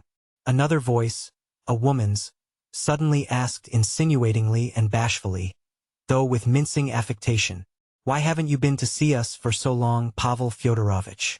Why do you always look down upon us?" "Not at all," answered a man's voice politely, but with emphatic dignity. It was clear that the man had the best of the position, and that the woman was making advances. "I believe the man must be Smerdyakov," thought Alyosha, from his voice. "And the lady must be the daughter of the house here, who has come from Moscow, the one who wears the dress with a tail and goes to Marfa for soup.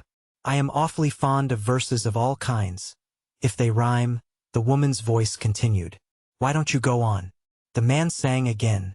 "What do I care for royal wealth, if but my dear one be in health? Lord, have mercy on her and on me, on her and on me, on her and on me." "It was even better last time," observed the woman's voice. "You sang, 'If my darling be in health.' It sounded more tender.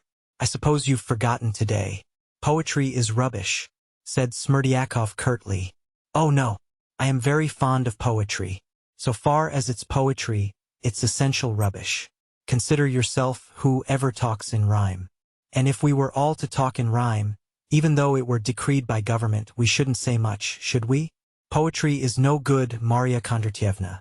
How clever you are. How is it you've gone so deep into everything?" The woman's voice was more and more insinuating. "I could have done better than that. I could have known more than that, if it had not been for my destiny from my childhood up. I would have shot a man in a duel if he called me names, because I am descended from a filthy beggar and have no father. And they used to throw it in my teeth in Moscow. It had reached them from here, thanks to Grigory Vasilyevich. Grigory Vasilyevich blames me for rebelling against my birth, but I would have sanctioned their killing me before I was born, that I might not have come into the world at all. They used to say in the market, and your mamma too, with great lack of delicacy, set off telling me that her hair was like a mat on her head, and that she was short of 5 foot by a wee bit. Why talk of a wee bit while she might have said, a little bit, like everyone else? She wanted to make it touching, a regular peasant's feeling. Can a Russian peasant be said to feel, in comparison with an educated man? He can't be said to have feeling at all in his ignorance. From my childhood up, when I hear a wee bit, I am ready to burst with rage. I hate all Russia, Marya Kondratyevna. If you'd been a cadet in the army, or a young hussar, you wouldn't have talked like that, but would have drawn your saber to defend all Russia. I don't want to be a hussar, Marya Kondratyevna, and, what's more, I should like to abolish all soldiers. And when an enemy comes, who is going to defend us? There's no need of defense. In 1812 there was a great invasion of Russia by Napoleon, first emperor of the French, father of the present one, and it would have been a good thing if they had conquered us. A clever nation would have conquered a very stupid one and annexed it. We should have had quite different institutions. Are they so much better in their own country than we are? I wouldn't change a dandy I know of for 3 young Englishmen, observed Marya Kondratyevna tenderly, doubtless accompanying her words with a most languishing glance. That's as one prefers. But you are just like a foreigner, just like a most gentlemanly foreigner. I tell you that, though it makes me bashful. If you care to know, the folks there and ours here are just alike in their vice. They are swindlers, only there the scoundrel wears polished boots, and here he grovels in filth and sees no harm in it. The Russian people want thrashing, as Fyodor Pavlovitch said very truly yesterday, though he is mad, and all his children. You said yourself you had such a respect for Ivan Fyodorovitch. But he said I was a stinking lackey. He thinks that I might be unruly. He is mistaken there. If I had a certain sum in my pocket, I would have left here long ago. Dmitri Fyodorovitch is lower than any lackey in his behavior, in his mind, and in his poverty. He doesn't know how to do anything, and yet he is respected by everyone. I may be only a soup maker, but with luck I could open a cafe restaurant in Petrovka in Moscow, for my cookery is something special, and there's no one in Moscow except the foreigners whose cookery is anything special. Dmitri Fyodorovitch is a beggar, but if he were to challenge the son of the first count in the country, he'd fight him. Though in what way is he better than I am? For he is ever so much stupider than I am. Look at the money he has wasted without any need. It must be lovely, a duel, Marya Kondratyevna observed suddenly. How so? It must be so dreadful and so brave, especially when young officers with pistols in their hands pop at one another for the sake of some lady. Perfect picture. Ah, if only girls were allowed to look on, I'd give anything to see one. It's all very well when you are firing at someone, but when he is firing straight in your mug, you must feel pretty silly. You'd be glad to run away, Marya Kondratyevna. You don't mean you would run away? But Smerdyakov did not deign to reply. After a moment's silence the guitar tinkled again, and he sang again in the same falsetto. Whatever you may say, I shall go far away. Life will be bright and gay. In the city far away. I shall not grieve. I shall not grieve at all. I don't intend to grieve at all. Then something unexpected happened. Alyosha suddenly sneezed.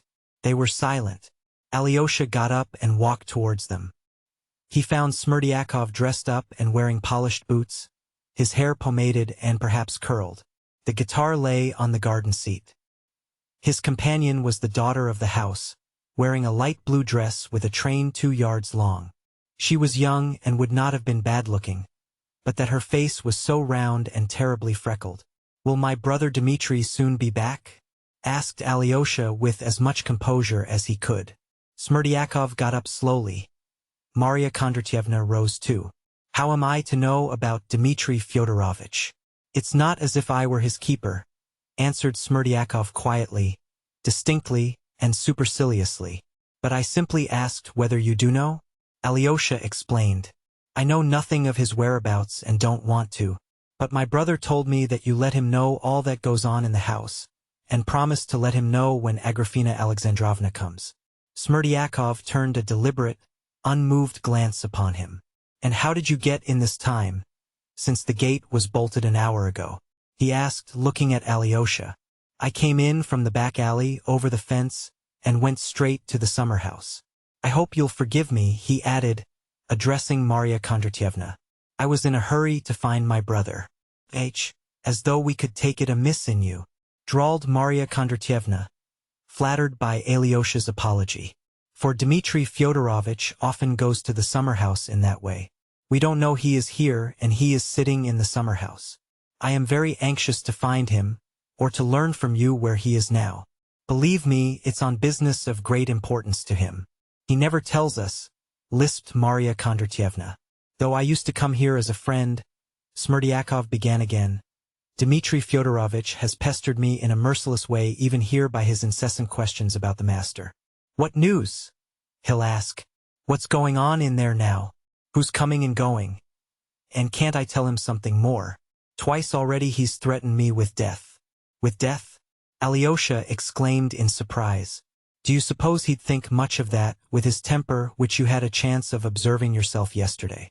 He says if I let Agrafena Alexandrovna in and she passes the night there, I'll be the first to suffer for it. I am terribly afraid of him, and if I were not even more afraid of doing so, I ought to let the police know. God only knows what he might not do. His honor said to him the other day, 'I'll pound you in a mortar,'" added Marya Kondratyevna. "Oh, if it's pounding in a mortar, it may be only talk," observed Alyosha. "If I could meet him, I might speak to him about that too." "Well, the only thing I can tell you is this," said Smerdyakov, as though thinking better of it. "I am here as an old friend and neighbor, and it would be odd if I didn't come.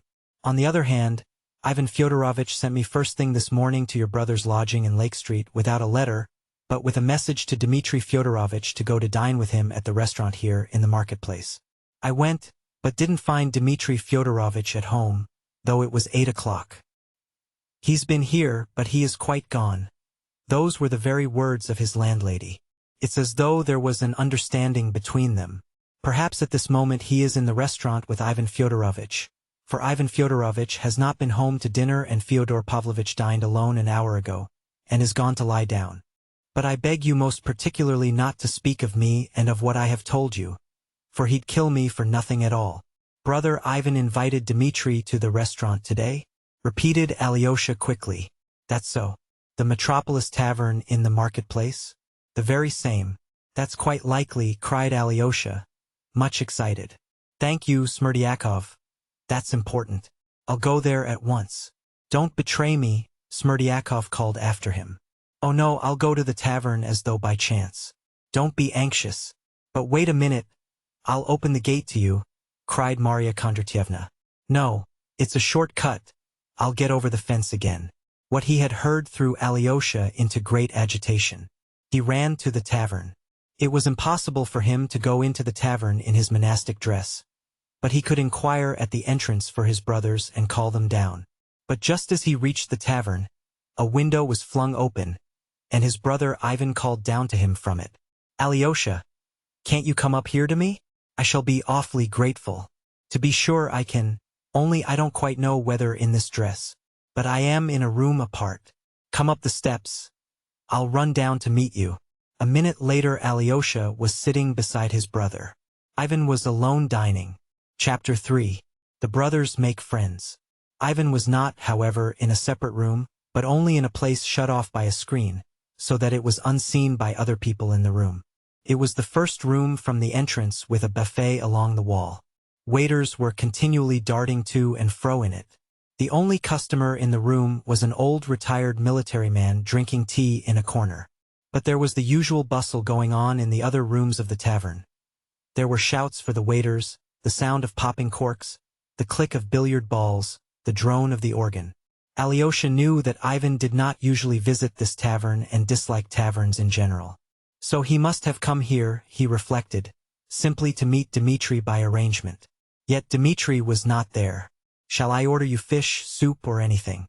You don't live on tea alone, I suppose, cried Ivan, apparently delighted at having got hold of Alyosha. He had finished dinner and was drinking tea. Let me have soup and tea afterwards. I am hungry, said Alyosha gaily. And cherry jam? They have it here. You remember how you used to love cherry jam when you were little? You remember that? Let me have jam too, I like it still. Ivan rang for the waiter and ordered soup, jam and tea. I remember everything, Alyosha. I remember you till you were 11, I was nearly 15. There's such a difference between 15 and 11 that brothers are never companions at those ages. I don't know whether I was fond of you even. When I went away to Moscow for the first few years, I never thought of you at all. Then, when you came to Moscow yourself, we only met once somewhere, I believe. And now I've been here more than 3 months. And so far we have scarcely said a word to each other. Tomorrow I am going away, and I was just thinking as I sat here how I could see you to say goodbye, and just then you passed.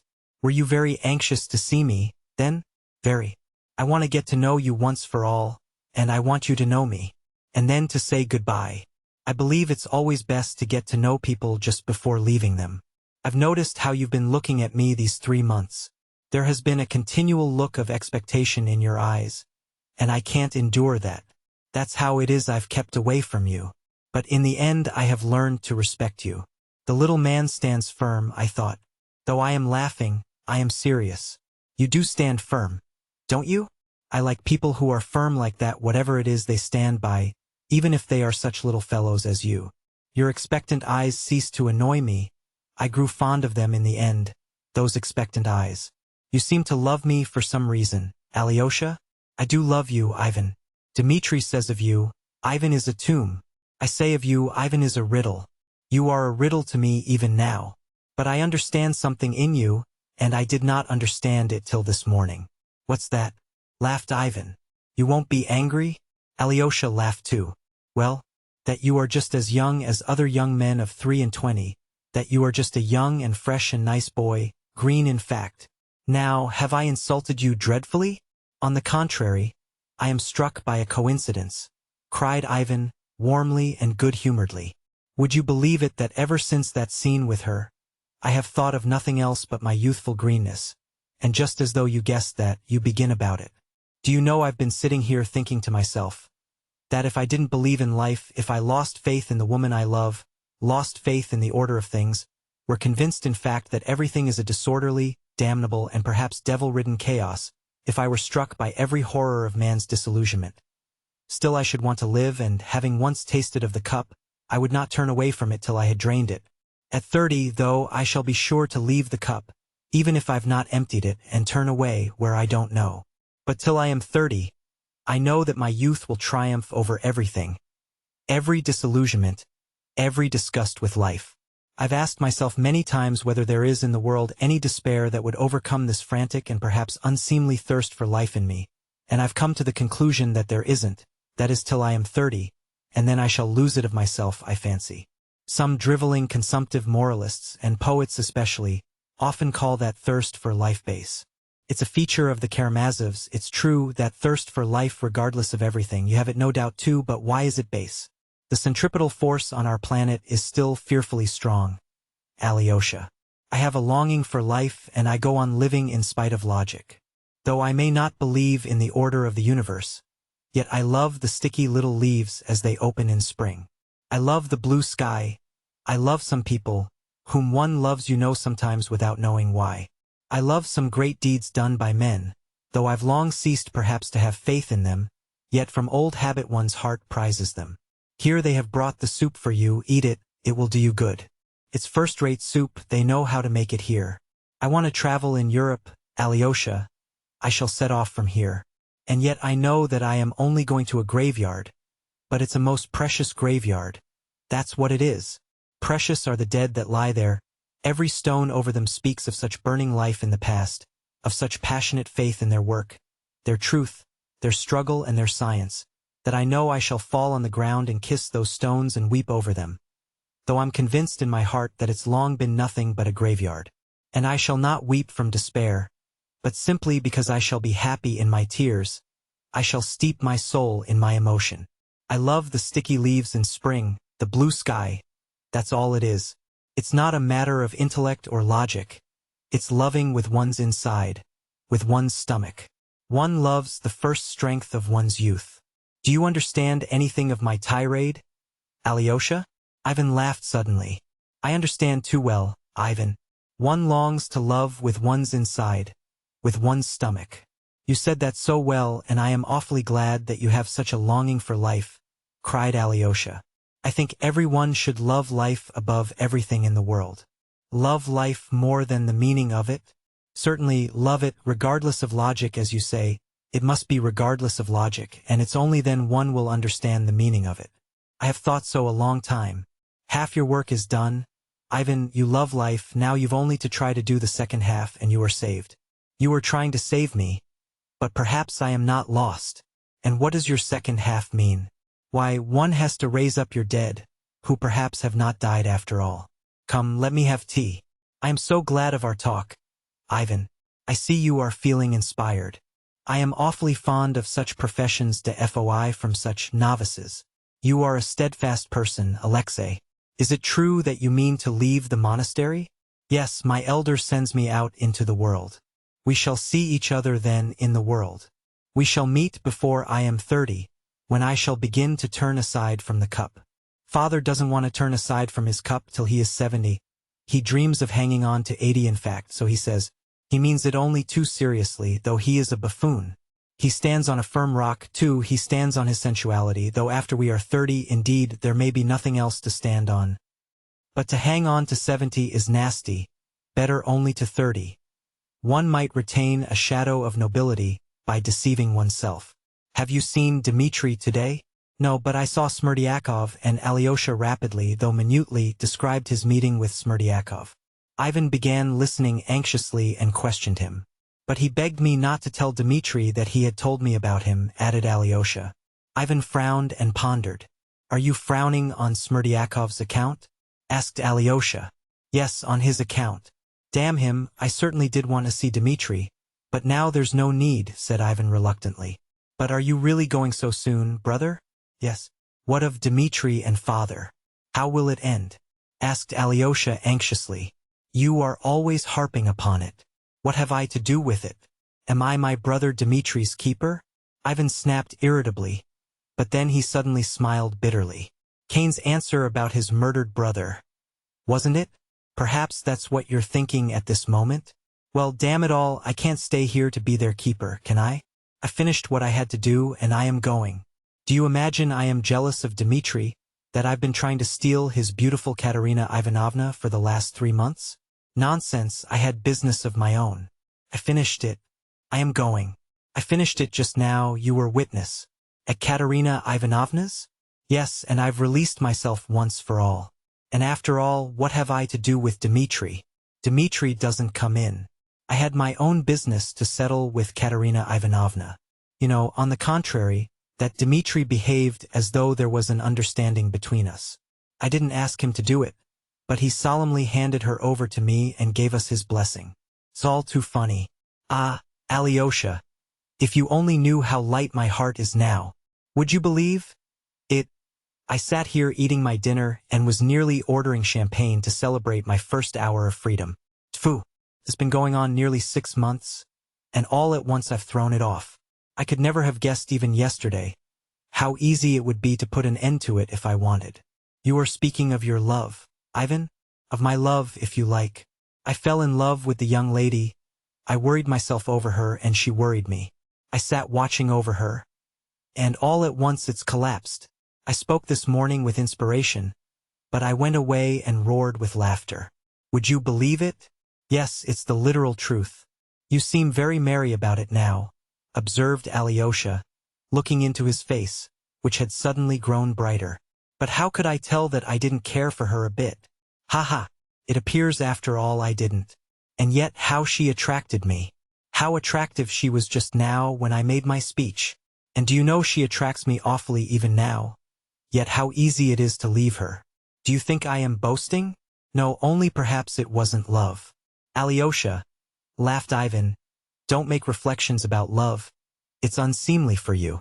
How you rushed into the discussion this morning. I've forgotten to kiss you for it. But how she tormented me.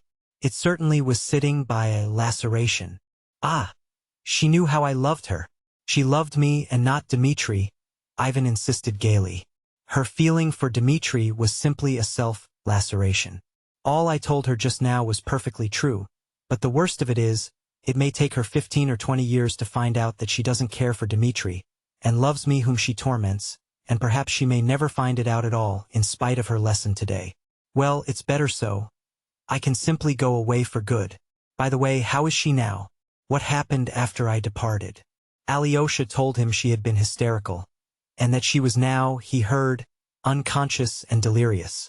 Isn't Madame Holikov laying it on? I think not. I must find out. Nobody dies of hysterics, though. They don't matter. God gave woman hysterics as a relief. I won't go to her at all. Why push myself forward again? But you told her that she had never cared for you. I did that on purpose. Alyosha, shall I call for some champagne? Let us drink to my freedom. Ah, if only you knew how glad I am. No, brother, we had better not drink, said Alyosha suddenly. Besides, I feel somehow depressed. Yes, you've been depressed a long time, I've noticed it. Have you settled to go tomorrow morning? Then? Morning? I didn't say I should go in the morning. But perhaps it may be the morning. Would you believe it? I dined here today only to avoid dining with the old man. I loathe him so. I should have left long ago so far as he is concerned. But why are you so worried about my going away? We've plenty of time before I go. An eternity. If you are going away tomorrow, what do you mean by an eternity? But what does it matter to us? Laughed Ivan. We've time enough for our talk. For what brought us here? Why do you look so surprised? Answer. Why have we met here?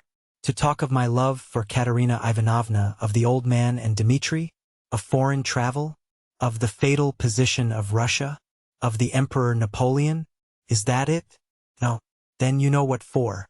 It's different for other people. But we in our green youth have to settle the eternal questions first of all. That's what we care about. Young Russia is talking about nothing but the eternal questions now. Just when the old folks are all taken up with practical questions. Why have you been looking at me in expectation for the last 3 months? To ask me, what do you believe, or don't you believe at all? That's what your eyes have been meaning for these 3 months. Haven't they? Perhaps so, smiled Alyosha. You are not laughing at me now, Ivan? Me laughing?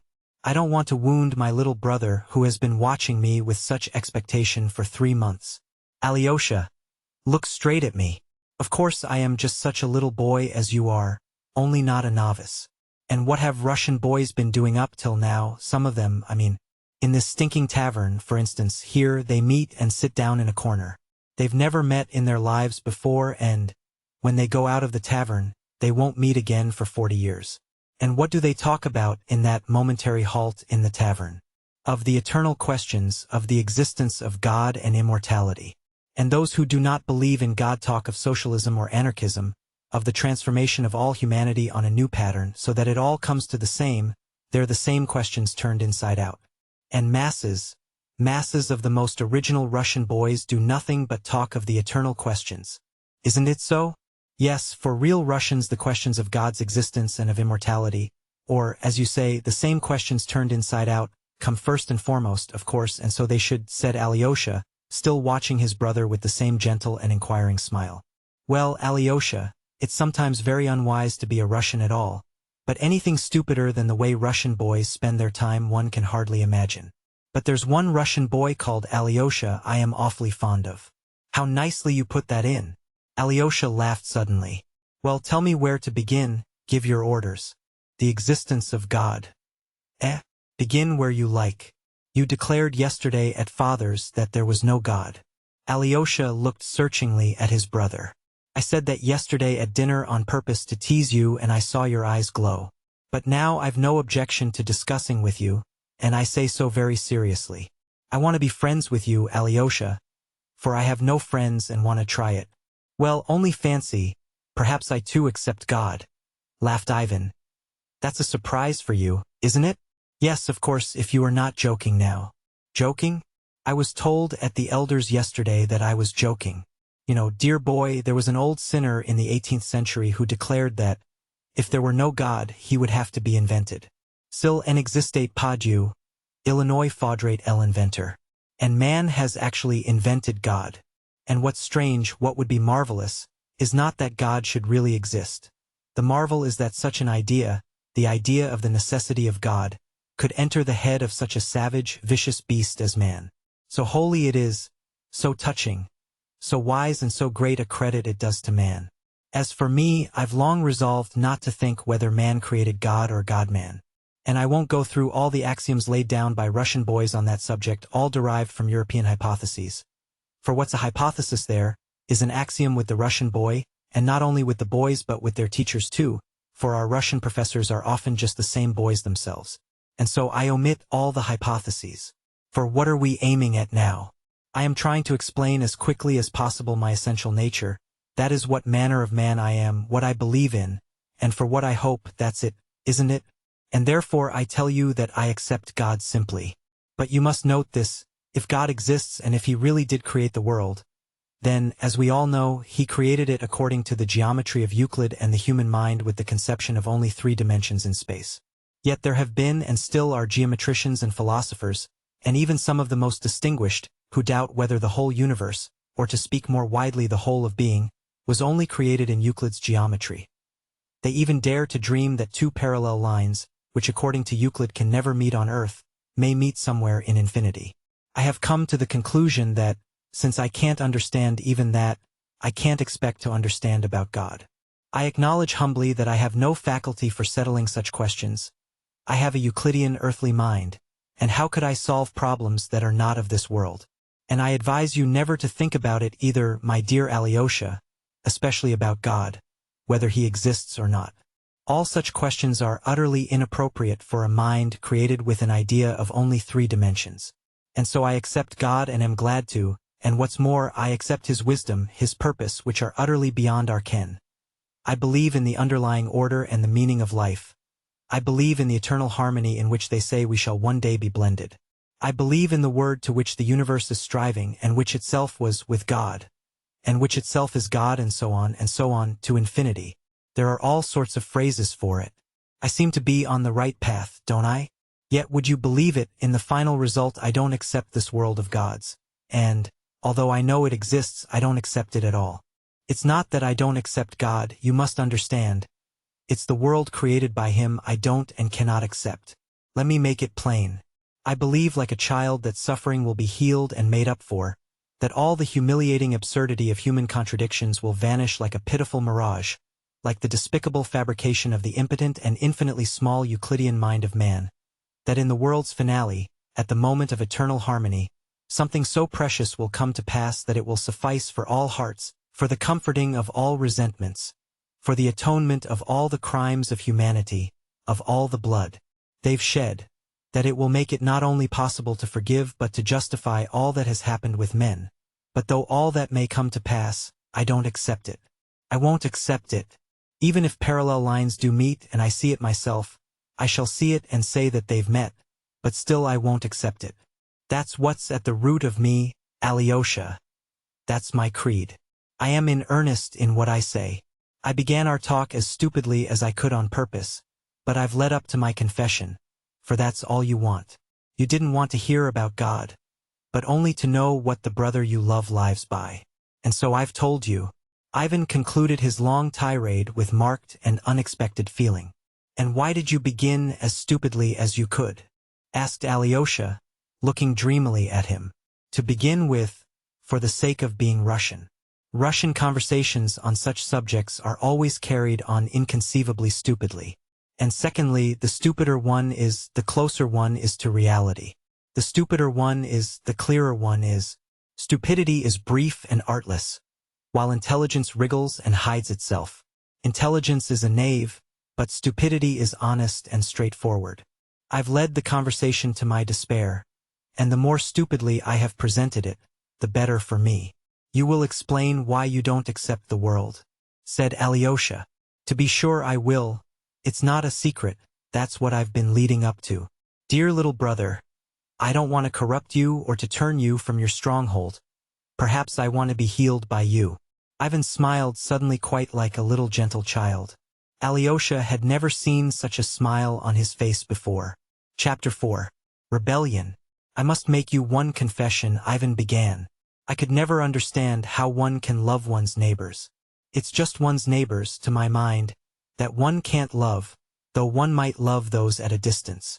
I once read somewhere of John the Merciful, a saint, that when a hungry, frozen beggar came to him, he took him into his bed, held him in his arms, and began breathing into his mouth, which was putrid and loathsome from some awful disease. I am convinced that he did that from self-laceration, from the self-laceration of falsity, for the sake of the charity imposed by duty, as a penance laid on him. For anyone to love a man, he must be hidden, for as soon as he shows his face, love is gone. Father Zosima has talked of that more than once, observed Alyosha. He, too, said that the face of a man often hinders many people not practiced in love from loving him. But yet there's a great deal of love in mankind, and almost Christ-like love. I know that myself, Ivan. Well, I know nothing of it so far and can't understand it, and the innumerable mass of mankind are with me there. The question is, whether that's due to men's bad qualities or whether it's inherent in their nature. To my thinking, Christ-like love for men is a miracle impossible on earth. He was God, but we are not gods. Suppose I, for instance, suffer intensely. Another can never know how much I suffer, because he is another and not I. And what's more, a man is rarely ready to admit another's suffering, as though it were a distinction. Why won't he admit it, do you think? Because I smell unpleasant, because I have a stupid face, because I once trod on his foot. Besides, there is suffering and suffering. Degrading, humiliating suffering such as humbles me, hunger, for instance, my benefactor will perhaps allow me.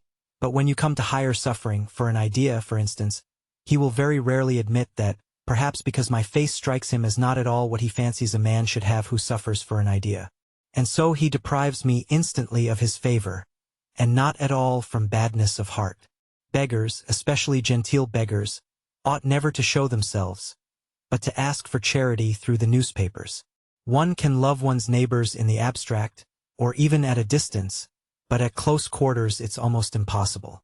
If it were as on the stage in the ballet, where if beggars come in, they wear silken rags and tattered lace and beg for alms dancing gracefully, then one might like looking at them. But even then we should not love them. But enough of that. I simply wanted to show you my point of view. I meant to speak of the suffering of mankind generally, but we had better confine ourselves to the sufferings of the children. That reduces the scope of my argument to a tenth of what it would be. Still, we'd better keep to the children, though it does weaken my case. But, in the first place, children can be loved even at close quarters, even when they are dirty, even when they are ugly, I fancy, though children never are ugly. The second reason why I won't speak of grown-up people is that, besides being disgusting and unworthy of love, they have a compensation. They've eaten the apple and know good and evil, and they have become like gods. They go on eating it still. But the children haven't eaten anything, and are so far innocent. Are you fond of children, Alyosha? I know you are, and you will understand why I prefer to speak of them. If they, too, suffer horribly on earth, they must suffer for their fathers' sins. They must be punished for their fathers, who have eaten the apple. But that reasoning is of the other world and is incomprehensible for the heart of man here on earth. The innocent must not suffer for another's sins, and especially such innocence. You may be surprised at me, Alyosha, but I am awfully fond of children, too. And observe, cruel people, the violent, the rapacious, the Karamazovs are sometimes very fond of children. Children, while they are quite little, up to 7, for instance, are so remote from grown-up people. They are different creatures, as it were, of a different species. I knew a criminal in prison who had, in the course of his career as a burglar, murdered whole families, including several children. But when he was in prison, he had a strange affection for them. He spent all his time at his window, watching the children playing in the prison yard. He trained one little boy to come up to his window and made great friends with him. You don't know why I am telling you all this, Alyosha? My head aches and I am sad. You speak with a strange air, observed Alyosha uneasily, as though you were not quite yourself. By the way, a Bulgarian I met lately in Moscow, Ivan went on, seeming not to hear his brother's words, told me about the crimes committed by Turks and Circassians in all parts of Bulgaria through fear of a general rising of the Slavs. They burn villages, murder, outrage women and children, they nail their prisoners by the ears to the fences, leave them so till morning, and in the morning they hang them, all sorts of things you can't imagine. People talk sometimes of bestial cruelty, but that's a great injustice and insult to the beasts. A beast can never be so cruel as a man, so artistically cruel. The tiger only tears and gnaws. That's all he can do. He would never think of nailing people by the ears, even if he were able to do it. These Turks took a pleasure in torturing children, too, cutting the unborn child from the mother's womb, and tossing babies up in the air and catching them on the points of their bayonets before their mother's eyes. Doing it before the mother's eyes was what gave zest to the amusement. Here is another scene that I thought very interesting. Imagine a trembling mother with her baby in her arms. A circle of invading Turks around her. They've planned a diversion. They pet the baby, laugh to make it laugh. They succeed, the baby laughs. At that moment a Turk points a pistol 4 inches from the baby's face. The baby laughs with glee, holds out its little hands to the pistol, and he pulls the trigger in the baby's face and blows out its brains. Artistic, wasn't it? By the way, Turks are particularly fond of sweet things, they say. Brother, what are you driving at? Asked Alyosha. I think if the devil doesn't exist, but man has created him, he has created him in his own image and likeness. Just as he did God, then, observed Alyosha. It's wonderful how you can turn words. As Polonius says in Hamlet, laughed Ivan. You turn my words against me. Well, I am glad. Yours must be a fine God, if man created him in his image and likeness. You asked just now what I was driving at. You see, I am fond of collecting certain facts, and, would you believe, I even copy anecdotes of a certain sort from newspapers and books, and I've already got a fine collection. The Turks, of course, have gone into it, but they are foreigners. I have specimens from home that are even better than the Turks. You know, we prefer beating, rods and scourges, that's our national institution. Nailing ears is unthinkable for us, for we are, after all, Europeans. But the rod and the scourge we have always with us, and they cannot be taken from us. Abroad now they scarcely do any beating. Manners are more humane, or laws have been passed so that they don't dare to flog men now. But they make up for it in another way just as national as ours. And so national that it would be practically impossible among US, though I believe we are being inoculated with it, since the religious movement began in our aristocracy. I have a charming pamphlet translated from the French describing how, quite recently, 5 years ago, a murderer, Richard, was executed. A young man, I believe of 23, who repented and was converted to the Christian faith at the very scaffold. This Richard was an illegitimate child who was given as a child of 6 by his parents to some shepherds on the Swiss mountains. They brought him up to work for them. He grew up like a little wild beast among them. The shepherds taught him nothing and scarcely fed or clothed him, but sent him out at 7 to herd the flock in cold and wet, and no one hesitated or scrupled to treat him so. Quite the contrary, they thought they had every right, for Richard had been given to them as a chattel, and they did not even see the necessity of feeding him. Richard himself describes how in those years, like the prodigal son in the Gospel, he longed to eat of the mash given to the pigs, which were fattened for sale. But they wouldn't even give him that, and beat him when he stole from the pigs. And that was how he spent all his childhood and his youth, till he grew up and was strong enough to go away and be a thief. The savage began to earn his living as a day laborer in Geneva. He drank what he earned, he lived like a brute, and finished by killing and robbing an old man. He was caught, tried, and condemned to death. They are not sentimentalists there. And in prison he was immediately surrounded by pastors, members of Christian brotherhoods, philanthropic ladies, and the like. They taught him to read and write in prison, and expounded the gospel to him. They exhorted him, worked upon him, drummed at him incessantly, till at last he solemnly confessed his crime. He was converted. He wrote to the court himself that he was a monster, but that in the end God had vouchsafed him light and shown grace.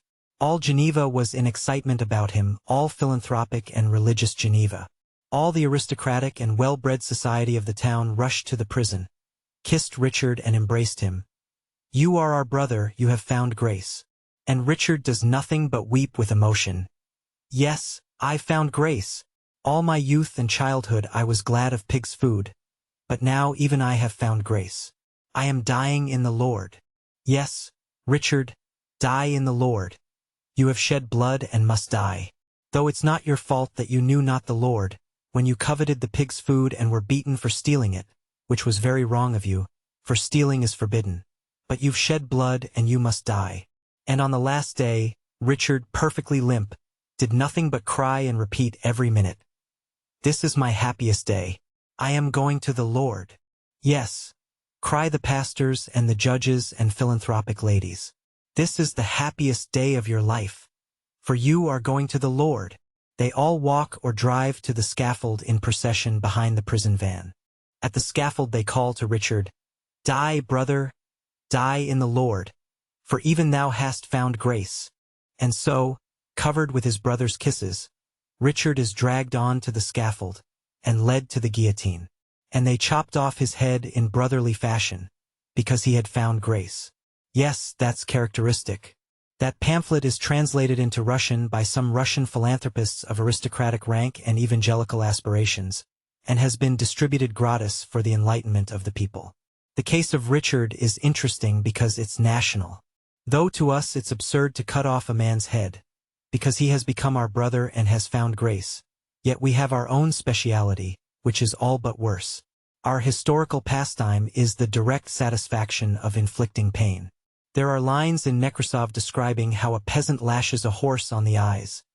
On its meek eyes. Everyone must have seen it. It's peculiarly Russian. He describes how a feeble little nag has foundered under too heavy a load and cannot move. The peasant beats it savagely, beats it at last, not knowing what he is doing in the intoxication of cruelty, thrashes it mercilessly over and over again. However weak you are, you must pull if you die for it. The nag strains, and then he begins lashing the poor defenseless creature on its weeping, on its meek eyes. The frantic beast tugs and draws the load, trembling all over, gasping for breath, moving sideways with a sort of unnatural spasmodic action. It's awful in Nekrasov. But that's only a horse, and God has given horses to be beaten. So the Tatars have taught us, and they left us the knout as a remembrance of it. But men too can be beaten. A well-educated, cultured gentleman and his wife beat their own child with a birch rod, a girl of 7. I have an exact account of it. The papa was glad that the birch was covered with twigs. "It stings more," said he, and so he began stinging his daughter. I know for a fact there are people who at every blow are worked up to sensuality, to literal sensuality, which increases progressively at every blow they inflict. They beat for a minute, for 5 minutes, for 10 minutes, more often and more savagely. The child screams. At last the child cannot scream. It gasps, "Daddy! Daddy!" By some diabolical, unseemly chance the case was brought into court. A counsel is engaged. The Russian people have long called a barrister a conscience for hire. The counsel protests in his client's defense. "It's such a simple thing," he says, "an everyday domestic event. A father corrects his child. To our shame be it said, it is brought into court. The jury, convinced by him, give a favorable verdict. The public roars with delight that the torturer is acquitted. Ah, pity I wasn't there. I would have proposed to raise a subscription in his honor. Charming pictures. But I've still better things about children. I've collected a great deal about Russian children, Alyosha. There was a little girl of 5 who was hated by her father and mother, most worthy and respectable people, of good education and breeding. You see, I must repeat again, it is a peculiar characteristic of many people, this love of torturing children, and children only. To all other types of humanity these torturers behave mildly and benevolently, like cultivated and humane Europeans. But they are very fond of tormenting children, even fond of children themselves in that sense. It's just their defenselessness that tempts the tormentor, just the angelic confidence of the child who has no refuge and no appeal, that sets his vile blood on fire. In every man, of course, a demon lies hidden, the demon of rage, the demon of lustful heat at the screams of the tortured victim, the demon of lawlessness let off the chain, the demon of diseases that follow on vice, gout, kidney disease, and so on. This poor child of 5 was subjected to every possible torture by those cultivated parents. They beat her, thrashed her, kicked her for no reason till her body was one bruise. Then they went to greater refinements of cruelty. Shut her up all night in the cold and frost in a privy, and because she didn't ask to be taken up at night, as though a child of 5 sleeping its angelic sound sleep could be trained to wake and ask, they smeared her face and filled her mouth with excrement, and it was her mother did this. And that mother could sleep, hearing the poor child's groans. Can you understand why a little creature, who can't even understand what's done to her, should beat her little aching heart with her tiny fist in the dark and the cold, and weep her meek, unresentful tears to dear, kind God to protect her?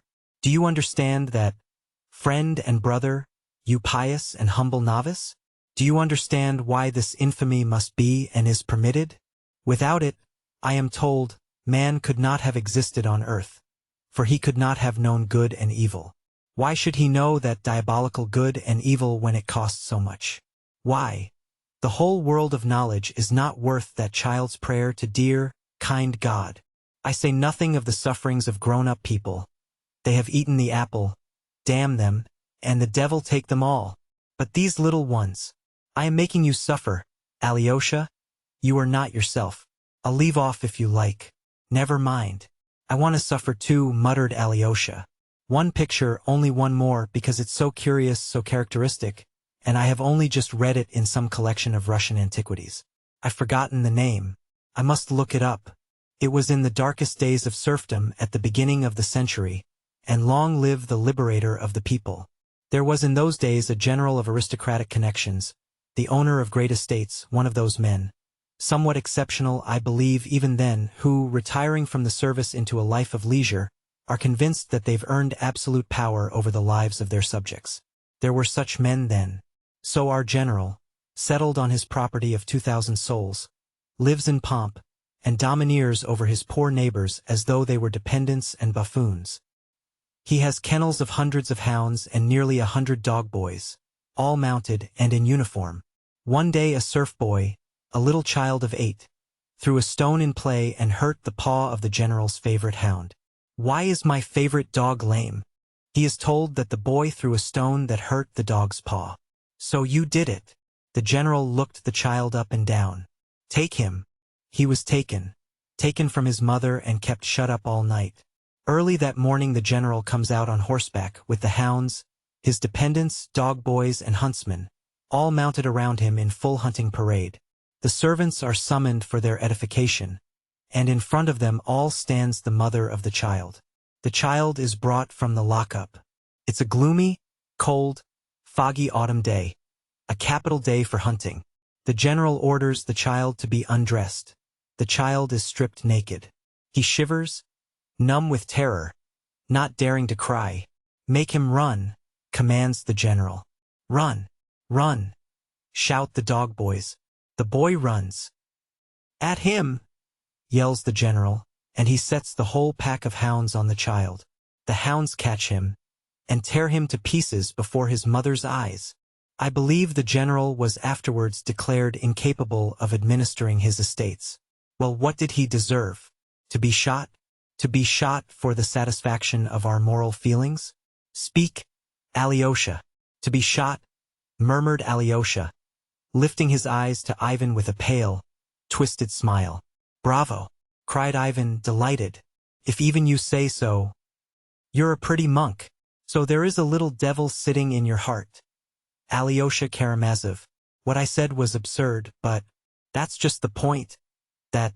But, cried Ivan, let me tell you, novice, that the absurd is only too necessary on earth. The world stands on absurdities, and perhaps nothing would have come to pass in it without them. We know what we know. What do you know? I understand nothing, Ivan went on, as though in delirium. I don't want to understand anything now. I want to stick to the fact. I made up my mind long ago not to understand. If I try to understand anything, I shall be false to the fact, and I have determined to stick to the fact. Why are you trying me? Alyosha cried, with sudden distress. Will you say what you mean at last? Of course I will. That's what I've been leading up to. You are dear to me, I don't want to let you go, and I won't give you up to your Zosima. Ivan for a minute was silent. His face became all at once very sad. Listen, I took the case of children only to make my case clearer.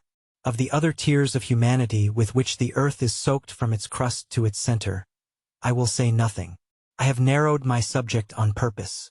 I am a bug, and I recognize in all humility that I cannot understand why the world is arranged as it is. Men are themselves to blame, I suppose. They were given paradise, they wanted freedom, and stole fire from heaven, though they knew they would become unhappy, so there is no need to pity them.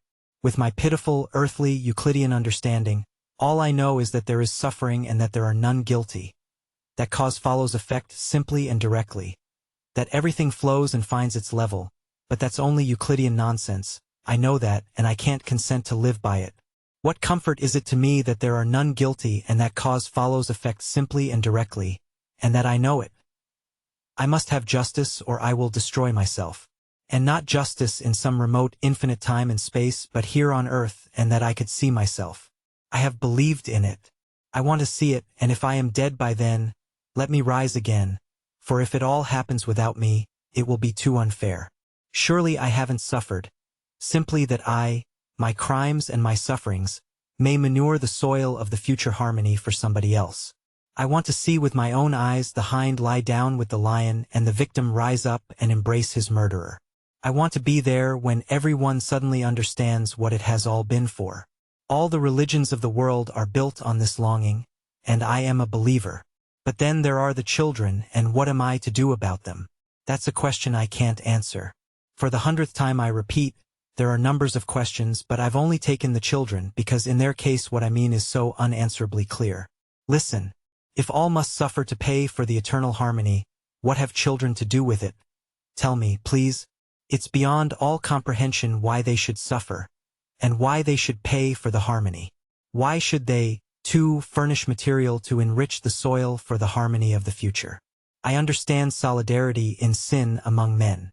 I understand solidarity in retribution, too. But there can be no such solidarity with children. And if it is really true that they must share responsibility for all their father's crimes, Such a truth is not of this world and is beyond my comprehension. Some jester will say, perhaps, that the child would have grown up and have sinned, but you see he didn't grow up, he was torn to pieces by the dogs at 8 years old. Oh, Alyosha, I am not blaspheming. I understand, of course, what an upheaval of the universe it will be, when everything in heaven and earth blends in one hymn of praise and everything that lives and has lived cries aloud, Thou art just, O Lord, for thy ways are revealed. When the mother embraces the fiend who threw her child to the dogs, and all three cry aloud with tears, Thou art just, O Lord! Then, of course, the crown of knowledge will be reached and all will be made clear. But what pulls me up here is that I can't accept that harmony. And while I am on earth, I make haste to take my own measures. You see, Alyosha, perhaps it really may happen that if I live to that moment, or rise again to see it, I, too, perhaps, may cry aloud with the rest, looking at the mother embracing the child's torturer, Thou art just, O Lord! But I don't want to cry aloud then. While there is still time, I hasten to protect myself, and so I renounce the higher harmony altogether. It's not worth the tears of that one tortured child who beat itself on the breast with its little fist and prayed in its stinking outhouse, with its unexpiated tears to dear, kind God. It's not worth it, because those tears are unatoned for. They must be atoned for, or there can be no harmony. But how? How are you going to atone for them? Is it possible? By their being avenged? But what do I care for avenging them? What do I care for a hell for oppressors? What good can hell do, since those children have already been tortured? And what becomes of harmony, if there is hell? I want to forgive. I want to embrace. I don't want more suffering. And if the sufferings of children go to swell the sum of sufferings which was necessary to pay for truth, then I protest that the truth is not worth such a price. I don't want the mother to embrace the oppressor who threw her son to the dogs. She dare not forgive him. Let her forgive him for herself. If she will, let her forgive the torturer for the immeasurable suffering of her mother's heart. But the sufferings of her tortured child she has no right to forgive. She dare not forgive the torturer, even if the child were to forgive him. And if that is so, if they dare not forgive, what becomes of harmony? Is there in the whole world a being who would have the right to forgive and could forgive? I don't want harmony. From love for humanity I don't want it.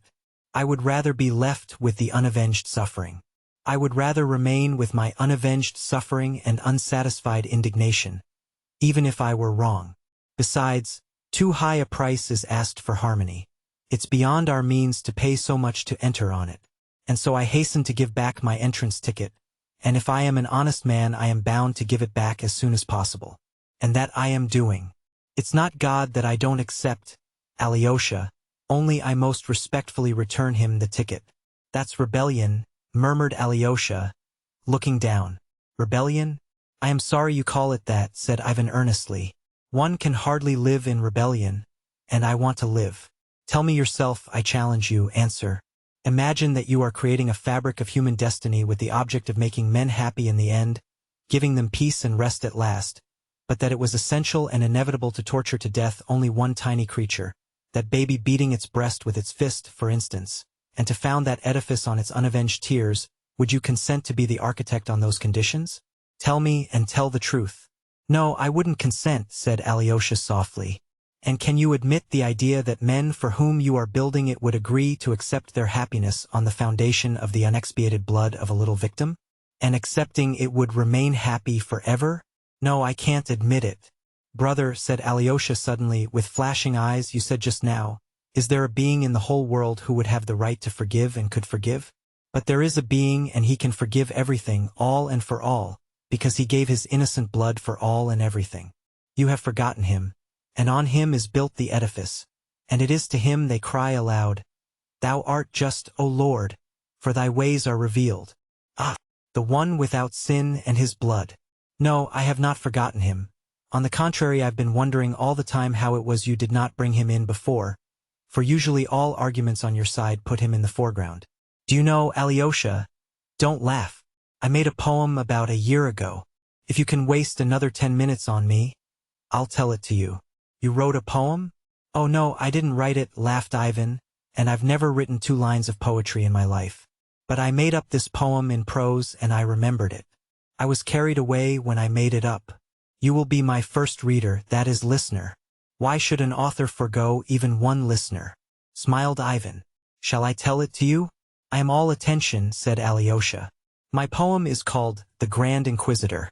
It's a ridiculous thing, but I want to tell it to you. Chapter 5. The Grand Inquisitor. Even this must have a preface, that is, a literary preface, laughed Ivan, and I am a poor hand at making one. You see, my action takes place in the 16th century, and at that time, as you probably learnt at school, it was customary in poetry to bring down heavenly powers on earth. Not to speak of Dante, in France, clerks, as well as the monks in the monasteries, used to give regular performances in which the Madonna, the saints, the angels, Christ, and God himself were brought on the stage. In those days it was done in all simplicity. In Victor Hugo's Notre Dame de Paris, an edifying and gratuitous spectacle was provided for the people in the Hôtel de Ville of Paris in the reign of Louis XI, in honor of the birth of the Dauphin. It was called Le Bon Jugement de la Trace, Sainte Et Gracieuse Vierge Marie, and she appears herself on the stage and pronounces her bon jugement. Similar plays, chiefly from the Old Testament, were occasionally performed in Moscow too, up to the times of Peter the Great. But besides plays there were all sorts of legends and ballads scattered about the world, in which the saints and angels and all the powers of heaven took part when required. In our monasteries the monks busied themselves in translating, copying, and even composing such poems, and even under the Tatars. There is, for instance, one such poem, of course, from the Greek, The Wanderings of Our Lady Through Hell, with descriptions as bold as Dante's. Our Lady visits hell, and the Archangel Michael leads her through the torments. She sees the sinners and their punishment. There she sees among others one noteworthy set of sinners in a burning lake. Some of them sink to the bottom of the lake so that they can't swim out, and, these God forgets, an expression of extraordinary depth and force. And so Our Lady, shocked and weeping, falls before the throne of God and begs for mercy for all in hell, for all she has seen there, indiscriminately. Her conversation with God is immensely interesting. She beseeches him, she will not desist, and when God points to the hands and feet of her son, nailed to the cross, and asks, "How can I forgive his tormentors?" she bids all the saints, all the martyrs, all the angels and archangels to fall down with her and pray for mercy on all without distinction. It ends by her winning from God a respite of suffering every year from Good Friday till Trinity Day, and the sinners at once raise a cry of thankfulness from hell, chanting, "Thou art just, O Lord, in this judgment." Well, my poem would have been of that kind if it had appeared at that time. He comes on the scene in my poem, but he says nothing, only appears and passes on. 15 centuries have passed since he promised to come in his glory, 15 centuries since his prophet wrote, "Behold, I come quickly. Of that day and that hour knoweth no man, neither the Son, but the Father, as he himself predicted on earth. But humanity awaits him with the same faith and with the same love. Oh, with greater faith, for it is 15 centuries since man has ceased to see signs from heaven. No signs from heaven come today. To add to what the heart doth say, there was nothing left but faith in what the heart doth say. It is true there were many miracles in those days. There were saints who performed miraculous cures. Some holy people, according to their biographies, were visited by the Queen of Heaven herself. But the devil did not slumber, and doubts were already arising among men of the truth of these miracles. And just then there appeared in the north of Germany a terrible new heresy. A huge star like to a torch, that is, to a church, fell on the sources of the waters and they became bitter. These heretics began blasphemously denying miracles. But those who remained faithful were all the more ardent in their faith. The tears of humanity rose up to him as before, awaited his coming, loved him, hoped for him, yearned to suffer and die for him as before. And so many ages mankind had prayed with faith and fervor, "O Lord our God, hasten thy coming." So many ages called upon him, that in his infinite mercy he deigned to come down to his servants. Before that day he had come down, he had visited some holy men, martyrs and hermits, as is written in their lives. Among us Tyachev, with absolute faith in the truth of his words, bore witness that, bearing the cross in slavish dress, weary and worn the heavenly king, our mother Russia came to bless, and through our land went wandering. And that certainly was so, I assure you. And behold, He deigned to appear for a moment to the people, to the tortured, suffering people, sunk in iniquity, but loving him like children. My story is laid in Spain, in Seville, in the most terrible time of the Inquisition, when fires were lighted every day to the glory of God, and in the splendid auto de fe the wicked heretics were burnt. Oh, of course, this was not the coming in which he will appear according to his promise at the end of time in all his heavenly glory, and which will be sudden as lightning flashing from east to west. No, he visited his children only for a moment, and there where the flames were crackling round the heretics. In his infinite mercy he came once more among men in that human shape in which he walked among men for 3 years 15 centuries ago. He came down to the hot pavements of the southern town in which on the day before almost 100 heretics had, ad majorem gloriam Dei, been burnt by the cardinal, the Grand Inquisitor, in a magnificent auto de fe, in the presence of the king, the court, the knights, the cardinals, the most charming ladies of the court, and the whole population of Seville. He came softly, unobserved, and yet, strange to say, everyone recognized him. That might be one of the best passages in the poem. I mean, why they recognized him. The people are irresistibly drawn to him. They surround him, they flock about him, follow him. He moves silently in their midst with a gentle smile of infinite compassion. The sun of love burns in his heart, light and power shine from his eyes, and their radiance, shed on the people, stirs their hearts with responsive love. He holds out his hands to them, blesses them, and a healing virtue comes from contact with him, even with his garments. An old man in the crowd, blind from childhood, cries out, "O Lord, heal me and I shall see thee." And, as it were, scales fall from his eyes and the blind man sees him. The crowd weeps and kisses the earth under his feet. Children throw flowers before him, sing, and cry Hosanna. "It is he, it is he!" All repeat, "It must be he, it can be no one but him." He stops at the steps of the Seville Cathedral at the moment when the weeping mourners are bringing in a little open white coffin. In it lies a child of 7, the only daughter of a prominent citizen. The dead child lies hidden in flowers. "He will raise your child," the crowd shouts to the weeping mother. The priest, coming to meet the coffin, looks perplexed and frowns, but the mother of the dead child throws herself at his feet with a wail. "If it is thou, raise my child," she cries, holding out her hands to him. The procession halts, the coffin is laid on the steps at his feet. He looks with compassion, and his lips once more softly pronounce, "Maiden, arise!" And the maiden arises. The little girl sits up in the coffin and looks round, smiling with wide, open wondering eyes, holding a bunch of white roses they had put in her hand. There are cries, sobs, confusion among the people, and at that moment the cardinal himself, the Grand Inquisitor, passes by the cathedral. He is an old man, almost 90, tall and erect, with a withered face and sunken eyes, in which there is still a gleam of light. He is not dressed in his gorgeous cardinal's robes, as he was the day before, when he was burning the enemies of the Roman Church. At this moment he is wearing his coarse, old monk's cassock. At a distance behind him come his gloomy assistants and slaves and the Holy Guard. He stops at the sight of the crowd and watches it from a distance. He sees everything. He sees them set the coffin down at his feet, sees the child rise up, and his face darkens. He knits his thick gray brows and his eyes gleam with a sinister fire. He holds out his finger and bids the guards take him. And such is his power, so completely are the people cowed into submission and trembling obedience to him, that the crowd immediately makes way for the guards, and in the midst of death-like silence they lay hands on him and lead him away. The crowd instantly bows down to the earth, like one man, before the old Inquisitor. He blesses the people in silence and passes on. The guards lead their prisoner to the close, gloomy vaulted prison in the ancient palace of the Holy Inquisition and shut him in it. The day passes and is followed by the dark, burning, breathless night of Seville. The air is fragrant with laurel and lemon. In the pitch darkness the iron door of the prison is suddenly opened and the Grand Inquisitor himself comes in with a light in his hand. He is alone. The door is closed at once behind him. He stands in the doorway and for a minute or two gazes into his face.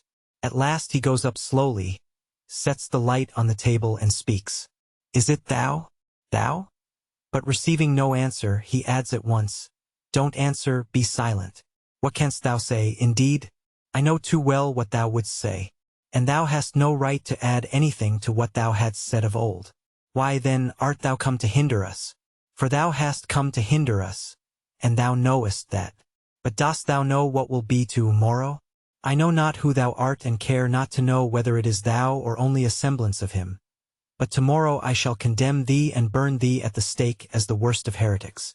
And the very people who have today kissed thy feet, tomorrow at the faintest sign from me will rush to heap up the embers of thy fire. Knowest thou that? Yes, maybe thou knowest it," he added with thoughtful penetration, never for a moment taking his eyes off the prisoner. "I don't quite understand, Ivan. What does it mean?"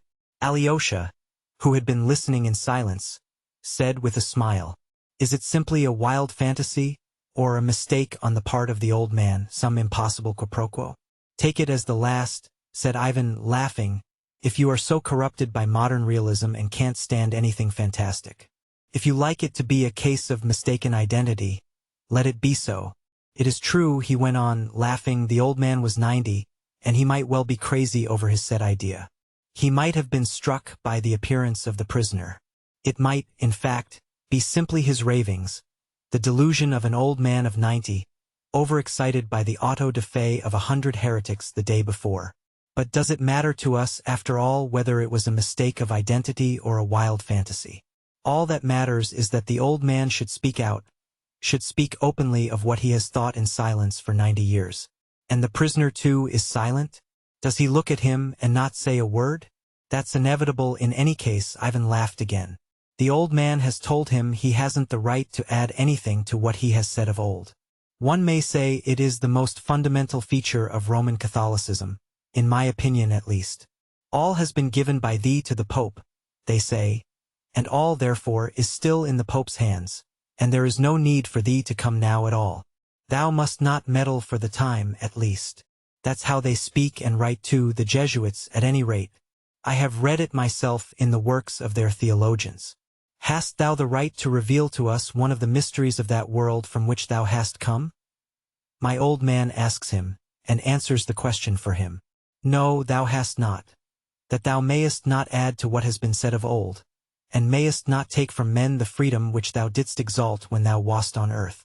Whatsoever thou revealest anew will encroach on men's freedom of faith, for it will be manifest as a miracle, and the freedom of their faith was dearer to thee than anything in those days 1500 years ago.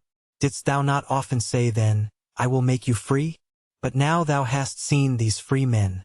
The old man adds suddenly, with a pensive smile, "Yes, we've paid dearly for it." He goes on, looking sternly at him, "But at last we have completed that work in thy name. For 15 centuries we have been wrestling with thy freedom, but now it is ended and over for good. Dost thou not believe that it's over for good? Thou lookest meekly at me and deignest not even to be wroth with me. But let me tell thee that now, today, people are more persuaded than ever that they have perfect freedom, yet they have brought their freedom to us and laid it humbly at our feet. But that has been our doing. Was this what thou didst? Was this thy freedom?" "I don't understand," again Alyosha broke in. "Is he ironical? Is he jesting? Not a bit of it. He claims it as a merit for himself and his church that at last they have vanquished freedom and have done so to make men happy. For now, he is speaking of the Inquisition, of course. For the first time it has become possible to think of the happiness of men. Man was created a rebel, and how can rebels be happy? Thou wast warned," he says to him. "Thou hast had no lack of admonitions and warnings, but thou didst not listen to those warnings. Thou didst reject the only way by which men might be made happy. But, fortunately, departing thou didst hand on the work to us. Thou hast promised, thou hast established by thy word, thou hast given to us the right to bind and to unbind. And now, of course, thou canst not think of taking it away. Why, then, hast thou come to hinder us? And what's the meaning of no lack of admonitions and warnings?" asked Alyosha. "Why, that's the chief part of what the old man must say. The wise and dread spirit, the spirit of self-destruction and non-existence." The old man goes on, The Great Spirit talked with thee in the wilderness, and we are told in the books that he tempted thee. Is that so? And could anything truer be said than what he revealed to thee in 3 questions and what thou didst reject, and what in the books is called the temptation? And yet if there has ever been on earth a real stupendous miracle, it took place on that day, on the day of the 3 temptations. The statement of those 3 questions was itself the miracle. If it were possible to imagine simply for the sake of argument that those 3 questions of the dread spirit had perished utterly from the books, and that we had to restore them and to invent them anew, and to do so had gathered together all the wise men of the earth, rulers, chief priests, learned men, philosophers, poets, and had set them the task to invent 3 questions, such as would not only fit the occasion, but express in 3 words, 3 human phrases, the whole future history of the world and of humanity. Dost thou believe that all the wisdom of the earth united could have invented anything in depth and force equal to the 3 questions which were actually put to thee then by the wise and mighty Spirit in the wilderness? From those questions alone, from the miracle of their statement, we can see that we have here to do not with the fleeting human intelligence, but with the absolute and eternal. For in those 3 questions the whole subsequent history of mankind is, as it were, brought together into one whole and foretold, and in them are united all the unsolved historical contradictions of human nature. At the time it could not be so clear, since the future was unknown. But now that 1500 years have passed, we see that everything in those 3 questions was so justly divined and foretold, and has been so truly fulfilled, that nothing can be added to them or taken from them. Judge thyself who was right, thou or he who questioned thee then. Remember the first question. Its meaning, in other words, was this: thou wouldst go into the world, and art going with empty hands, with some promise of freedom which men in their simplicity and their natural unruliness cannot even understand, which they fear and dread, for nothing has ever been more insupportable for a man and a human society than freedom. But sayest thou these stones in this parched and barren wilderness? Turn them into bread, and mankind will run after thee like a flock of sheep, grateful and obedient, though forever trembling, lest thou withdraw thy hand and deny them thy bread. But thou wouldst not deprive man of freedom and didst reject the offer, thinking, what is that freedom worth, if obedience is bought with bread? Thou didst reply that man lives not by bread alone. But dost thou know that for the sake of that earthly bread the spirit of the earth will rise up against thee and will strive with thee and overcome thee, and all will follow him, crying, who can compare with this beast? He has given us fire from heaven. Dost thou know that the ages will pass, and humanity will proclaim by the lips of their sages that there is no crime, and therefore no sin? There is only hunger?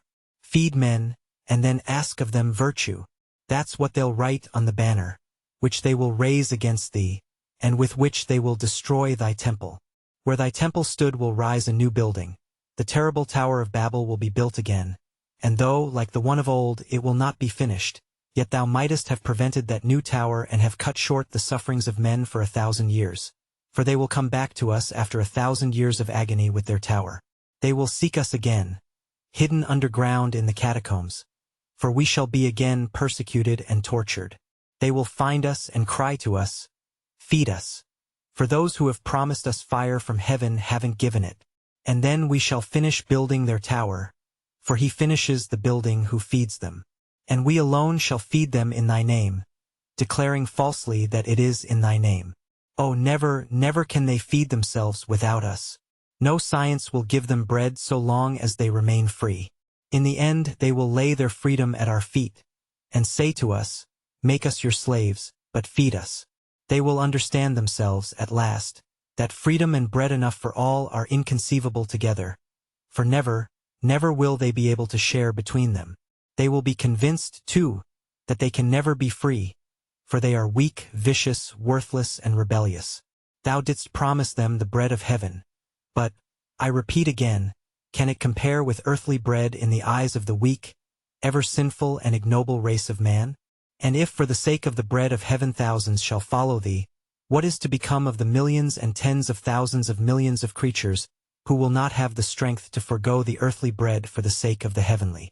Or dost thou care only for the tens of thousands of the great and strong, while the millions, numerous as the sands of the sea, who are weak but love thee, must exist only for the sake of the great and strong? No, we care for the weak too. They are sinful and rebellious, but in the end they too will become obedient. They will marvel at us and look on us as gods, because we are ready to endure the freedom which they have found so dreadful and to rule over them. So awful it will seem to them to be free.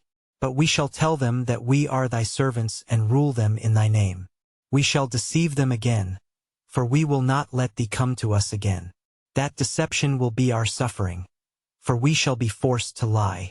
This is the significance of the first question in the wilderness, and this is what thou hast rejected for the sake of that freedom which thou hast exalted above everything. Yet in this question lies hid the great secret of this world. Choosing bread, thou wouldst have satisfied the universal and everlasting craving of humanity, to find someone to worship. So long as man remains free, he strives for nothing so incessantly and so painfully as to find someone to worship. But man seeks to worship what is established beyond dispute, so that all men would agree at once to worship it. For these pitiful creatures are concerned not only to find what one or the other can worship, but to find something that all would believe in and worship. What is essential is that all may be together in it. This craving for community of worship is the chief misery of every man individually and of all humanity from the beginning of time. For the sake of common worship they've slain each other with the sword. They have set up gods and challenged one another. Put away your gods and come and worship ours, or we will kill you and your gods. And so it will be to the end of the world, even when gods disappear from the earth. They will fall down before idols just the same. Thou didst know, thou couldst not but have known, this fundamental secret of human nature, but thou didst reject the one infallible banner which was offered thee to make all men bow down to thee alone, the banner of earthly bread, and thou hast rejected it for the sake of freedom and the bread of heaven. Behold what thou didst further, and all again in the name of freedom. I tell thee that man is tormented by no greater anxiety than to find someone quickly to whom he can hand over that gift of freedom with which the ill-fated creature is born. But only one who can appease their conscience can take over their freedom. In bread there was offered thee an invincible banner. Give bread, and man will worship thee, for nothing is more certain than bread. But if someone else gains possession of his conscience, oh, then he will cast away thy bread and follow after him who has ensnared his conscience. In that thou wast right, for the secret of man's being is not only to live but to have something to live for. Without a stable conception of the object of life, man would not consent to go on living, and would rather destroy himself than remain on earth, though he had bread in abundance. That is true. But what happened? Instead of taking men's freedom from them, thou didst make it greater than ever. Didst thou forget that man prefers peace, and even death, to freedom of choice in the knowledge of good and evil? Nothing is more seductive for man than his freedom of conscience, but nothing is a greater cause of suffering. And behold, instead of giving a firm foundation for setting the conscience of man at rest forever, thou didst choose all that is exceptional, vague, and enigmatic. Thou didst choose what was utterly beyond the strength of men, acting as though thou didst not love them at all, thou who didst come to give thy life for them. Instead of taking possession of men's freedom, thou didst increase it, and burdened the spiritual kingdom of mankind with its sufferings forever. Thou didst desire man's free love, that he should follow thee freely, enticed and taken captive by thee.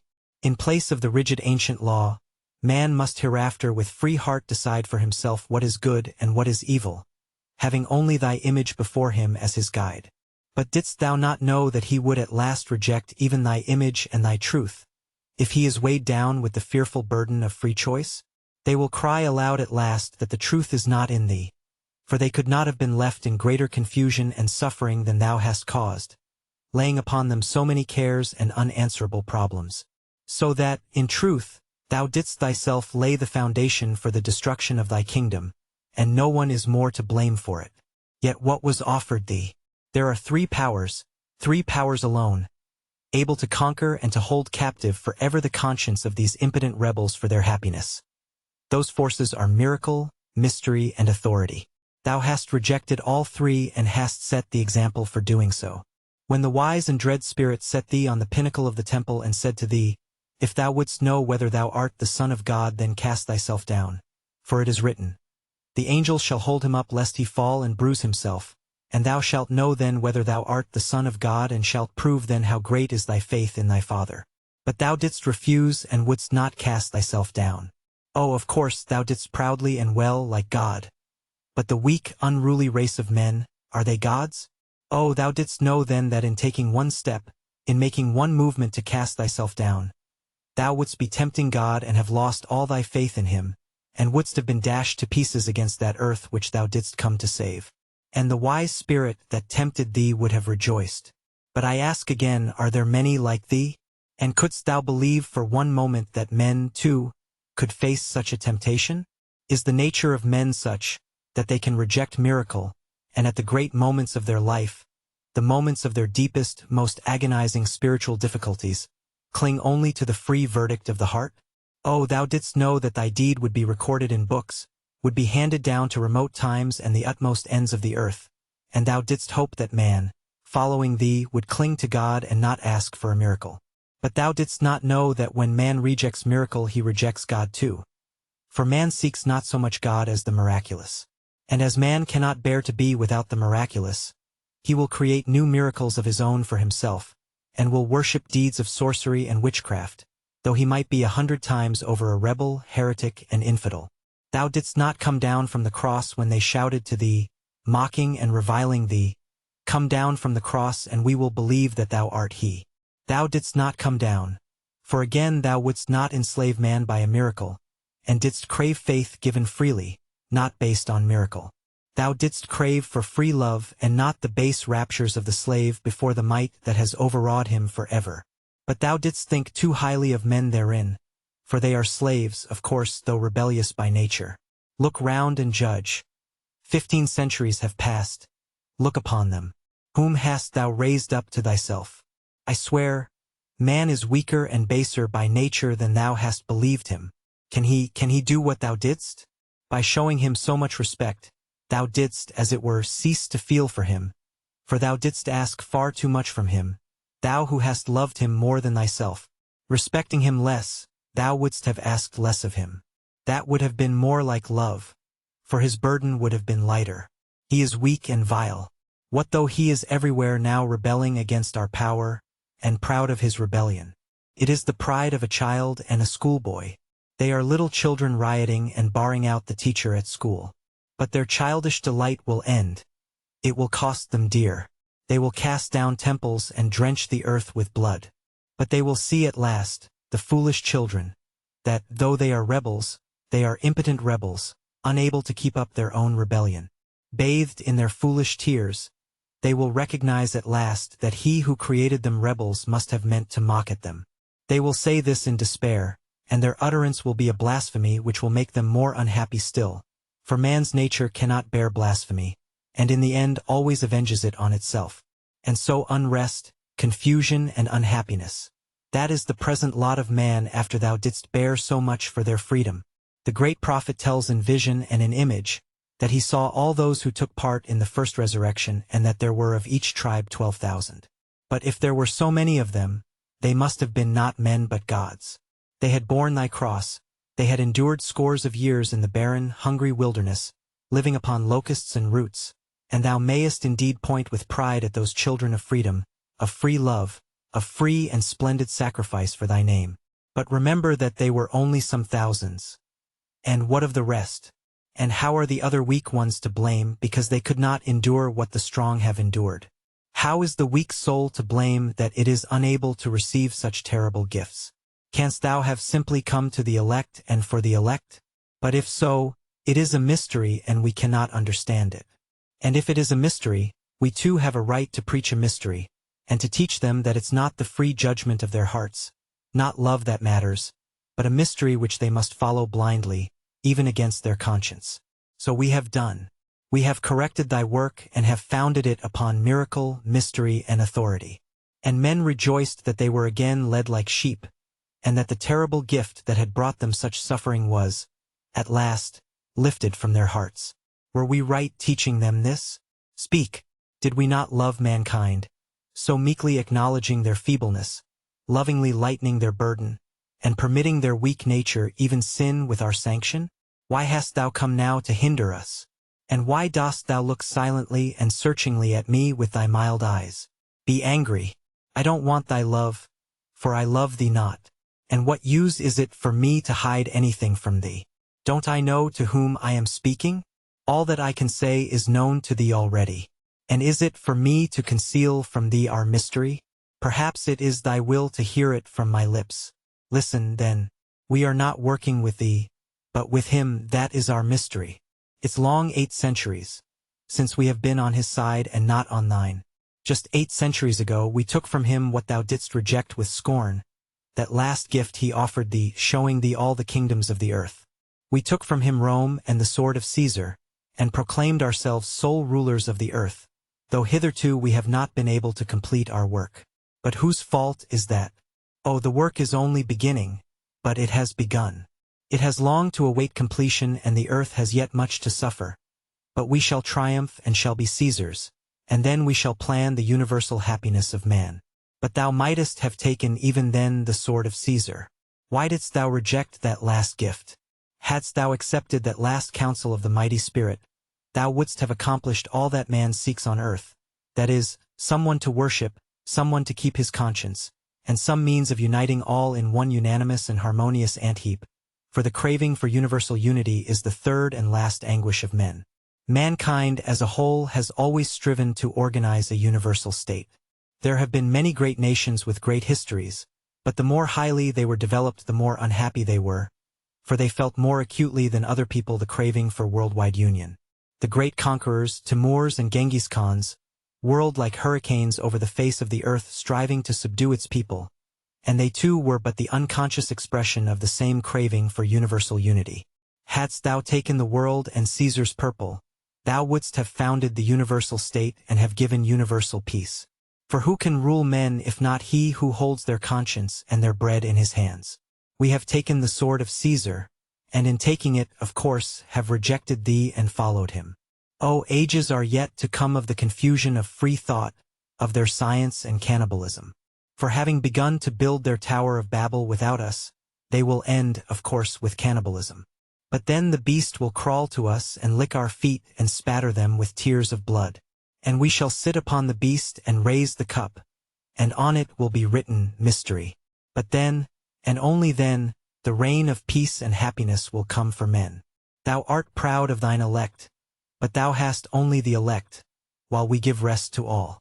And besides, how many of those elect, those mighty ones who could become elect, have grown weary waiting for thee, and have transferred and will transfer the powers of their spirit and the warmth of their heart to the other camp, and end by raising their free banner against thee. Thou didst thyself lift up that banner. But with us all will be happy, and will no more rebel nor destroy one another as under thy freedom. Oh, we shall persuade them that they will only become free when they renounce their freedom to us and submit to us. And shall we be right or shall we be lying? They will be convinced that we are right, for they will remember the horrors of slavery and confusion to which thy freedom brought them. Freedom, free thought and science, will lead them into such straits and will bring them face to face with such marvels and insoluble mysteries, that some of them, the fierce and rebellious, will destroy themselves, others, rebellious but weak, will destroy one another, while the rest, weak and unhappy, will crawl fawning to our feet and whine to us. Yes, you were right, you alone possess his mystery, and we come back to you, save us from ourselves. Receiving bread from us, they will see clearly that we take the bread made by their hands from them, to give it to them without any miracle. They will see that we do not change the stones to bread. But in truth they will be more thankful for taking it from our hands than for the bread itself. For they will remember only too well that in old days, without our help, even the bread they made turned to stones in their hands, while since they have come back to us, the very stones have turned to bread in their hands. Too well will they know the value of complete submission. And until men know that, they will be unhappy. Who is most to blame for their not knowing it? Speak. Who scattered the flock and sent it astray on unknown paths? But the flock will come together again and will submit once more, and then it will be once for all. Then we shall give them the quiet, humble happiness of weak creatures such as they are by nature. Oh, we shall persuade them at last not to be proud, for thou didst lift them up and thereby taught them to be proud. We shall show them that they are weak, that they are only pitiful children, but that childlike happiness is the sweetest of all. They will become timid and will look to us and huddle close to us in fear, as chicks to the hen. They will marvel at us and will be awe-stricken before us, and will be proud at our being so powerful and clever, that we have been able to subdue such a turbulent flock of thousands of millions. They will tremble impotently before our wrath. Their minds will grow fearful. They will be quick to shed tears like women and children. But they will be just as ready at a sign from us to pass to laughter and rejoicing, to happy mirth and childish song. Yes, we shall set them to work. But in their leisure hours we shall make their life like a child's game, with children's songs and innocent dance. Oh, we shall allow them even sin. They are weak and helpless, and they will love us like children because we allow them to sin. We shall tell them that every sin will be expiated, if it is done with our permission, that we allow them to sin because we love them, and the punishment for these sins we take upon ourselves. And we shall take it upon ourselves, and they will adore us as their saviors who have taken on themselves their sins before God. And they will have no secrets from us. We shall allow or forbid them to live with their wives and mistresses, to have or not to have children, according to whether they have been obedient or disobedient, and they will submit to us gladly and cheerfully. The most painful secrets of their conscience, all they will bring to us, and we shall have an answer for all. And they will be glad to believe our answer, for it will save them from the great anxiety and terrible agony they endure at present in making a free decision for themselves. And all will be happy, all the millions of creatures except the 100,000 who rule over them. For only we who guard the mystery, shall be unhappy. There will be thousands of millions of happy babes, and 100,000 sufferers who have taken upon themselves the curse of the knowledge of good and evil. Peacefully they will die, peacefully they will expire in thy name, and beyond the grave they will find nothing but death. But we shall keep the secret, and for their happiness we shall allure them with the reward of heaven and eternity. Though if there were anything in the other world, it certainly would not be for such as they. It is prophesied that thou wilt come again in victory. Thou wilt come with thy chosen, the proud and strong. But we will say that they have only saved themselves, but we have saved all. We are told that the harlot who sits upon the beast, and holds in her hands the mystery, shall be put to shame, that the weak will rise up again, and will rend her royal purple and will strip naked her loathsome body. But then I will stand up and point out to thee the 1,000 millions of happy children who have known no sin. And we who have taken their sins upon us for their happiness will stand up before thee and say, Judge us if thou canst and darest. Know that I fear thee not. Know that I too have been in the wilderness. I too have lived on roots and locusts. I too prized the freedom with which thou hast blessed men, and I too was striving to stand among thy elect, among the strong and powerful, thirsting to make up the number. But I awakened and would not serve madness. I turned back and joined the ranks of those who have corrected thy work. I left the proud and went back to the humble, for the happiness of the humble. What I say to thee will come to pass, and our dominion will be built up. I repeat, tomorrow thou shalt see that obedient flock who at a sign from me will hasten to heap up the hot cinders about the pile on which I shall burn thee for coming to hinder us. For if any one has ever deserved our fires, it is thou. Tomorrow I shall burn thee. Dixie. Ivan stopped. He was carried away as he talked, and spoke with excitement. When he had finished, he suddenly smiled. Alyosha had listened in silence. Towards the end he was greatly moved and seemed several times on the point of interrupting, but restrained himself. Now his words came with a rush. But, that's absurd, he cried, flushing. Your poem is in praise of Jesus, not in blame of him, as you meant it to be. And who will believe you about freedom? Is that the way to understand it? That's not the idea of it in the Orthodox Church. That's Rome, and not even the whole of Rome. It's false. Those are the worst of the Catholics, the Inquisitors, the Jesuits. And there could not be such a fantastic creature as your Inquisitor. What are these sins of mankind they take on themselves? Who are these keepers of the mystery who have taken some curse upon themselves for the happiness of mankind? When have they been seen? We know the Jesuits, they are spoken ill of, but surely they are not what you describe. They are not that at all, not at all. They are simply the Romish army for the earthly sovereignty of the world in the future, with the Pontiff of Rome for emperor. That's their ideal, but there's no sort of mystery or lofty melancholy about it. It's simple lust of power, of filthy earthly gain, of domination. Something like a universal serfdom with them as masters. That's all they stand for. They don't even believe in God perhaps. Your suffering inquisitor is a mere fantasy. Stay, stay, laughed Ivan. How hot you are. Fantasy, you say, let it be so. Of course it's a fantasy.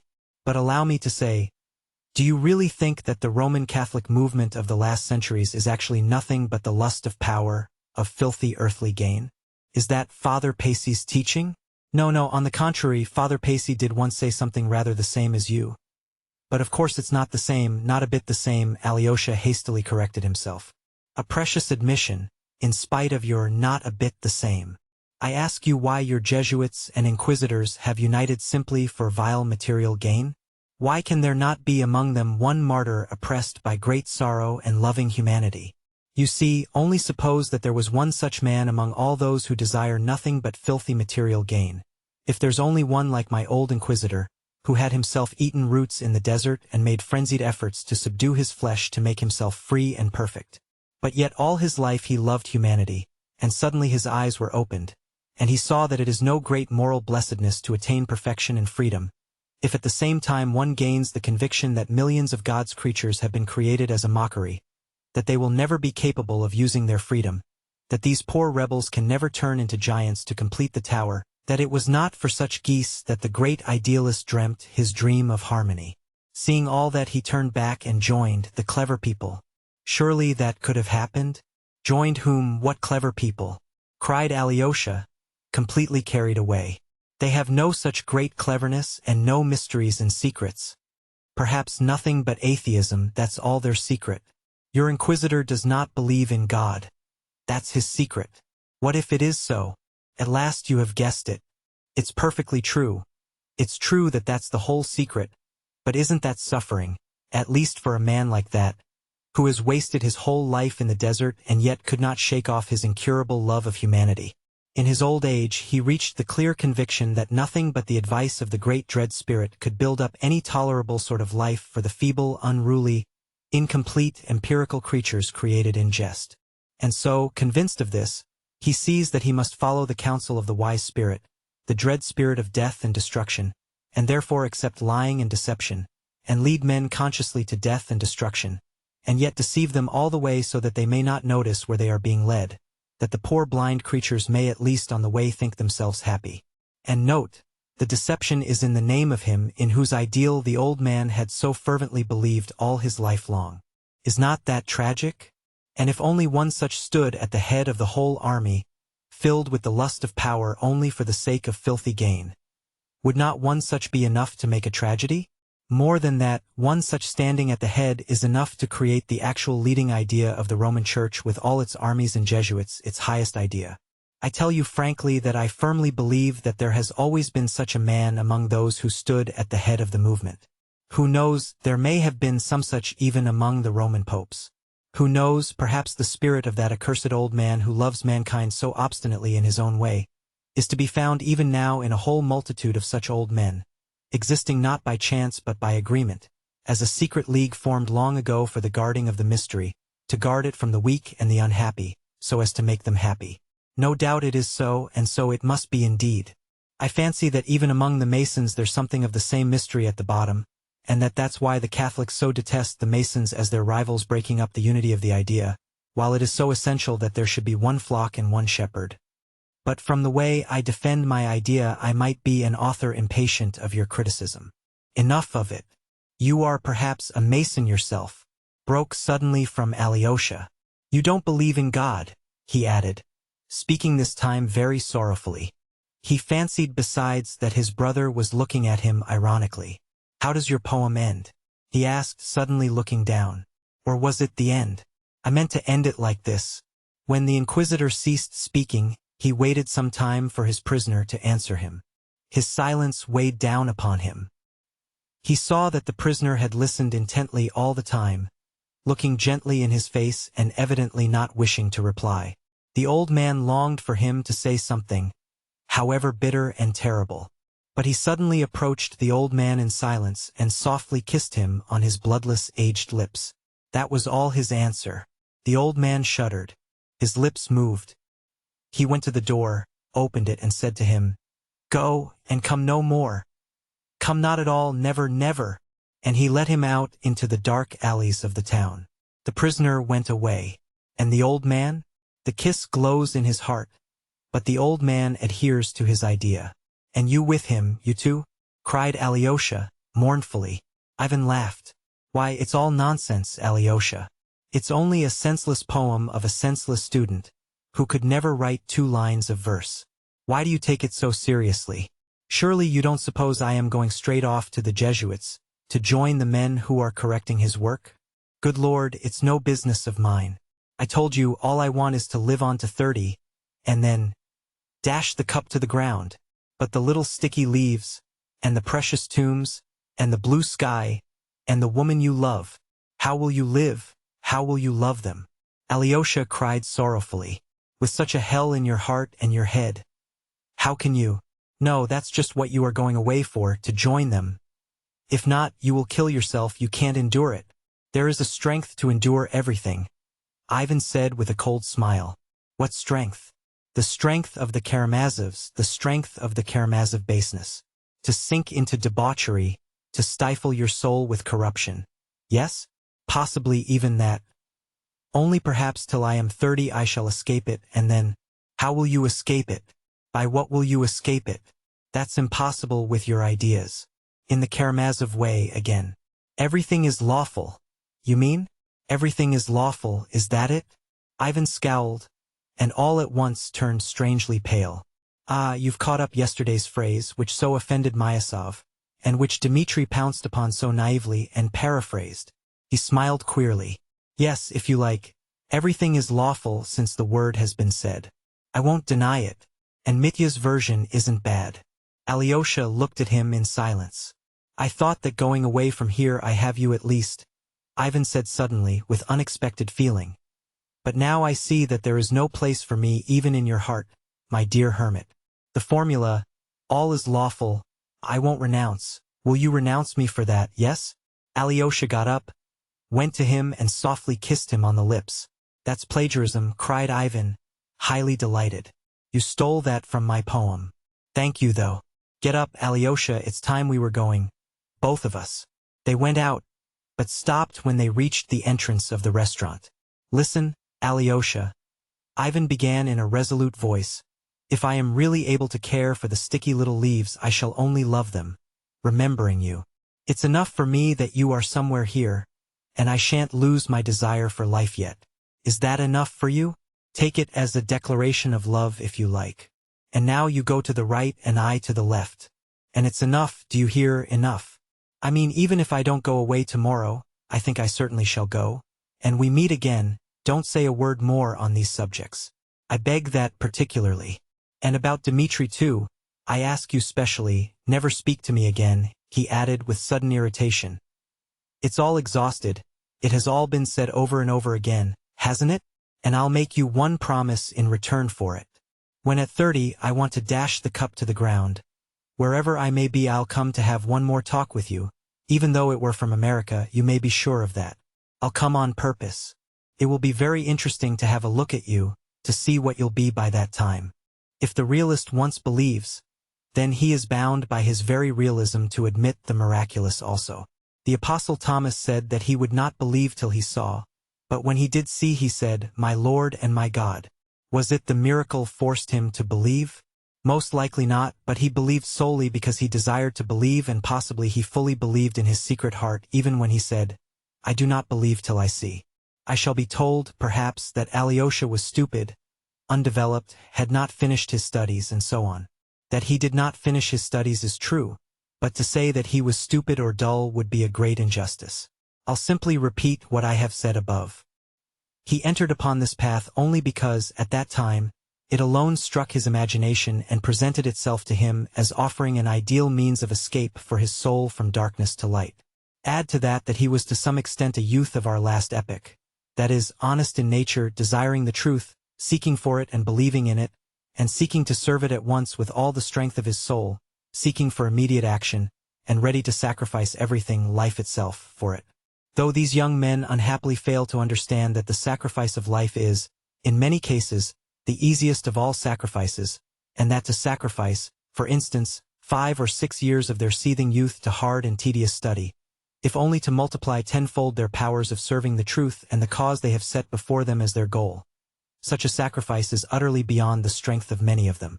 The path Alyosha chose was a path going in the opposite direction, but he chose it with the same thirst for swift achievement. As soon as he reflected seriously, he was convinced of the existence of God and immortality, and at once he instinctively said to himself, "I want to live for immortality, and I will accept no compromise." In the same way, if he had decided that God and immortality did not exist, he would at once have become an atheist and a socialist. For socialism is not merely the labor question, it is before all things the atheistic question, the question of the form taken by atheism today, the question of the Tower of Babel built without God, not to mount to heaven from earth but to set up heaven on earth. Alyosha would have found it strange and impossible to go on living as before. It is written, "Give all that thou hast to the poor and follow me, if thou wouldst be perfect." Alyosha said to himself, "I can't give 2 rubles instead of all, and only go to Mass instead of following him." Perhaps his memories of childhood brought back our monastery, to which his mother may have taken him to Mass. Perhaps the slanting sunlight and the holy image to which his poor crazy mother had held him up still acted upon his imagination. Brooding on these things, he may have come to us perhaps only to see whether here he could sacrifice all or only 2 rubles, and in the monastery he met this elder. I must digress to explain what an elder is in Russian monasteries, and I am sorry that I do not feel very competent to do so. I will try, however, to give a superficial account of it in a few words. Authorities on the subject assert that the institution of elders is of recent date, not more than 100 years old in our monasteries, though in the Orthodox East, especially in Sinai and Athos, it has existed over 1,000 years. It is maintained that it existed in ancient times in Russia also, but through the calamities which overtook Russia, the Tartars' civil war, the interruption of relations with the East after the destruction of Constantinople, this institution fell into oblivion. It was revived among us towards the end of last century by one of the great ascetics, as they called him, Paisy Velichkovsky, and his disciples. But to this day it exists in few monasteries only, and has sometimes been almost persecuted as an innovation in Russia. It flourished especially in the celebrated Kozelsky Optin monastery. When and how it was introduced into our monastery I cannot say. There had already been 3 such elders and Zosima was the last of them. But he was almost dying of weakness and disease, and they had no one to take his place. The question for our monastery was an important one, for it had not been distinguished by anything in particular till then. They had neither relics of saints, nor wonder-working icons, nor glorious traditions, nor historical exploits. It had flourished and been glorious all over Russia through its elders, to see and hear whom pilgrims had flocked for thousands of miles from all parts. What was such an elder? An elder was one who took your soul, your will, into his soul and his will. When you choose an elder, you renounce your own will and yield it to him in complete submission, complete self-abnegation. This novitiate, this terrible school of abnegation, is undertaken voluntarily, in the hope of self-conquest, of self-mastery, in order, after a life of obedience, to attain perfect freedom, that is, from self, to escape the lot of those who have lived their whole life without finding their true selves in themselves. This institution of elders is not founded on theory, but was established in the East from the practice of 1,000 years. The obligations due to an elder are not the ordinary obedience which has always existed in our Russian monasteries. The obligation involves confession to the elder by all who have submitted themselves to him, and to the indissoluble bond between him and them. The story is told, for instance, that in the early days of Christianity one such novice, failing to fulfill some command laid upon him by his elder, left his monastery in Syria and went to Egypt. There, after great exploits, he was found worthy at last to suffer torture and a martyr's death for the faith. When the church, regarding him as a saint, was burying him, suddenly, at the deacon's exhortation, "Depart all ye unbaptized," the coffin containing the martyr's body left its place and was cast forth from the church, and this took place 3 times. And only at last they learnt that this holy man had broken his vow of obedience and left his elder, and, therefore, could not be forgiven without the elder's absolution in spite of his great deeds. Only after this could the funeral take place. This, of course, is only an old legend. But here is a recent instance. A monk was suddenly commanded by his elder to quit Athos, which he loved as a sacred place and a haven of refuge, and to go first to Jerusalem to do homage to the holy places and then to go to the north to Siberia.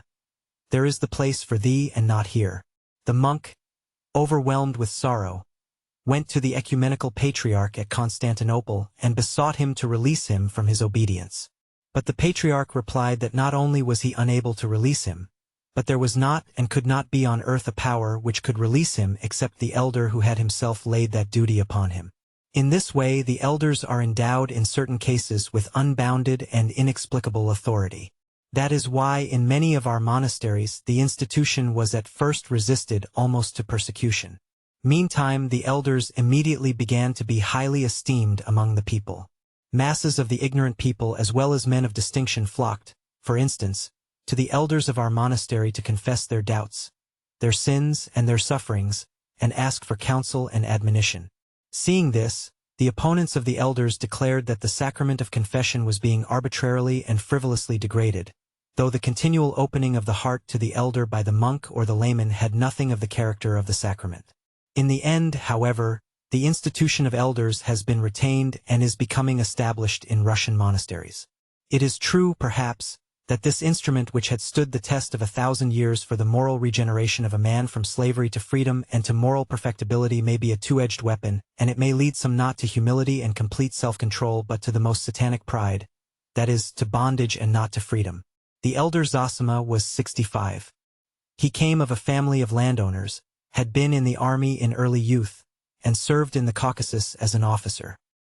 He had, no doubt, impressed Alyosha by some peculiar quality of his soul. Alyosha lived in the cell of the elder, who was very fond of him and let him wait upon him. It must be noted that Alyosha was bound by no obligation and could go where he pleased and be absent for whole days.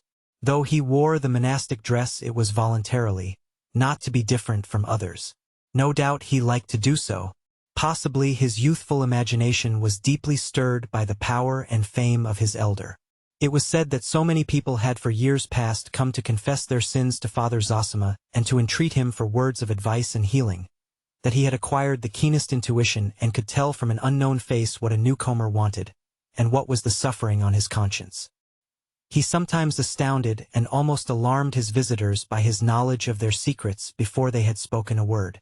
Alyosha noticed that many, almost all, went in to the elder for the first time with apprehension and uneasiness, but came out with bright and happy faces. Alyosha was particularly struck by the fact that Father Zosima was not at all stern. On the contrary, he was always almost gay. The monks used to say that he was more drawn to those who were more sinful, and the greater the sinner the more he loved him. There were, no doubt, up to the end of his life, among the monks some who hated and envied him, but they were few in number and they were silent, though among them were some of great dignity in the monastery. One, for instance, of the older monks distinguished for his strict keeping of fasts and vows of silence. But the majority were on Father Zosima's side, and very many of them loved him with all their hearts, warmly and sincerely. Some were almost fanatically devoted to him, and declared, though not quite aloud, that he was a saint, that there could be no doubt of it. And seeing that his end was near, they anticipated miracles and great glory to the monastery in the immediate future from his relics. Alyosha had unquestioning faith in the miraculous power of the elder, just as he had unquestioning faith in the story of the coffin that flew out of the church. He saw many who came with sick children or relatives and besought the elder to lay hands on them and to pray over them, return shortly after, some the next day, and, falling in tears at the elder's feet, thank him for healing their sick.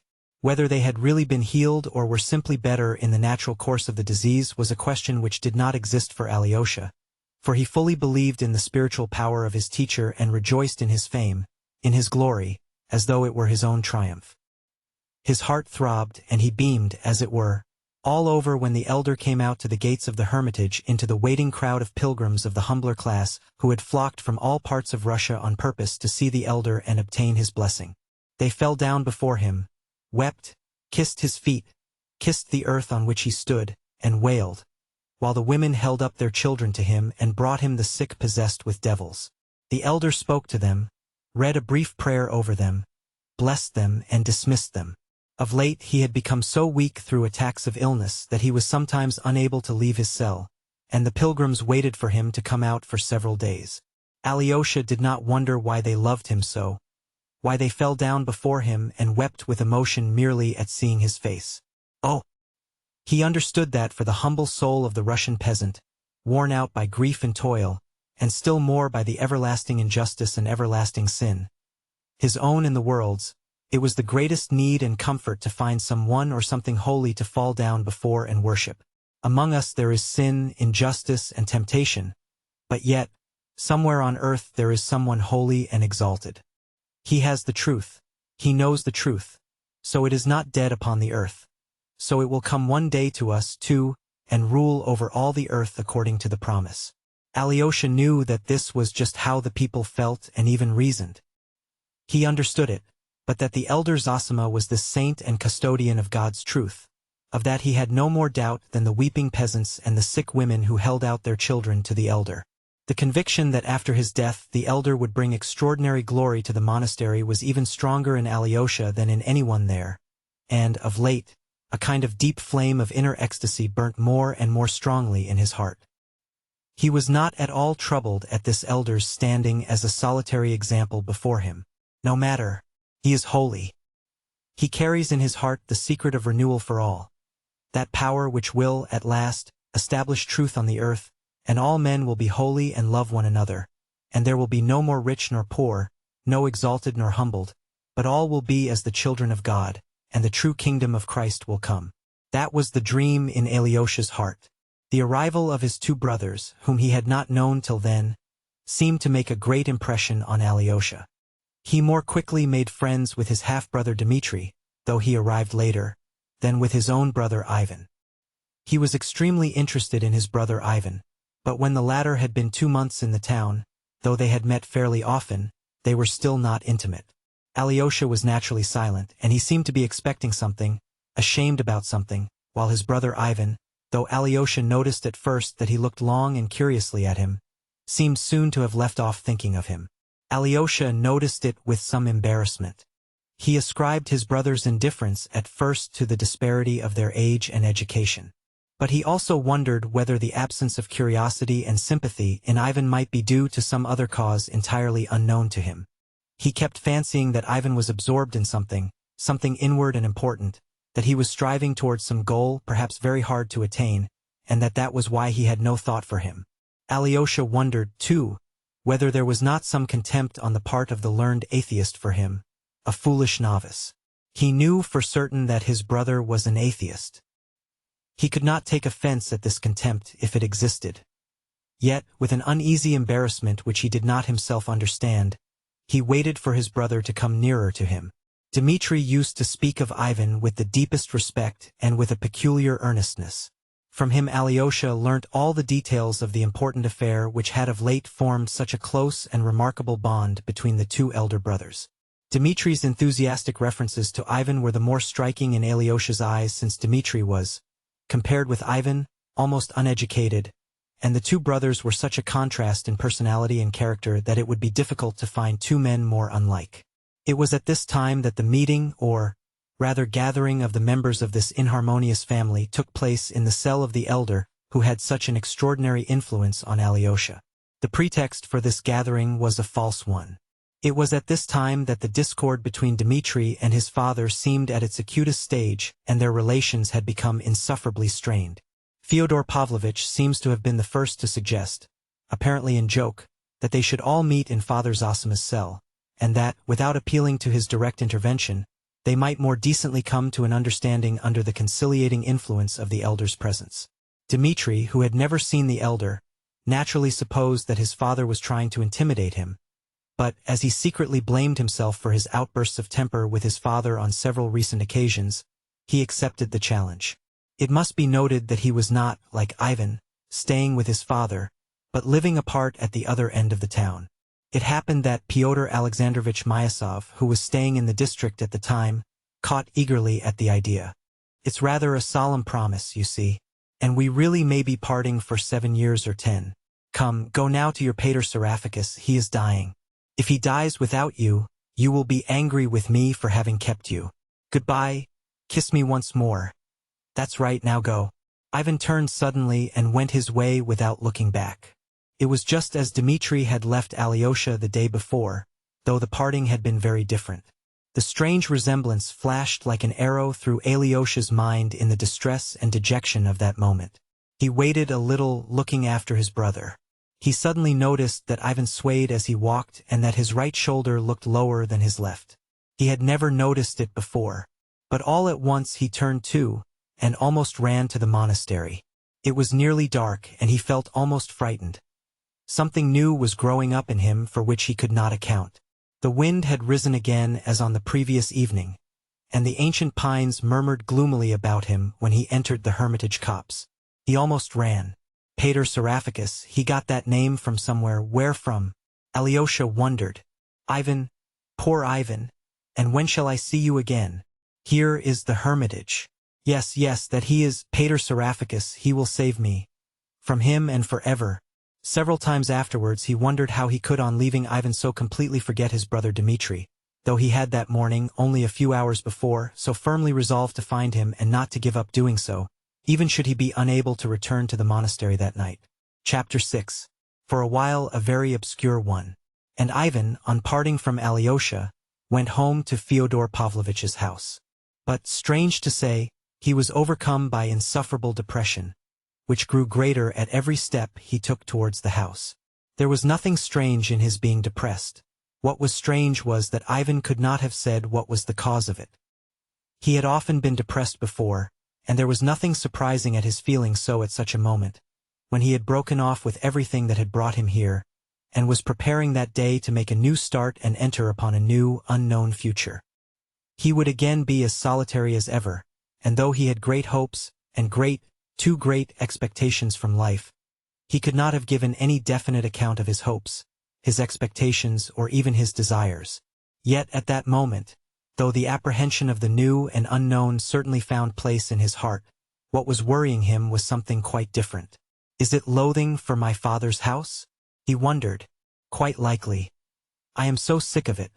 And though it's the last time I shall cross its hateful threshold, still I loathe it. No, it's not that either. Is it the parting with Alyosha and the conversation I had with him? For so many years I've been silent with the whole world and not deigned to speak, and all of a sudden I reel off a rigmarole like that.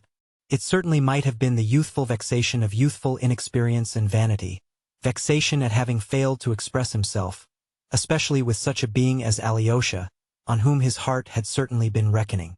No doubt that came in, that vexation it must have done indeed. But yet that was not it either. I feel sick with depression, and yet I can't tell what I want. Better not think, perhaps. Ivan tried not to think, but that, too, was no use.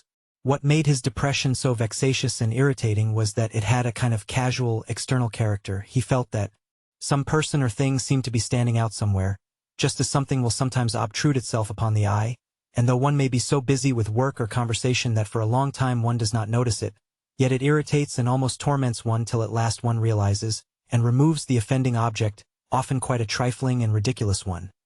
Some article left about in the wrong place, a handkerchief on the floor, a book not replaced on the shelf, and so on. At last, feeling very cross and ill-humored, Ivan arrived home, and suddenly, about 15 paces from the garden gate, he guessed what was fretting and worrying him. On a bench in the gateway the valet Smerdyakov was sitting enjoying the coolness of the evening, and at the first glance at him Ivan knew that the valet Smerdyakov was on his mind, and that it was this man that his soul loathed. It all dawned upon him suddenly and became clear.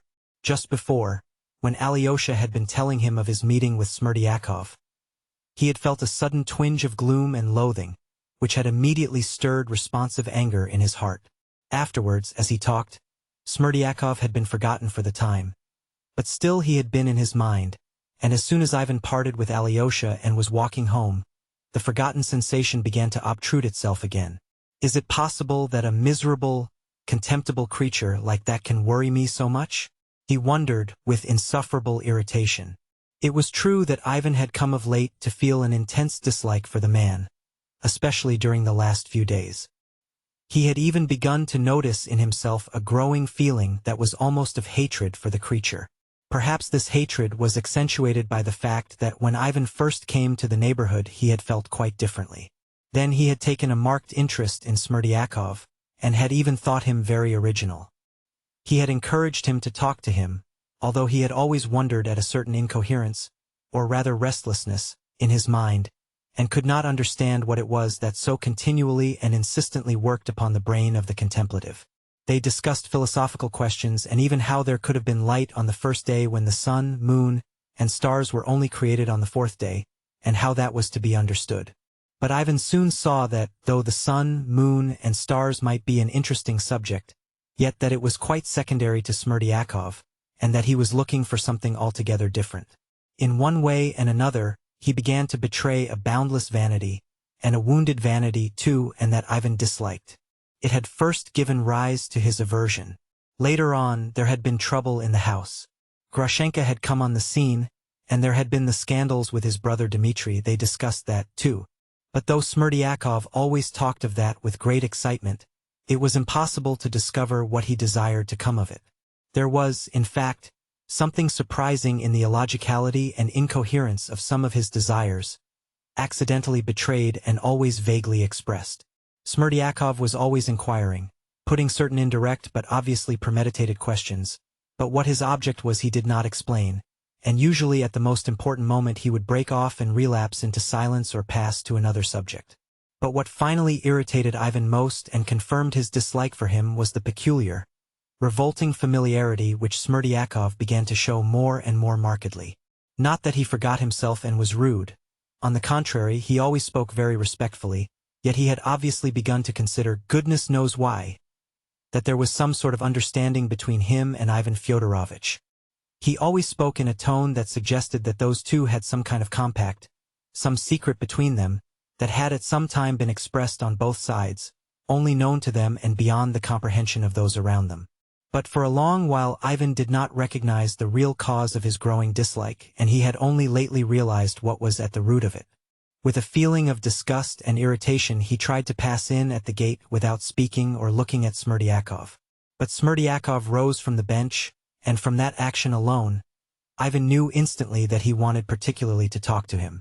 Ivan looked at him and stopped, and the fact that he did stop instead of passing by, as he meant to the minute before, drove him to fury. With anger and repulsion he looked at Smerdyakov's emasculate, sickly face, with the little curls combed forward on his forehead. His left eye winked and he grinned as if to say, "Where are you going? You won't pass by. You see that we two clever people have something to say to each other." Ivan shook. "Get away, miserable idiot. What have I to do with you?" was on the tip of his tongue, but to his profound astonishment he heard himself say, "Is my father still asleep, or has he waked?" He asked the question softly and meekly to his own surprise, and at once, again to his own surprise, sat down on the bench. For an instant he felt almost frightened. He remembered it afterwards. Smerdyakov stood facing him, his hands behind his back, looking at him with assurance and almost severity. "His honor is still asleep," he articulated deliberately. "You were the first to speak, not I," he seemed to say. "I am surprised at you, sir," he added after a pause, dropping his eyes affectedly, setting his right foot forward, and playing with the tip of his polished boot. "Why are you surprised at me?" Ivan asked abruptly and sullenly, doing his utmost to restrain himself, and suddenly realizing, with disgust, that he was feeling intense curiosity and would not, on any account, have gone away without satisfying it. "Why don't you go to Chermashnya, sir?" Smerdyakov suddenly raised his eyes and smiled familiarly. "Why I smile you must understand of yourself, if you are a clever man." His screwed-up left eye seemed to say. "Why should I go to Chermashnya?" Ivan asked in surprise. Smerdyakov was silent again. "Fyodor Pavlovitch himself has so begged you to," he said at last, slowly and apparently attaching no significance to his answer. "I put you off with a secondary reason," he seemed to suggest, simply to say something. "Damn you! Speak out what you want," Ivan cried angrily at last, passing from meekness to violence. Smerdyakov drew his right foot up to his left, pulled himself up, but still looked at him with the same serenity and the same little smile. Substantially nothing, but just by way of conversation. Another silence followed. They did not speak for nearly a minute. Ivan knew that he ought to get up and show anger, and Smerdyakov stood before him and seemed to be waiting as though to see whether he would be angry or not. So at least it seemed to Ivan. At last he moved to get up. Smerdyakov seemed to seize the moment. "I'm in an awful position, Ivan Fyodorovitch. I don't know how to help myself," he said resolutely and distinctly, and at his last word he sighed. Ivan Fyodorovitch sat down again. "They are both utterly crazy. They are no better than little children," Smerdyakov went on. "I am speaking of your parent and your brother Dmitri Fyodorovitch. Here Fyodor Pavlovitch will get up directly and begin worrying me every minute. Has she come? Why hasn't she come? And so on up till midnight and even after midnight. And if Agrafena Alexandrovna doesn't come, for very likely she does not mean to come at all, then he will be at me again tomorrow morning. Why hasn't she come? When will she come? As though I were to blame for it. On the other side it's no better. As soon as it gets dark, or even before, your brother will appear with his gun in his hands. Look out, you rogue, you soup-maker. If you miss her and don't let me know she's been, I'll kill you before anyone. When the night's over, in the morning he too, like Fyodor Pavlovitch, begins worrying me to death. Why hasn't she come? Will she come soon? And he, too, thinks me to blame because his lady hasn't come. And every day and every hour they get angrier and angrier, so that I sometimes think I shall kill myself in a fright. I can't depend upon them, sir. And why have you meddled? Why did you begin to spy for Dmitri Fyodorovitch? Said Ivan irritably. How could I help meddling? Though, indeed, I haven't meddled at all, if you want to know the truth of the matter. I kept quiet from the very beginning, not daring to answer. But he pitched on me to be his servant. He has had only one thing to say since. I'll kill you, you scoundrel, if you miss her. I feel certain, sir, that I shall have a long fit tomorrow. What do you mean by a long fit? A long fit, lasting a long time, several hours or perhaps a day or two. Once it went on for 3 days. I fell from the garret that time. The struggling ceased and then began again, and for 3 days I couldn't come back to my senses. Fyodor Pavlovitch sent for Herzenstube, the doctor here, and he put ice on my head and tried another remedy, too. I might have died, but they say one can't tell with epilepsy when a fit is coming. What makes you say you will have one tomorrow? Ivan inquired with a peculiar, irritable curiosity. That's just so. You can't tell beforehand. Besides, you fell from the garret then. I climb up to the garret every day. I might fall from the garret again tomorrow. And, if not, I might fall down the cellar steps. I have to go into the cellar every day, too. Ivan took a long look at him.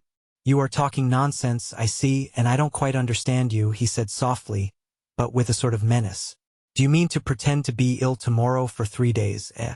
Smerdyakov, who was looking at the ground again, and playing with the toe of his right foot, set the foot down, moved the left one forward, and, grinning, articulated, If I were able to play such a trick, that is, pretend to have a fit, and it would not be difficult for a man accustomed to them, I should have a perfect right to use such a means to save myself from death. For even if Agrafena Alexandrovna comes to see his father while I am ill, his honor can't blame a sick man for not telling him. He'd be ashamed to. Hang it all! Ivan cried, his face working with anger. Why are you always in such a funk for your life? All my brother Dmitri's threats are only hasty words and mean nothing. He won't kill you.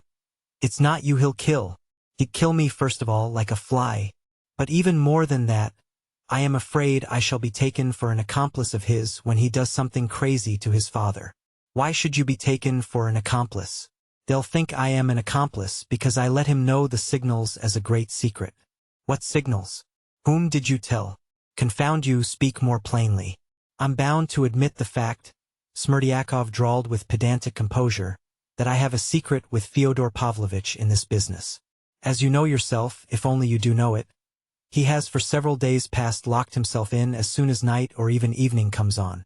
Of late you've been going upstairs to your room early every evening, and yesterday you did not come down at all, and so perhaps you don't know how carefully he has begun to lock himself in at night. And even if Grigory Vasilievich comes to the door, he won't open to him till he hears his voice. But Grigory Vasilievich does not come, because I wait upon him alone in his room now. That's the arrangement he made himself ever since this to-do with Agrafena Alexandrovna began. But at night, by his orders, I go away to the lodge so that I don't get to sleep till midnight, but am on the watch, getting up and walking about the yard, waiting for Agrafena Alexandrovna to come. For the last few days he's been perfectly frantic expecting her. What he argues is, she is afraid of him, Dmitri Fyodorovich, Mitya as he calls him. And so, says he, she'll come the back way late at night to me. You look out for her, says he, till midnight and later, and if she does come, you run up and knock at my door or at the window from the garden. Knock at first twice, rather gently, and then 3 times more quickly, then, says he, I shall understand at once that she has come, and will open the door to you quietly. Another signal he gave me in case anything unexpected happens. At first 2 knocks and then, after an interval, another much louder. Then he will understand that something has happened suddenly and that I must see him, and he will open to me so that I can go and speak to him. That's all in case Agrafena Alexandrovna can't come herself, but sends a message. Besides, Dmitri Fyodorovich might come too, so I must let him know he is near. A liberal of the 40s and 50s, a freethinker and atheist. He may have been led on by boredom or the hope of frivolous diversion. He was suddenly seized with the desire to see the monastery and the holy man. As his lawsuit with the monastery still dragged on, he made it the pretext for seeing the superior, in order to attempt to settle it amicably. A visitor coming with such laudable intentions might be received with more attention and consideration than if he came from simple curiosity. Influences from within the monastery were brought to bear on the elder, who of late had scarcely left his cell, and had been forced by illness to deny even his ordinary visitors. In the end he consented to see them, and the day was fixed. Who has made me a judge over them? Was all he said, smilingly, to Alyosha. Alyosha was much perturbed when he heard of the proposed visit. Of all the wrangling, quarrelsome party, Dmitri was the only one who could regard the interview seriously. All the others would come from frivolous motives, perhaps insulting to the elder. Alyosha was well aware of that. Ivan and Myasov would come from curiosity, perhaps of the coarsest kind, while his father might be contemplating some piece of buffoonery. Though he said nothing, Alyosha thoroughly understood his father. The boy, I repeat, was far from being so simple as everyone thought him. He awaited the day with a heavy heart. No doubt he was always pondering in his mind how the family discord could be ended. But his chief anxiety concerned the elder. He trembled for him, for his glory, and dreaded any affront to him, especially the refined, courteous irony of Myasov and the supercilious half-utterances of the highly educated Ivan. He even wanted to venture on warning the elder, telling him something about them, but, on second thoughts, said nothing. He only sent word the day before, through a friend, to his brother Dmitri, that he loved him and expected him to keep his promise. Dmitri wondered, for he could not remember what he had promised, but he answered by letter that he would do his utmost not to let himself be provoked by vileness, but that, although he had a deep respect for the elder and for his brother Ivan, he was convinced that the meeting was either a trap for him or an unworthy farce. Nevertheless, I would rather bite out my tongue than be lacking in respect to the sainted man whom you reverence so highly, he wrote in conclusion. Alyosha was not greatly cheered by the letter. Book 2. An Unfortunate Gathering. Chapter 1. They arrive at the monastery. It was a warm, bright day at the end of August. The interview with the elder had been fixed for 11:30, immediately after late Mass. Our visitors did not take part in the service, but arrived just as it was over. First an elegant open carriage, drawn by 2 valuable horses, drove up with Myasov and a distant relative of his, a young man of 20, called Fyodor Fomich Kalganov. This young man was preparing to enter the university. Myasov, with whom he was staying for the time, was trying to persuade him to go abroad to the University of Zurich or Jena. The young man was still undecided. He was thoughtful and absent-minded. He was nice-looking, strongly built, and rather tall. There was a strange fixity in his gaze at times. Like all very absent-minded people, he would sometimes stare at a person without seeing him. He was silent and rather awkward, but sometimes, when he was alone with anyone, he became talkative and effusive, and would laugh at anything or nothing. But his animation vanished as quickly as it appeared. He was always well and even elaborately dressed. He had already some independent fortune and expectations of much more. He was a friend of Alyosha's. In an ancient, jolting but roomy hired carriage with a pair of old pinkish-gray horses, A long way behind Myasov's carriage came Fyodor Pavlovitch with his son Ivan. Dmitri was late, though he had been informed of the time the evening before. The visitors left their carriage at the hotel, outside the precincts, and went to the gates of the monastery on foot. Except Fyodor Pavlovitch, none of the party had ever seen the monastery, and Myasov had probably not even been to church for 30 years. He looked about him with curiosity, together with assumed ease. But, except the church and the domestic buildings, though these two were ordinary enough, he found nothing of interest in the interior of the monastery. The last of the worshippers were coming out of the church, bareheaded and crossing themselves. Among the humbler people were a few of higher rank, 2 or 3 ladies and a very old general. They were all staying at the hotel. Our visitors were at once surrounded by beggars, but none of them gave them anything except young Kalganov, who took a 10-kopeck piece out of his purse, and, nervous and embarrassed, God knows why, hurriedly gave it to an old woman, saying, "Divide it equally." None of his companions made any remark upon it, so that he had no reason to be embarrassed. But, perceiving this, he was even more overcome. It was strange that their arrival did not seem expected, and that they were not received with special honor, though one of them had recently made a donation of 1,000 rubles, while another was a very wealthy and highly cultured landowner, upon whom all in the monastery were in a sense dependent, as a decision of the lawsuit might at any moment put their fishing rights in his hands. Yet no official personage met them. Myasov looked absent-mindedly at the tombstones round the church, and was on the point of saying that the dead buried here must have paid a pretty penny for the right of lying in this holy place, but refrained. His liberal irony was rapidly changing almost into anger. Who the devil is there to ask in this imbecile place? We must find out, for time is passing, he observed suddenly, as though speaking to himself. All at once there came up a bald-headed, elderly man with ingratiating little eyes, wearing a full summer overcoat. Lifting his hat, he introduced himself with a honeyed lisp as Maximov, a landowner of Tula. He at once entered into our visitor's difficulty. Father Zosima lives in the hermitage apart, 400 paces from the monastery, the other side of the copse. I know it's the other side of the copse, observed Fyodor Pavlovitch, but we don't remember the way. It is a long time since we've been here. This way, by this gate and straight across the copse. The copse. Come with me, won't you? I'll show you. I have to go. I am going myself. This way, this way. They came out of the gate and turned towards the copse. Maximov, a man of 60, ran rather than walked, turning sideways to stare at them all, with an incredible degree of nervous curiosity. His eyes looked starting out of his head. You see, we have come to the elder upon business of our own, observed Myasov severely.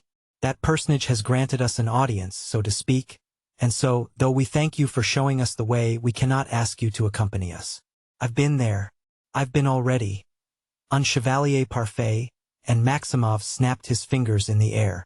Who is a chevalier? Asked Myasov. The elder. The splendid elder. The elder. The honor and glory of the monastery Zosima. Such an elder. But his incoherent talk was cut short by a very pale, wan-looking monk of medium height, wearing a monk's cap, who overtook them. Fyodor Pavlovitch and Myasov stopped. The monk, with an extremely courteous, profound bow, announced, "The Father Superior invites all of you gentlemen to dine with him after your visit to the hermitage. At 1 o'clock, not later. And you also," he added, addressing Maximov. "That I certainly will, without fail," cried Fyodor Pavlovitch, hugely delighted at the invitation. "And, believe me, we've all given our word to behave properly here. And you, Pyotr Alexandrovitch, will you go, too?" "Yes, of course. What have I come for but to study all the customs here? The only obstacle to me is your company." "Yes, Dmitri Fyodorovitch is non-existent as yet. It would be a capital thing if he didn't turn up. Do you suppose I like all this business, and in your company, too? So we will come to dinner." "Thank the Father Superior," he said to the monk. "No, it is my duty now to conduct you to the elder," answered the monk. "If so, I'll go straight to the Father Superior," babbled Maximov. "The Father Superior is engaged just now." "But as you please," the monk hesitated. "Impertinent old man. Myasov observed aloud, while Maximov ran back to the monastery.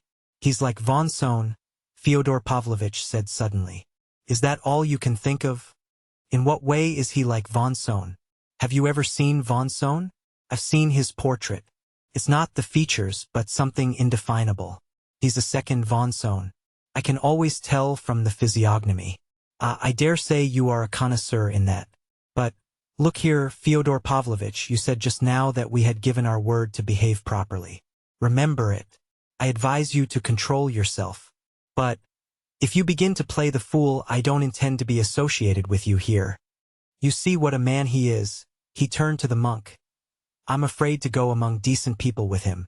A fine smile, not without a certain slyness, came on to the pale, bloodless lips of the monk. But he made no reply, and was evidently silent from a sense of his own dignity. Myasov frowned more than ever. Oh, devil take them all! An outer show elaborated through centuries, and nothing but charlatanism and nonsense underneath, flashed through Myasov's mind. Here's the hermitage. We've arrived, cried Fyodor Pavlovitch. The gates are shut, and he repeatedly made the sign of the cross to the saints painted above and on the sides of the gates. When you go to Rome, you must do as the Romans do. Here in this hermitage there are 25 saints being saved. They look at one another and eat cabbages. And not one woman goes in at this gate. That's what is remarkable. And that really is so. But I did hear that the elder receives ladies, he remarked suddenly to the monk. Women of the people are here too now, lying in the portico there waiting.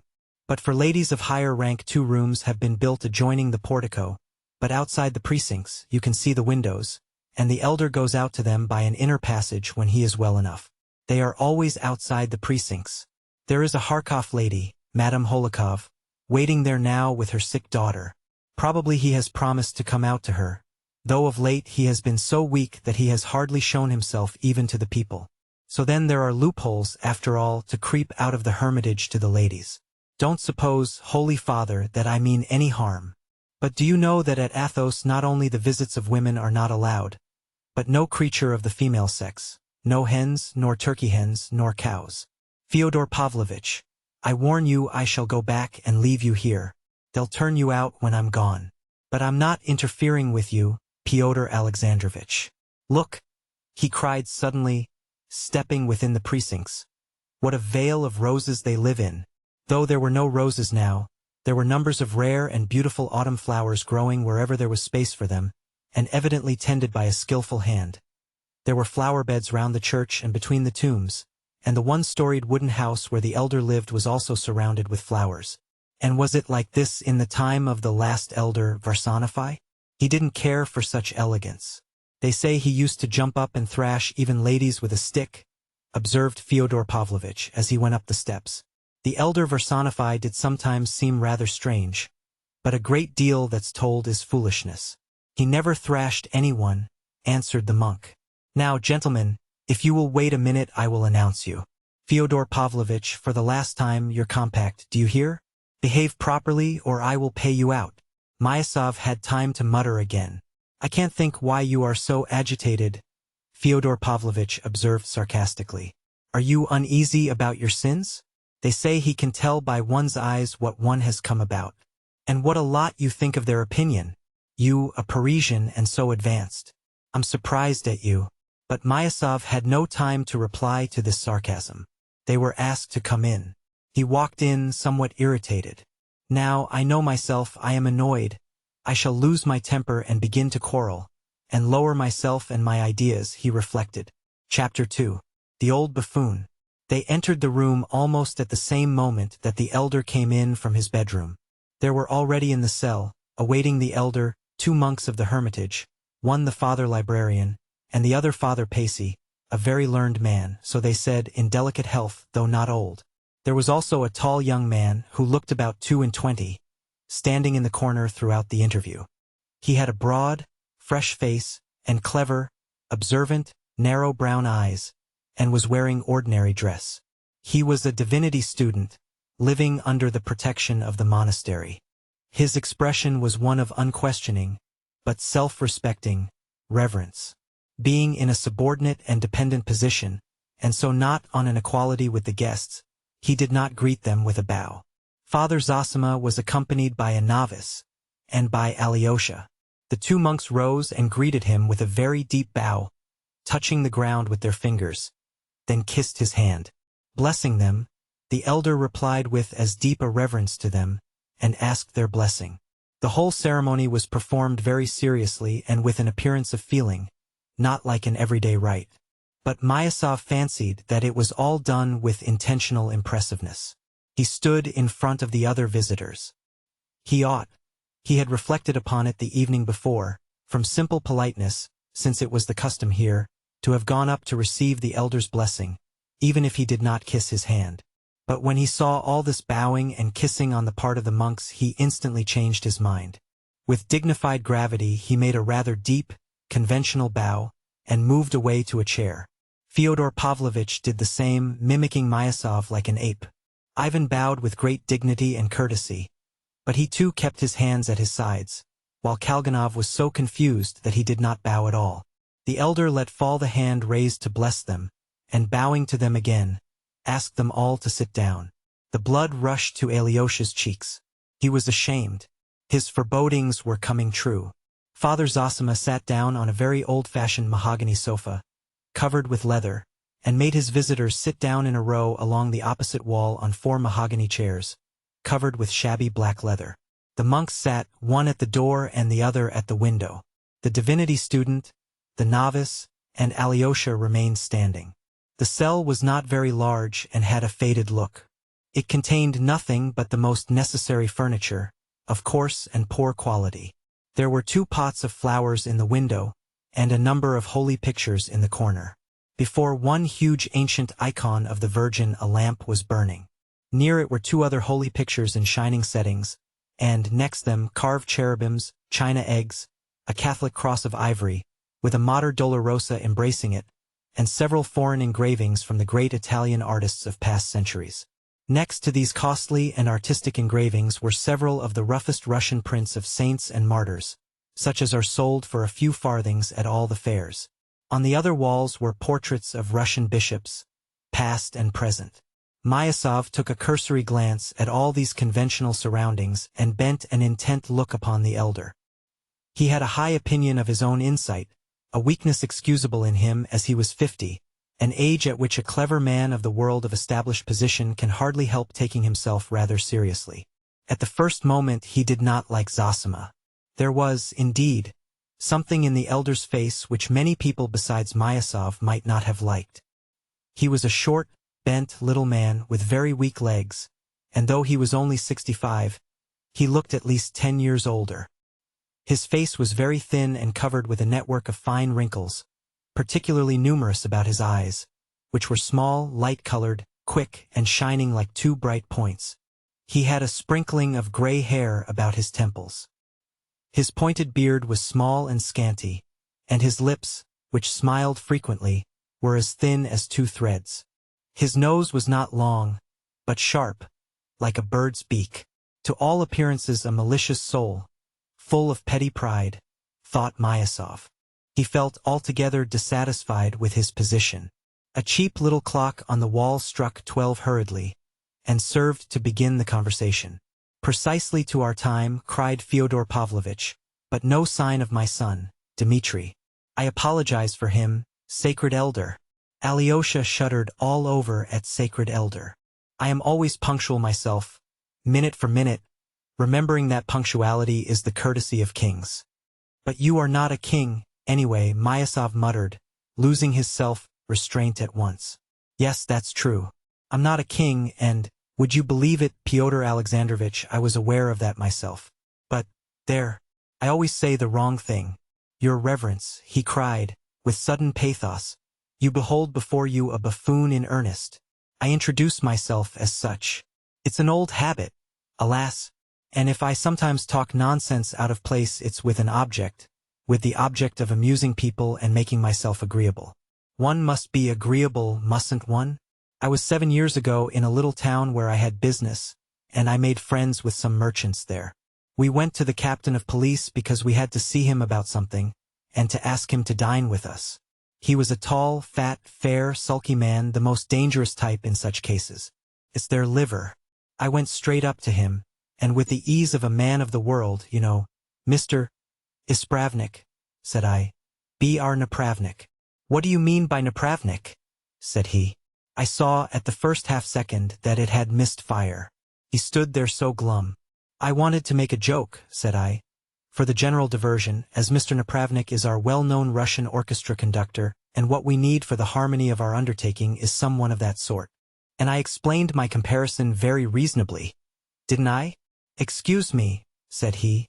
I am an Ispravnik, and I do not allow puns to be made on my calling. He turned and walked away. I followed him, shouting, Yes, yes, you are an Ispravnik, not a Napravnik. No, he said. Since you called me a Napravnik, I am one. And would you believe it? It ruined our business. And I'm always like that, always injuring myself with my politeness. Once, many years ago, I said to an influential person, Your wife is a ticklish lady, in an honorable sense of the moral qualities, so to speak. But he asked me, Why, have you tickled her? I thought I'd be polite, so I couldn't help saying, Yes. And he gave me a fine tickling on the spot. Only that happened long ago, so I'm not ashamed to tell the story. I'm always injuring myself like that.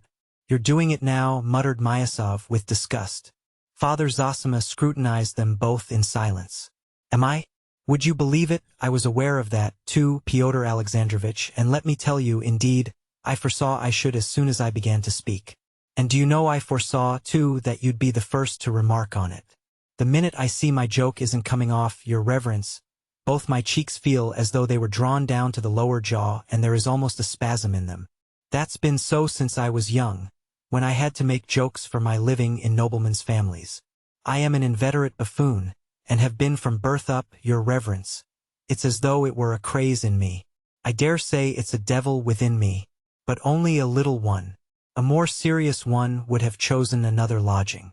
But not your soul, Pyotr Alexandrovich. You're not a lodging worth having either. But I believe in God, though I have had doubts of late. But now I sit and await words of wisdom. I'm like the philosopher Diderot, your reverence. Did you ever hear, most holy father, how Diderot went to see the Metropolitan Platon, in the time of the Empress Catherine? He went in and said straight out, There is no God, to which the great bishop lifted up his finger and answered, The fool hath said in his heart there is no God, and he fell down at his feet on the spot. I believe, he cried, and will be christened. And so he was. Princess Dashkov was his godmother, and Potyomkin his godfather.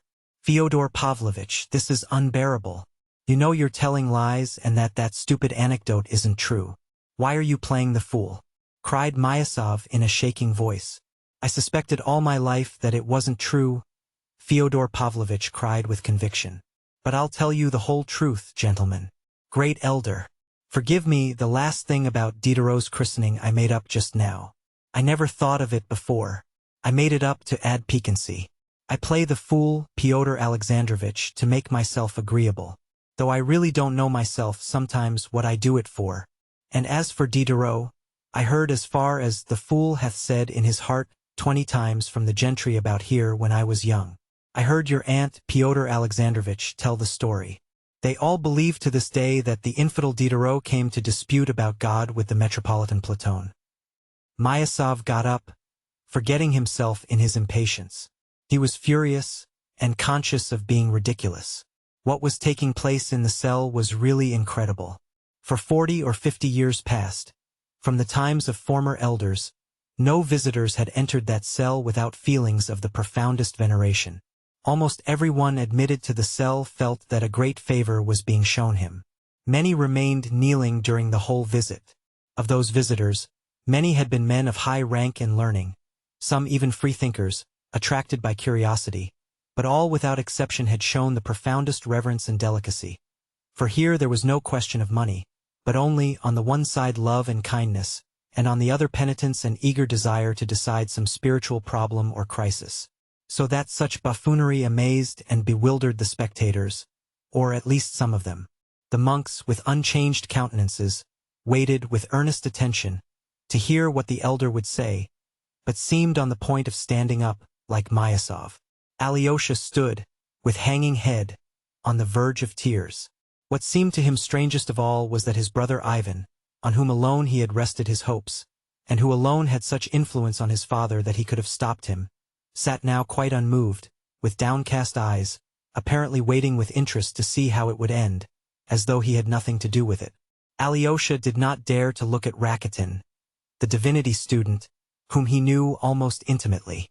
He alone in the monastery knew Rakitin's thoughts. "Forgive me," began Myasov, addressing Father Zosima, "for perhaps I seem to be taking part in this shameful foolery. I made a mistake in believing that even a man like Fyodor Pavlovitch would understand what was due on a visit to so honored a personage. I did not suppose I should have to apologize simply for having come with him." Pyotr Alexandrovitch could say no more, and was about to leave the room, overwhelmed with confusion. "Don't distress yourself, I beg." The elder got on to his feeble legs, and taking Pyotr Alexandrovitch by both hands, made him sit down again. "I beg you not to disturb yourself. I particularly beg you to be my guest." And with a bow he went back and sat down again on his little sofa. "Great elder, speak. Do I annoy you by my vivacity?" Fyodor Pavlovitch cried suddenly, clutching the arms of his chair in both hands, as though ready to leap up from it if the answer were unfavorable. "I earnestly beg you, too, not to disturb yourself, and not to be uneasy," the elder said impressively. "Do not trouble. Make yourself quite at home. And, above all, do not be so ashamed of yourself, for that is at the root of it all." "Quite at home? To be my natural self?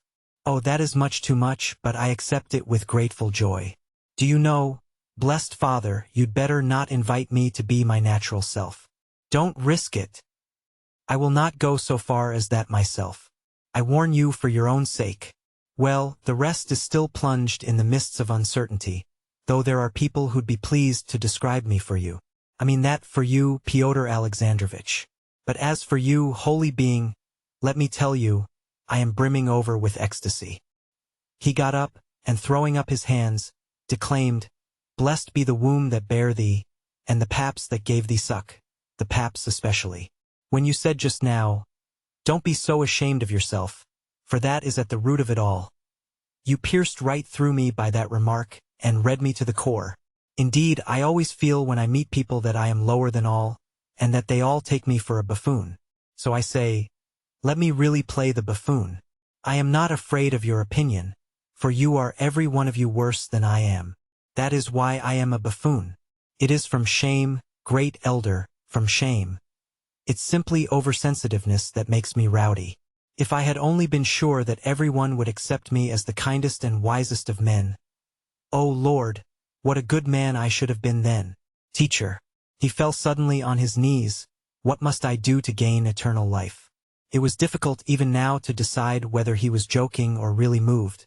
Father Zosima, lifting his eyes, looked at him and said with a smile, "You have known for a long time what you must do. You have sense enough. Don't give way to drunkenness and incontinence of speech.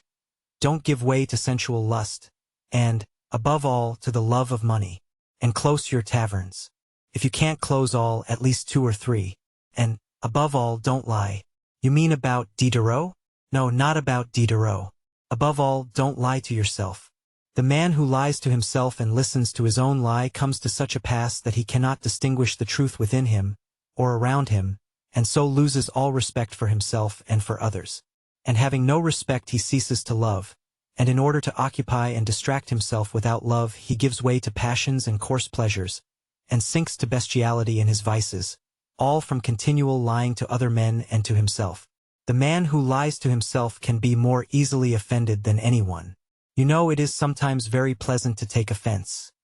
Isn't it? A man may know that nobody has insulted him, but that he has invented the insult for himself, has lied and exaggerated to make it picturesque, has caught at a word and made a mountain out of a molehill. He knows that himself, yet he will be the first to take offense, and will revel in his resentment till he feels great pleasure in it, and so pass to genuine vindictiveness. But get up, sit down, I beg you.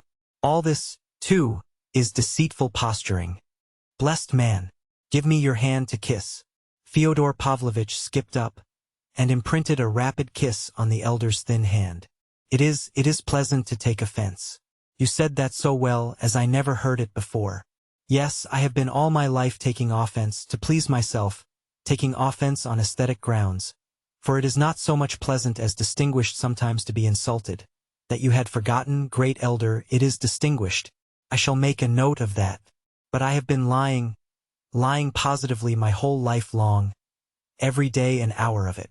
Of a truth, I am a lie, and the father of lies. Though I believe I am not the father of lies. I am getting mixed in my texts. Say, the son of lies, and that will be enough.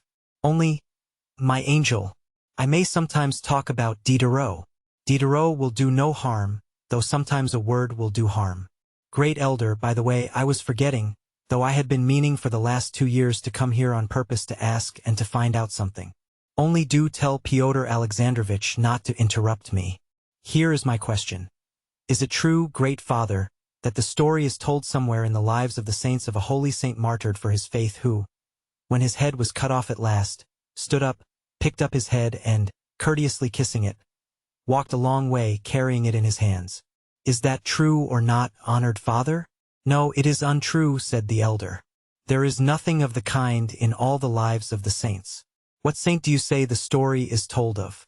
Asked the father librarian. I do not know what saint. I do not know and can't tell. I was deceived. I was told the story. I had heard it, and do you know who told it? Fyodor Alexandrovich Myasov here, who was so angry just now about Diderot. He it was who told the story. I have never told it you, I never speak to you at all. It is true you did not tell me, but you told it when I was present. It was 3 years ago. I mentioned it because by that ridiculous story you shook my faith, Fyodor Alexandrovich. You knew nothing of it, but I went home with my faith shaken, and I have been getting more and more shaken ever since. Yes, Fyodor Alexandrovich, you were the cause of a great fall. That was not a Diderot.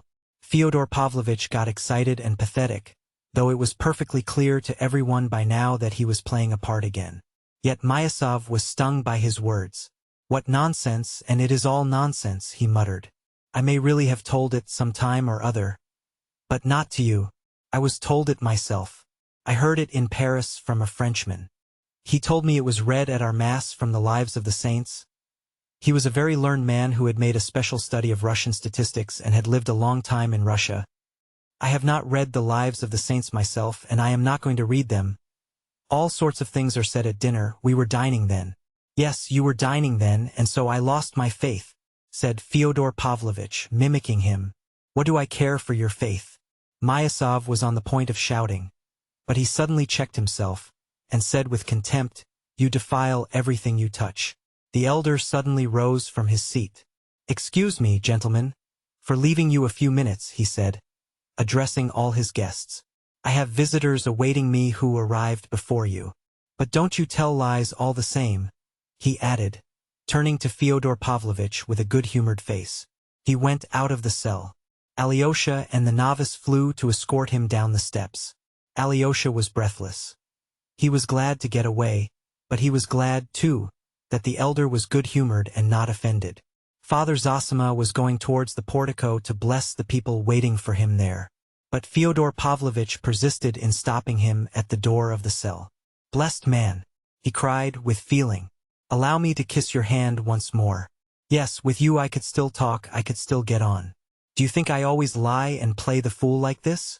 Believe me, I have been acting like this all the time on purpose to try you. I have been testing you all the time to see whether I could get on with you. Is there room for my humility beside your pride?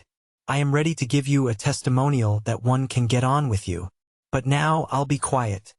I will keep quiet all the time. I'll sit in a chair and hold my tongue. Now it is for you to speak, Fyodor Alexandrovich. You are the principal person left now for 10 minutes. Chapter 3. Peasant Women Who Have Faith. Near the wooden portico below, built on to the outer wall of the precinct, there was a crowd of about 20 peasant women. They had been told that the elder was at last coming out, and they had gathered together in anticipation. 2 ladies, Madame Holikov and her daughter, had also come out into the portico to wait for the elder, but in a separate part of it set aside for women of rank. Madame Holikov was a wealthy lady, still young and attractive, and always dressed with taste. She was rather pale and had lively black eyes. She was not more than 33, and had been 5 years a widow. Her daughter, a girl of 14, was partially paralyzed. The poor child had not been able to walk for the last 6 months, and was wheeled about in a long reclining chair. She had a charming little face, rather thin from illness, but full of gaiety. There was a gleam of mischief in her big dark eyes with their long lashes. Her mother had been intending to take her abroad ever since the spring, but they had been detained all the summer by business connected with their estate. They had been staying a week in our town, where they had come more for purposes of business than devotion, but had visited Father Zosima once already, 3 days before. Though they knew that the elders scarcely saw anyone, they had now suddenly turned up again, and urgently entreated the happiness of looking once again on the great healer. The mother was sitting on a chair by the side of her daughter's invalid carriage, and 2 paces from her stood an old monk, not one of our monastery, but a visitor from an obscure religious house in the far north. He too sought the elder's blessing. But Father Zosima, on entering the portico, went first straight to the peasants who were crowded at the foot of the 3 steps that led up into the portico. Father Zosima stood on the top step, put on his stole, and began blessing the women who thronged about him. One crazy woman was led up to him. As soon as she caught sight of the elder, she began shrieking and writhing as though in the pains of childbirth. Laying the stole on her forehead, he read a short prayer over her, and she was at once soothed and quieted. I do not know how it may be now, but in my childhood I often happened to see and hear these possessed women in the villages and monasteries. They used to be brought to Mass. They would squeal and bark like a dog so that they were heard all over the church. But when the sacrament was carried in and they were led up to it, at once the possession ceased, and the sick women were always soothed for a time. I was greatly impressed and amazed at this as a child, but then I heard from country neighbors and from my town teachers that the whole illness was simulated to avoid work, and that it could always be cured by suitable severity. Various anecdotes were told to confirm this. But later on I learnt with astonishment from medical specialists that there is no pretense about it, that it is a terrible illness to which women are subject, specially prevalent among us in Russia, and that it is due to the hard lot of the peasant women. It is a disease, I was told, arising from exhausting toil too soon after hard, abnormal and unassisted labor in childbirth, and from the hopeless misery, from beatings and so on, which some women were not able to endure like others. The strange and instant healing of the frantic and struggling woman as soon as she was led up to the Holy Sacrament, which had been explained to me as due to malingering and the trickery of the clericals, arose probably in the most natural manner. Both the women who supported her and the invalid herself fully believed as a truth beyond question that the evil spirit in possession of her could not hold out if the sick woman were brought to the sacrament and made to bow down before it. And so, with a nervous and psychically deranged woman, a sort of convulsion of the whole organism always took place, and was bound to take place at the moment of bowing down to the sacrament, aroused by the expectation of the miracle of healing and the implicit belief that it would come to pass. And it did come to pass, though only for a moment. It was exactly the same now as soon as the elder touched the sick woman with the stole. Many of the women in the crowd were moved to tears of ecstasy by the effect of the moment. Some strove to kiss the hem of his garment, others cried out in sing-song voices. He blessed them all and talked with some of them. The possessed woman he knew already. She came from a village only 6 versts from the monastery, and had been brought to him before. But here is one from afar. He pointed to a woman by no means old but very thin and wasted, with a face not merely sunburnt but almost blackened by exposure. She was kneeling and gazing with a fixed stare at the elder. There was something almost frenzied in her eyes. From afar off, Father, from afar off. From 200 miles from here. From afar off, Father, from afar off. The woman began in a sing-song voice as though she were chanting a dirge, swaying her head from side to side with her cheek resting in her hand. There is silent and long-suffering sorrow to be met with among the peasantry. It withdraws into itself and is still. But there is a grief that breaks out, and from that minute it bursts into tears and finds vent in wailing. This is particularly common with women. But it is no lighter a grief than the silent. Lamentations comfort only by lacerating the heart still more. Such grief does not desire consolation. It feeds on the sense of its hopelessness. Lamentations spring only from the constant craving to reopen the wound. You are of the tradesman class? Said Father Zosima, looking curiously at her. Townfolk we are, Father, townfolk. Yet we are peasants though we live in the town. I have come to see you, O Father. We heard of you, Father, we heard of you. I have buried my little son, and I have come on a pilgrimage. I have been in 3 monasteries, but they told me, go, Nastasia, go to them. That is to you. I have come. I was yesterday at the service, and today I have come to you. What are you weeping for? It's my little son I'm grieving for, Father. He was 3 years old, 3 years all but 3 months. For my little boy, Father, I'm in anguish, for my little boy. He was the last one left. We had 4, my Nikita and I, and now we've no children, our dear ones have all gone. I buried the first 3 without grieving over much, and now I have buried the last. I can't forget him. He seems always standing before me. He never leaves me. He has withered my heart. I look at his little clothes, his little shirt, his little boots, and I wail. I lay out all that is left of him, all his little things. I look at them and wail.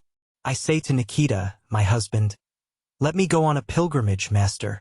He is a driver. We're not poor people, Father, not poor. He drives our own horse. It's all our own, the horse and the carriage. And what good is it all to us now? My Nikita has begun drinking while I am away. He's sure to. It used to be so before. As soon as I turn my back he gives way to it. But now I don't think about him. It's 3 months since I left home. I've forgotten him. I've forgotten everything. I don't want to remember. And what would our life be now together? I've done with him, I've done. I've done with them all. I don't care to look upon my house and my goods. I don't care to see anything at all. Listen, mother, said the elder. Once in olden times a holy saint saw in the temple a mother like you weeping for her little one, her only one, whom God had taken. Knowest thou not, said the saint to her, how bold these little ones are before the throne of God? Verily there are none bolder than they in the kingdom of heaven. Thou didst give us life, O Lord, they say, and scarcely had we looked upon it when thou didst take it back again. And so boldly they ask and ask again that God gives them at once the rank of angels. Therefore, said the saint, thou too, O mother, rejoice and weep not, for thy little son is with the Lord in the fellowship of the angels. That's what the saint said to the weeping mother of old. He was a great saint and he could not have spoken falsely. Therefore you too, mother, know that your little one is surely before the throne of God, is rejoicing and happy, and praying to God for you, and therefore weep not, but rejoice. The woman listened to him, looking down with her cheek in her hand. She sighed deeply. My Nikita tried to comfort me with the same words as you. Foolish one, he said. Why weep? Our son is no doubt singing with the angels before God. He says that to me, but he weeps himself. I see that he cries like me. I know, Nikita, said I. Where could he be if not with the Lord God? Only, here with us now he is not as he used to sit beside us before. And if only I could look upon him one little time, if only I could peep at him one little time, without going up to him, without speaking. If I could be hidden in a corner and only see him for one little minute. Hear him playing in the yard, calling in his little voice, Mammy, where are you? If only I could hear him pattering with his little feet about the room just once, only once. For so often I remember how he used to run to me and shout and laugh. If only I could hear his little feet I should know him. But he's gone, Father, he's gone. And I shall never hear him again. Here's his little sash. But him I shall never see or hear now. She drew out of her bosom her boy's little embroidered sash. And as soon as she looked at it she began shaking with sobs, hiding her eyes with her fingers through which the tears flowed in a sudden stream. It is Rachel of old, said the elder, weeping for her children, and will not be comforted because they are not. Such is the lot set on earth for you mothers. Be not comforted. Consolation is not what you need. Weep and be not consoled, but weep. Only every time that you weep be sure to remember that your little son is one of the angels of God, that he looks down from there at you and sees you, and rejoices at your tears, and points at them to the Lord God. And a long while yet will you keep that great mother's grief. But it will turn in the end into quiet joy, and your bitter tears will be only tears of tender sorrow that purifies the heart and delivers it from sin. And I shall pray for the peace of your child's soul. What was his name? Alexei, father. A sweet name. After Alexei, the man of God? Yes, father. What a saint he was. I will remember him, mother, and your grief in my prayers, and I will pray for your husband's health. It is a sin for you to leave him. Your little one will see from heaven that you have forsaken his father, and will weep over you. Why do you trouble his happiness? He is living, for the soul lives forever, and though he is not in the house he is near you unseen. How can he go into the house when you say that the house is hateful to you? To whom is he to go if he find you not together, his father and mother? He comes to you in dreams now, and you grieve, but then he will send you gentle dreams. Go to your husband, mother. Go this very day. I will go, father, at your word. I will go. You've gone straight to my heart. My Nikita, you are waiting for me, the woman began in a sing-song voice. But the elder had already turned away to a very old woman, dressed like a dweller in the town, not like a pilgrim. Her eyes showed that she had come with an object, and in order to say something. She said she was the widow of a non-commissioned officer, and lived close by in the town. Her son Vasenka was in the commissariat service, and had gone to Irkutsk in Siberia. He had written twice from there, but now a year had passed since he had written. She did inquire about him, but she did not know the proper place to inquire. Only the other day Stepanida Ilyinishna, she's a rich merchant's wife, said to me, "You go, Prohorovna, and put your son's name down for prayer in the church, and pray for the peace of his soul as though he were dead. His soul will be troubled," she said, "and he will write you a letter." And Stepanida Ilyinishna told me it was a certain thing which had been many times tried. Only I am in doubt. Oh, you light of ours! Is it true or false, and would it be right? Don't think of it. It's shameful to ask the question. How is it possible to pray for the peace of a living soul? And his own mother too. It's a great sin, akin to sorcery. Only for your ignorance it is forgiven you. Better pray to the Queen of Heaven, our swift defense and help, for his good health, and that she may forgive you for your error. And another thing I will tell you, Prohorovna. Either he will soon come back to you, your son, or he will be sure to send a letter. Go, and henceforward be in peace. Your son is alive, I tell you. Dear father, God reward you, our benefactor, who prays for all of us and for our sins. But the elder had already noticed in the crowd 2 glowing eyes fixed upon him. An exhausted, consumptive-looking, though young peasant woman was gazing at him in silence. Her eyes besought him, but she seemed afraid to approach. "What is it, my child?" "Absolve my soul, father," she articulated softly, and slowly sank on her knees and bowed down at his feet. "I have sinned, father. I am afraid of my sin." The elder sat down on the lower step. The woman crept closer to him, still on her knees. "I am a widow these 3 years, she began in a half-whisper with a sort of shudder. "I had a hard life with my husband. He was an old man. He used to beat me cruelly. He lay ill. I thought looking at him, if he were to get well, if he were to get up again, what then? And then the thought came to me." "Stay," said the elder, and he put his ear close to her lips. The woman went on in a low whisper, so that it was almost impossible to catch anything. She had soon done. 3 years ago?" asked the elder. 3 years. At first I didn't think about it, but now I've begun to be ill, and the thought never leaves me." "Have you come from far?" "Over 300 miles away." "Have you told it in confession?" "I have confessed it. Twice I have confessed it." "Have you been admitted to communion?" "Yes."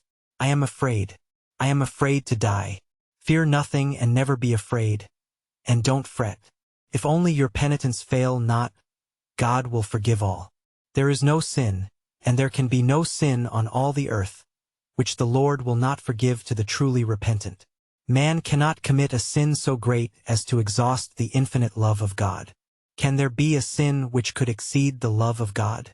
Think only of repentance, continual repentance, but dismiss fear altogether. Believe that God loves you as you cannot conceive, that he loves you with your sin, in your sin. It has been said of old that over one repentant sinner there is more joy in heaven than over 10 righteous men.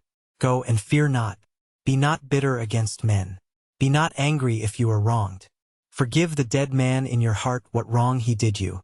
Be reconciled with him in truth. If you are penitent, you love. And if you love, you are of God. All things are atoned for, all things are saved by love. If I, a sinner, even as you are, am tender with you and have pity on you, how much more will God?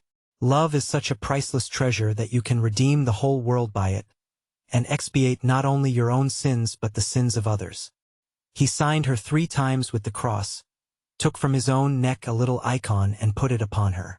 She bowed down to the earth without speaking. He got up and looked cheerfully at a healthy peasant woman with a tiny baby in her arms. From Vyshegori, dear father. 5 miles you have dragged yourself with the baby. What do you want? I've come to look at you. I have been to you before? Or have you forgotten? You've no great memory if you've forgotten me. They told us you were ill. Thinks I'll go and see him for myself. Now I see you, and you're not ill. You'll live another 20 years. God bless you. There are plenty to pray for you. How should you be ill? I thank you for all, daughter. By the way, I have a thing to ask, not a great one.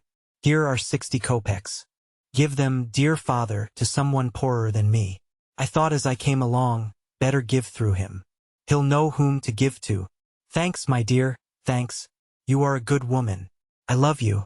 I will do so certainly. Is that your little girl? My little girl, father, Lizaveta. May the Lord bless you both. You and your babe Lizaveta.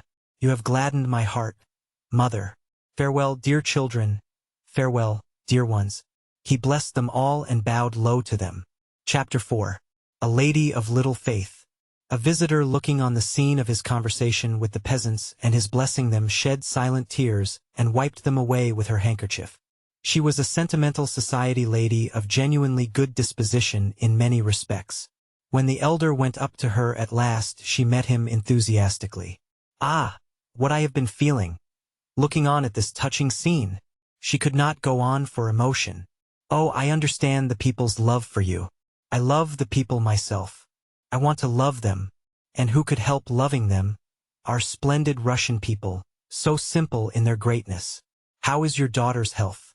You wanted to talk to me again? Oh, I have been urgently begging for it. I have prayed for it. I was ready to fall on my knees and kneel for 3 days at your windows until you let me in. We have come, great healer, to express our ardent gratitude. You have healed my Lise, healed her completely, merely by praying over her last Thursday and laying your hands upon her.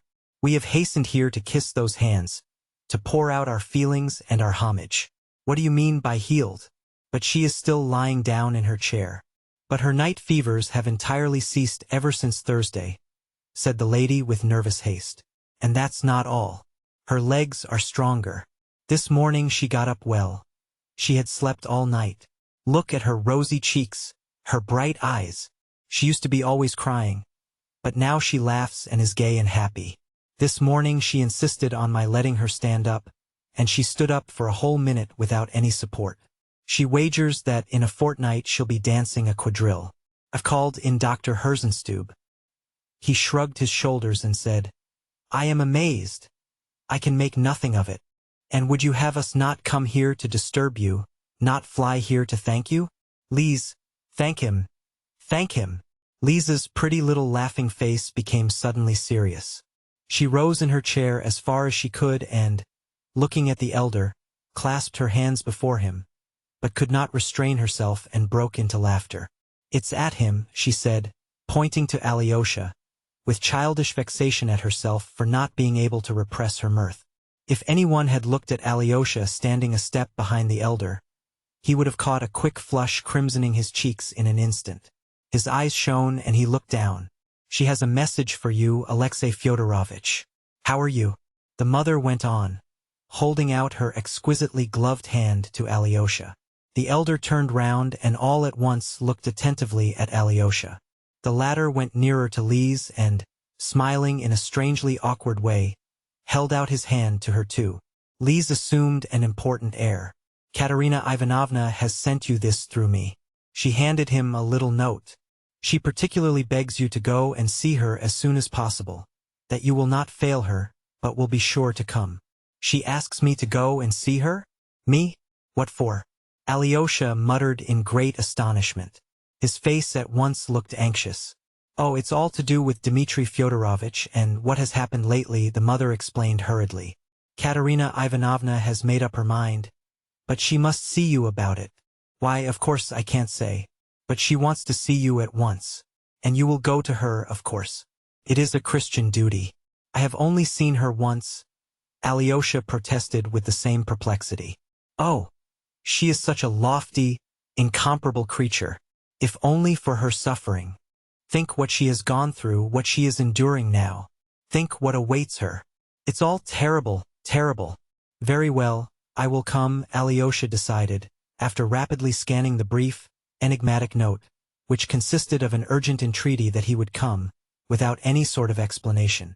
Oh, how sweet and generous that would be of you, cried Lise with sudden animation. I told Mama you'd be sure not to go. I said you were saving your soul. How splendid you are. I've always thought you were splendid. How glad I am to tell you so. Lise, said her mother impressively, though she smiled after she had said it. You have quite forgotten us, Alexey Fyodorovitch, she said. You never come to see us.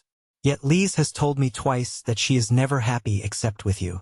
Alyosha raised his downcast eyes and again flushed, and again smiled without knowing why. But the elder was no longer watching him. He had begun talking to a monk who, as mentioned before, had been awaiting his entrance by Lise's chair. He was evidently a monk of the humblest, that is of the peasant class of a narrow outlook, but a true believer and, in his own way, a stubborn one. He announced that he had come from the far north, from Obdorsk, from St. Sylvester, and was a member of a poor monastery, consisting of only 10 monks. The elder gave him his blessing and invited him to come to his cell whenever he liked. How can you presume to do such deeds? The monk asked suddenly, pointing solemnly and significantly at Lise. He was referring to her healing. It's too early, of course, to speak of that. Relief is not complete cure, and may proceed from different causes. But if there has been any healing, it is by no power but God's will. It's all from God.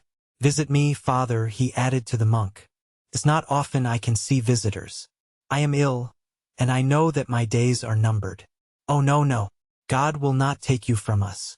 You will live a long, long time yet, cried the lady. And in what way are you ill? You look so well, so gay and happy.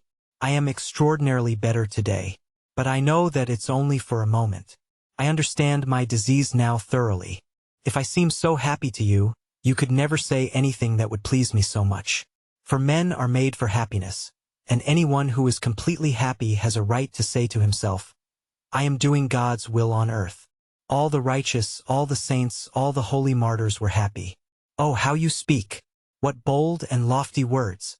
Cried the lady. You seem to pierce with your words. And yet, happiness, happiness, where is it? Who can say of himself that he is happy? Oh, since you have been so good as to let us see you once more today, let me tell you what I could not utter last time, what I dared not say, all I am suffering and have been for so long. I am suffering. Forgive me. I am suffering. And in a rush of fervent feeling she clasped her hands before him. From what specially? I suffer. From lack of faith. Lack of faith in God? Oh no, no. I dare not even think of that. But the future life. It is such an enigma, and no one can solve it. Listen. You are a healer, you are deeply versed in the human soul, and of course I dare not expect you to believe me entirely, but I assure you on my word of honor that I am not speaking lightly now. The thought of the life beyond the grave distracts me to anguish, to terror, and I don't know to whom to appeal, and have not dared to all my life. And now I am so bold as to ask you, oh God, what will you think of me now? She clasped her hands. Don't distress yourself about my opinion of you, said the elder. I quite believe in the sincerity of your suffering. Oh, how thankful I am to you. You see, I shut my eyes and ask myself if everyone has faith. Where did it come from? And then they do say that it all comes from terror at the menacing phenomena of nature, and that none of it's real. and I say to myself, what if I've been believing all my life, and when I come to die there's nothing but the burdocks growing on my grave? As I read in some author. It's awful. How can I get back my faith? But I only believed when I was a little child, mechanically, without thinking of anything. How is one to prove it? I have come now to lay my soul before you and to ask you about it. If I let this chance slip, no one all my life will answer me. How can I prove it? How can I convince myself? Oh, how unhappy I am. I stand and look about me and see that scarcely anyone else cares. No one troubles his head about it, and I'm the only one who can't stand it. It's deadly, deadly, no doubt. But there's no proving it, though you can be convinced of it. How? By the experience of active love. Strive to love your neighbor actively and indefatigably. In as far as you advance in love you will grow surer of the reality of God and of the immortality of your soul. If you attain to perfect self-forgetfulness in the love of your neighbor, then you will believe without doubt, and no doubt can possibly enter your soul. This has been tried. This is certain. In active love, there's another question, and such a question. You see, I so love humanity that, would you believe it? I often dream of forsaking all that I have, leaving Lise, and becoming a sister of mercy. I close my eyes and think and dream, and at that moment I feel full of strength to overcome all obstacles. No wounds, no festering sores could at that moment frighten me. I would bind them up and wash them with my own hands. I would nurse the afflicted. I would be ready to kiss such wounds. It is much and well that your mind is full of such dreams and not others. Sometime, unawares, you may do a good deed in reality. Yes, but could I endure such a life for long? The lady went on fervently, almost frantically. That's the chief question. That's my most agonizing question. I shut my eyes and ask myself, would you persevere long on that path? And if the patient whose wounds you are washing did not meet you with gratitude, but worried you with his whims, without valuing or remarking your charitable services, began abusing you and rudely commanding you, and complaining to the superior authorities of you, which often happens when people are in great suffering, what then? Would you persevere in your love, or not? And do you know, I came with horror to the conclusion that, if anything could dissipate my love to humanity, it would be ingratitude. In short, I am a hired servant. I expect my payment at once, that is, praise and the repayment of love with love. Otherwise I am incapable of loving anyone. She was in a very paroxysm of self-castigation, and, concluding, she looked with defiant resolution at the elder. It's just the same story as a doctor once told me, observed the elder. He was a man getting on in years and undoubtedly clever. He spoke as frankly as you, though in jest, in bitter jest. I love humanity, he said, but I wonder at myself. The more I love humanity in general, the less I love man in particular. In my dreams, he said, I have often come to making enthusiastic schemes for the service of humanity, and perhaps I might actually have faced crucifixion if it had been suddenly necessary. And yet I am incapable of living in the same room with anyone for 2 days together, as I know by experience. As soon as anyone is near me, his personality disturbs my self-complacency and restricts my freedom. In 24 hours I begin to hate the best of men. One because he's too long over his dinner, another because he has a cold and keeps on blowing his nose. I become hostile to people the moment they come close to me. But it has always happened that the more I detest men individually, the more ardent becomes my love for humanity. But what's to be done? What can one do in such a case? Must one despair? No. It is enough that you are distressed at it. Do what you can, and it will be reckoned unto you. Much is done already in you since you can so deeply and sincerely know yourself. If you have been talking to me so sincerely, simply to gain approbation for your frankness, as you did for me just now, then of course you will not attain to anything in the achievement of real love. It will all get no further than dreams, and your whole life will slip away like a phantom. In that case you will naturally cease to think of the future life too, and will of yourself grow calmer after a fashion in the end. You have crushed me. Only now, as you speak, I understand that I was really only seeking your approbation for my sincerity when I told you I could not endure ingratitude. You have revealed me to myself. You have seen through me and explained me to myself. Are you speaking the truth? Well now, after such a confession, I believe that you are sincere and good at heart. If you do not attain happiness, always remember that you are on the right road, and try not to leave it. Above all, avoid falsehood, every kind of falsehood, especially falseness to yourself. Watch over your own deceitfulness and look into it every hour, every minute. Avoid being scornful both to others and to yourself. What seems to you bad within you will grow purer from the very fact of your observing it in yourself. Avoid fear, too, though fear is only the consequence of every sort of falsehood. Never be frightened at your own faint-heartedness in attaining love. Don't be frightened overmuch even at your evil actions. I am sorry I can say nothing more consoling to you, for love in action is a harsh and dreadful thing compared with love in dreams. Love in dreams is greedy for immediate action, rapidly performed and in the sight of all. Men will even give their lives if only the ordeal does not last long but is soon over, with all looking on and applauding as though on the stage. But active love is labor and fortitude, and for some people too, perhaps, a complete science. But I predict that just when you see with horror that in spite of all your efforts you are getting farther from your goal instead of nearer to it, at that very moment I predict that you will reach it and behold clearly the miraculous power of the Lord who has been all the time loving and mysteriously guiding you. Forgive me for not being able to stay longer with you. They are waiting for me. Goodbye. The lady was weeping. Lise, bless her. Bless her, she cried, starting up suddenly. She does not deserve to be loved. I have seen her naughtiness all along, the elder said jestingly. Why have you been laughing at Alexei? Lise had in fact been occupied in mocking at him all the time. She had noticed before that Alyosha was shy and tried not to look at her, and she found this extremely amusing. She waited intently to catch his eye. Alyosha, unable to endure her persistent stare, was irresistibly and suddenly drawn to glance at her, and at once she smiled triumphantly in his face. Alyosha was even more disconcerted and vexed. At last he turned away from her altogether and hid behind the elder's back. After a few minutes, drawn by the same irresistible force, he turned again to see whether he was being looked at or not, and found Lise almost hanging out of her chair to peep sideways at him, eagerly waiting for him to look. Catching his eye, she laughed so that the elder could not help saying, "Why do you make fun of him like that, naughty girl?" Lise suddenly and quite unexpectedly blushed. Her eyes flashed and her face became quite serious. She began speaking quickly and nervously in a warm and resentful voice. "Why has he forgotten everything, then? He used to carry me about when I was little. We used to play together. He used to come to teach me to read, do you know?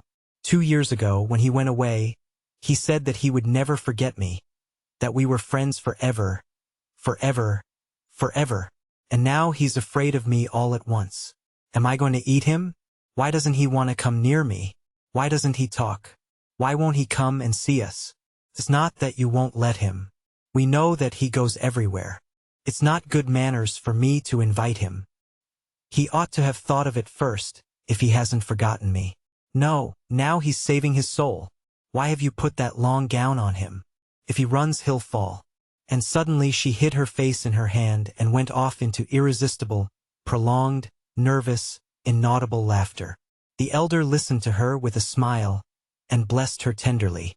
As she kissed his hand, she suddenly pressed it to her eyes and began crying. "Don't be angry with me. I'm silly and good for nothing. And perhaps Alyosha's right, quite right, in not wanting to come and see such a ridiculous girl. I will certainly send him," said the elder. Chapter 5. So be it, so be it. The elder's absence from his cell had lasted for about 25 minutes. It was more than 12:30, but Dmitri, on whose account they had all met there, had still not appeared.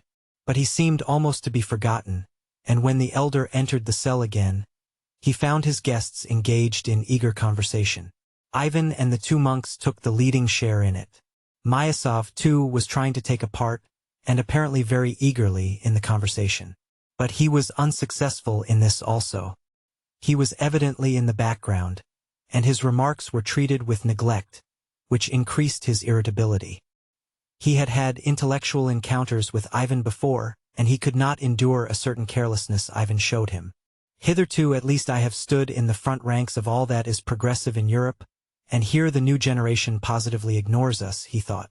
Fyodor Pavlovitch, who had given his word to sit still and be quiet, had actually been quiet for some time, but he watched his neighbor Myasov with an ironical little smile, obviously enjoying his discomfiture. He had been waiting for some time to pay off old scores, and now he could not let the opportunity slip. Bending over his shoulder, he began teasing him again in a whisper. "Why didn't you go away just now, after the courteously kissing? Why did you consent to remain in such unseemly company? It was because you felt insulted and aggrieved, and you remained to vindicate yourself by showing off your intelligence.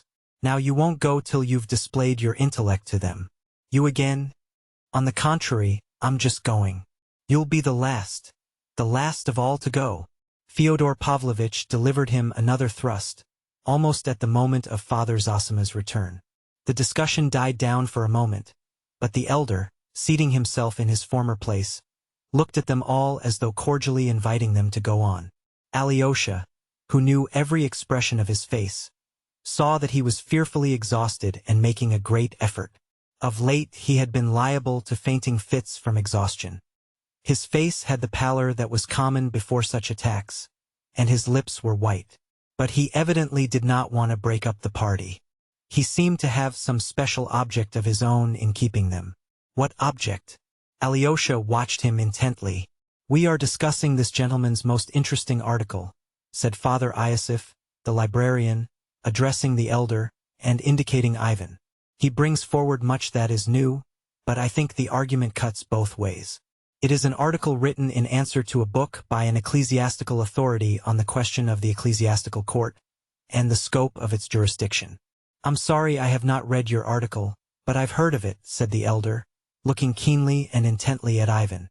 "He takes up a most interesting position," continued the father librarian. "As far as church jurisdiction is concerned, he is apparently quite opposed to the separation of church from state." "That's interesting. But in what sense?" Father Zosima asked Ivan. The latter, at last, answered him, not condescendingly as Alyosha had feared, but with modesty and reserve, with evident goodwill and apparently without the slightest arrière-pensée. "I start from the position that this confusion of elements, that is, of the essential principles of church and state, will, of course, go on forever in spite of the fact that it is impossible for them to mingle, and that the confusion of these elements cannot lead to any consistent or even normal results, for there is falsity at the very foundation of it. Compromise between the church and state in such questions as, for instance, jurisdiction, is, to my thinking, impossible in any real sense. My clerical opponent maintains that the church holds a precise and defined position in the state. I maintain, on the contrary, that the church ought to include the whole state, and not simply to occupy a corner in it, and, if this is, for some reason, impossible at present, then it ought, in reality, to be set up as the direct and chief aim of the future development of Christian society." "Perfectly true," Father Pacey, the silent and learned monk, assented with fervor and decision. "The purest ultramontanism," cried Myasov impatiently, crossing and recrossing his legs. "Oh well, we have no mountains," cried Father Iosif, and turning to the elder he continued, "Observe the answer he makes to the following fundamental and essential propositions of his opponent, who is, you must note, an ecclesiastic. First, that no social organization can or ought to arrogate to itself power to dispose of the civic and political rights of its members. Secondly, that criminal and civil jurisdiction ought not to belong to the church, and is inconsistent with its nature, both as a divine institution and as an organization of men for religious objects. And finally, in the third place, the church is a kingdom not of this world. A most unworthy play upon words for an ecclesiastic." Father Pacey could not refrain from breaking in again. "I have read the book which you have answered," he added, addressing Ivan, and was astounded at the words, "The church is a kingdom not of this world." If it is not of this world, then it cannot exist on earth at all. In the gospel, the words "not of this world" are not used in that sense. To play with such words is indefensible. Our Lord Jesus Christ came to set up the church upon earth. The kingdom of heaven, of course, is not of this world, but in heaven. But it is only entered through the church which has been founded and established upon earth. And so a frivolous play upon words in such a connection is unpardonable and improper. The church is, in truth, a kingdom and ordained to rule, and in the end must undoubtedly become the kingdom ruling over all the earth. For that we have the divine promise. He ceased speaking suddenly, as though checking himself. After listening attentively and respectfully, Ivan went on, addressing the elder with perfect composure and as before with ready cordiality. The whole point of my article lies in the fact that during the first 3 centuries Christianity only existed on earth in the Church and was nothing but the Church. When the pagan Roman Empire desired to become Christian, it inevitably happened that, by becoming Christian, it included the Church but remained a pagan state in very many of its departments. In reality, this was bound to happen. But Rome as a state retained too much of the pagan civilization and culture, as, for example, in the very objects and fundamental principles of the state. The Christian Church entering into the state could, of course, surrender no part of its fundamental principles, the rock on which it stands, and could pursue no other aims than those which have been ordained and revealed by God himself, and among them that of drawing the whole world, and therefore the ancient pagan state itself, into the Church. In that way, that is, with a view to the future, it is not the Church that should seek a definite position in the state, like every social organization, or as an organization of men for religious purposes, as my opponent calls the Church, but on the contrary, every earthly state should be, in the end, completely transformed into the Church and should become nothing else but a Church, rejecting every purpose incongruous with the aims of the Church. All this will not degrade it in any way or take from its honor and glory as a great state, nor from the glory of its rulers, but only turns it from a false, still pagan, and mistaken path to the true and rightful path, which alone leads to the eternal goal. This is why the author of the book on the foundations of church jurisdiction would have judged correctly if, in seeking and laying down those foundations, he had looked upon them as a temporary compromise inevitable in our sinful and imperfect days. But as soon as the author ventures to declare that the foundations which he predicates now, part of which Father Iosif just enumerated, are the permanent, essential, and eternal foundations, he is going directly against the Church and its sacred and eternal vocation. That is the gist of my article. That is, in brief, Father Pacey began again, laying stress on each word. According to certain theories only too clearly formulated in the 19th century, the Church ought to be transformed into the state, as though this would be an advance from a lower to a higher form so as to disappear into it, making way for science, for the spirit of the age and civilization. And if the Church resists and is unwilling, some corner will be set apart for her in the state, and even that under control, and this will be so everywhere in all modern European countries. But Russian hopes and conceptions demand not that the Church should pass as from a lower into a higher type into the state, but, on the contrary, that the state should end by being worthy to become only the Church and nothing else. So be it. So be it. Well, I confess you've reassured me somewhat, Myasov said smiling, again crossing his legs. So far as I understand, then, the realization of such an ideal is infinitely remote at the second coming of Christ. That's as you please. It's a beautiful utopian dream of the abolition of war, diplomacy, banks, and so on, something after the fashion of socialism, indeed. But I imagined that it was all meant seriously, and that the Church might be now going to try criminals and sentence them to beating, prison, and even death. But if there were none but the ecclesiastical court, the Church would not even now sentence a criminal to prison or to death. Crime and the way of regarding it would inevitably change, not all at once of course, but fairly soon, Ivan replied calmly, without flinching. Are you serious? Myasov glanced keenly at him.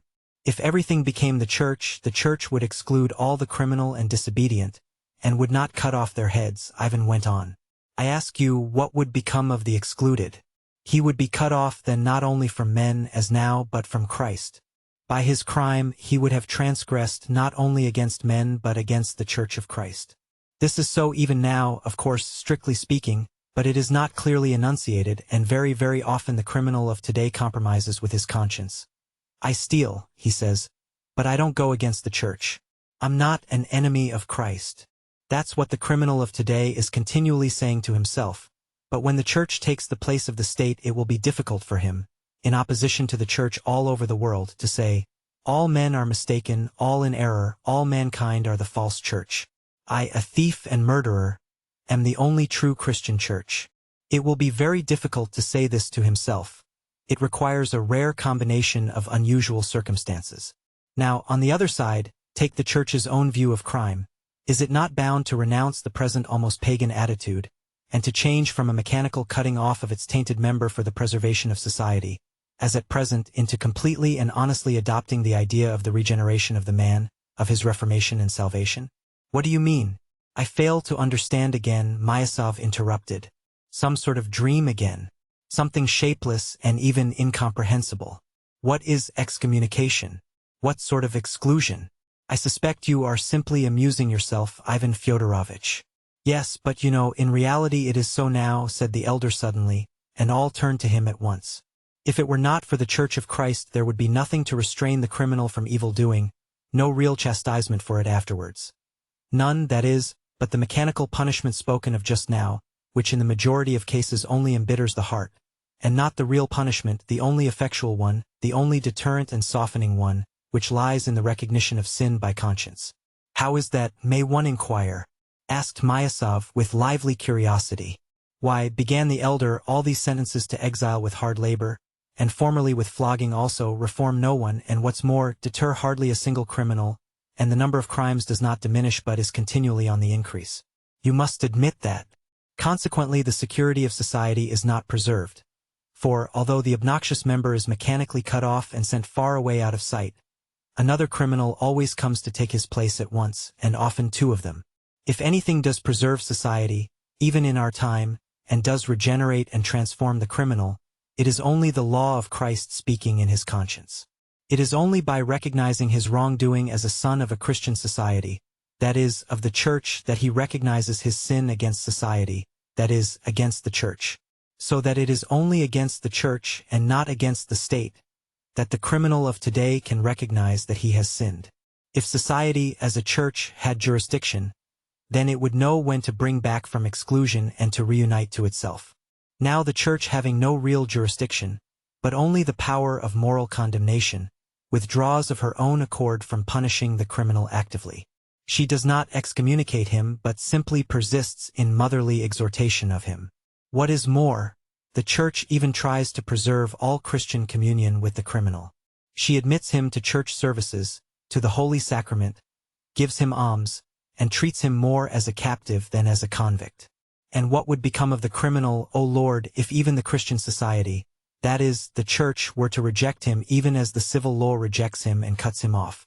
What would become of him if the Church punished him with her excommunication as the direct consequence of the secular law? There could be no more terrible despair, at least for a Russian criminal, for Russian criminals still have faith. Though, who knows, perhaps then a fearful thing would happen. Perhaps the despairing heart of the criminal would lose its faith, and then what would become of him? But the Church, like a tender, loving mother, holds aloof from active punishment herself, as the sinner is too severely punished already by the civil law, and there must be at least someone to have pity on him. The Church holds aloof, above all, because its judgment is the only one that contains the truth, and therefore cannot practically and morally be united to any other judgment even as a temporary compromise. She can enter into no compact about that. The foreign criminal, they say, rarely repents, for the very doctrines of today confirm him in the idea that his crime is not a crime, but only a reaction against an unjustly oppressive force. Society cuts him off completely by a force that triumphs over him mechanically and, so at least they say of themselves in Europe, accompanies this exclusion with hatred, forgetfulness, and the most profound indifference as to the ultimate fate of the erring brother. In this way, it all takes place without the compassionate intervention of the Church, for in many cases there are no churches there at all, for though ecclesiastics and splendid church buildings remain, the churches themselves have long ago striven to pass from church into state and to disappear in it completely. So it seems at least in Lutheran countries.